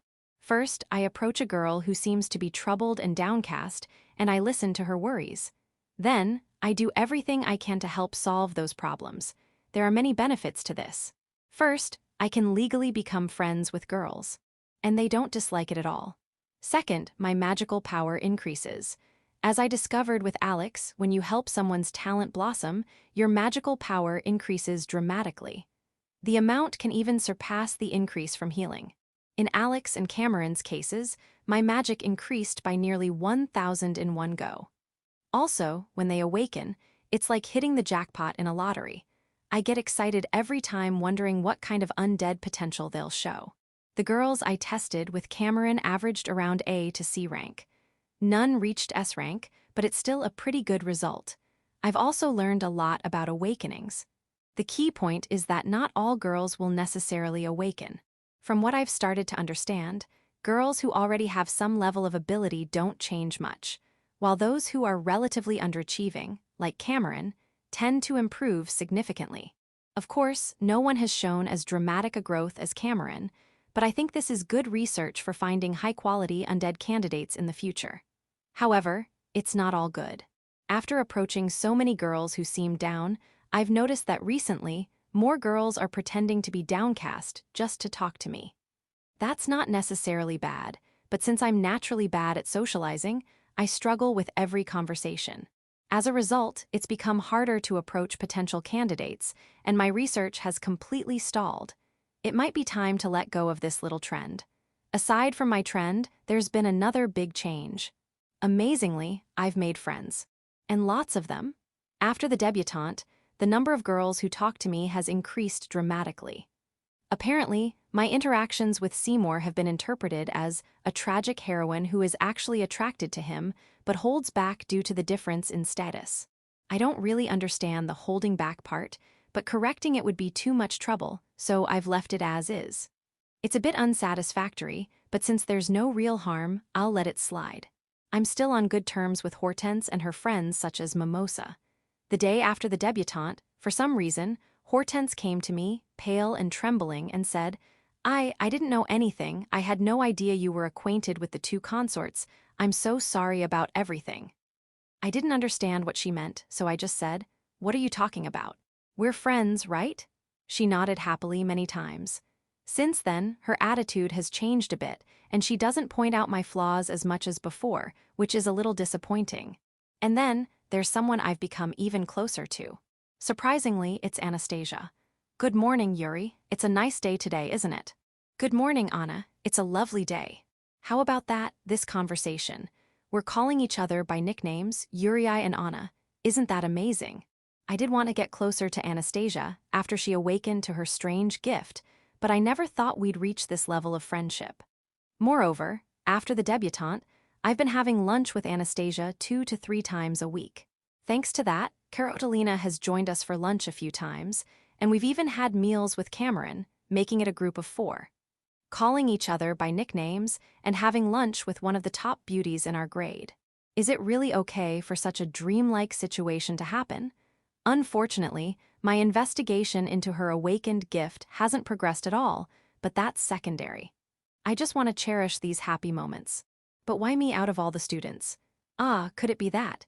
Does she want to ask about Seymour? Actually, Anastasia and Seymour announced their engagement last fall. Anastasia laughed and said it was a political marriage. But from my perspective as someone who had no luck with women in my past life, I think it's incredibly fortunate to be able to marry such a beauty, no matter the reason. Come to think of it, I once had this conversation with Anastasia. If Yuri were to become Seymour's second consort, we could have fun together. I'm not interested in being a consort, but doing something with Anna sounds fun. Oh, I'm so happy. By the way, Yuri, what's your type? Ahem. Bones? Well, it might be hard for you to tell me, right? It's true that it's hard to say, so I just laugh it off. What should I have done? Maybe she wanted me to ask her back. Like, what's your type, Anastasia? I'm still very inexperienced when it comes to conversations with girls, and I keenly feel my own inadequacy. I need to work harder. And then, today, while having lunch with Anastasia, she suddenly asked me this. Hey, Yuri, you said before that doing something with me sounded fun, right? Why, yes. Then I have a request. Would you join the student council with me? The student council, what's that? Chapter 48, the student council. Student council. Come to think of it, I recall how Nebula-chan once looked into various things and told me about them. Lately, she's been getting along so well with other people's maids and enjoying herself every day. I wonder if she's forgotten that she's actually a man. Well, setting aside Nebula-chan's story for now. The Student Council is an organization established at St. Antimarage Academy to oversee the students, reigning at the pinnacle of the student body. Essentially, one can only join through recommendation by student council officers, and especially the student council president holds absolute authority. Historically, the student council president has often been a member of royalty, and if no royalty is present, someone with royal blood assumes the role. The current student council president falls into the latter category. In the current student council, aside from my classmate Anastasia, Hortense and her 3 friends are also members. However, as someone who's fundamentally socially awkward and introverted, I thought it was something completely unrelated to me. Sigh, the student council, huh? Yes, actually, there are many voices recommending you for the student council. Even Karotalina Onisama strongly recommended you.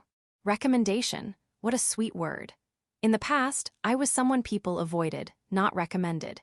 To think that now I'm being recommended by Karotalina and Anastasia, it's a complicated feeling. But I dislike troublesome things.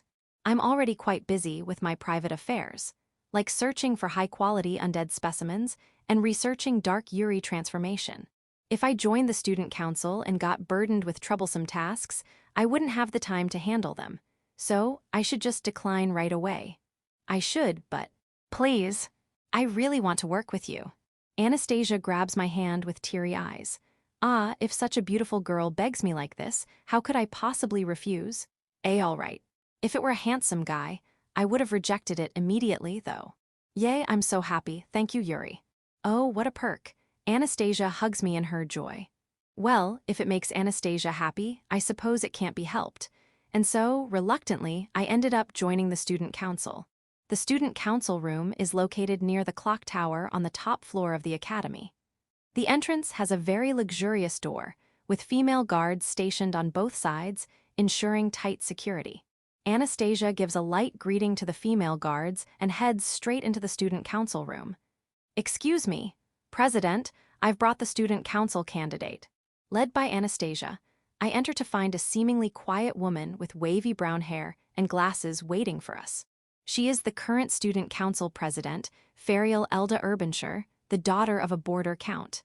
By the way, the previous president was Karotalina, and Edel was the discipline committee chair. Oh, you are, tragic lady, Eurisha Albert. My apologies, that was a slip of the tongue. What was that slip of the tongue? Nice to meet you, President, I'm Eurisha Albert. She's the one I recruited, President Ferial. Oh, Anastasia did. Then I'm at ease, no issues at all. Eurisha, welcome to the student council. We welcome you. Oh, I've been accepted so easily. Is it really okay to be this lax? It's fine. Yuri is quite famous, after all. Famous? Where exactly did I become famous? I have no clue. Maybe it's because of that recommendation from Carolina earlier. As for the detailed rules of the student council, perhaps Anastasia can explain them to you. Yes, of course, President. Then, right away, I'd like to ask the two of you to handle a student council task. Could you take care of the orientation session for the new students? Orientation? What's that? The orientation is a session to explain the academy's rules to the new students. Yuri, you attended one too, don't you remember? Sorry, I don't remember it at all. For this orientation, I was originally supposed to be the main speaker. So, Yuri, could you assist me? Yes, of course. If it's just assisting, then it's no problem. Let's finish this quickly, and then go explore the academy grounds with Ulf and the others, which I've been neglecting lately. After leaving the student council room, Anastasia and I head side by side to a small auditorium where the new students are gathered. On the way, other support staff join us, carrying printed materials. I see Mimosa too. So, what exactly should I help with? Hee, Yuri, just standing next to me will be enough. Hi, that's all. Yes. I think that alone will have quite an effect. I see. At Anastasia's words, the other support staff nod in agreement. What kind of effect are they talking about? I have no idea. As we reach the somewhat noisy auditorium, the moment we enter, the new students erupt in cheers. Kaya, Anastasia Onisama. So pretty, what's that? The Onisama next to her is also amazing. Who is she? That's Yurisha Onisama, the one who received flowers from 2 consorts. Kaya, so pretty, both of you look this way. Please be my sister. I'm overwhelmed by the sheer volume of high-pitched voices and can't help but flinch. Anastasia gently pushes my back. It's okay, they won't eat you. Well, it kind of feels like they might. Hey everyone, quiet down. Mimosa, who came along as support, raises her voice, but no one listens. Silence. But when Anastasia steps onto the stage and speaks in a dignified tone, everyone falls silent at once. As expected of Anastasia, she naturally exudes the grace and authority of royalty. The new students gaze at Anastasia with passionate eyes as she begins her explanation. It's no wonder, seeing such a beautiful, dignified girl with long black hair speaking in front of everyone. Even I can't help but be captivated just watching from the side. Everyone, welcome to St. Antimirage Academy. I am Anastasia Claudius Elenagarden van Garlandia, in charge of new students in the student council. This is Yurisha Albert, who will be assisting me. And so, Anastasia begins explaining the basics of academy life. The students, who were so noisy earlier, now listen to her with solemn expressions, as if the earlier commotion was a lie. With nothing much to do here, I suddenly find myself with no tasks, so I decide to observe the new students. Even though they're only a year younger, they look so fresh and new. It feels strange to think that just a year ago, I was in their position. While casually scanning for any interesting specimens, I notice, oh, there's an interesting girl. In fact, 3 of them. Since it's a good opportunity, I'll take a closer look at these 3. First, there's a girl with long purple hair covering the left half of her face. Her name is Pina, I think. Pina Cruz. Age, 12.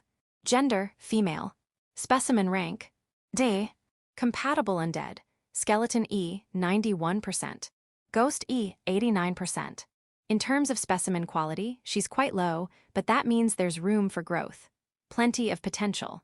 What intrigues me most is how she hides her face. I can't wait to investigate further. The second girl has blue hair and an eye patch. I've never seen a girl with an eye patch before. Nadia Cardi Pantagram. Age, 12. Gender, female.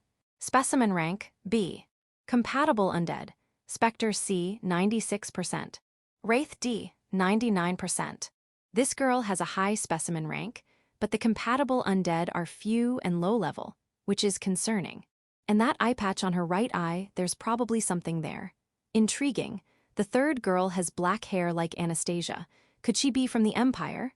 Charlotte Lord Alistair. Age, 12. Gender, female. Specimen rank, compatible undead. Skeleton Sword Knight, A, 71%. Night Stalker, A, 76%. Wow, specimen rank A given her compatible undead. There's no doubt she has excellent potential. Based on past experience, having such a high specimen rank means there's a low chance of awakening. For this type, diving into dungeons is the most efficient method, but to do that, I'll need to get closer to her quickly. Ah, how wonderful. To find such promising specimens right after the new student's enrollment. I thought I'd hit a wall with my classmates and would have to search for new candidates among the new students, but I never expected to find them this way. I had been avoiding the student council, thinking it would be a hassle, but now I've found a new source of enjoyment. Now, which one should I approach first? I'm really looking forward to this. However, after that, I rarely had the chance to interact with the first-year students. For someone as socially awkward as me, barging into a first-year classroom alone is harder than charging into a dragon's nest solo. How did I manage with my classmates? Well, you see, being in the same class makes it easier. What's wrong? You look down. Just saying that was usually enough to get them talking, but that strategy doesn't work with underclassmen. I've hit a dead end already. But then, the student council work provided me with a new breakthrough. Chapter 49, 7 Wonders of the Academy. A month has passed since the new students enrolled, and this year's debutante event has also concluded without a hitch. Seeing the freshmen in their dresses warms my heart. This time, there were no royal guests in attendance. The main guest was the mother of the student council president, who is also the younger sister of the current king, the Countess of Urbanshire Border. Apparently, having 3 royal consorts attend, as was the case last time, was an extremely rare occurrence. This year, I had Lena Unamana come again and dress me up with all their might. I was also wearing the gifts from the 2 consorts, which were a pendant and brooch with a rose motif. But the stars of the show were the freshmen. As a member of the student council, I helped with the debutante event while gleefully watching the freshmen enter, their faces either flushed or pale. Yuri, you seem to be enjoying yourself, huh? Is that so? Anastasia pointed it out, and I suddenly realized. Have I actually settled into the academy quite well? With the debutante event over, the academy's events have also come to a pause. For the freshmen, this is where the real classes begin, but for me, who has already advanced and entered the elegant course, there isn't much change in my daily life. At such a time, I was summoned by the student council president along with Anastasia. An investigation into the 7 wonders of the academy. In response to Anastasia's confirmation, the student council president, Fariel, nodded with a gentle smile. With the debutante event over, the student council has started clearing the backlog of work. But the task assigned to Anastasia and me was an investigation into the strange rumors surrounding the 7 wonders of the academy. Oh my, I don't like this. The 7 wonders of the academy. First of all, what exactly are these 7 wonders? Yuri, don't you know? They're quite famous among the students. Sorry, I don't really engage in small talk with other students. Well, to put it simply, there's 7 mysterious phenomena rumored to occur at this academy. For example, the ghost of the old building's restroom is said to be the work of an undead. What? Undead? There are undead in this academy? My interest was suddenly piqued, and Anastasia began writing down the so-called 7 wonders on the blackboard with a clacking sound. The ghost of the old building's restroom. The staircase that gains an extra step at midnight. The moving painting. The piano that plays by itself. The locked room in the basement. The 7 holy maidens. The black mass. That makes 7, right? The wording might vary slightly depending on who you ask, but it's generally something like this. What is this? Looking at the list, I felt a bit disappointed. The names all seemed so cheap. Some of them do seem like they could involve undead. The restroom ghost is a prime example. If these are just rumors, they're probably nothing more than ghosts or spirits. They might not even reach C rank, let alone S rank. That said, if it really is undead, it would be a rare, natural one. The last one I encountered was a cultivated one made by Nebula-chan. Natural ones are different in terms of freshness. I'd really like to meet one. Of course, some of these rumors might be completely baseless. For example, the locked room in the basement, listed here, is actually the student council's storage room. Yes, as Anastasia said. However, it's also true that some students are scared because of these unfounded rumors. The student council would like you to investigate these 7 wonders and help dispel the students' fears. The other council members are busy with post-debutante cleanup and other issues. President Fariel looked troubled and desperately appealed for help. On the other hand, I was motivated, or rather, I've been quite starved for undead lately, so I was eager to investigate. After alternately looking at the student council president and me, Anastasia let out a big sigh. All right, Anastasia and I will investigate this together. Thank you. I appreciate it, Anastasia Eurisha. And so, Anastasia and I ended up taking on the task of solving the 7 wonders of the Academy. Sigh, I'm not good with ghosts. Anna, did you say something? Huh? Oh no, it's nothing. All right, Yuri, let's discuss how we're going to tackle this. Okay. After leaving the student council room, I was taken to a tea salon where Anastasia and I discussed our future strategy. Around us, other female students were watching from a distance, giggling and making high-pitched noises. Do those girls need something? Yuri, don't mind them. More importantly, can you take a look at this? I've organized the current situation. Anastasia showed me a handwritten note. It contained the currently known information about the 7 wonders. Resolved. The locked room in the basement. Truth, the student council's storage room. Likely to be resolved. The piano that plays by itself. Could someone be sneaking into the music room and playing it? The ghost of the old building's restroom. Could someone have just seen someone else using the old building's restroom? The moving painting. Just a case of mistaken identity. Unknown. The staircase that gains an extra step at midnight. The 7 holy maidens. The Black Mass. I see it's very well organized, as expected of the imperial princess. Though if it were me, I would have added the probability of the cause being undead as well, but I guess it's too much to expect that from Anastasia. As we discussed earlier, one of the wonders has already been resolved. We also have some ideas about the causes of 3 others. So, should we start by investigating these 3 likely to be resolved ones first? Yes, that sounds good. Even if just one of these turns out to be the work of a natural undead, it would be thrilling, but the most likely candidate is probably the restroom ghost, right? By the way, what are these? 7 holy maidens and Black Mass. The 7 holy maidens are a legend that has been passed down in this academy for a long time. It's said that 7 holy maidens who died are wandering around looking for new victims, and if they catch you, they'll kill you. When they kill a victim, one of the 7 spirits is laid to rest, and the victim becomes one of the 7. That's why the number of the 7 holy maidens is always 7, never increasing or decreasing. Wow, what a sinister legend. When I first heard the name, I didn't understand what it meant, but it sounds like there could be a powerful natural undead involved. If it's such a powerful undead, it might even be A rank or possibly S rank. This has definitely piqued my interest. By the way, Anna, why are you trembling? It's nothing. When I asked, she suddenly stopped trembling. Is she cold? And the Black Mass is a rumor that some students are performing a suspicious ritual to summon a demon. A demon, now that's a nostalgic name. Demons do exist in this world, and they're extremely troublesome. Demons are a kind of spiritual life form. They possess their target and, in exchange for granting power, commit various evil deeds with their malevolent will. But the most troublesome thing about them is that their targets often overlap with the bodies we necromancers secure. A high-quality undead body is also a valuable vessel for demons. So, demons and necromancers are always competing for bodies. A body completely taken over by a demon is no longer usable as an undead. Once the demon is destroyed, the body turns to ash. So, we always have to be careful not to let the demons steal the bodies we've been carefully nurturing. Demons are the eternal enemies of necromancers, with whom we can never coexist. I see that's not good. Yes, there are many legends of weak-minded people relying on demons, but we can't completely rule out the possibility that this is just a rumor, so let's investigate carefully. First, let's tackle the easier ones. Okay, understood.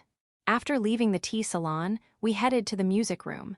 This is the suspected source of one of the 7 wonders, the piano that plays by itself. According to the students' rumors, this mystery involves hearing piano music from the music room in the evening or at night. Oh, I thought it was about an unattended piano playing by itself, but that's not the case. If it were that, it would be a genuine supernatural phenomenon. But this time, it hasn't been confirmed to that extent. Probably, the story has just been exaggerated. I see, so the possibility of it being undead is quite low. That's a bit disappointing.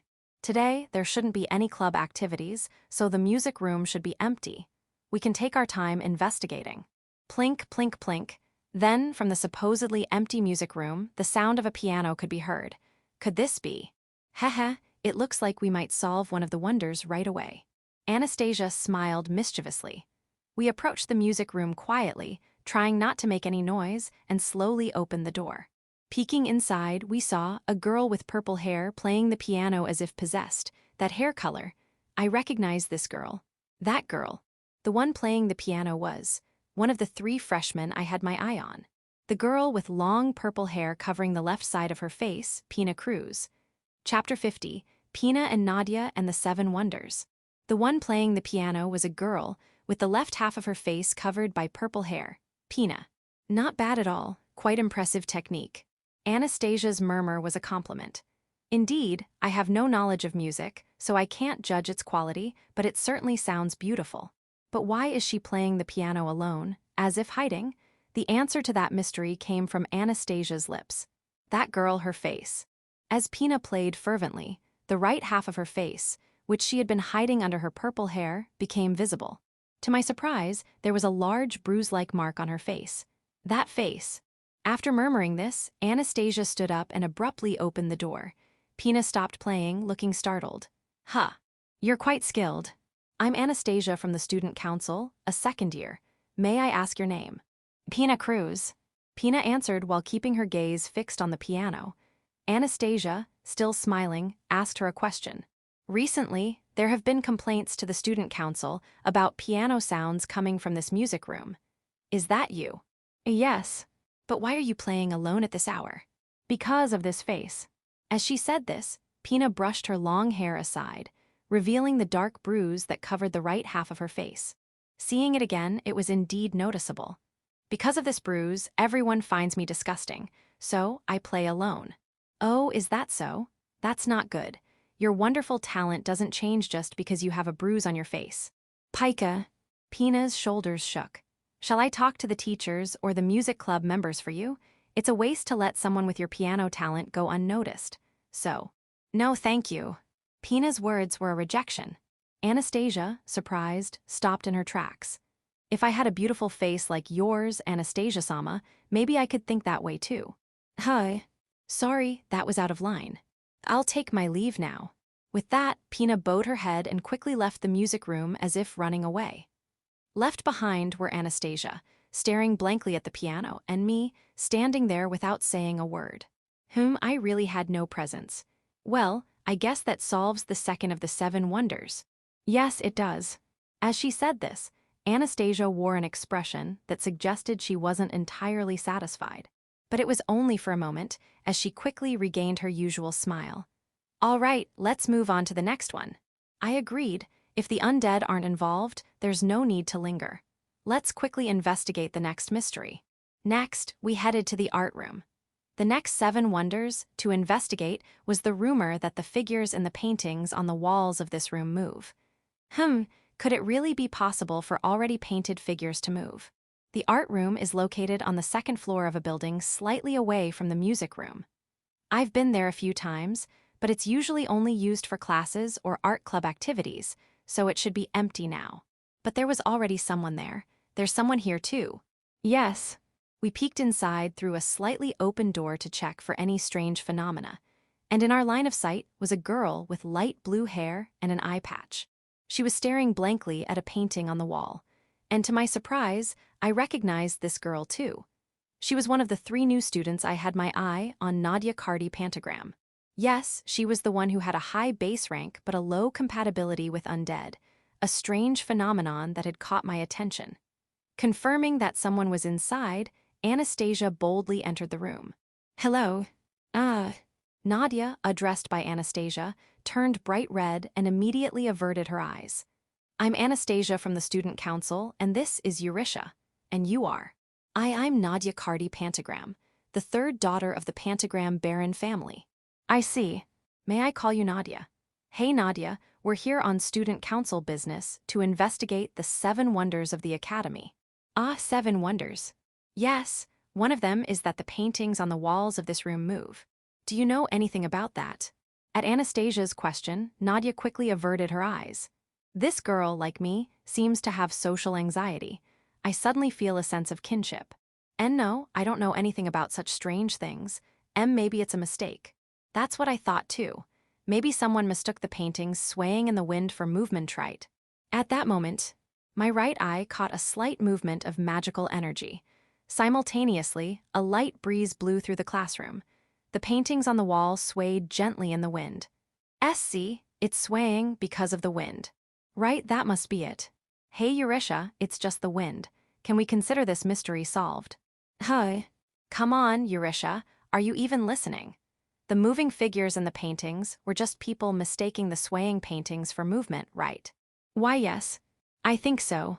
While answering Anastasia's question, I kept an eye on Nadia. Being a fellow socially awkward person, I could tell she was clearly relieved. It's really strange. Why did Nadia go out of her way to use wind magic to create a breeze? Solving two wonders has made me tired. Can we call it a day for today's investigation? Yes, that's fine. I nodded to Anastasia and left the art room. That night, while working with Nebula-chan on the verification of the Dark Yuri transformation potion, I told her about the day's events. And that's what happened. I see, they sound like quite unusual girls. Unusual girls. Indeed, as Nebula-chan said, Pina and Nadia are unusual. But to awaken them, we need to solve their problems. To do that, we need to understand what those problems are. Why did Pina reject Anastasia's words? I have no idea about the twisted feelings of girls like that. Why did Nadia go out of her way to use wind magic to cover things up? I have no idea about the feelings of socially awkward people. This guy is useless. Although, to be fair, I don't understand their feelings either. Well, never mind. Let's get going. Now, where are we going? To the academy, of course. What? The academy at this hour? Will we get overtime pay? I tied up the grumbling Nebula-chan with a curse and dragged her out, infiltrating the academy at night. In times like these, Nebula-chan's vampire abilities are very useful. Using shadow magic to blend into the shadows, we easily slipped past the vigilant female soldiers. First, we headed to the location of one of the 7 wonders, the staircase that gains an extra step at midnight. The rumored location was the staircase leading from the 3rd to the 4th floor at the eastern end of the academy. In the faint moonlight illuminating the staircase, my right eye caught a rather interesting phenomenon. This is rare. A gate inside a building. A gate. Yes, this staircase had a gate that appeared when bathed in moonlight. Stepping into it, I was transported 1 step down. I see, this is interesting. What is this? An extra step. This is an ultra-short range gate that only moves you the length of 1 staircase step. A gate.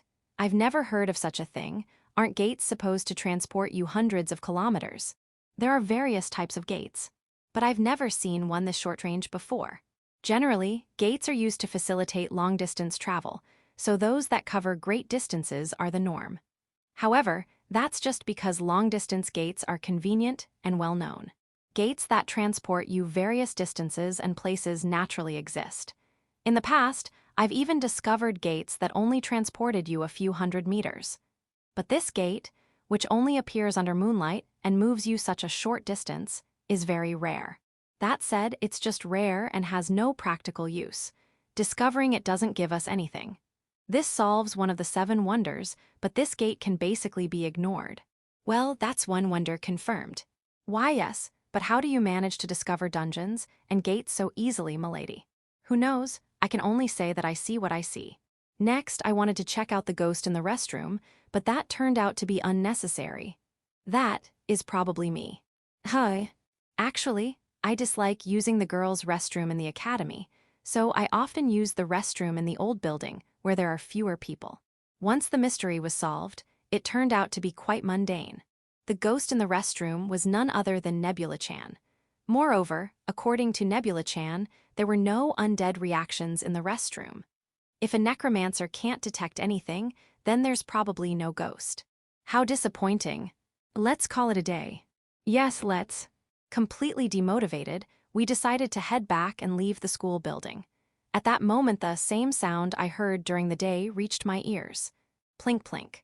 Piano sounds in the middle of the night? Could this be the real 7 wonders? It was really good timing that I was in the academy at this moment. Let's take this opportunity to deal with all the 7 wonders at once. I hope there's an undead I haven't seen yet. Chapter 51, Resolving Worries. I take Nebula-chan with me and head towards the music room where the sound of a piano can be heard. At first, I had hoped it might be the work of some kind of undead, but as I got closer, my excitement faded like bubbles. The reason was that I didn't feel any of the negative aura or anything of the sort that is characteristic of the undead. Unfortunately, the one playing the piano is neither a ghost nor a spirit lingering after death. It's a living human. In fact, when I peeked into the classroom, the one playing was. Just like during the day, it was Pina. Is that a girl? Is that Pina Cruz, the one Master mentioned? Yes, that's her. But why is she playing at night? I have an idea about the reason. However, the reason doesn't matter to me. If I can solve her troubles and awaken her as an excellent undead specimen. Good evening. When I open the door and call out, Pina jumps in surprise. Yurisha-senpai. That tone, I like it. Why are you here so late at night? That's my line, Pina. I have the excuse of being part of the student council. Even if someone finds it suspicious, I can always claim it's student council work. But what excuse does Pina have for sneaking into the school at night? The security at this school is so tight that even Nebula-chan, a vampire, has to use dark magic to infiltrate. That means either Pina has similar means to Nebula-chan, or someone else helped her. However, I doubt that Pina, who is a low-ranking undead specimen, can use magic on the level of Nebula-chan. Also, even Nebula-chan can't suppress the sound of a piano. In fact, Pina's playing could be heard from outside. But the guards didn't seem to notice the piano sounds. That means Pina must have. You have permission from the school to play, don't you? Yes. Pina stood up from the piano as if she had given up on something. Pina hasn't awakened to her gift yet. But because there's a possibility, she was admitted through a special quota. So she hasn't awakened yet. But the fact that she was granted a special quota means she must have considerable potential. My appraisai primarily evaluates combat abilities like swordsmanship and mana. However, in cases like hers, where the focus is on the arts, my current appraisal conditions can't properly assess her. In fact, when I adjusted the appraisal to account for musical talent, Pina's information changed. Pina Cruz. Age, 12. Gender, female. Specimen rank, arts music. Compatible undead. Banshee C, 99%. Lullaby Ghost B, 59%. Maestro Phantom A, 28%. What appeared were names of undead, completely different from before. Pina is likely not suited for combat, but she possesses the potential to become a rare and valuable undead. I see, so that's how it works. This was completely off my radar. I've learned a lot. It seems you do have talent. Pina is a commoner. Unlike nobles, my future isn't guaranteed. That's why I needed to awaken to a greater talent. But it's no use. This birthmark on my face ruins everything. Still, these are all undead names I've never seen before. Who would have thought there were undead with artistic potential? How profound necromancy is. Since I was little, people always told me, if only you didn't have that birthmark on your face. So I've always been self-conscious. As a result, Pina can't perform in front of people anymore. If I can't perform in front of people, I can't become a pianist. But I just can't get over this birthmark on my face. If this continues, Pina will, I wonder what kind of potential this girl will awaken. I'm really curious. At this point, she's already at A rank, so at this rate, S rank is almost certain, right? Maybe even SS rank? Let me confirm one thing.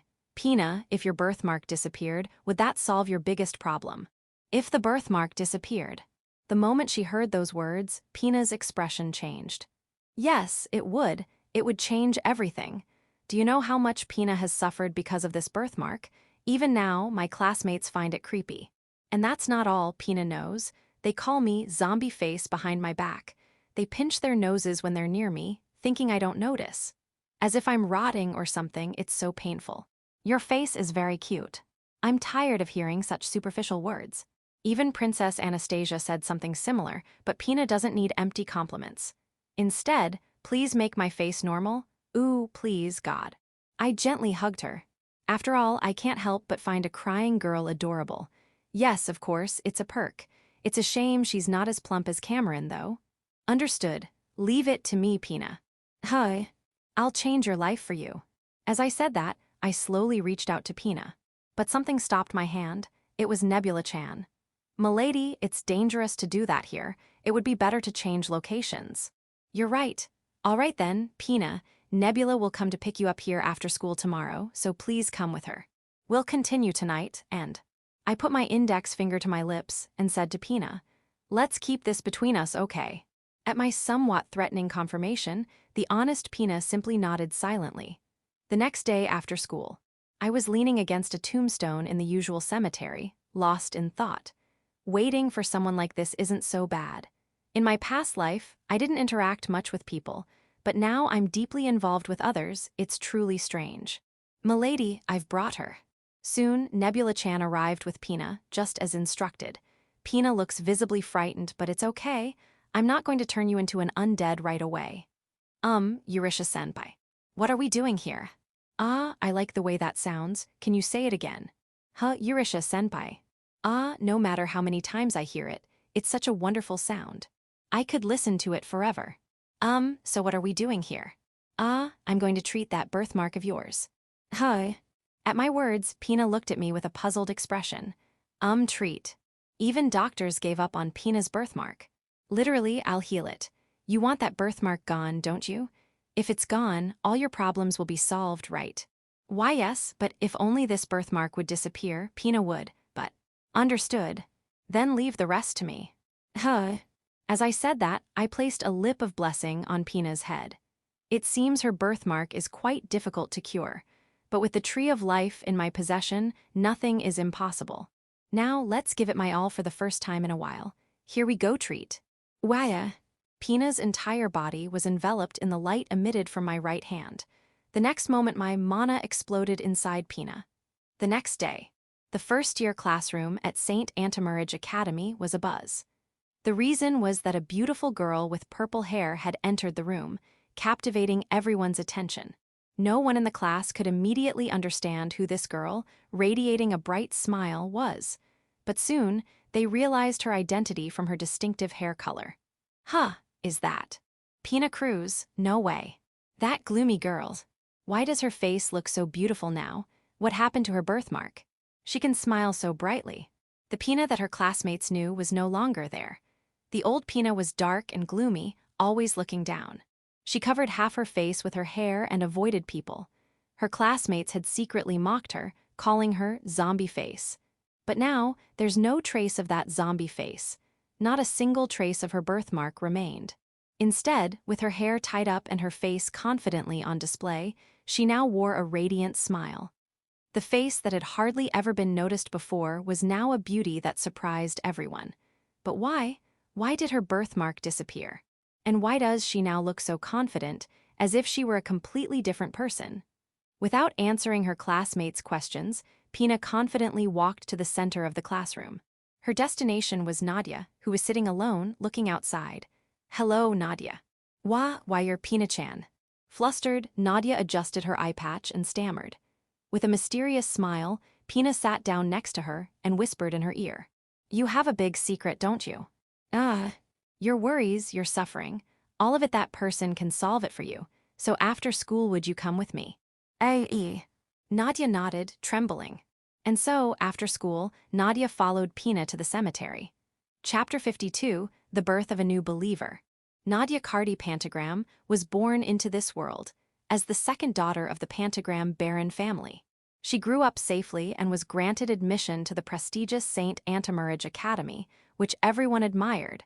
But for some reason, she always spent her time alone, seemingly frightened. It wasn't that she disliked people, the reason lay in a great secret she carried. The Academy, of course, knew about this secret. In fact, Nadia was well aware that it was precisely because of this secret that she, a second daughter of a Baron family in a somewhat delicate position, had been allowed to enroll at St. Antimarage Academy. Nadia's secret. It lay in the special gift she possessed.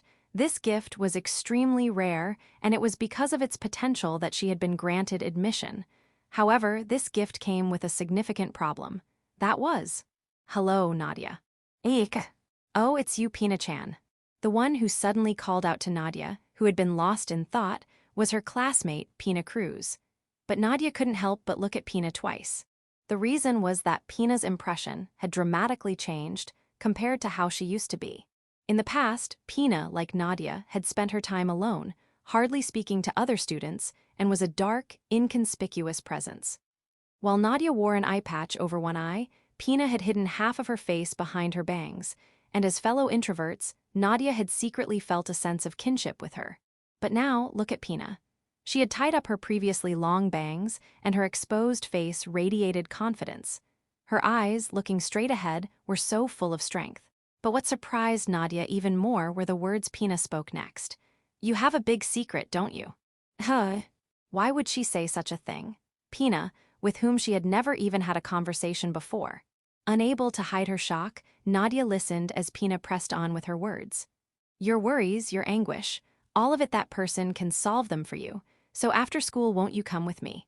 Pina's invitation was incredibly forceful. Unfortunately, Nadia, who was extremely shy, lacked both the courage and the energy to refuse. In the end, Nadia was more or less forcibly taken away by Pina, who had been lying in wait for her after school. The place Pina brought me to was an old cemetery located slightly outside the school grounds. In such an unexpected location, Nadia's anxiety surged all at once.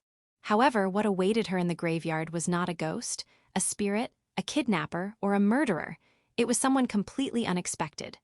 Long, silvery white hair and slender, well-proportioned limbs. A figure so perfectly formed it could have been a doll or a statue. Even Nadia, a shy introvert, knew this person well, a super-famous figure at the academy. Eurytia Albert, known as the Tragic Lady, stood there.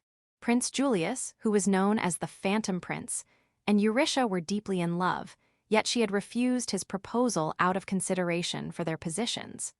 Her name was so renowned that there wasn't a single maiden in the academy who didn't know of the Tragic Lady. Just the other day, Nadia had seen her alongside Anastasia, the imperial princess. When the two stood together, their divine beauty was so striking it was as if goddesses had descended to earth. And now, that legendary figure, Eurytia, what could she possibly want with someone like me? "Thank you for coming all this way, Nadia Cardi Pantagram. I'm Eurytia Albert from the Student Council. May I call you Nadia?" "Why, yes, Eurytia Senpai." Being called by name by the woman she admired caused Nadia to stumble over her words and bite her tongue. Yet Eurytia approached her without the slightest hint of concern. "Hee, how charming. Could you call me that again, just like you did?" "Why, Eurytia Senpai?"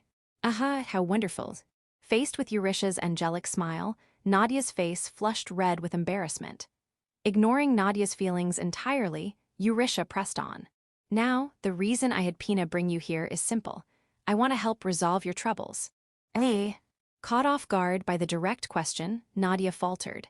In truth, Nadia did have a significant problem, but no one at the academy was supposed to know about it. Could it be that this beautiful senior knew her secret? Her excitement quickly faded, replaced by cold sweat trickling down her back. But Eurytia's next words blew even that sweat away in an instant. You have the evil eye, don't you?" Why, how could this person possibly know that? Stunned into silence, Nadia was at a loss for words. Indeed, Nadia secretly possessed a special gift known as the evil eye. The evil eye was a collective term for gifts that resided in one's eyes. Its primary trait was that it could take effect just by looking.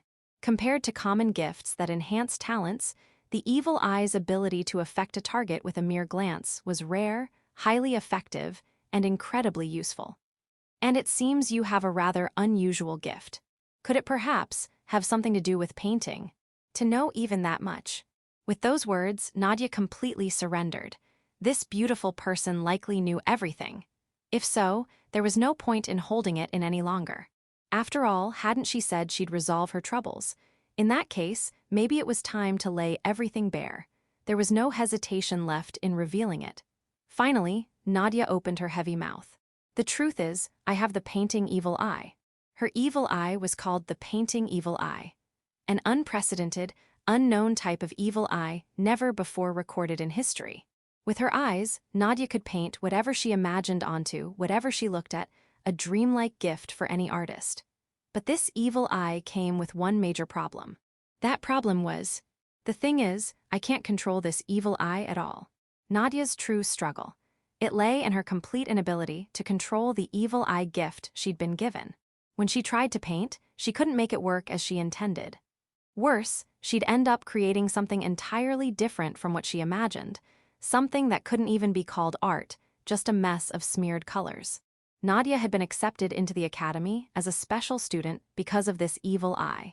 But since she couldn't control it, she and the school had agreed to secretly train her to manage it without others finding out. On top of that, she started wearing an eye patch in daily life to prevent her evil eye from going haywire.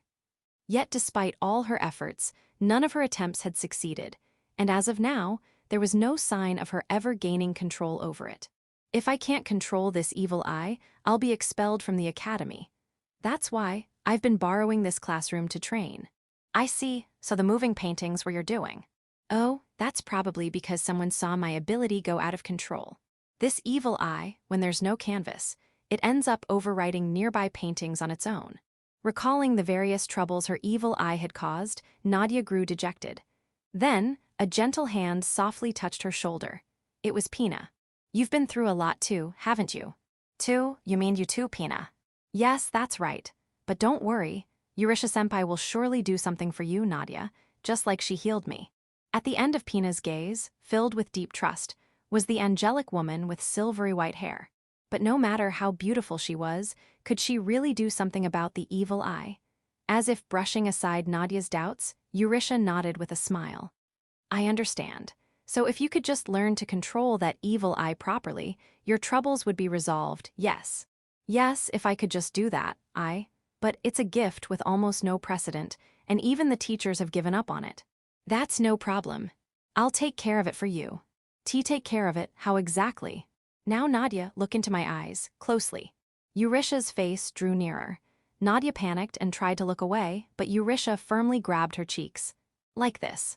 Look into my eyes, don't turn away. Why yes.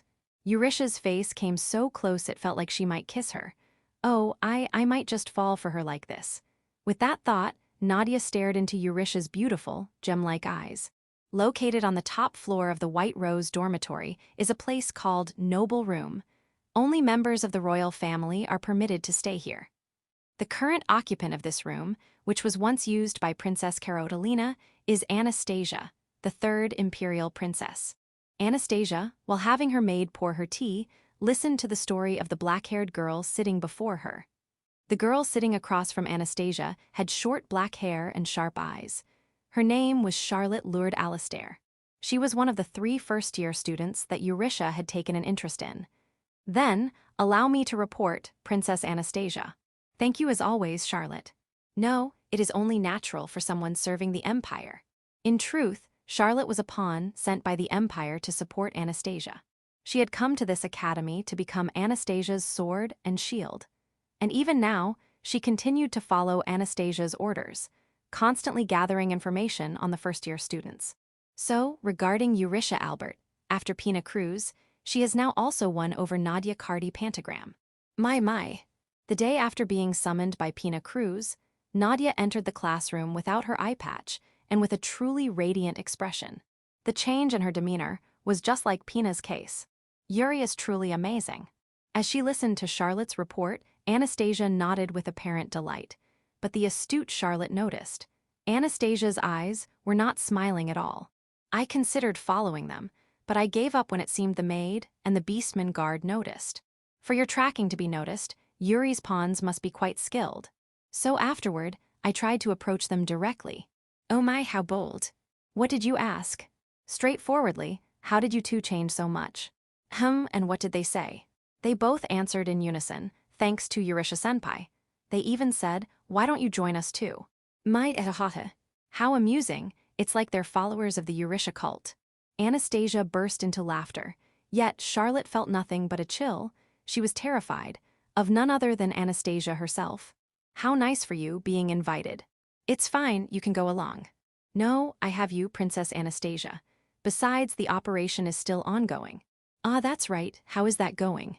As you commanded, the rumors of the devil's ritual are spreading smoothly as one of the 7 mysteries. The location of the ritual is the cemetery that Eurycia Albert frequents. It seems even the Academy won't ignore information related to demons, so an inspection will likely take place soon. When that happens, Eurycia Albert will proceed as planned. Anastasia's expression vanished in an instant, and she muttered to herself as she sipped her tea. Then, Charlotte, continue to act in secrecy.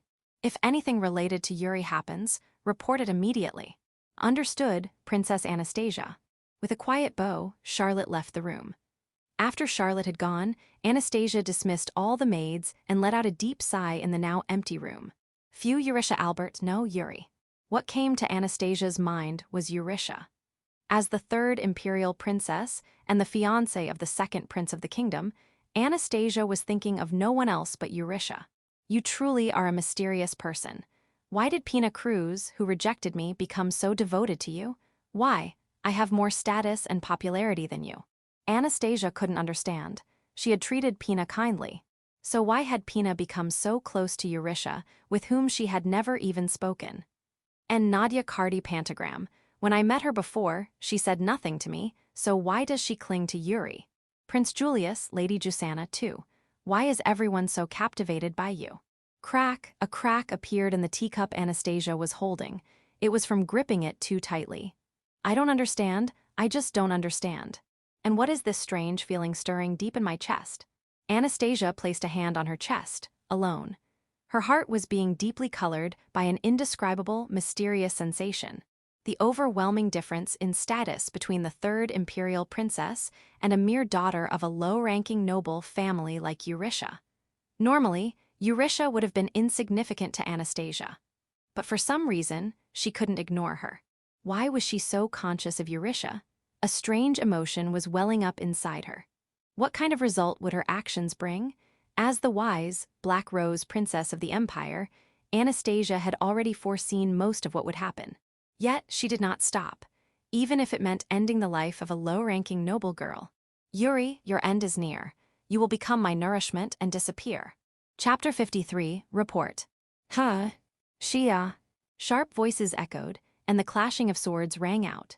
Before us, Wolf and Lancelot, a knight clad in black armor serving as Anastasia's guard, crossed blades. Lancelot's given name was, I forgot because it was too troublesome. After all, there are plenty of excellent sword-fighter-type specimens gathered right now, so I'm not particularly interested in those around rank. My standards have gotten quite high, haven't they? Yufufu. By the way, Lancelot is a disgustingly handsome man with black hair tied in a ponytail and a refreshing smile plastered on his face. And his voice is annoying.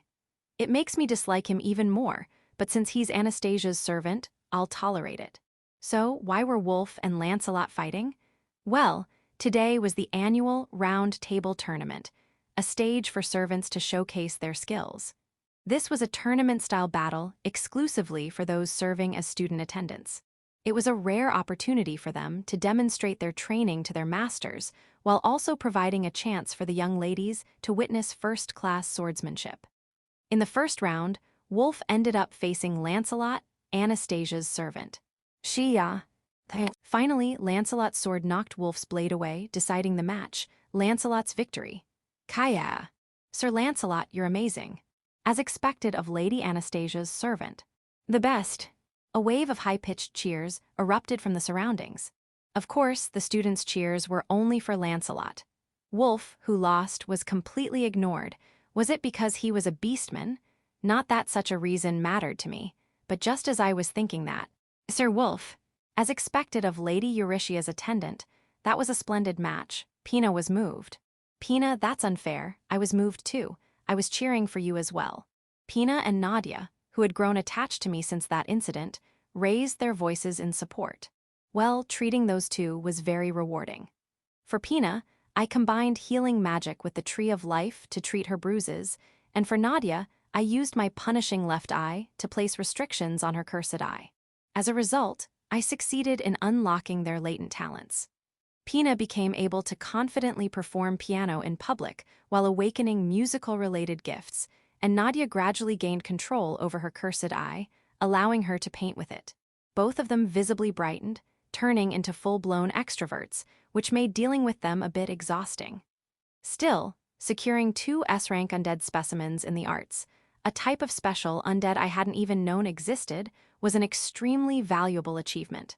Most importantly, their mental burdens being lifted and their talents blossoming caused my magic power to increase by nearly 1,000 in total. It was the biggest feast since the time with Kamura Noni-sama. This seemed to confirm my earlier speculation during Alex's case, that unlocking potential leads to an increase in magic power. From now on, I'll have to keep finding good specimens and nurturing them. Yufufu. I yield, Sir Lancelot. Now, Wolf, you're pretty strong yourself, as expected of someone serving as an attendant to Her Highness's friend. While I was lost in thought, the two exchanged post-battle pleasantries. Lancelot extended his right hand with a refreshing smile. In contrast, Wolf shook hands with an almost expressionless face. Did Wolf also dislike handsome men? A good tendency, if so. When Wolf returned, I offered him words of consolation. You fought well and lost, Wolf. No one noticed you held back. I'm honored by your praise, my lady. Of course, I had him lose on purpose, because if he stood out too much, it'd just be troublesome later. Did you actually want to fight seriously? No, not at all. True, my opponent was a knight from the detestable empire, but this was for your sake, my lady, and if I were to reveal my true strength, it wouldn't be in a place like this. Wolf answered with a refreshing smile. Handsome smiles are so irritating. Times like these make me want to slip him some deadly poison, but I recently realized, thanks to Nebula-chan pointing it out, that every time I try to concoct poison, it gets purified and neutralized. I thought he was just ridiculously resilient, but to think I was purifying it all along. Since then, I've retired the pointless poison potion punishment for Wolf. A shame, but I'll have to consider new experiments to conduct on him. Yuri.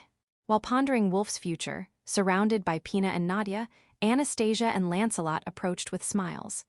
Your knight is quite skilled, Yuri. Wolf is an attendant, not a knight, Anna. Oh, an attendant. Then, could I possibly recruit him? That's impossible, Anna.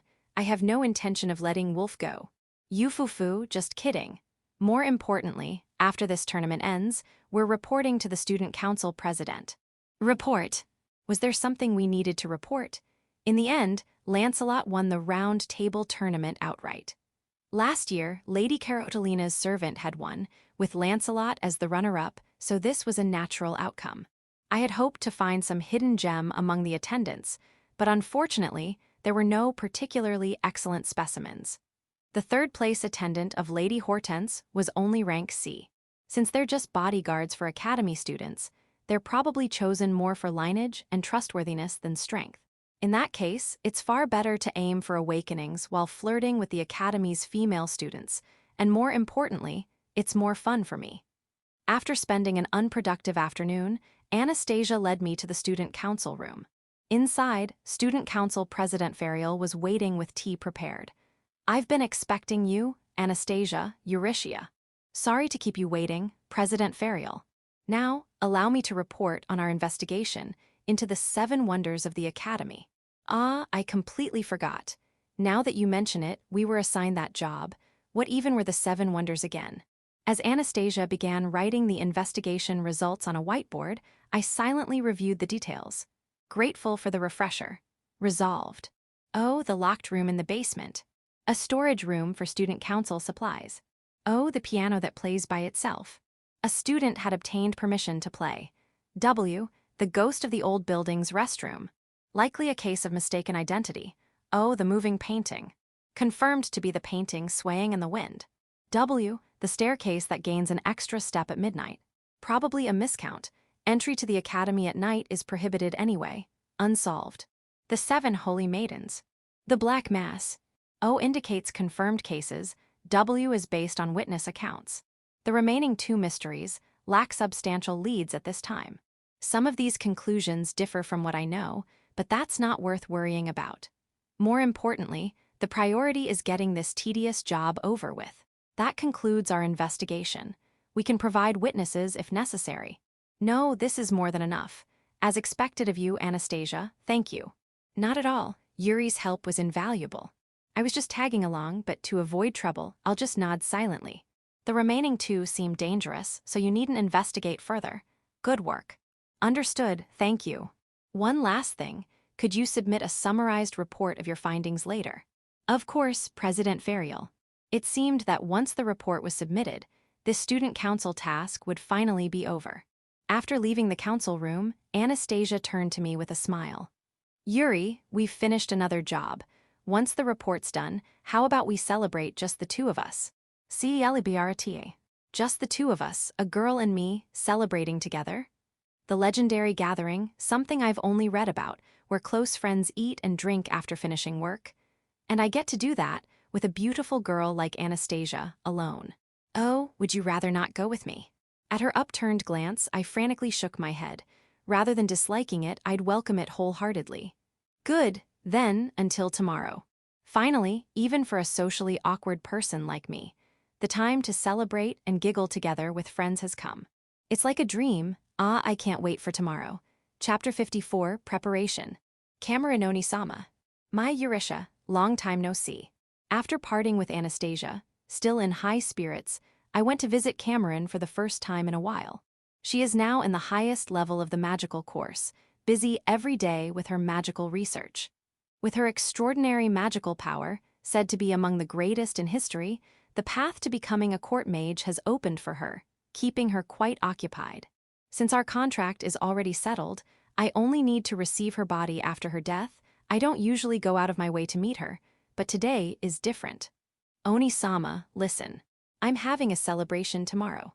A celebration? You mean the kind people have when work is done? Yes, I'm doing it with Anna tomorrow. Hearing my words, Cameron smiled softly. My, you were invited by a friend. How wonderful. And with Princess Anastasia, no less. Only you, Eurisha. Thank you. Since it's a rare occasion, enjoy yourself. Actually, there's something I wanted to ask. What is it? I took a breath and mustered the courage to ask Cameron. What preparations should I make for the celebration? Oh, did she not hear me? This is my first time attending a celebration. I don't know what's needed. I see. Well, for a celebration, you could just prepare things you or the other person likes, don't you think? Things we like. I see, so that's what I should prepare. That's very helpful. Sorry, Eurisha. I'm in the middle of research. I have to submit a paper to the National Magic Bureau by next weekend. Not at all, this was very useful. Thank you. Please do your best, Camerononi-sama. As expected of my sister, I was able to get some very meaningful advice. After parting with the busy Cameron, I was happily on my way back to the White Rose dormitory when Pina and Nadia, who had been waiting for me, called out. Eurisha-senpai. Senpai. Senpai, it always sounds so nice. I couldn't help but smile happily in response. What is it, you two? We tried inviting Charlotte, but she refused. It was a chance for her to see how wonderful you are. Senpai, what a shame. Now I remember. They had mentioned wanting to find an opportunity to talk to that other girl I've been curious about. Charlotte lured Alistair. But it seems things didn't go well. At the time with Nadia, Pina forcefully brought her along, but things don't always work out that way. Don't worry about it, there will be other chances. Besides, I'm a little busy right now. Is something happening? Yes, very much so.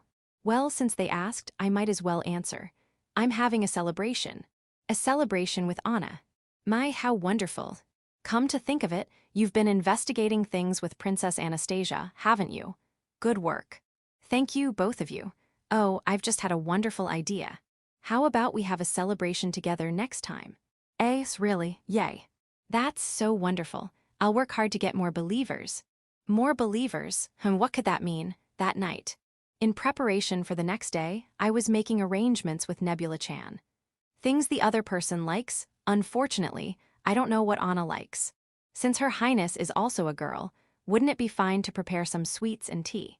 Honestly, your current preparations are a bit confusing.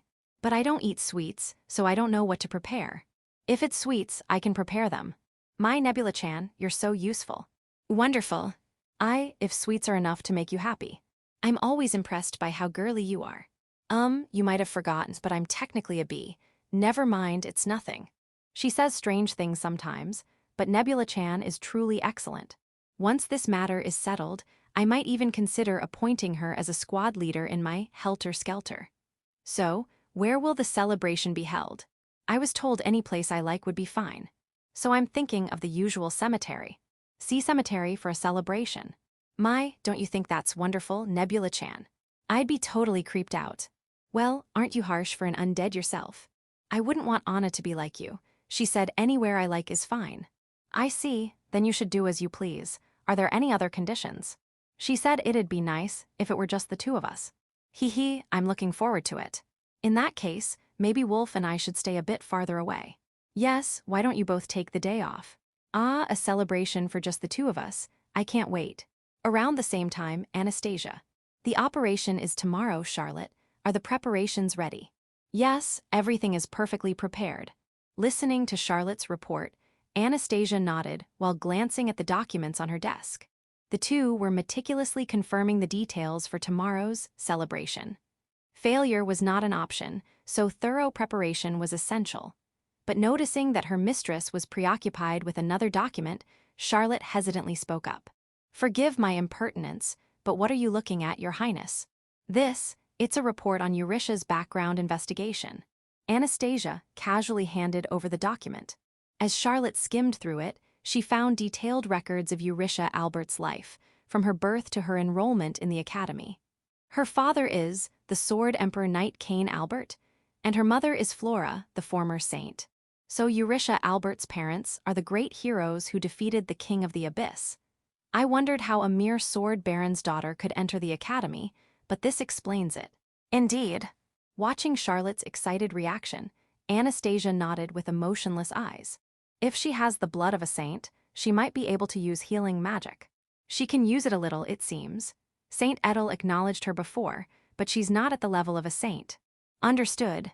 Then I'll account for that in the preparations. But if she lacks combat abilities, then for Your Highness. Enough. I must also prepare for tomorrow. Charlotte, you may leave. Tomorrow will be an early day, won't it? Why, yes, as you wish.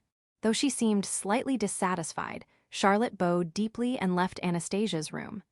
After Charlotte left, Anastasia dismissed her maids as well.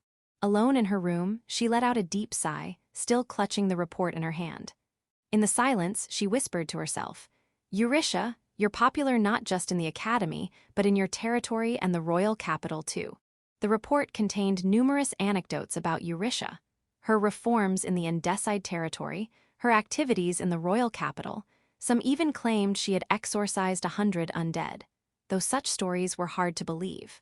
But for Anastasia, the truth of these tales mattered less than the fact they existed at all. Whether true or false, such rumors only spread for those held in high regard. In other words, these reports proved Eurisha enjoyed immense popularity among the people. And not just the people, but among royalty and nobles as well. Could it be that Julius's proposal wasn't to make you the second or third consort, but his first consort? Anastasia was well aware that, as the emperor's daughter, she was merely a political tool. She had long accepted that her future husband might take as many lovers as he wished. Yet for some reason her chest ached dully. Well, even if that were the case, it no longer matters. I am now Julius's official fiancé. But saying so didn't lift her spirits. So she continued, as if convincing herself. Julius is the second prince, but if the first prince dies, he will automatically become king, and I his queen. For that future, I must establish a firm foundation within the Lichtenbaum kingdom. Yes, there must be no one more popular than me. Thus, Anastasia concluded that Eurisha was the greatest obstacle on her path forward. Even her sisterly relationship with Princess Carolina had been nothing more than a means to secure power in Lichtenbaum. Yet, in Eurisha, she recognized a true rival, someone who matched her in every way. Eurisha, if I weren't in this position. But she stopped mid-sentence. The flicker of emotion vanished as quickly as it appeared. What am I thinking? Once the gears are in motion, they cannot be stopped. She exhaled deeply and straightened her posture. This was Anastasia's way of cutting ties. In her eyes lurked an unfathomable darkness, a shadowy light. There's no turning back now, Eurisha. Everything has already begun. You must become my stepping stone. And yet, hidden within that darkness was something else, a truth Anastasia had long suppressed. If I fail, I'll be erased. By that terrifying man, Dulisnig Sama. Chapter 55, The Celebration. As usual, in the student council room, Anastasia handed over several reports, which Student Council President Ferial received with a smile. You've compiled an excellent report, as expected of you, Anastasia. Thank you, President. In the end, Anastasia had written all the reports. Or rather, since I had no grasp of the investigation results for the other 7 mysteries and couldn't contribute, Anastasia had kindly said, "You can leave the rest to me. What even is my purpose here?" The thought made me slump a little, but this time, I decided not to dwell on it and simply accept her kindness. Honesty really is the best policy. Very well, I've received the reports. Good work, both of you. At any rate, our student council duties were now officially complete. In the end, we didn't resolve all of the 7 wonders of the Academy. While 5 of them were considered solved, the remaining 2, the Black Mass and the 7 Holy Maidens, were cases Anastasia hadn't even investigated. But according to Anastasia, this task was originally assigned to me simply because they couldn't give me other menial work. So it was probably fine that we hadn't solved everything from the start. After bowing slightly and leaving the student council room, Anastasia stretched with a satisfied and smiled at me. Well then, it's all over now. Thank you for your help, Yuri. Not at all, I didn't do much. Truthfully, I hadn't done much at all. But faced with Anastasia's radiant smile, I decided not to say anything unnecessary. Just look at her. Anastasia's natural smile is so utterly lovely. This special kind of communication, something I never experienced in my past life, fills me with indescribable happiness. Ah, girls really are wonderful. Maybe being reborn was a blessing after all. Now then, all that's left is the celebration. Where will you be taking me today, Yuri? Foo-foo, that's a secret for now. You'll just have to wait until after school. Doesn't this exchange feel kinda like something between friends? Friends, something I've always longed for. Kaya, what do I do? I'm so glad I came to this academy. If I'd been taken to the Holy Mother Church back then, the thought alone sends shivers down my spine. If I can stay like this until graduation, I might just be incredibly happy.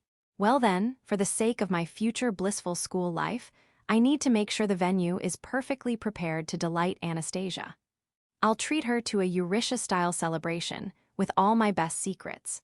And so, after school, holding Anastasia's hand, I led her deep into the academy's forest.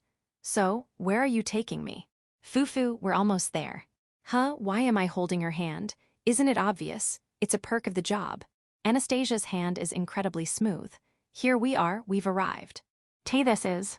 The place I brought Anastasia to was my personal sanctuary, a rundown cemetery. But unlike usual, it wasn't bleak and desolate. I'd asked Nebula-chan to prepare parasols, a table, snacks, and tea in advance. So today, it had been transformed into a dazzling celebration venue. Anastasia seemed surprised, standing still as she took in the beautifully arranged space. Though it was just a secret celebration for the 2 of us, the preparations were flawless. Come, Anna, right this way. Proudly, I tried to guide Anastasia to the table and chairs I'd prepared. But she remained rooted in place, unmoving. What's wrong? I've prepared snacks and tea. Nebula-chan helped arrange the latest trendy sweets, cookies and chocolates that all the girls love. Yuri. But Anastasia didn't even glance at the treats. Instead, she called my name again. Her tone feels a bit stiff, or is it just my imagination?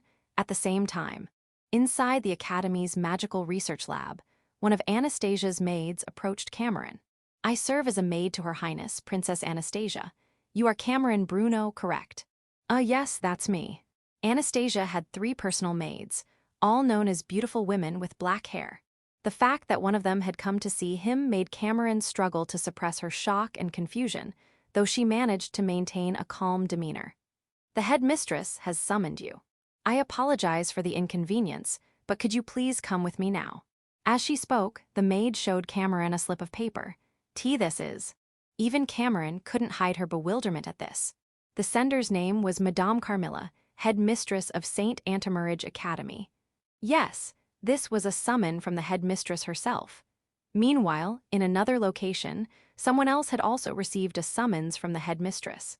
Lady Pina, Lady Nadia. Pina and Nadia, who had been planning a celebration with their beloved Eurisha at a cafe, turned at the sudden address to find two black-haired women in maid uniforms. "You are Anastasia Senpais. Apologies for interrupting, but the headmistress has summoned you. We will escort you, please come with us."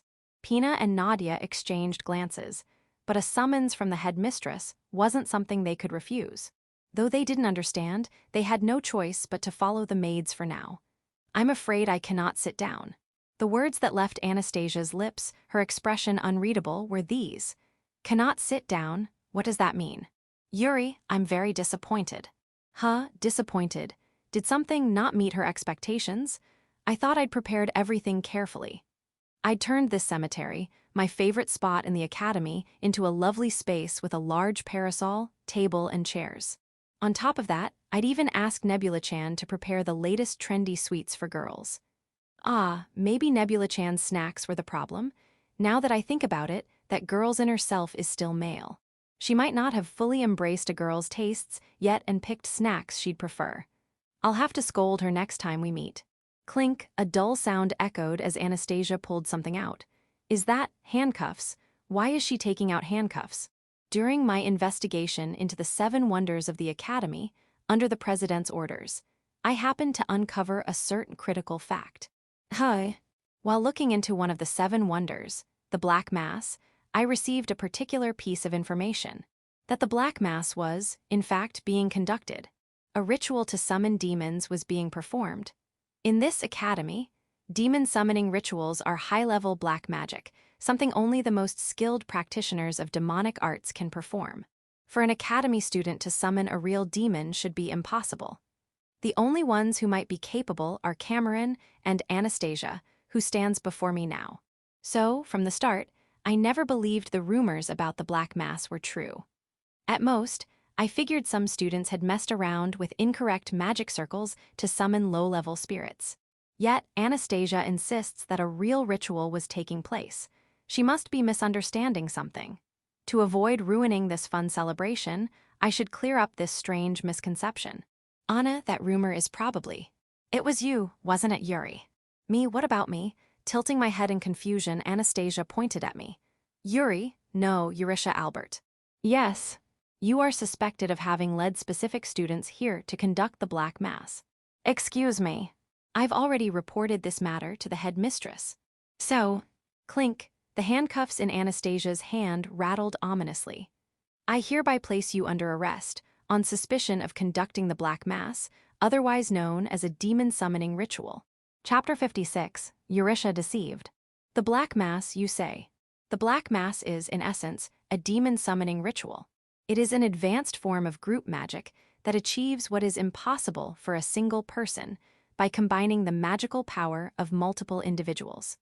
Are you saying there's someone in this academy capable of such high-level magic? What are you playing dumb for? That someone would be you, wouldn't it? What Anastasia said was completely out of the blue for me. First of all, while I adore the undead, demons are my sworn enemies. The idea of me performing a ritual to summon demons, that's utterly impossible. Anna, isn't this some kind of misunderstanding?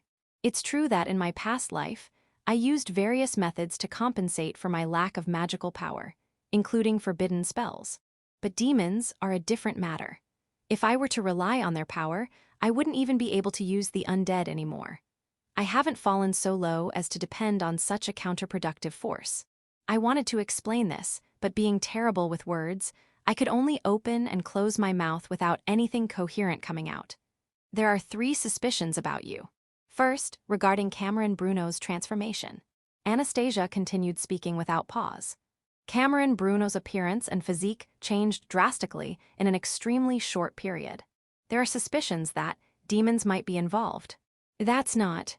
All I did was use the Eurisha-style healing aesthetics and forced physical exhaustion through dungeon attacks for weight loss. I never borrowed any power from demons. Next, Pina Cruz. She was introverted and had a large birthmark on her face. But the day after you brought her here, the birthmark disappeared and she became cheerful. Do you really think that's normal? Well, it could happen, right? I didn't expect Pina to become such an extrovert either. It's gotten to the point where talking to her is exhausting. Honestly, I wish she'd go back to how she was. Nadia Cardi Pantogram is the same.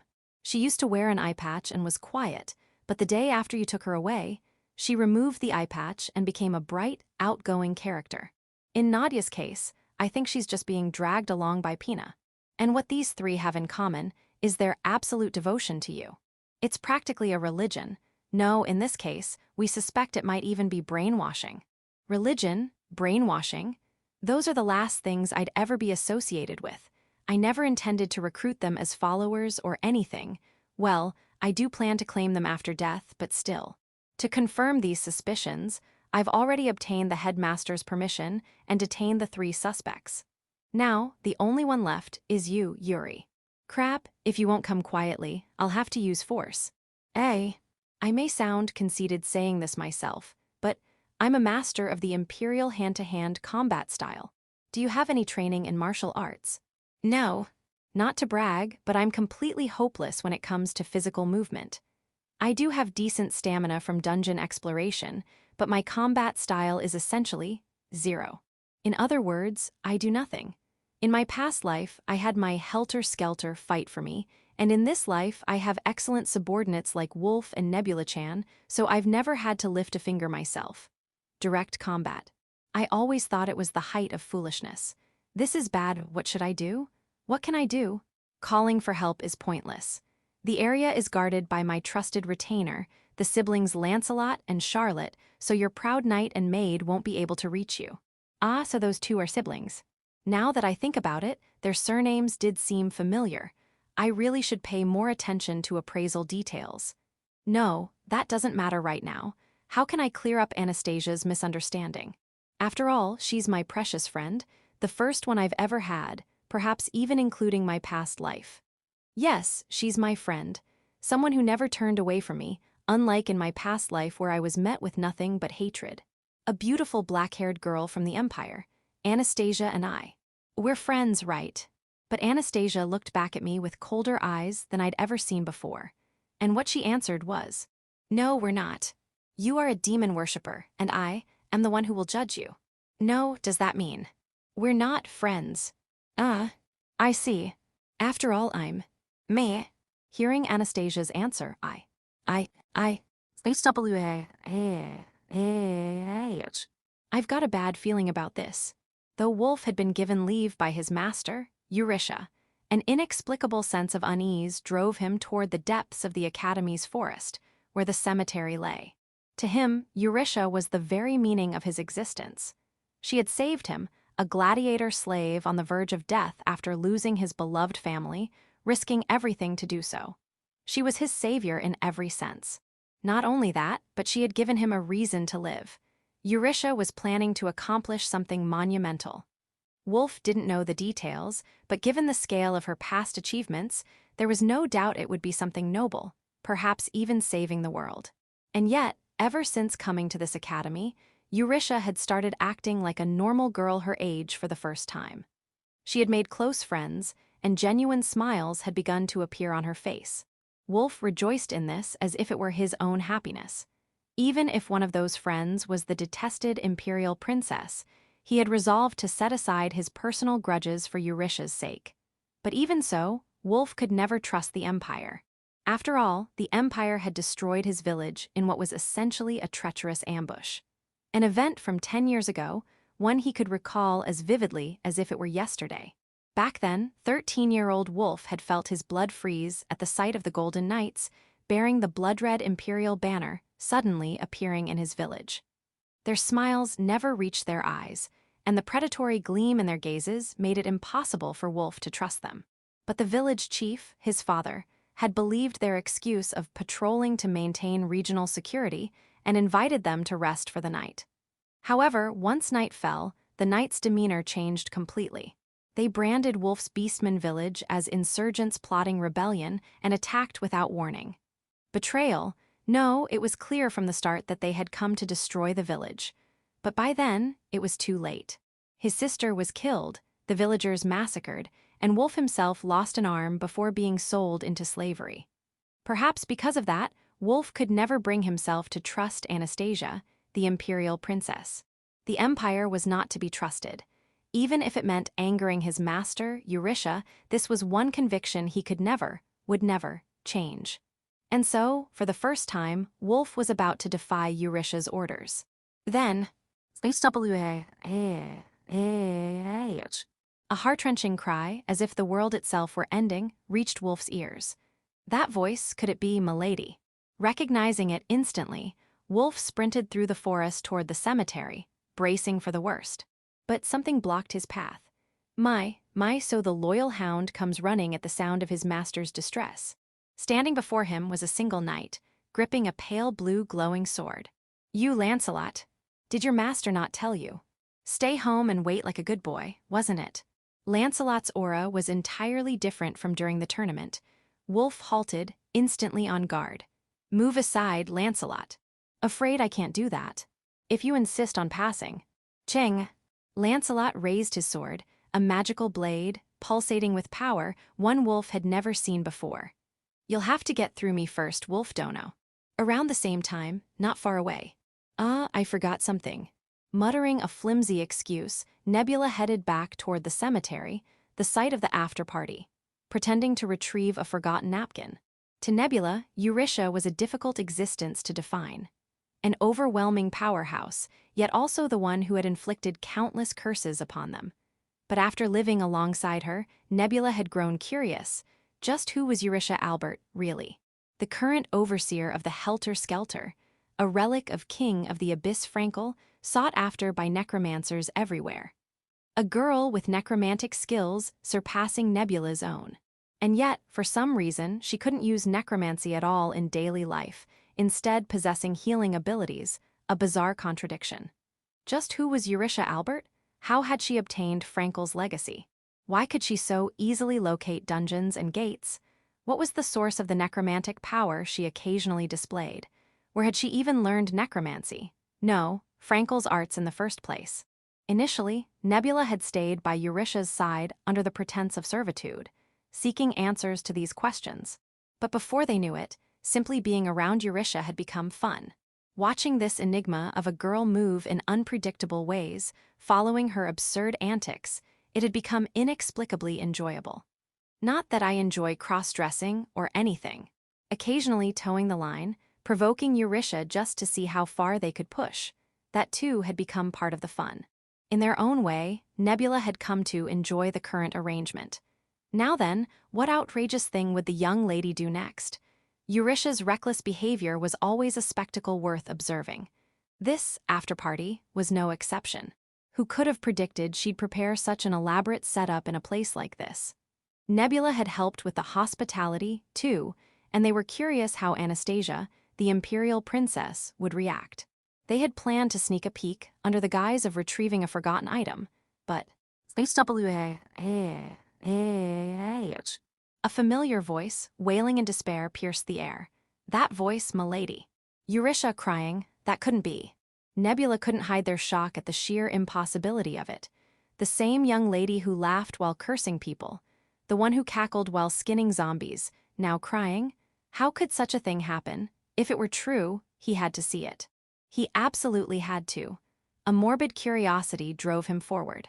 Overcome by the urge to witness this unprecedented situation, Nebula rushed toward the cemetery. But something stood in their way. "You're not going any further." Blocking the path was a beautiful black-haired girl in St. Antimarage Academy's uniform. If Nebula recalled correctly.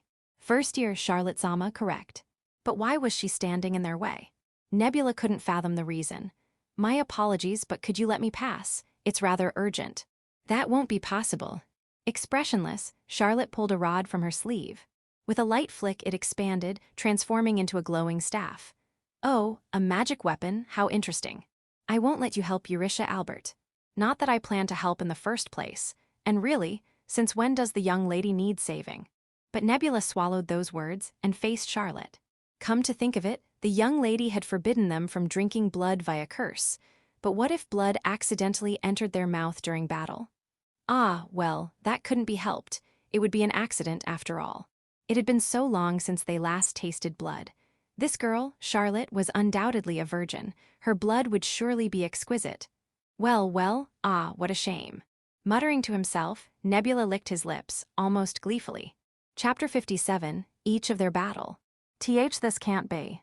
Lancelot knelt on the ground, unable to believe what had just happened. Before him stood Wulf, gripping a sword in each hand. His stance was like that of a war god, radiating an overwhelming sword aura. A single exchange.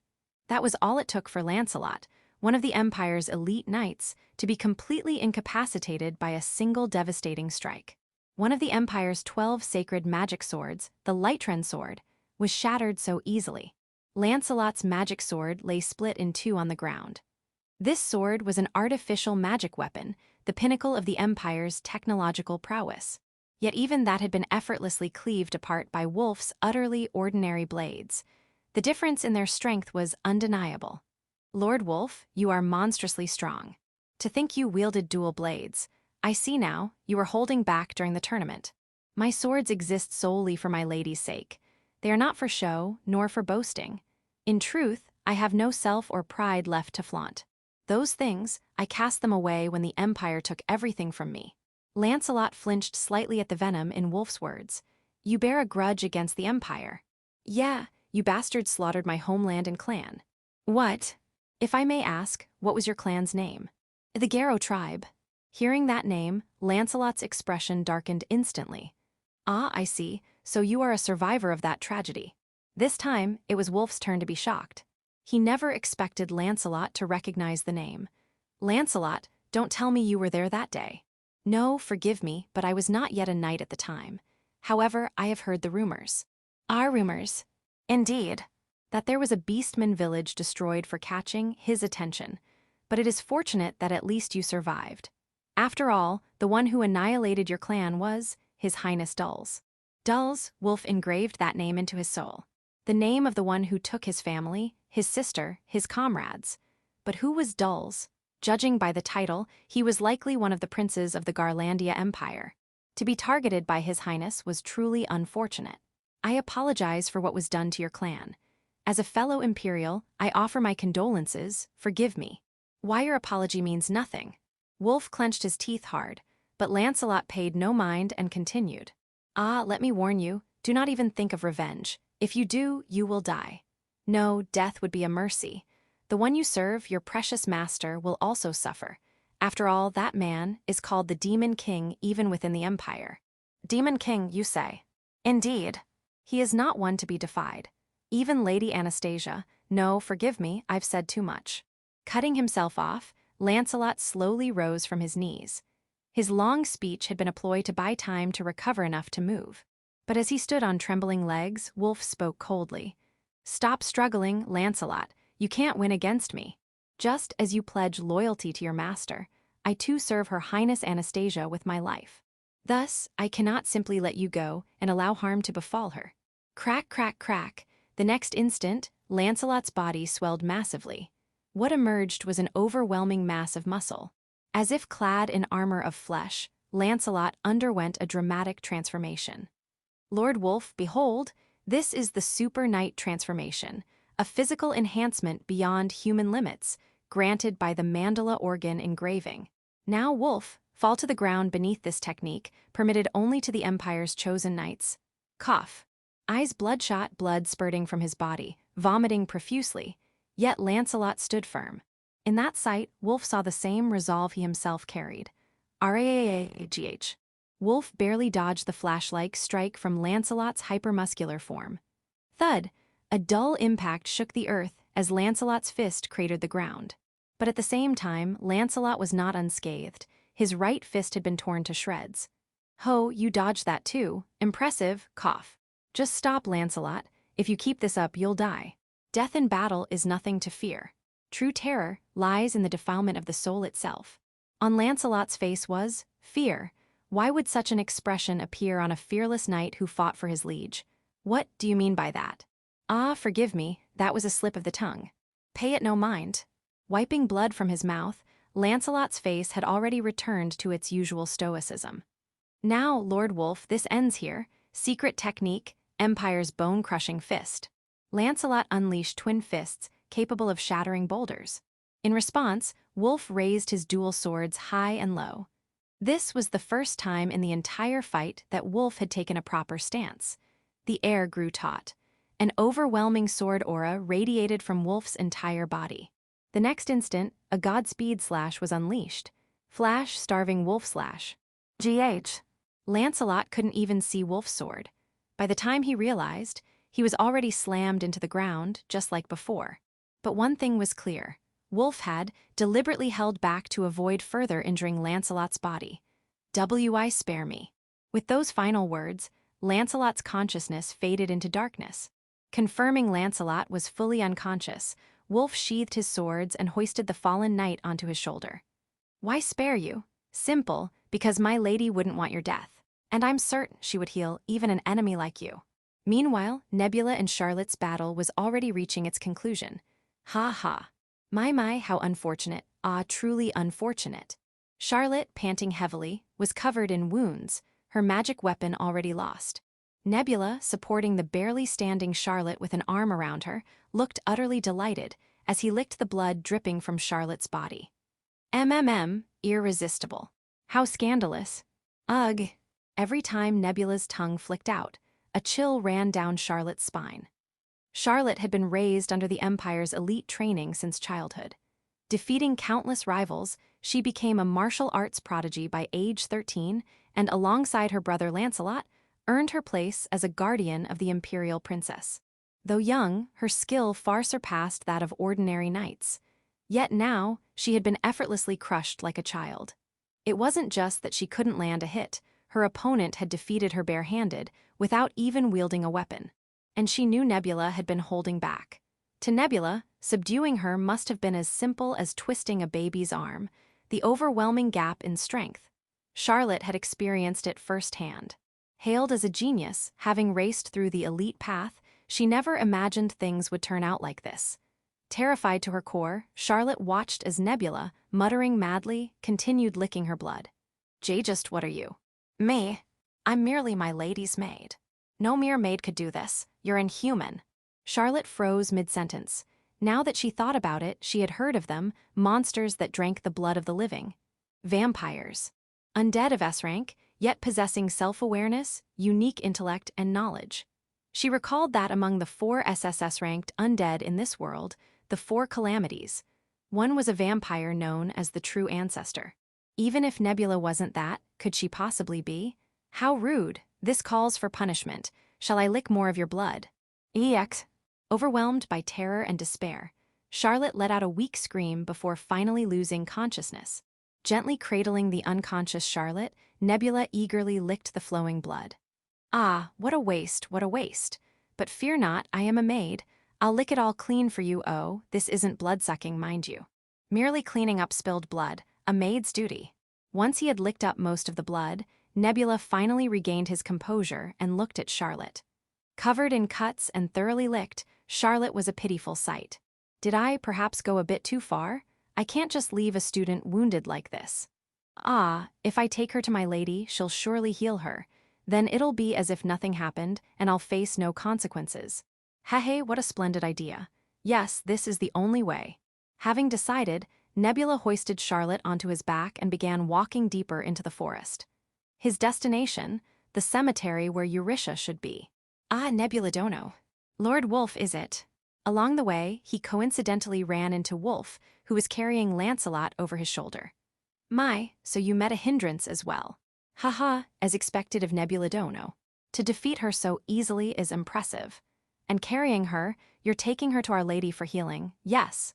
Truly, you understand Our Lady's nature well. The hahis. That wasn't the real reason, but Nebula saw no need to correct him. Then it happened.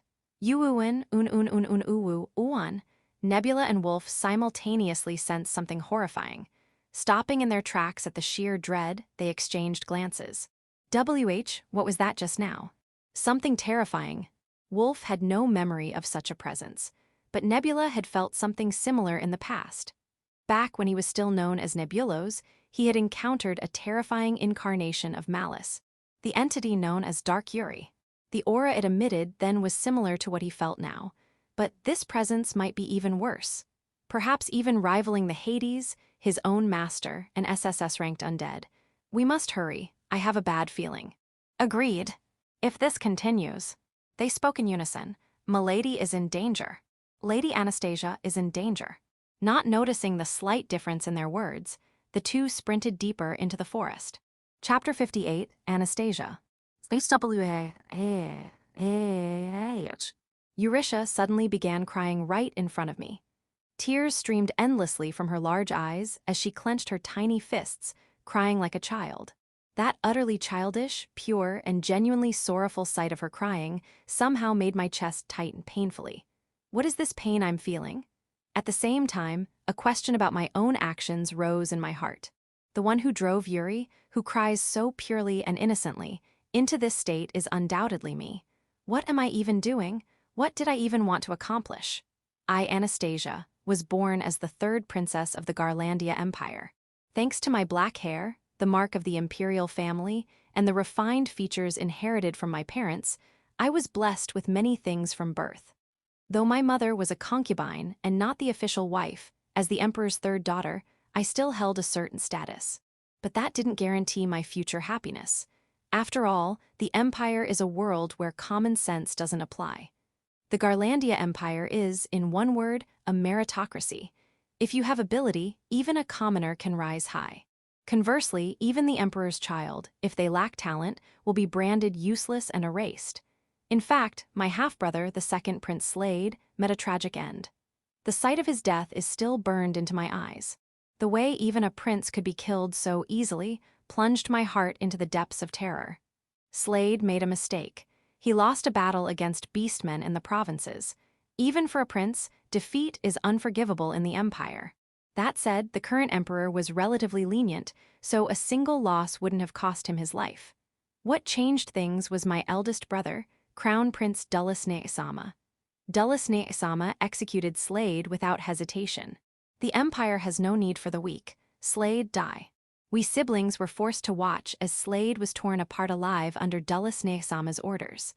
I was only 2 years old at the time, an age I shouldn't remember. Yet Dulles Ne'Sama's words were carved into my soul, word for word. Do you understand? In the empire, there is no such thing as defeat. Dulles Ne'Sama spoke to us expressionlessly. Even our father, the emperor, no longer intervened. From that moment on, even we royals became subject to execution for a single mistake. Originally, Dulles Ne'Sama wasn't always so cruel. I don't remember it myself, but I've heard he once smiled and held me as a newborn.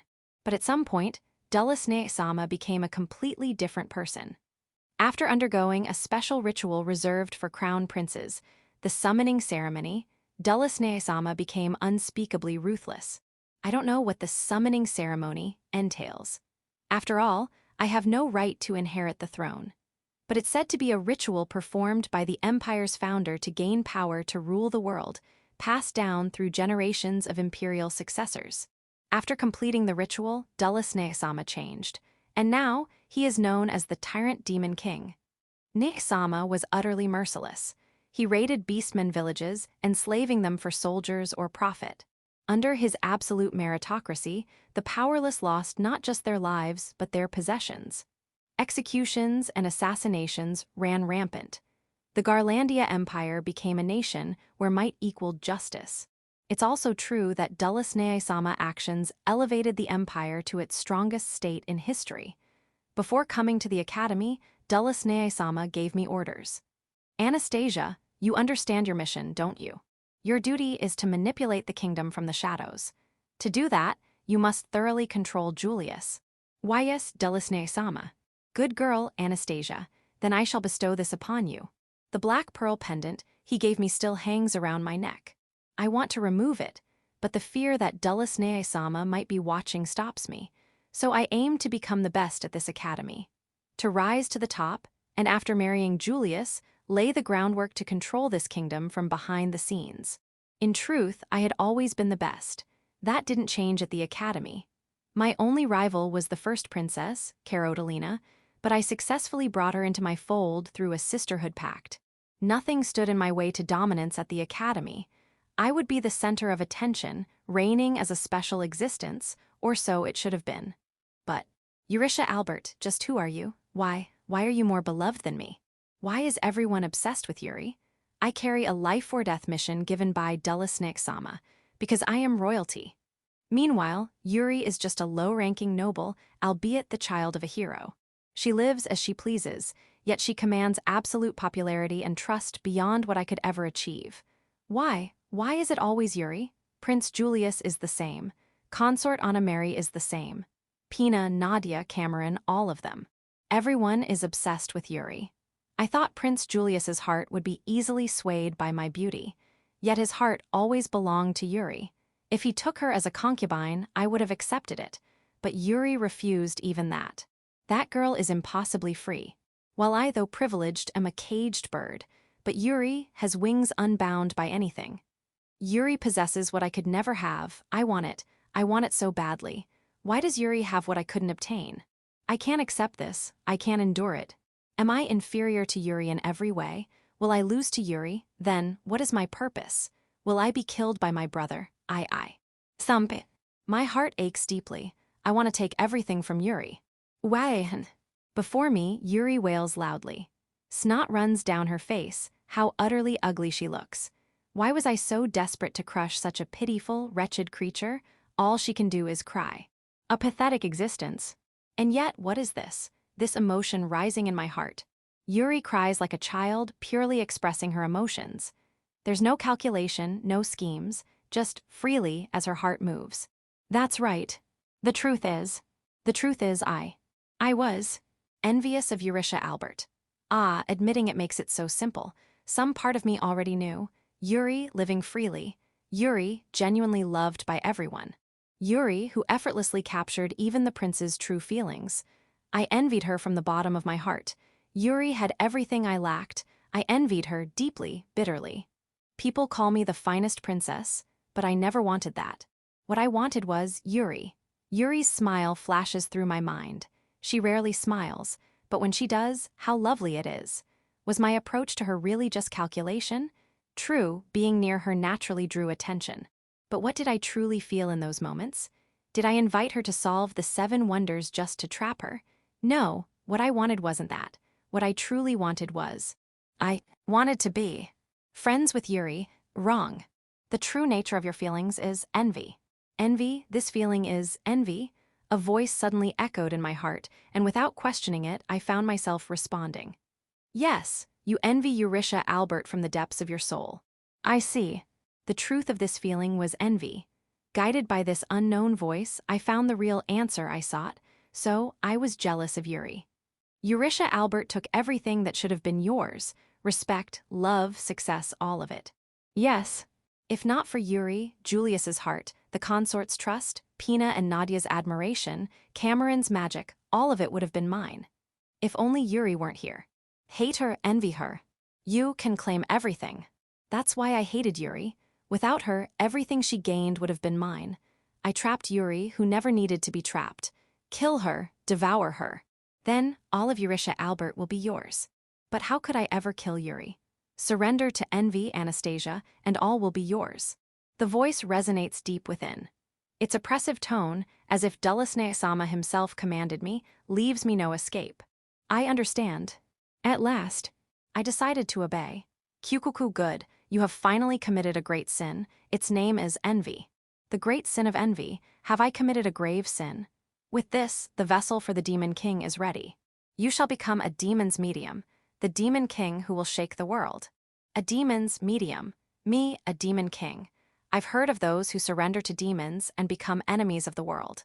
Among them, those who accept the mightiest, the archdemons, become Demon King, foes of the world. Necromancer is called a Demon King, but only metaphorically. But I, a true Demon King, my name is Archdemon Megath. I shall guide you to become the new Demon King. Now awaken. The black pearl necklace Necromancer gave me burns fiercely against my chest. Agony surges through my body. A fundamental pain, as if my very soul is being torn apart. Will I cease to be human? Phew-ha-ha-ha. Behold the birth of the new Demon King, the Black Rose Demon Queen. I'm becoming a Demon King.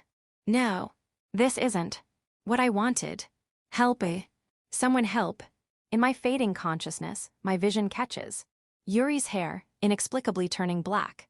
Why is Yuri's hair turning black? I don't know. But unconsciously I reach out, toward. Yuri, help me, Yuri. Chapter 59, Black Rose vs. Dark Yuri, first half.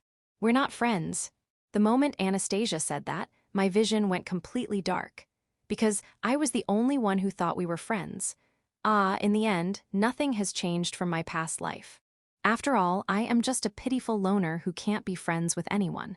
The more I thought about it, the sadder I felt, and before I knew it, I was crying. HWAH. Maybe it's because I've become a girl now. My tear ducts are strangely loose and I can't help it, but I'm just so sad. It can't be helped, right? The more I thought about it, the deeper my emotions sank, endless negative thoughts. A sinking, broken heart, a plummeting Eurytia. The rhyme is nice, but my mood isn't improving at all. The overflowing sadness wouldn't stop. Then, something strange began to happen, little by little. From deep within my body, a dark, hazy mist started to rise. This nostalgic feeling, isn't this the black mana needed for necromancy? Why? Until now, I'd only ever seen this black mana when my holy power was sealed. Yet now, it was gushing out from within me. Startled, I stopped crying, only to notice another anomaly. I sensed an incredibly unpleasant aura coming from Anastasia before me. This annoying, repulsive power, without a doubt, this is the power of a demon. In my past life, I'd encountered the demon-possessed a few times, and they all emitted this same unique aura. How should I put it? It's irritating. And I could feel that same aura from within Anastasia. So, Anastasia had been tainted by a demon. Phew-ha-ha! At last, the time has come. I shall incarnate as the vessel of the Demon King and reign over this world. The voice that burst from Anastasia's mouth was nothing like her own. It was likely the voice of the demon trying to take over her body. Ah, I see. So that's how it was. I finally understood. The drastic change in Anastasia's attitude was all the demon's doing. Otherwise, the kind Anastasia I knew would never say such cruel things. To assess the situation, I decided to appraise Anastasia, whose body was now overflowing with demonic energy. And then, Anastasia, Claudius Elena Garden Van Garlandia. Age, 14. Gender, female. Base rank, SS awakened. Gift, jealousy of the seven sins unsealed. Status, demon-possessed critical. Possessed by the demon Megath. Complete demonization in 228 seconds. Compatible undead, unknown, SSS 3%. However, after demonization in 228 seconds, undead conversion becomes impossible. What? Anastasia has awakened? Not only that, but this compatible undead, it's my first time seeing an SSS. Anastasia has the potential to become a unique undead. To begin with, SSS rank undead are one-of-a-kind entities. They are an extremely rare type of undead that can only be formed by unique beings with special powers. Only through a mix of exceptional talent, fate, and coincidence can the ultimate undead, an SSS rank, be born. Currently, there are only 4 undead in this world classified as SSS rank, and yet, Anastasia had the potential to become the 5th. But time is running out. In less than 4 minutes, Anastasia will be completely consumed by the demon. If that happens, it'll be too late.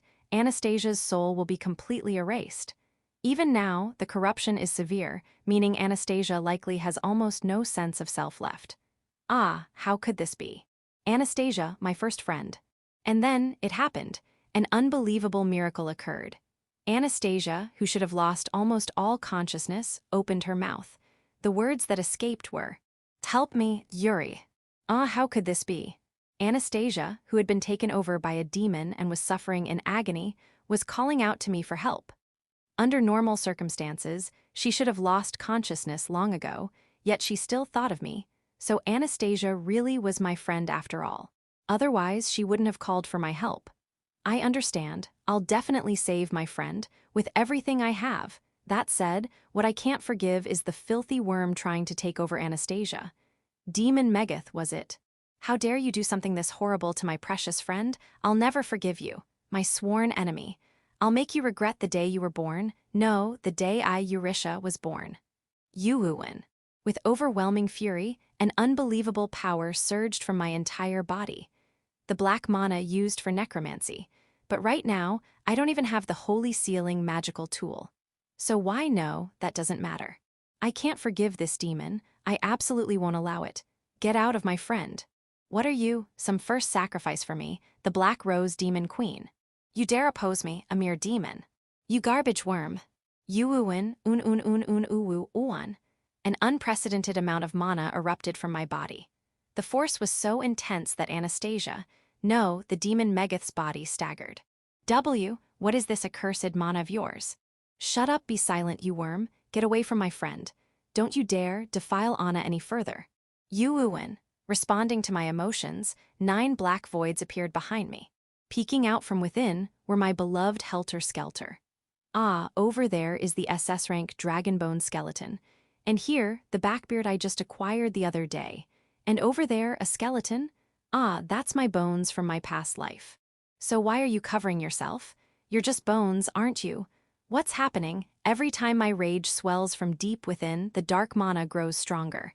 At this rate, could it connect to the pandemonium? But no, it won't make it.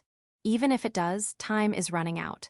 Before the path fully opens and my legion can destroy the demon, Anastasia's corruption will be complete.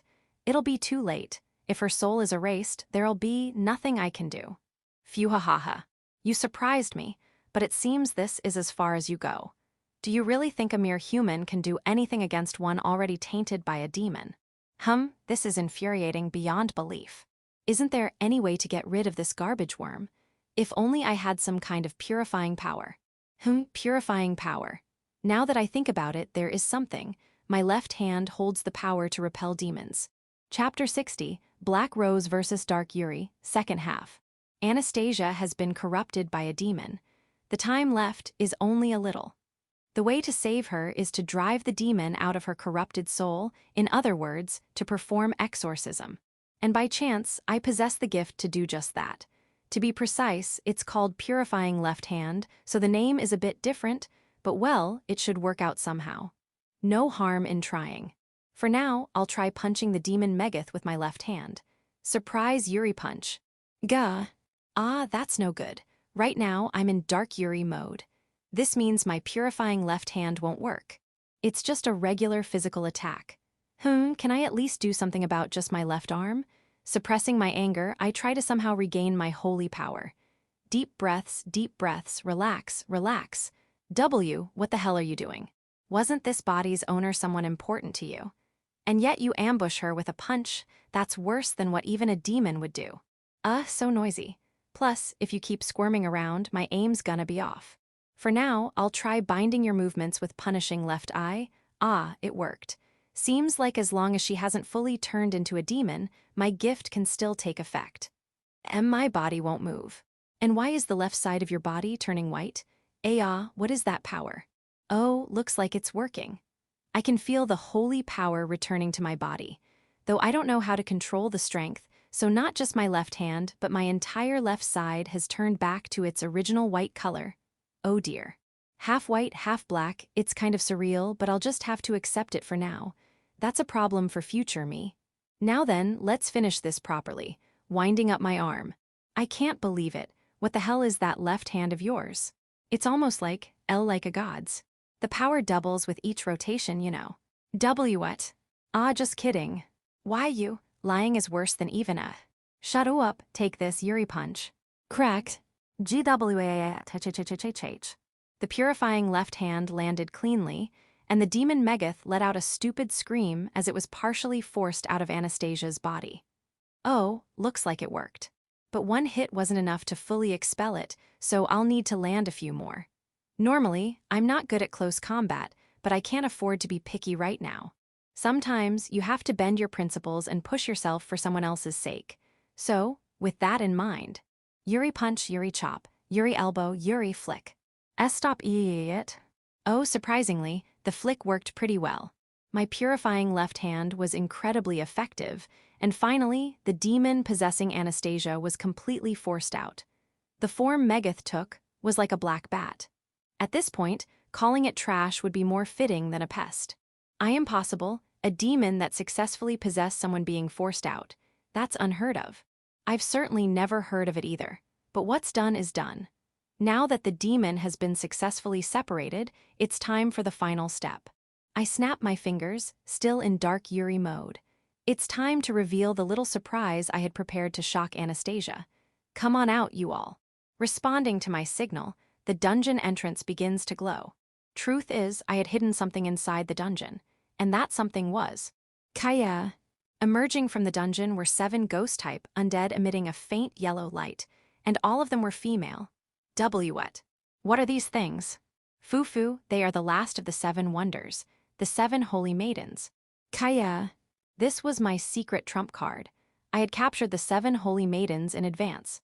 Actually, Nebula-chan and I had a vague suspicion that, among the 7 wonders, only the 7 holy maidens truly existed.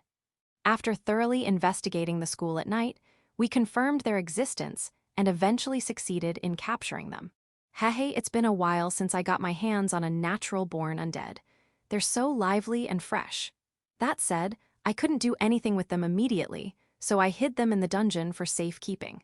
Originally, I planned to surprise Anastasia with them during the celebration, but Fufu, I came up with a much better use for them. Demon Megath, I shall punish you for trying to take over my friend. P punish me.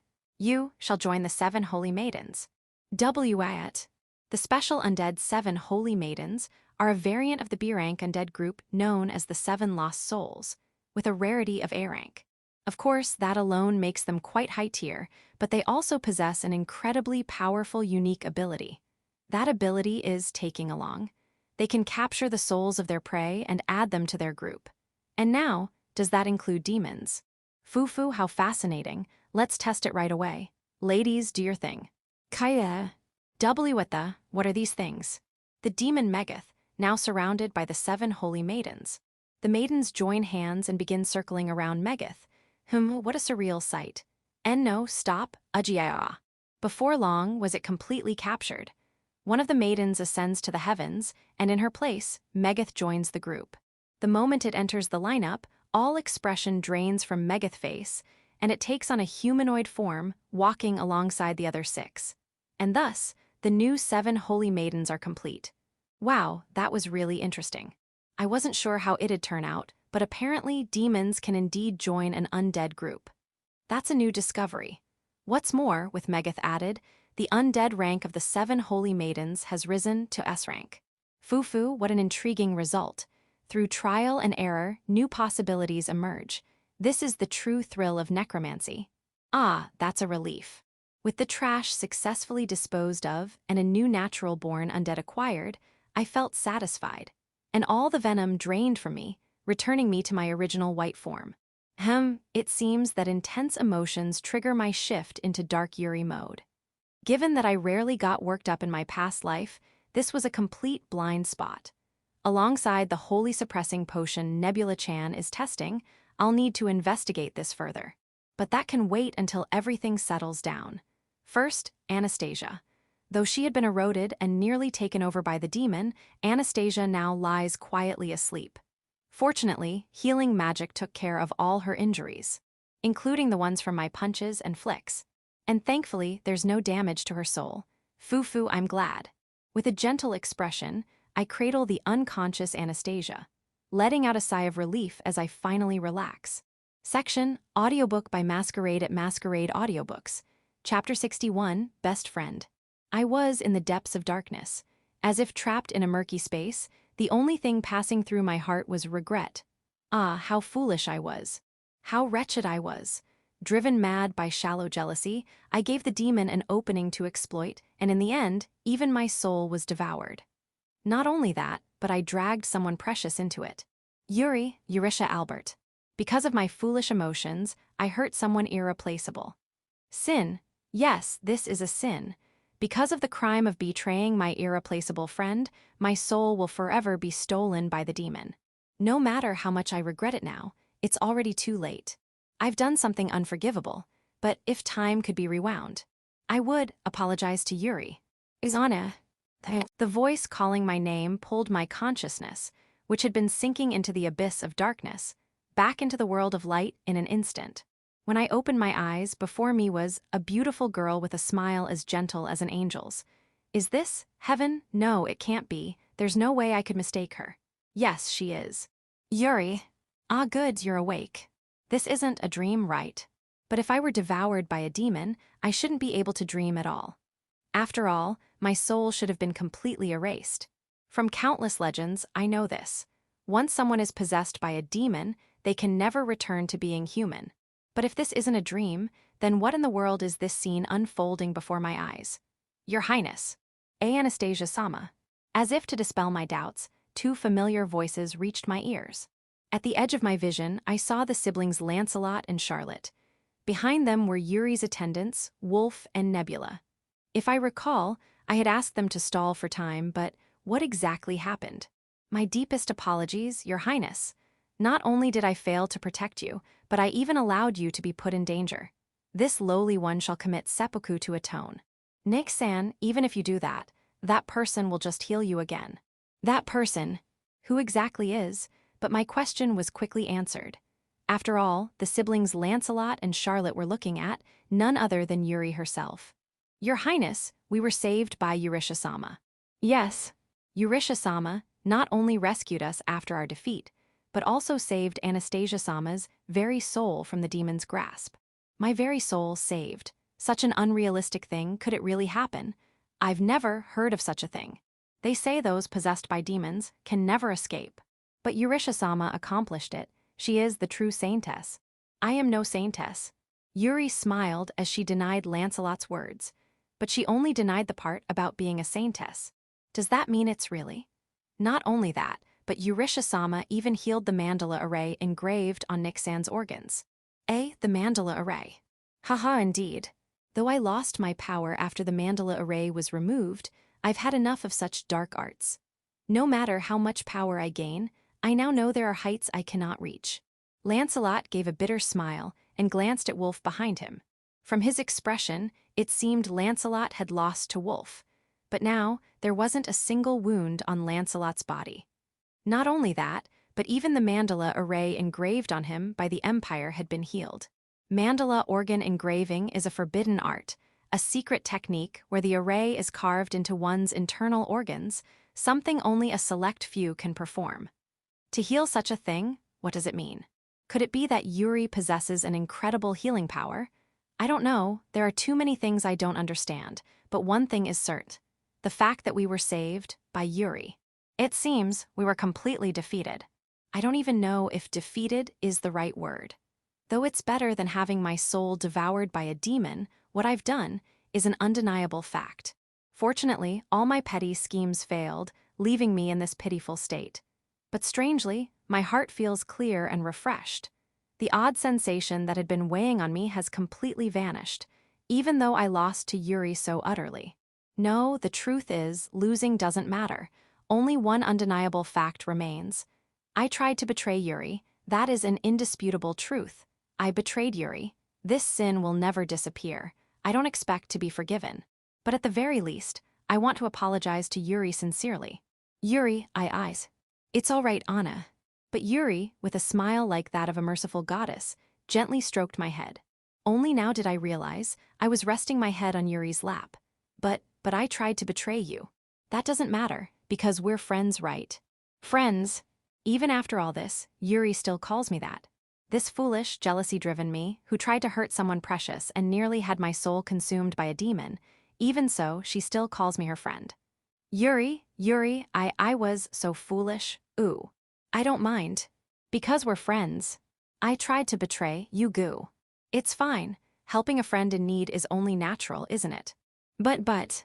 These things happen, but we're friends. If a friend is in trouble, I'll always help. Ew. Ah, Yurisha. Someone like you. Well, area. Before I knew it, I was clinging to Yuri and crying. Tears overflowed endlessly. But strangely, I didn't feel lonely or sad. I'm Suwari Yuri. Well. As I wailed like a child, Yuri gently held me, even though I had made her cry earlier. How strange. I was utterly defeated by Yuri. Perhaps I've lost many things, but I gained something irreplaceable, something precious. That is, I'm glad I could be your friend, Yuri. Of course, me too, Anna.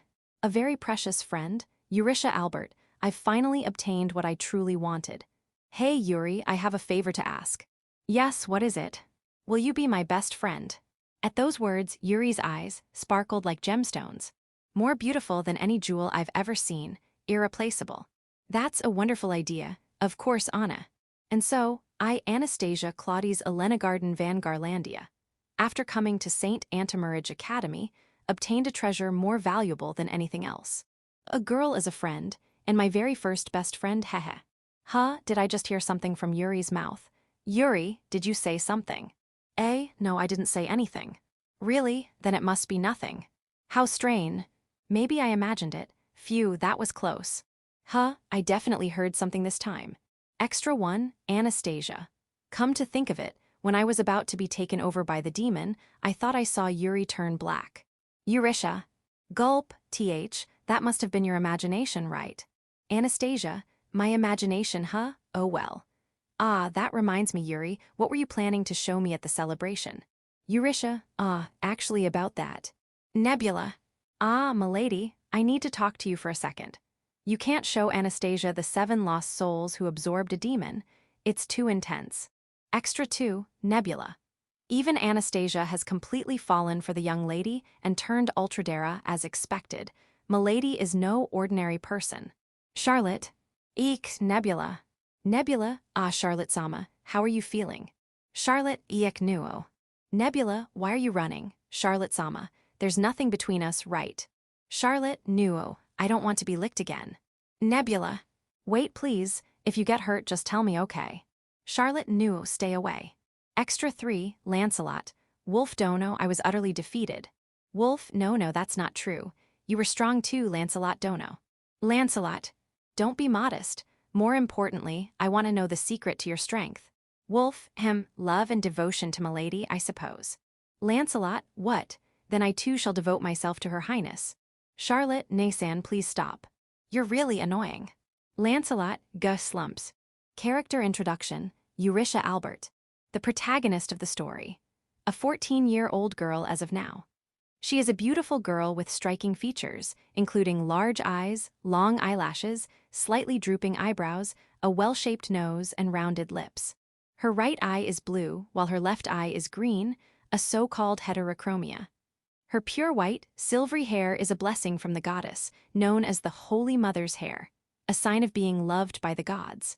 She is the reincarnation of a necromancer, known as the King of the Abyss.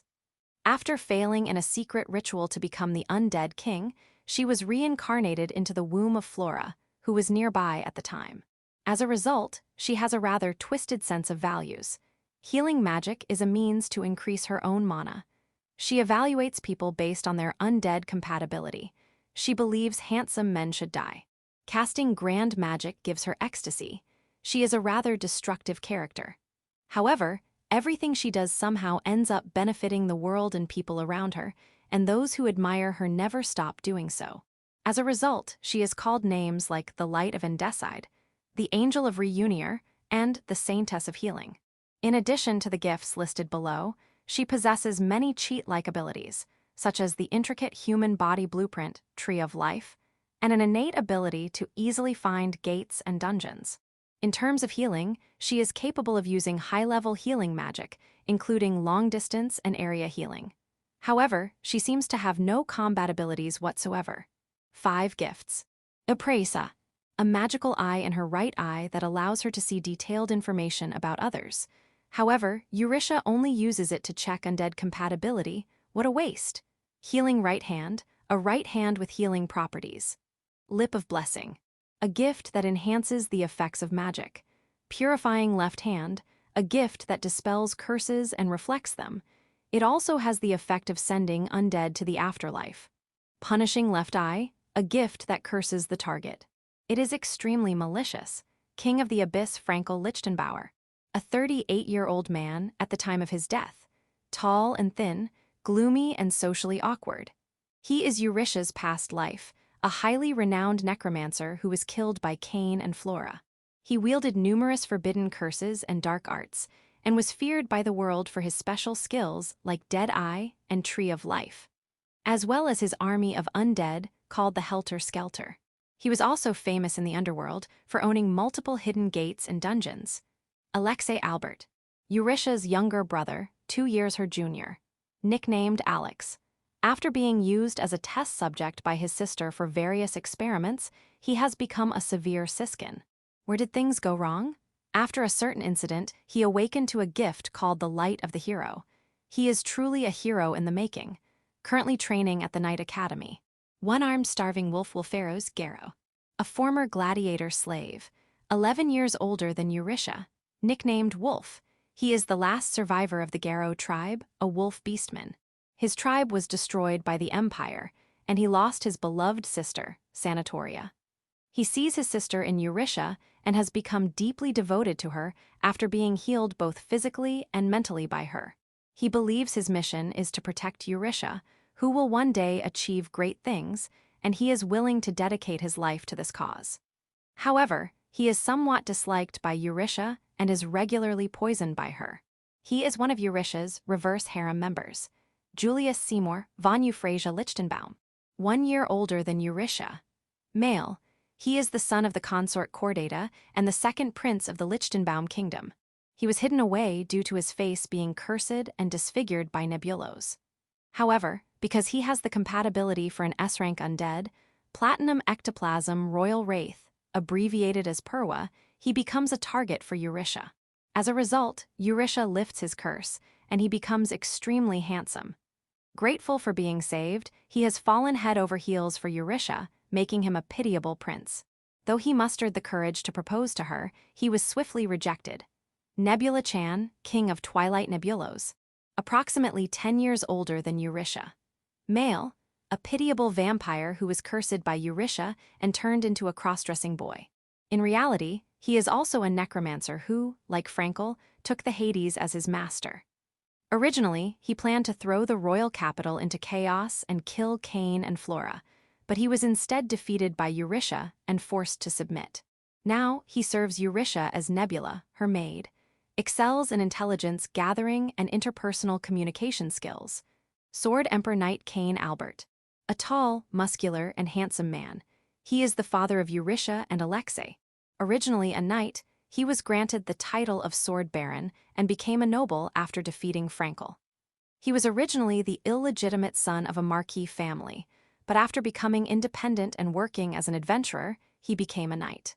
He is a master swordsman to the point of being given a title. He is currently the strongest character in the story. Although he is basically a breast lover, he deeply loves his wife. He is completely under Eurytia's thumb, but Eurytia greatly dislikes him. Holy Maiden Flora Wright, the mother of Eurytia and Alexei, a beautiful woman with the gift healing twin peaks and large breasts. She was raised under the strict guidance of her mother, Viola, and is a pure-hearted clergywoman of the Holy Mother Church. However, in reality, she is a super romantic. After marrying and giving birth, she returned her title and became a nobleman's wife, but her devotion to the Holy Mother Goddess remains unchanged. She wants her daughter to fall in love romantically, which makes her a rather troublesome figure for Eurytia. However, she is also a valuable protector against the Holy Mother Church. Cold-blooded Holy Judge Viola Wright, one of the 7 cardinals of the Holy Mother Church, she is the head of the legal department. She is Flora's mother and Eurytia's grandmother. Her gift, Guilty Judge, allows her to locate a designated target through divine revelation. She is a strict and severe person, and her harshness may have contributed to Flora becoming a romantic. However, she is weak when it comes to her grandchildren. Her relationship with her daughter Flora is not the best. Count Otto, Cain's uncle, he is the younger brother of Cain's father. He occasionally appears as a mediator between Cain, who has cut ties with his family, and Cain's father. He seems to have a son. Characters from the Royal Capital Turmoil Arc. Consort Bloomingart, Anna Mary, the 3rd consort of the kingdom, a side consort. She is a childhood friend of Flora, having trained together in the same convent. She suffered from a strange illness, but was saved and healed by Eurytia. She adores Eurytia like her own daughter. Lena Unavmana, 3 maids who serve Anna Mary. They love teasing Eurytia. In truth, they are famous graduates of the academy. Consort Chordata Jusanna, the mother of Prince Julius and the 2nd consort, hailing from the Euphrasia ducal family. She was heartbroken over her son's curse, but after Eurytia lifted the curse, she became a completely different, kinder person. Characters from the Saint Academy arc. Anastasia, Claudius Elenagarden van Garlandia. A. 14 Gender, female. The third princess of the Garlandia Empire and Eurytia's classmate. Though outwardly friendly and immensely popular, she is in fact a highly calculating and sharp individual. Her resentment toward Eurytia led her to awaken the sin of envy, a skill befitting a vessel for the Demon King, nearly causing her to be possessed by a demon. She was saved by Eurytia. Since then, she has completely fallen for Eurytia, lol. Hortense Zeliston Barbarossa. Eurytia's classmate and the daughter of Marquis Barbarossa. Initially bullied Eurytia, but was instead toyed with by the unfazed Eurytia. After learning of Eurytia's formidable backers, she capitulated. Mimosa, Triss, Katie. Hortense's followers, generally good people, Carolina, 2 years older than Eurytia, the kingdom's first princess, Anastasia's Onisama. Edel Rosemary Southampton, 2 years older than Eurytia. As the Saintess Maiden of Power, she once came to search for Eurytia in the Reunier dungeon. Attempted to make Eurytia her younger sister under the Holy Mother Church's orders, but was rejected. Continued observing Eurytia afterward, but graduated without finding definitive evidence. Cameron Brune, 1 year older than Eurytia. Eurytia's Onisama. Originally quiet, overweight, and on the verge of failing, her potential was recognized by Eurytia. After intensive training, her talents blossomed, making her an exceptional mage. Undead compatibility, extra wizard spirit, SS. Pina Cruz, 1 year younger than Eurytia, a girl with musical talent, Believer 1. Inwardly withdrawn due to a large birthmark on her face, she was healed by Eurytia and became cheerful. Her talents also flourished, turning her into a fervent Eurytia believer. Nadia Cardi Pantagram, 1 year younger than Eurytia, a girl with artistic talent, Believer 2, possessed a cursed eye that interfered with her drawing but was saved by Eurytia. Gained control over her cursed eye and, like Pina, became a passionate believer of Eurytia. Charlotte Lourdes Alastair, 1 year younger than Eurytia, enrolled in the academy to protect Anastasia. Though talented in both academics and martial arts, she was utterly defeated by Nebula in an incident and now serves as Anastasia's loyal subordinate. Lancelot Trevi Alastair, Charlotte's much older brother. A knight of the Empire who came to the academy as Anastasia's guard. Had various dark imperial arts implanted in him, but was defeated by Wolf. After Eurytia healed him, he became friendly with her group, talk with Gazaru, other related characters. Exrat Wings of Light, an adventurer team that will later become S-rank. The leader is Edel. All members have the surname of the orphanage they came from. Edel Sliver, 4 years older than Eurytia, a warrior with exceptional sword skills. Sly Sliver, 4 years older than Eurytia, a dexterous explorer. Esmeralda Sliver, 4 years older than Eurytia, a strong-willed girl of noble descent. Fida Sliver, 3 years older than Eurytia, Edel's younger sister. She possesses the angel eye. General Zandal, Kane's superior. He has a scary face and a loud voice. Shapley, a villain who was Nebulo's subordinate. He kidnapped Alex and was turned into a lesser vampire, eventually becoming one of Eurytia's collections. Sephir, Kane's subordinate. The name was provided by a reader. The 7 Holy Maidens joined Eurytia's ranks from the Academy's 7 Wonders. Terms. Some settings are not yet revealed, but reading this won't cause any issues. Types of gods. Holy Justice God. The God of Law employs holy knights. Holy Mother Goddess, the goddess of love and healing, employs Saintess. Sword Wolf God, the god of war, employs holy banners. Star Wisdom God, the god of knowledge and wisdom, employs holy scriptures. Merchant Luck God, the god of luck and commerce, employs holy coins. These are known as the 5 great gods. In addition to these, there are also evil gods and demon god. Holy Mother Church, a church that worships the Holy Mother Goddess who governs healing, employs Saintess. Cardinals, they hold power second only to the Pope. There are 7 of them. Viola is one of them. Cold-blooded Holy Judge Viola Wright. Sage of Holy Wisdom Cordes Boffman. Golden Eminence Elmhir Londium Southampton. Model of Discipline Emeraldus Solar. Saintess, a title given to teenage girls with healing powers, as recognized by the Holy Mother Church. They lose the title if they marry. There are currently about 10 Saintess. Etel, the Maiden of Power, is one of them, light of the hero. A special gift said to be chosen by the gods. When this gift awakens, overall abilities and all combat-related skills improve. It's quite a cheat. Lichtenbaum Kingdom. The country where Eurytia lives. The royal castle is Schwanschloss, also known as the White Egret Castle. End Forest. A forest that spreads to the east of the kingdom. It is not very large and has few dangers. Endeside. A village located near the End Forest. It is the territory of the Albert Sword Baron family. Residents of Endeside. Darien. The former village chief of Endeside. Deceased. Jimmy, Darien's son and the current village chief. Middle-aged. Baldo, a migrant, a bear beastman with great strength. Rabia, a migrant, a rabbit beastman. Saint Antimarage Academy. An all-girls academy. Knight Academy, an all-boys academy. Marquis Barbarossa. Wolf's former slave master. He has a bad relationship with Cain, a blonde pig bastard. His daughter Hortense is Eurytia's classmate. Duke Euphrasia, the head of the faction that Marquis Barbarossa belongs to. He is also the home of consort Chordata, and after the incident with Prince Julius, he took a liking to the Albert family and brought them into his faction. Divine Nation of Saint Mater, a country where the headquarters of the 5 great gods are located. It is a religious nation ruled by a grand pope who is elected from among the popes of each religion, commonly known as the Divine Nation. The capital is the divine city of Fyria, Grand Church Ecclesia, the headquarters of the Holy Mother Church located in the divine city of Fyria. Garlandia Empire. A militaristic nation. Destroyed Wolf's homeland. Dulles, Crown Prince First Prince. Anastasia, Third Princess. Federation. A nation formed by a union of several small countries. Governed as a republic. Otherworldly space. A distortion in space caused by the rampage of natural magical energy. The exact mechanism is unknown. If there is an exit, it becomes a gate.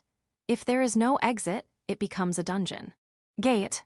A warp path that naturally occurs due to spatial distortion. You won't know where it leads until you enter. Famous gates are usually managed by the state or corporations and require a fee to use. Occasionally, unknown gates are discovered. Dungeon. An otherworldly space that naturally occurs due to spatial distortion. It is inhabited by creatures known as monsters. Various materials that can only be obtained here are produced in the form of cards. As a result, they are more valuable than mines and are primarily managed by states or large corporations, which periodically harvest the materials. Monsters.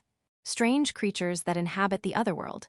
They disappear when killed and occasionally drop cards. Hidden plot points, behind-the-scenes settings. Helter-Skelter. An undead army that Frankel has hidden in a secret place called the Pandemonium. It is filled with extremely dangerous undead, capable of destroying an entire country. Members. SS rank, Dragon Bone Zombie. S rank, Backbeard, Vampire Wraith, Royal Spectre, 7 Holy Maidens modified. A rank, Lesser Vampire, Shapley Skeleton Necromancer, Frankel's Bones. Pandemonium. The dungeon where Frankel hides his helter-skelter. Its location is unknown, and necromancers are desperately searching for it. It is said to be located in a place with no air. Hades the End Profundum. Frankel's master, also Nebulo's master. A necromancer feared as the strongest, highest, and most terrifying.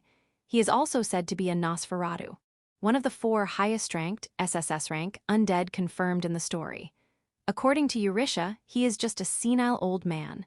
The 4 of the End last 4. The 4 SSS rank undead said to exist in the world. Hades. Vampire Lord. The Ancient Great Saintess. Unknown. Ancient Great Saintess. A being that Frankel resurrected but could not control, so he abandoned her. Why did he abandon her? Magic and magic circles. Magic is activated by specific movements of magical energy. However, since the movements of magical energy are delicate, it is common to use some mechanism to increase reproducibility. A simple method is to use incantations, but incantations are prone to errors, and if a mistake is made, it can cause a misfire. Using a catalyst results in it being consumed or degraded. One solution to these problems is to engrave magic circles into the body.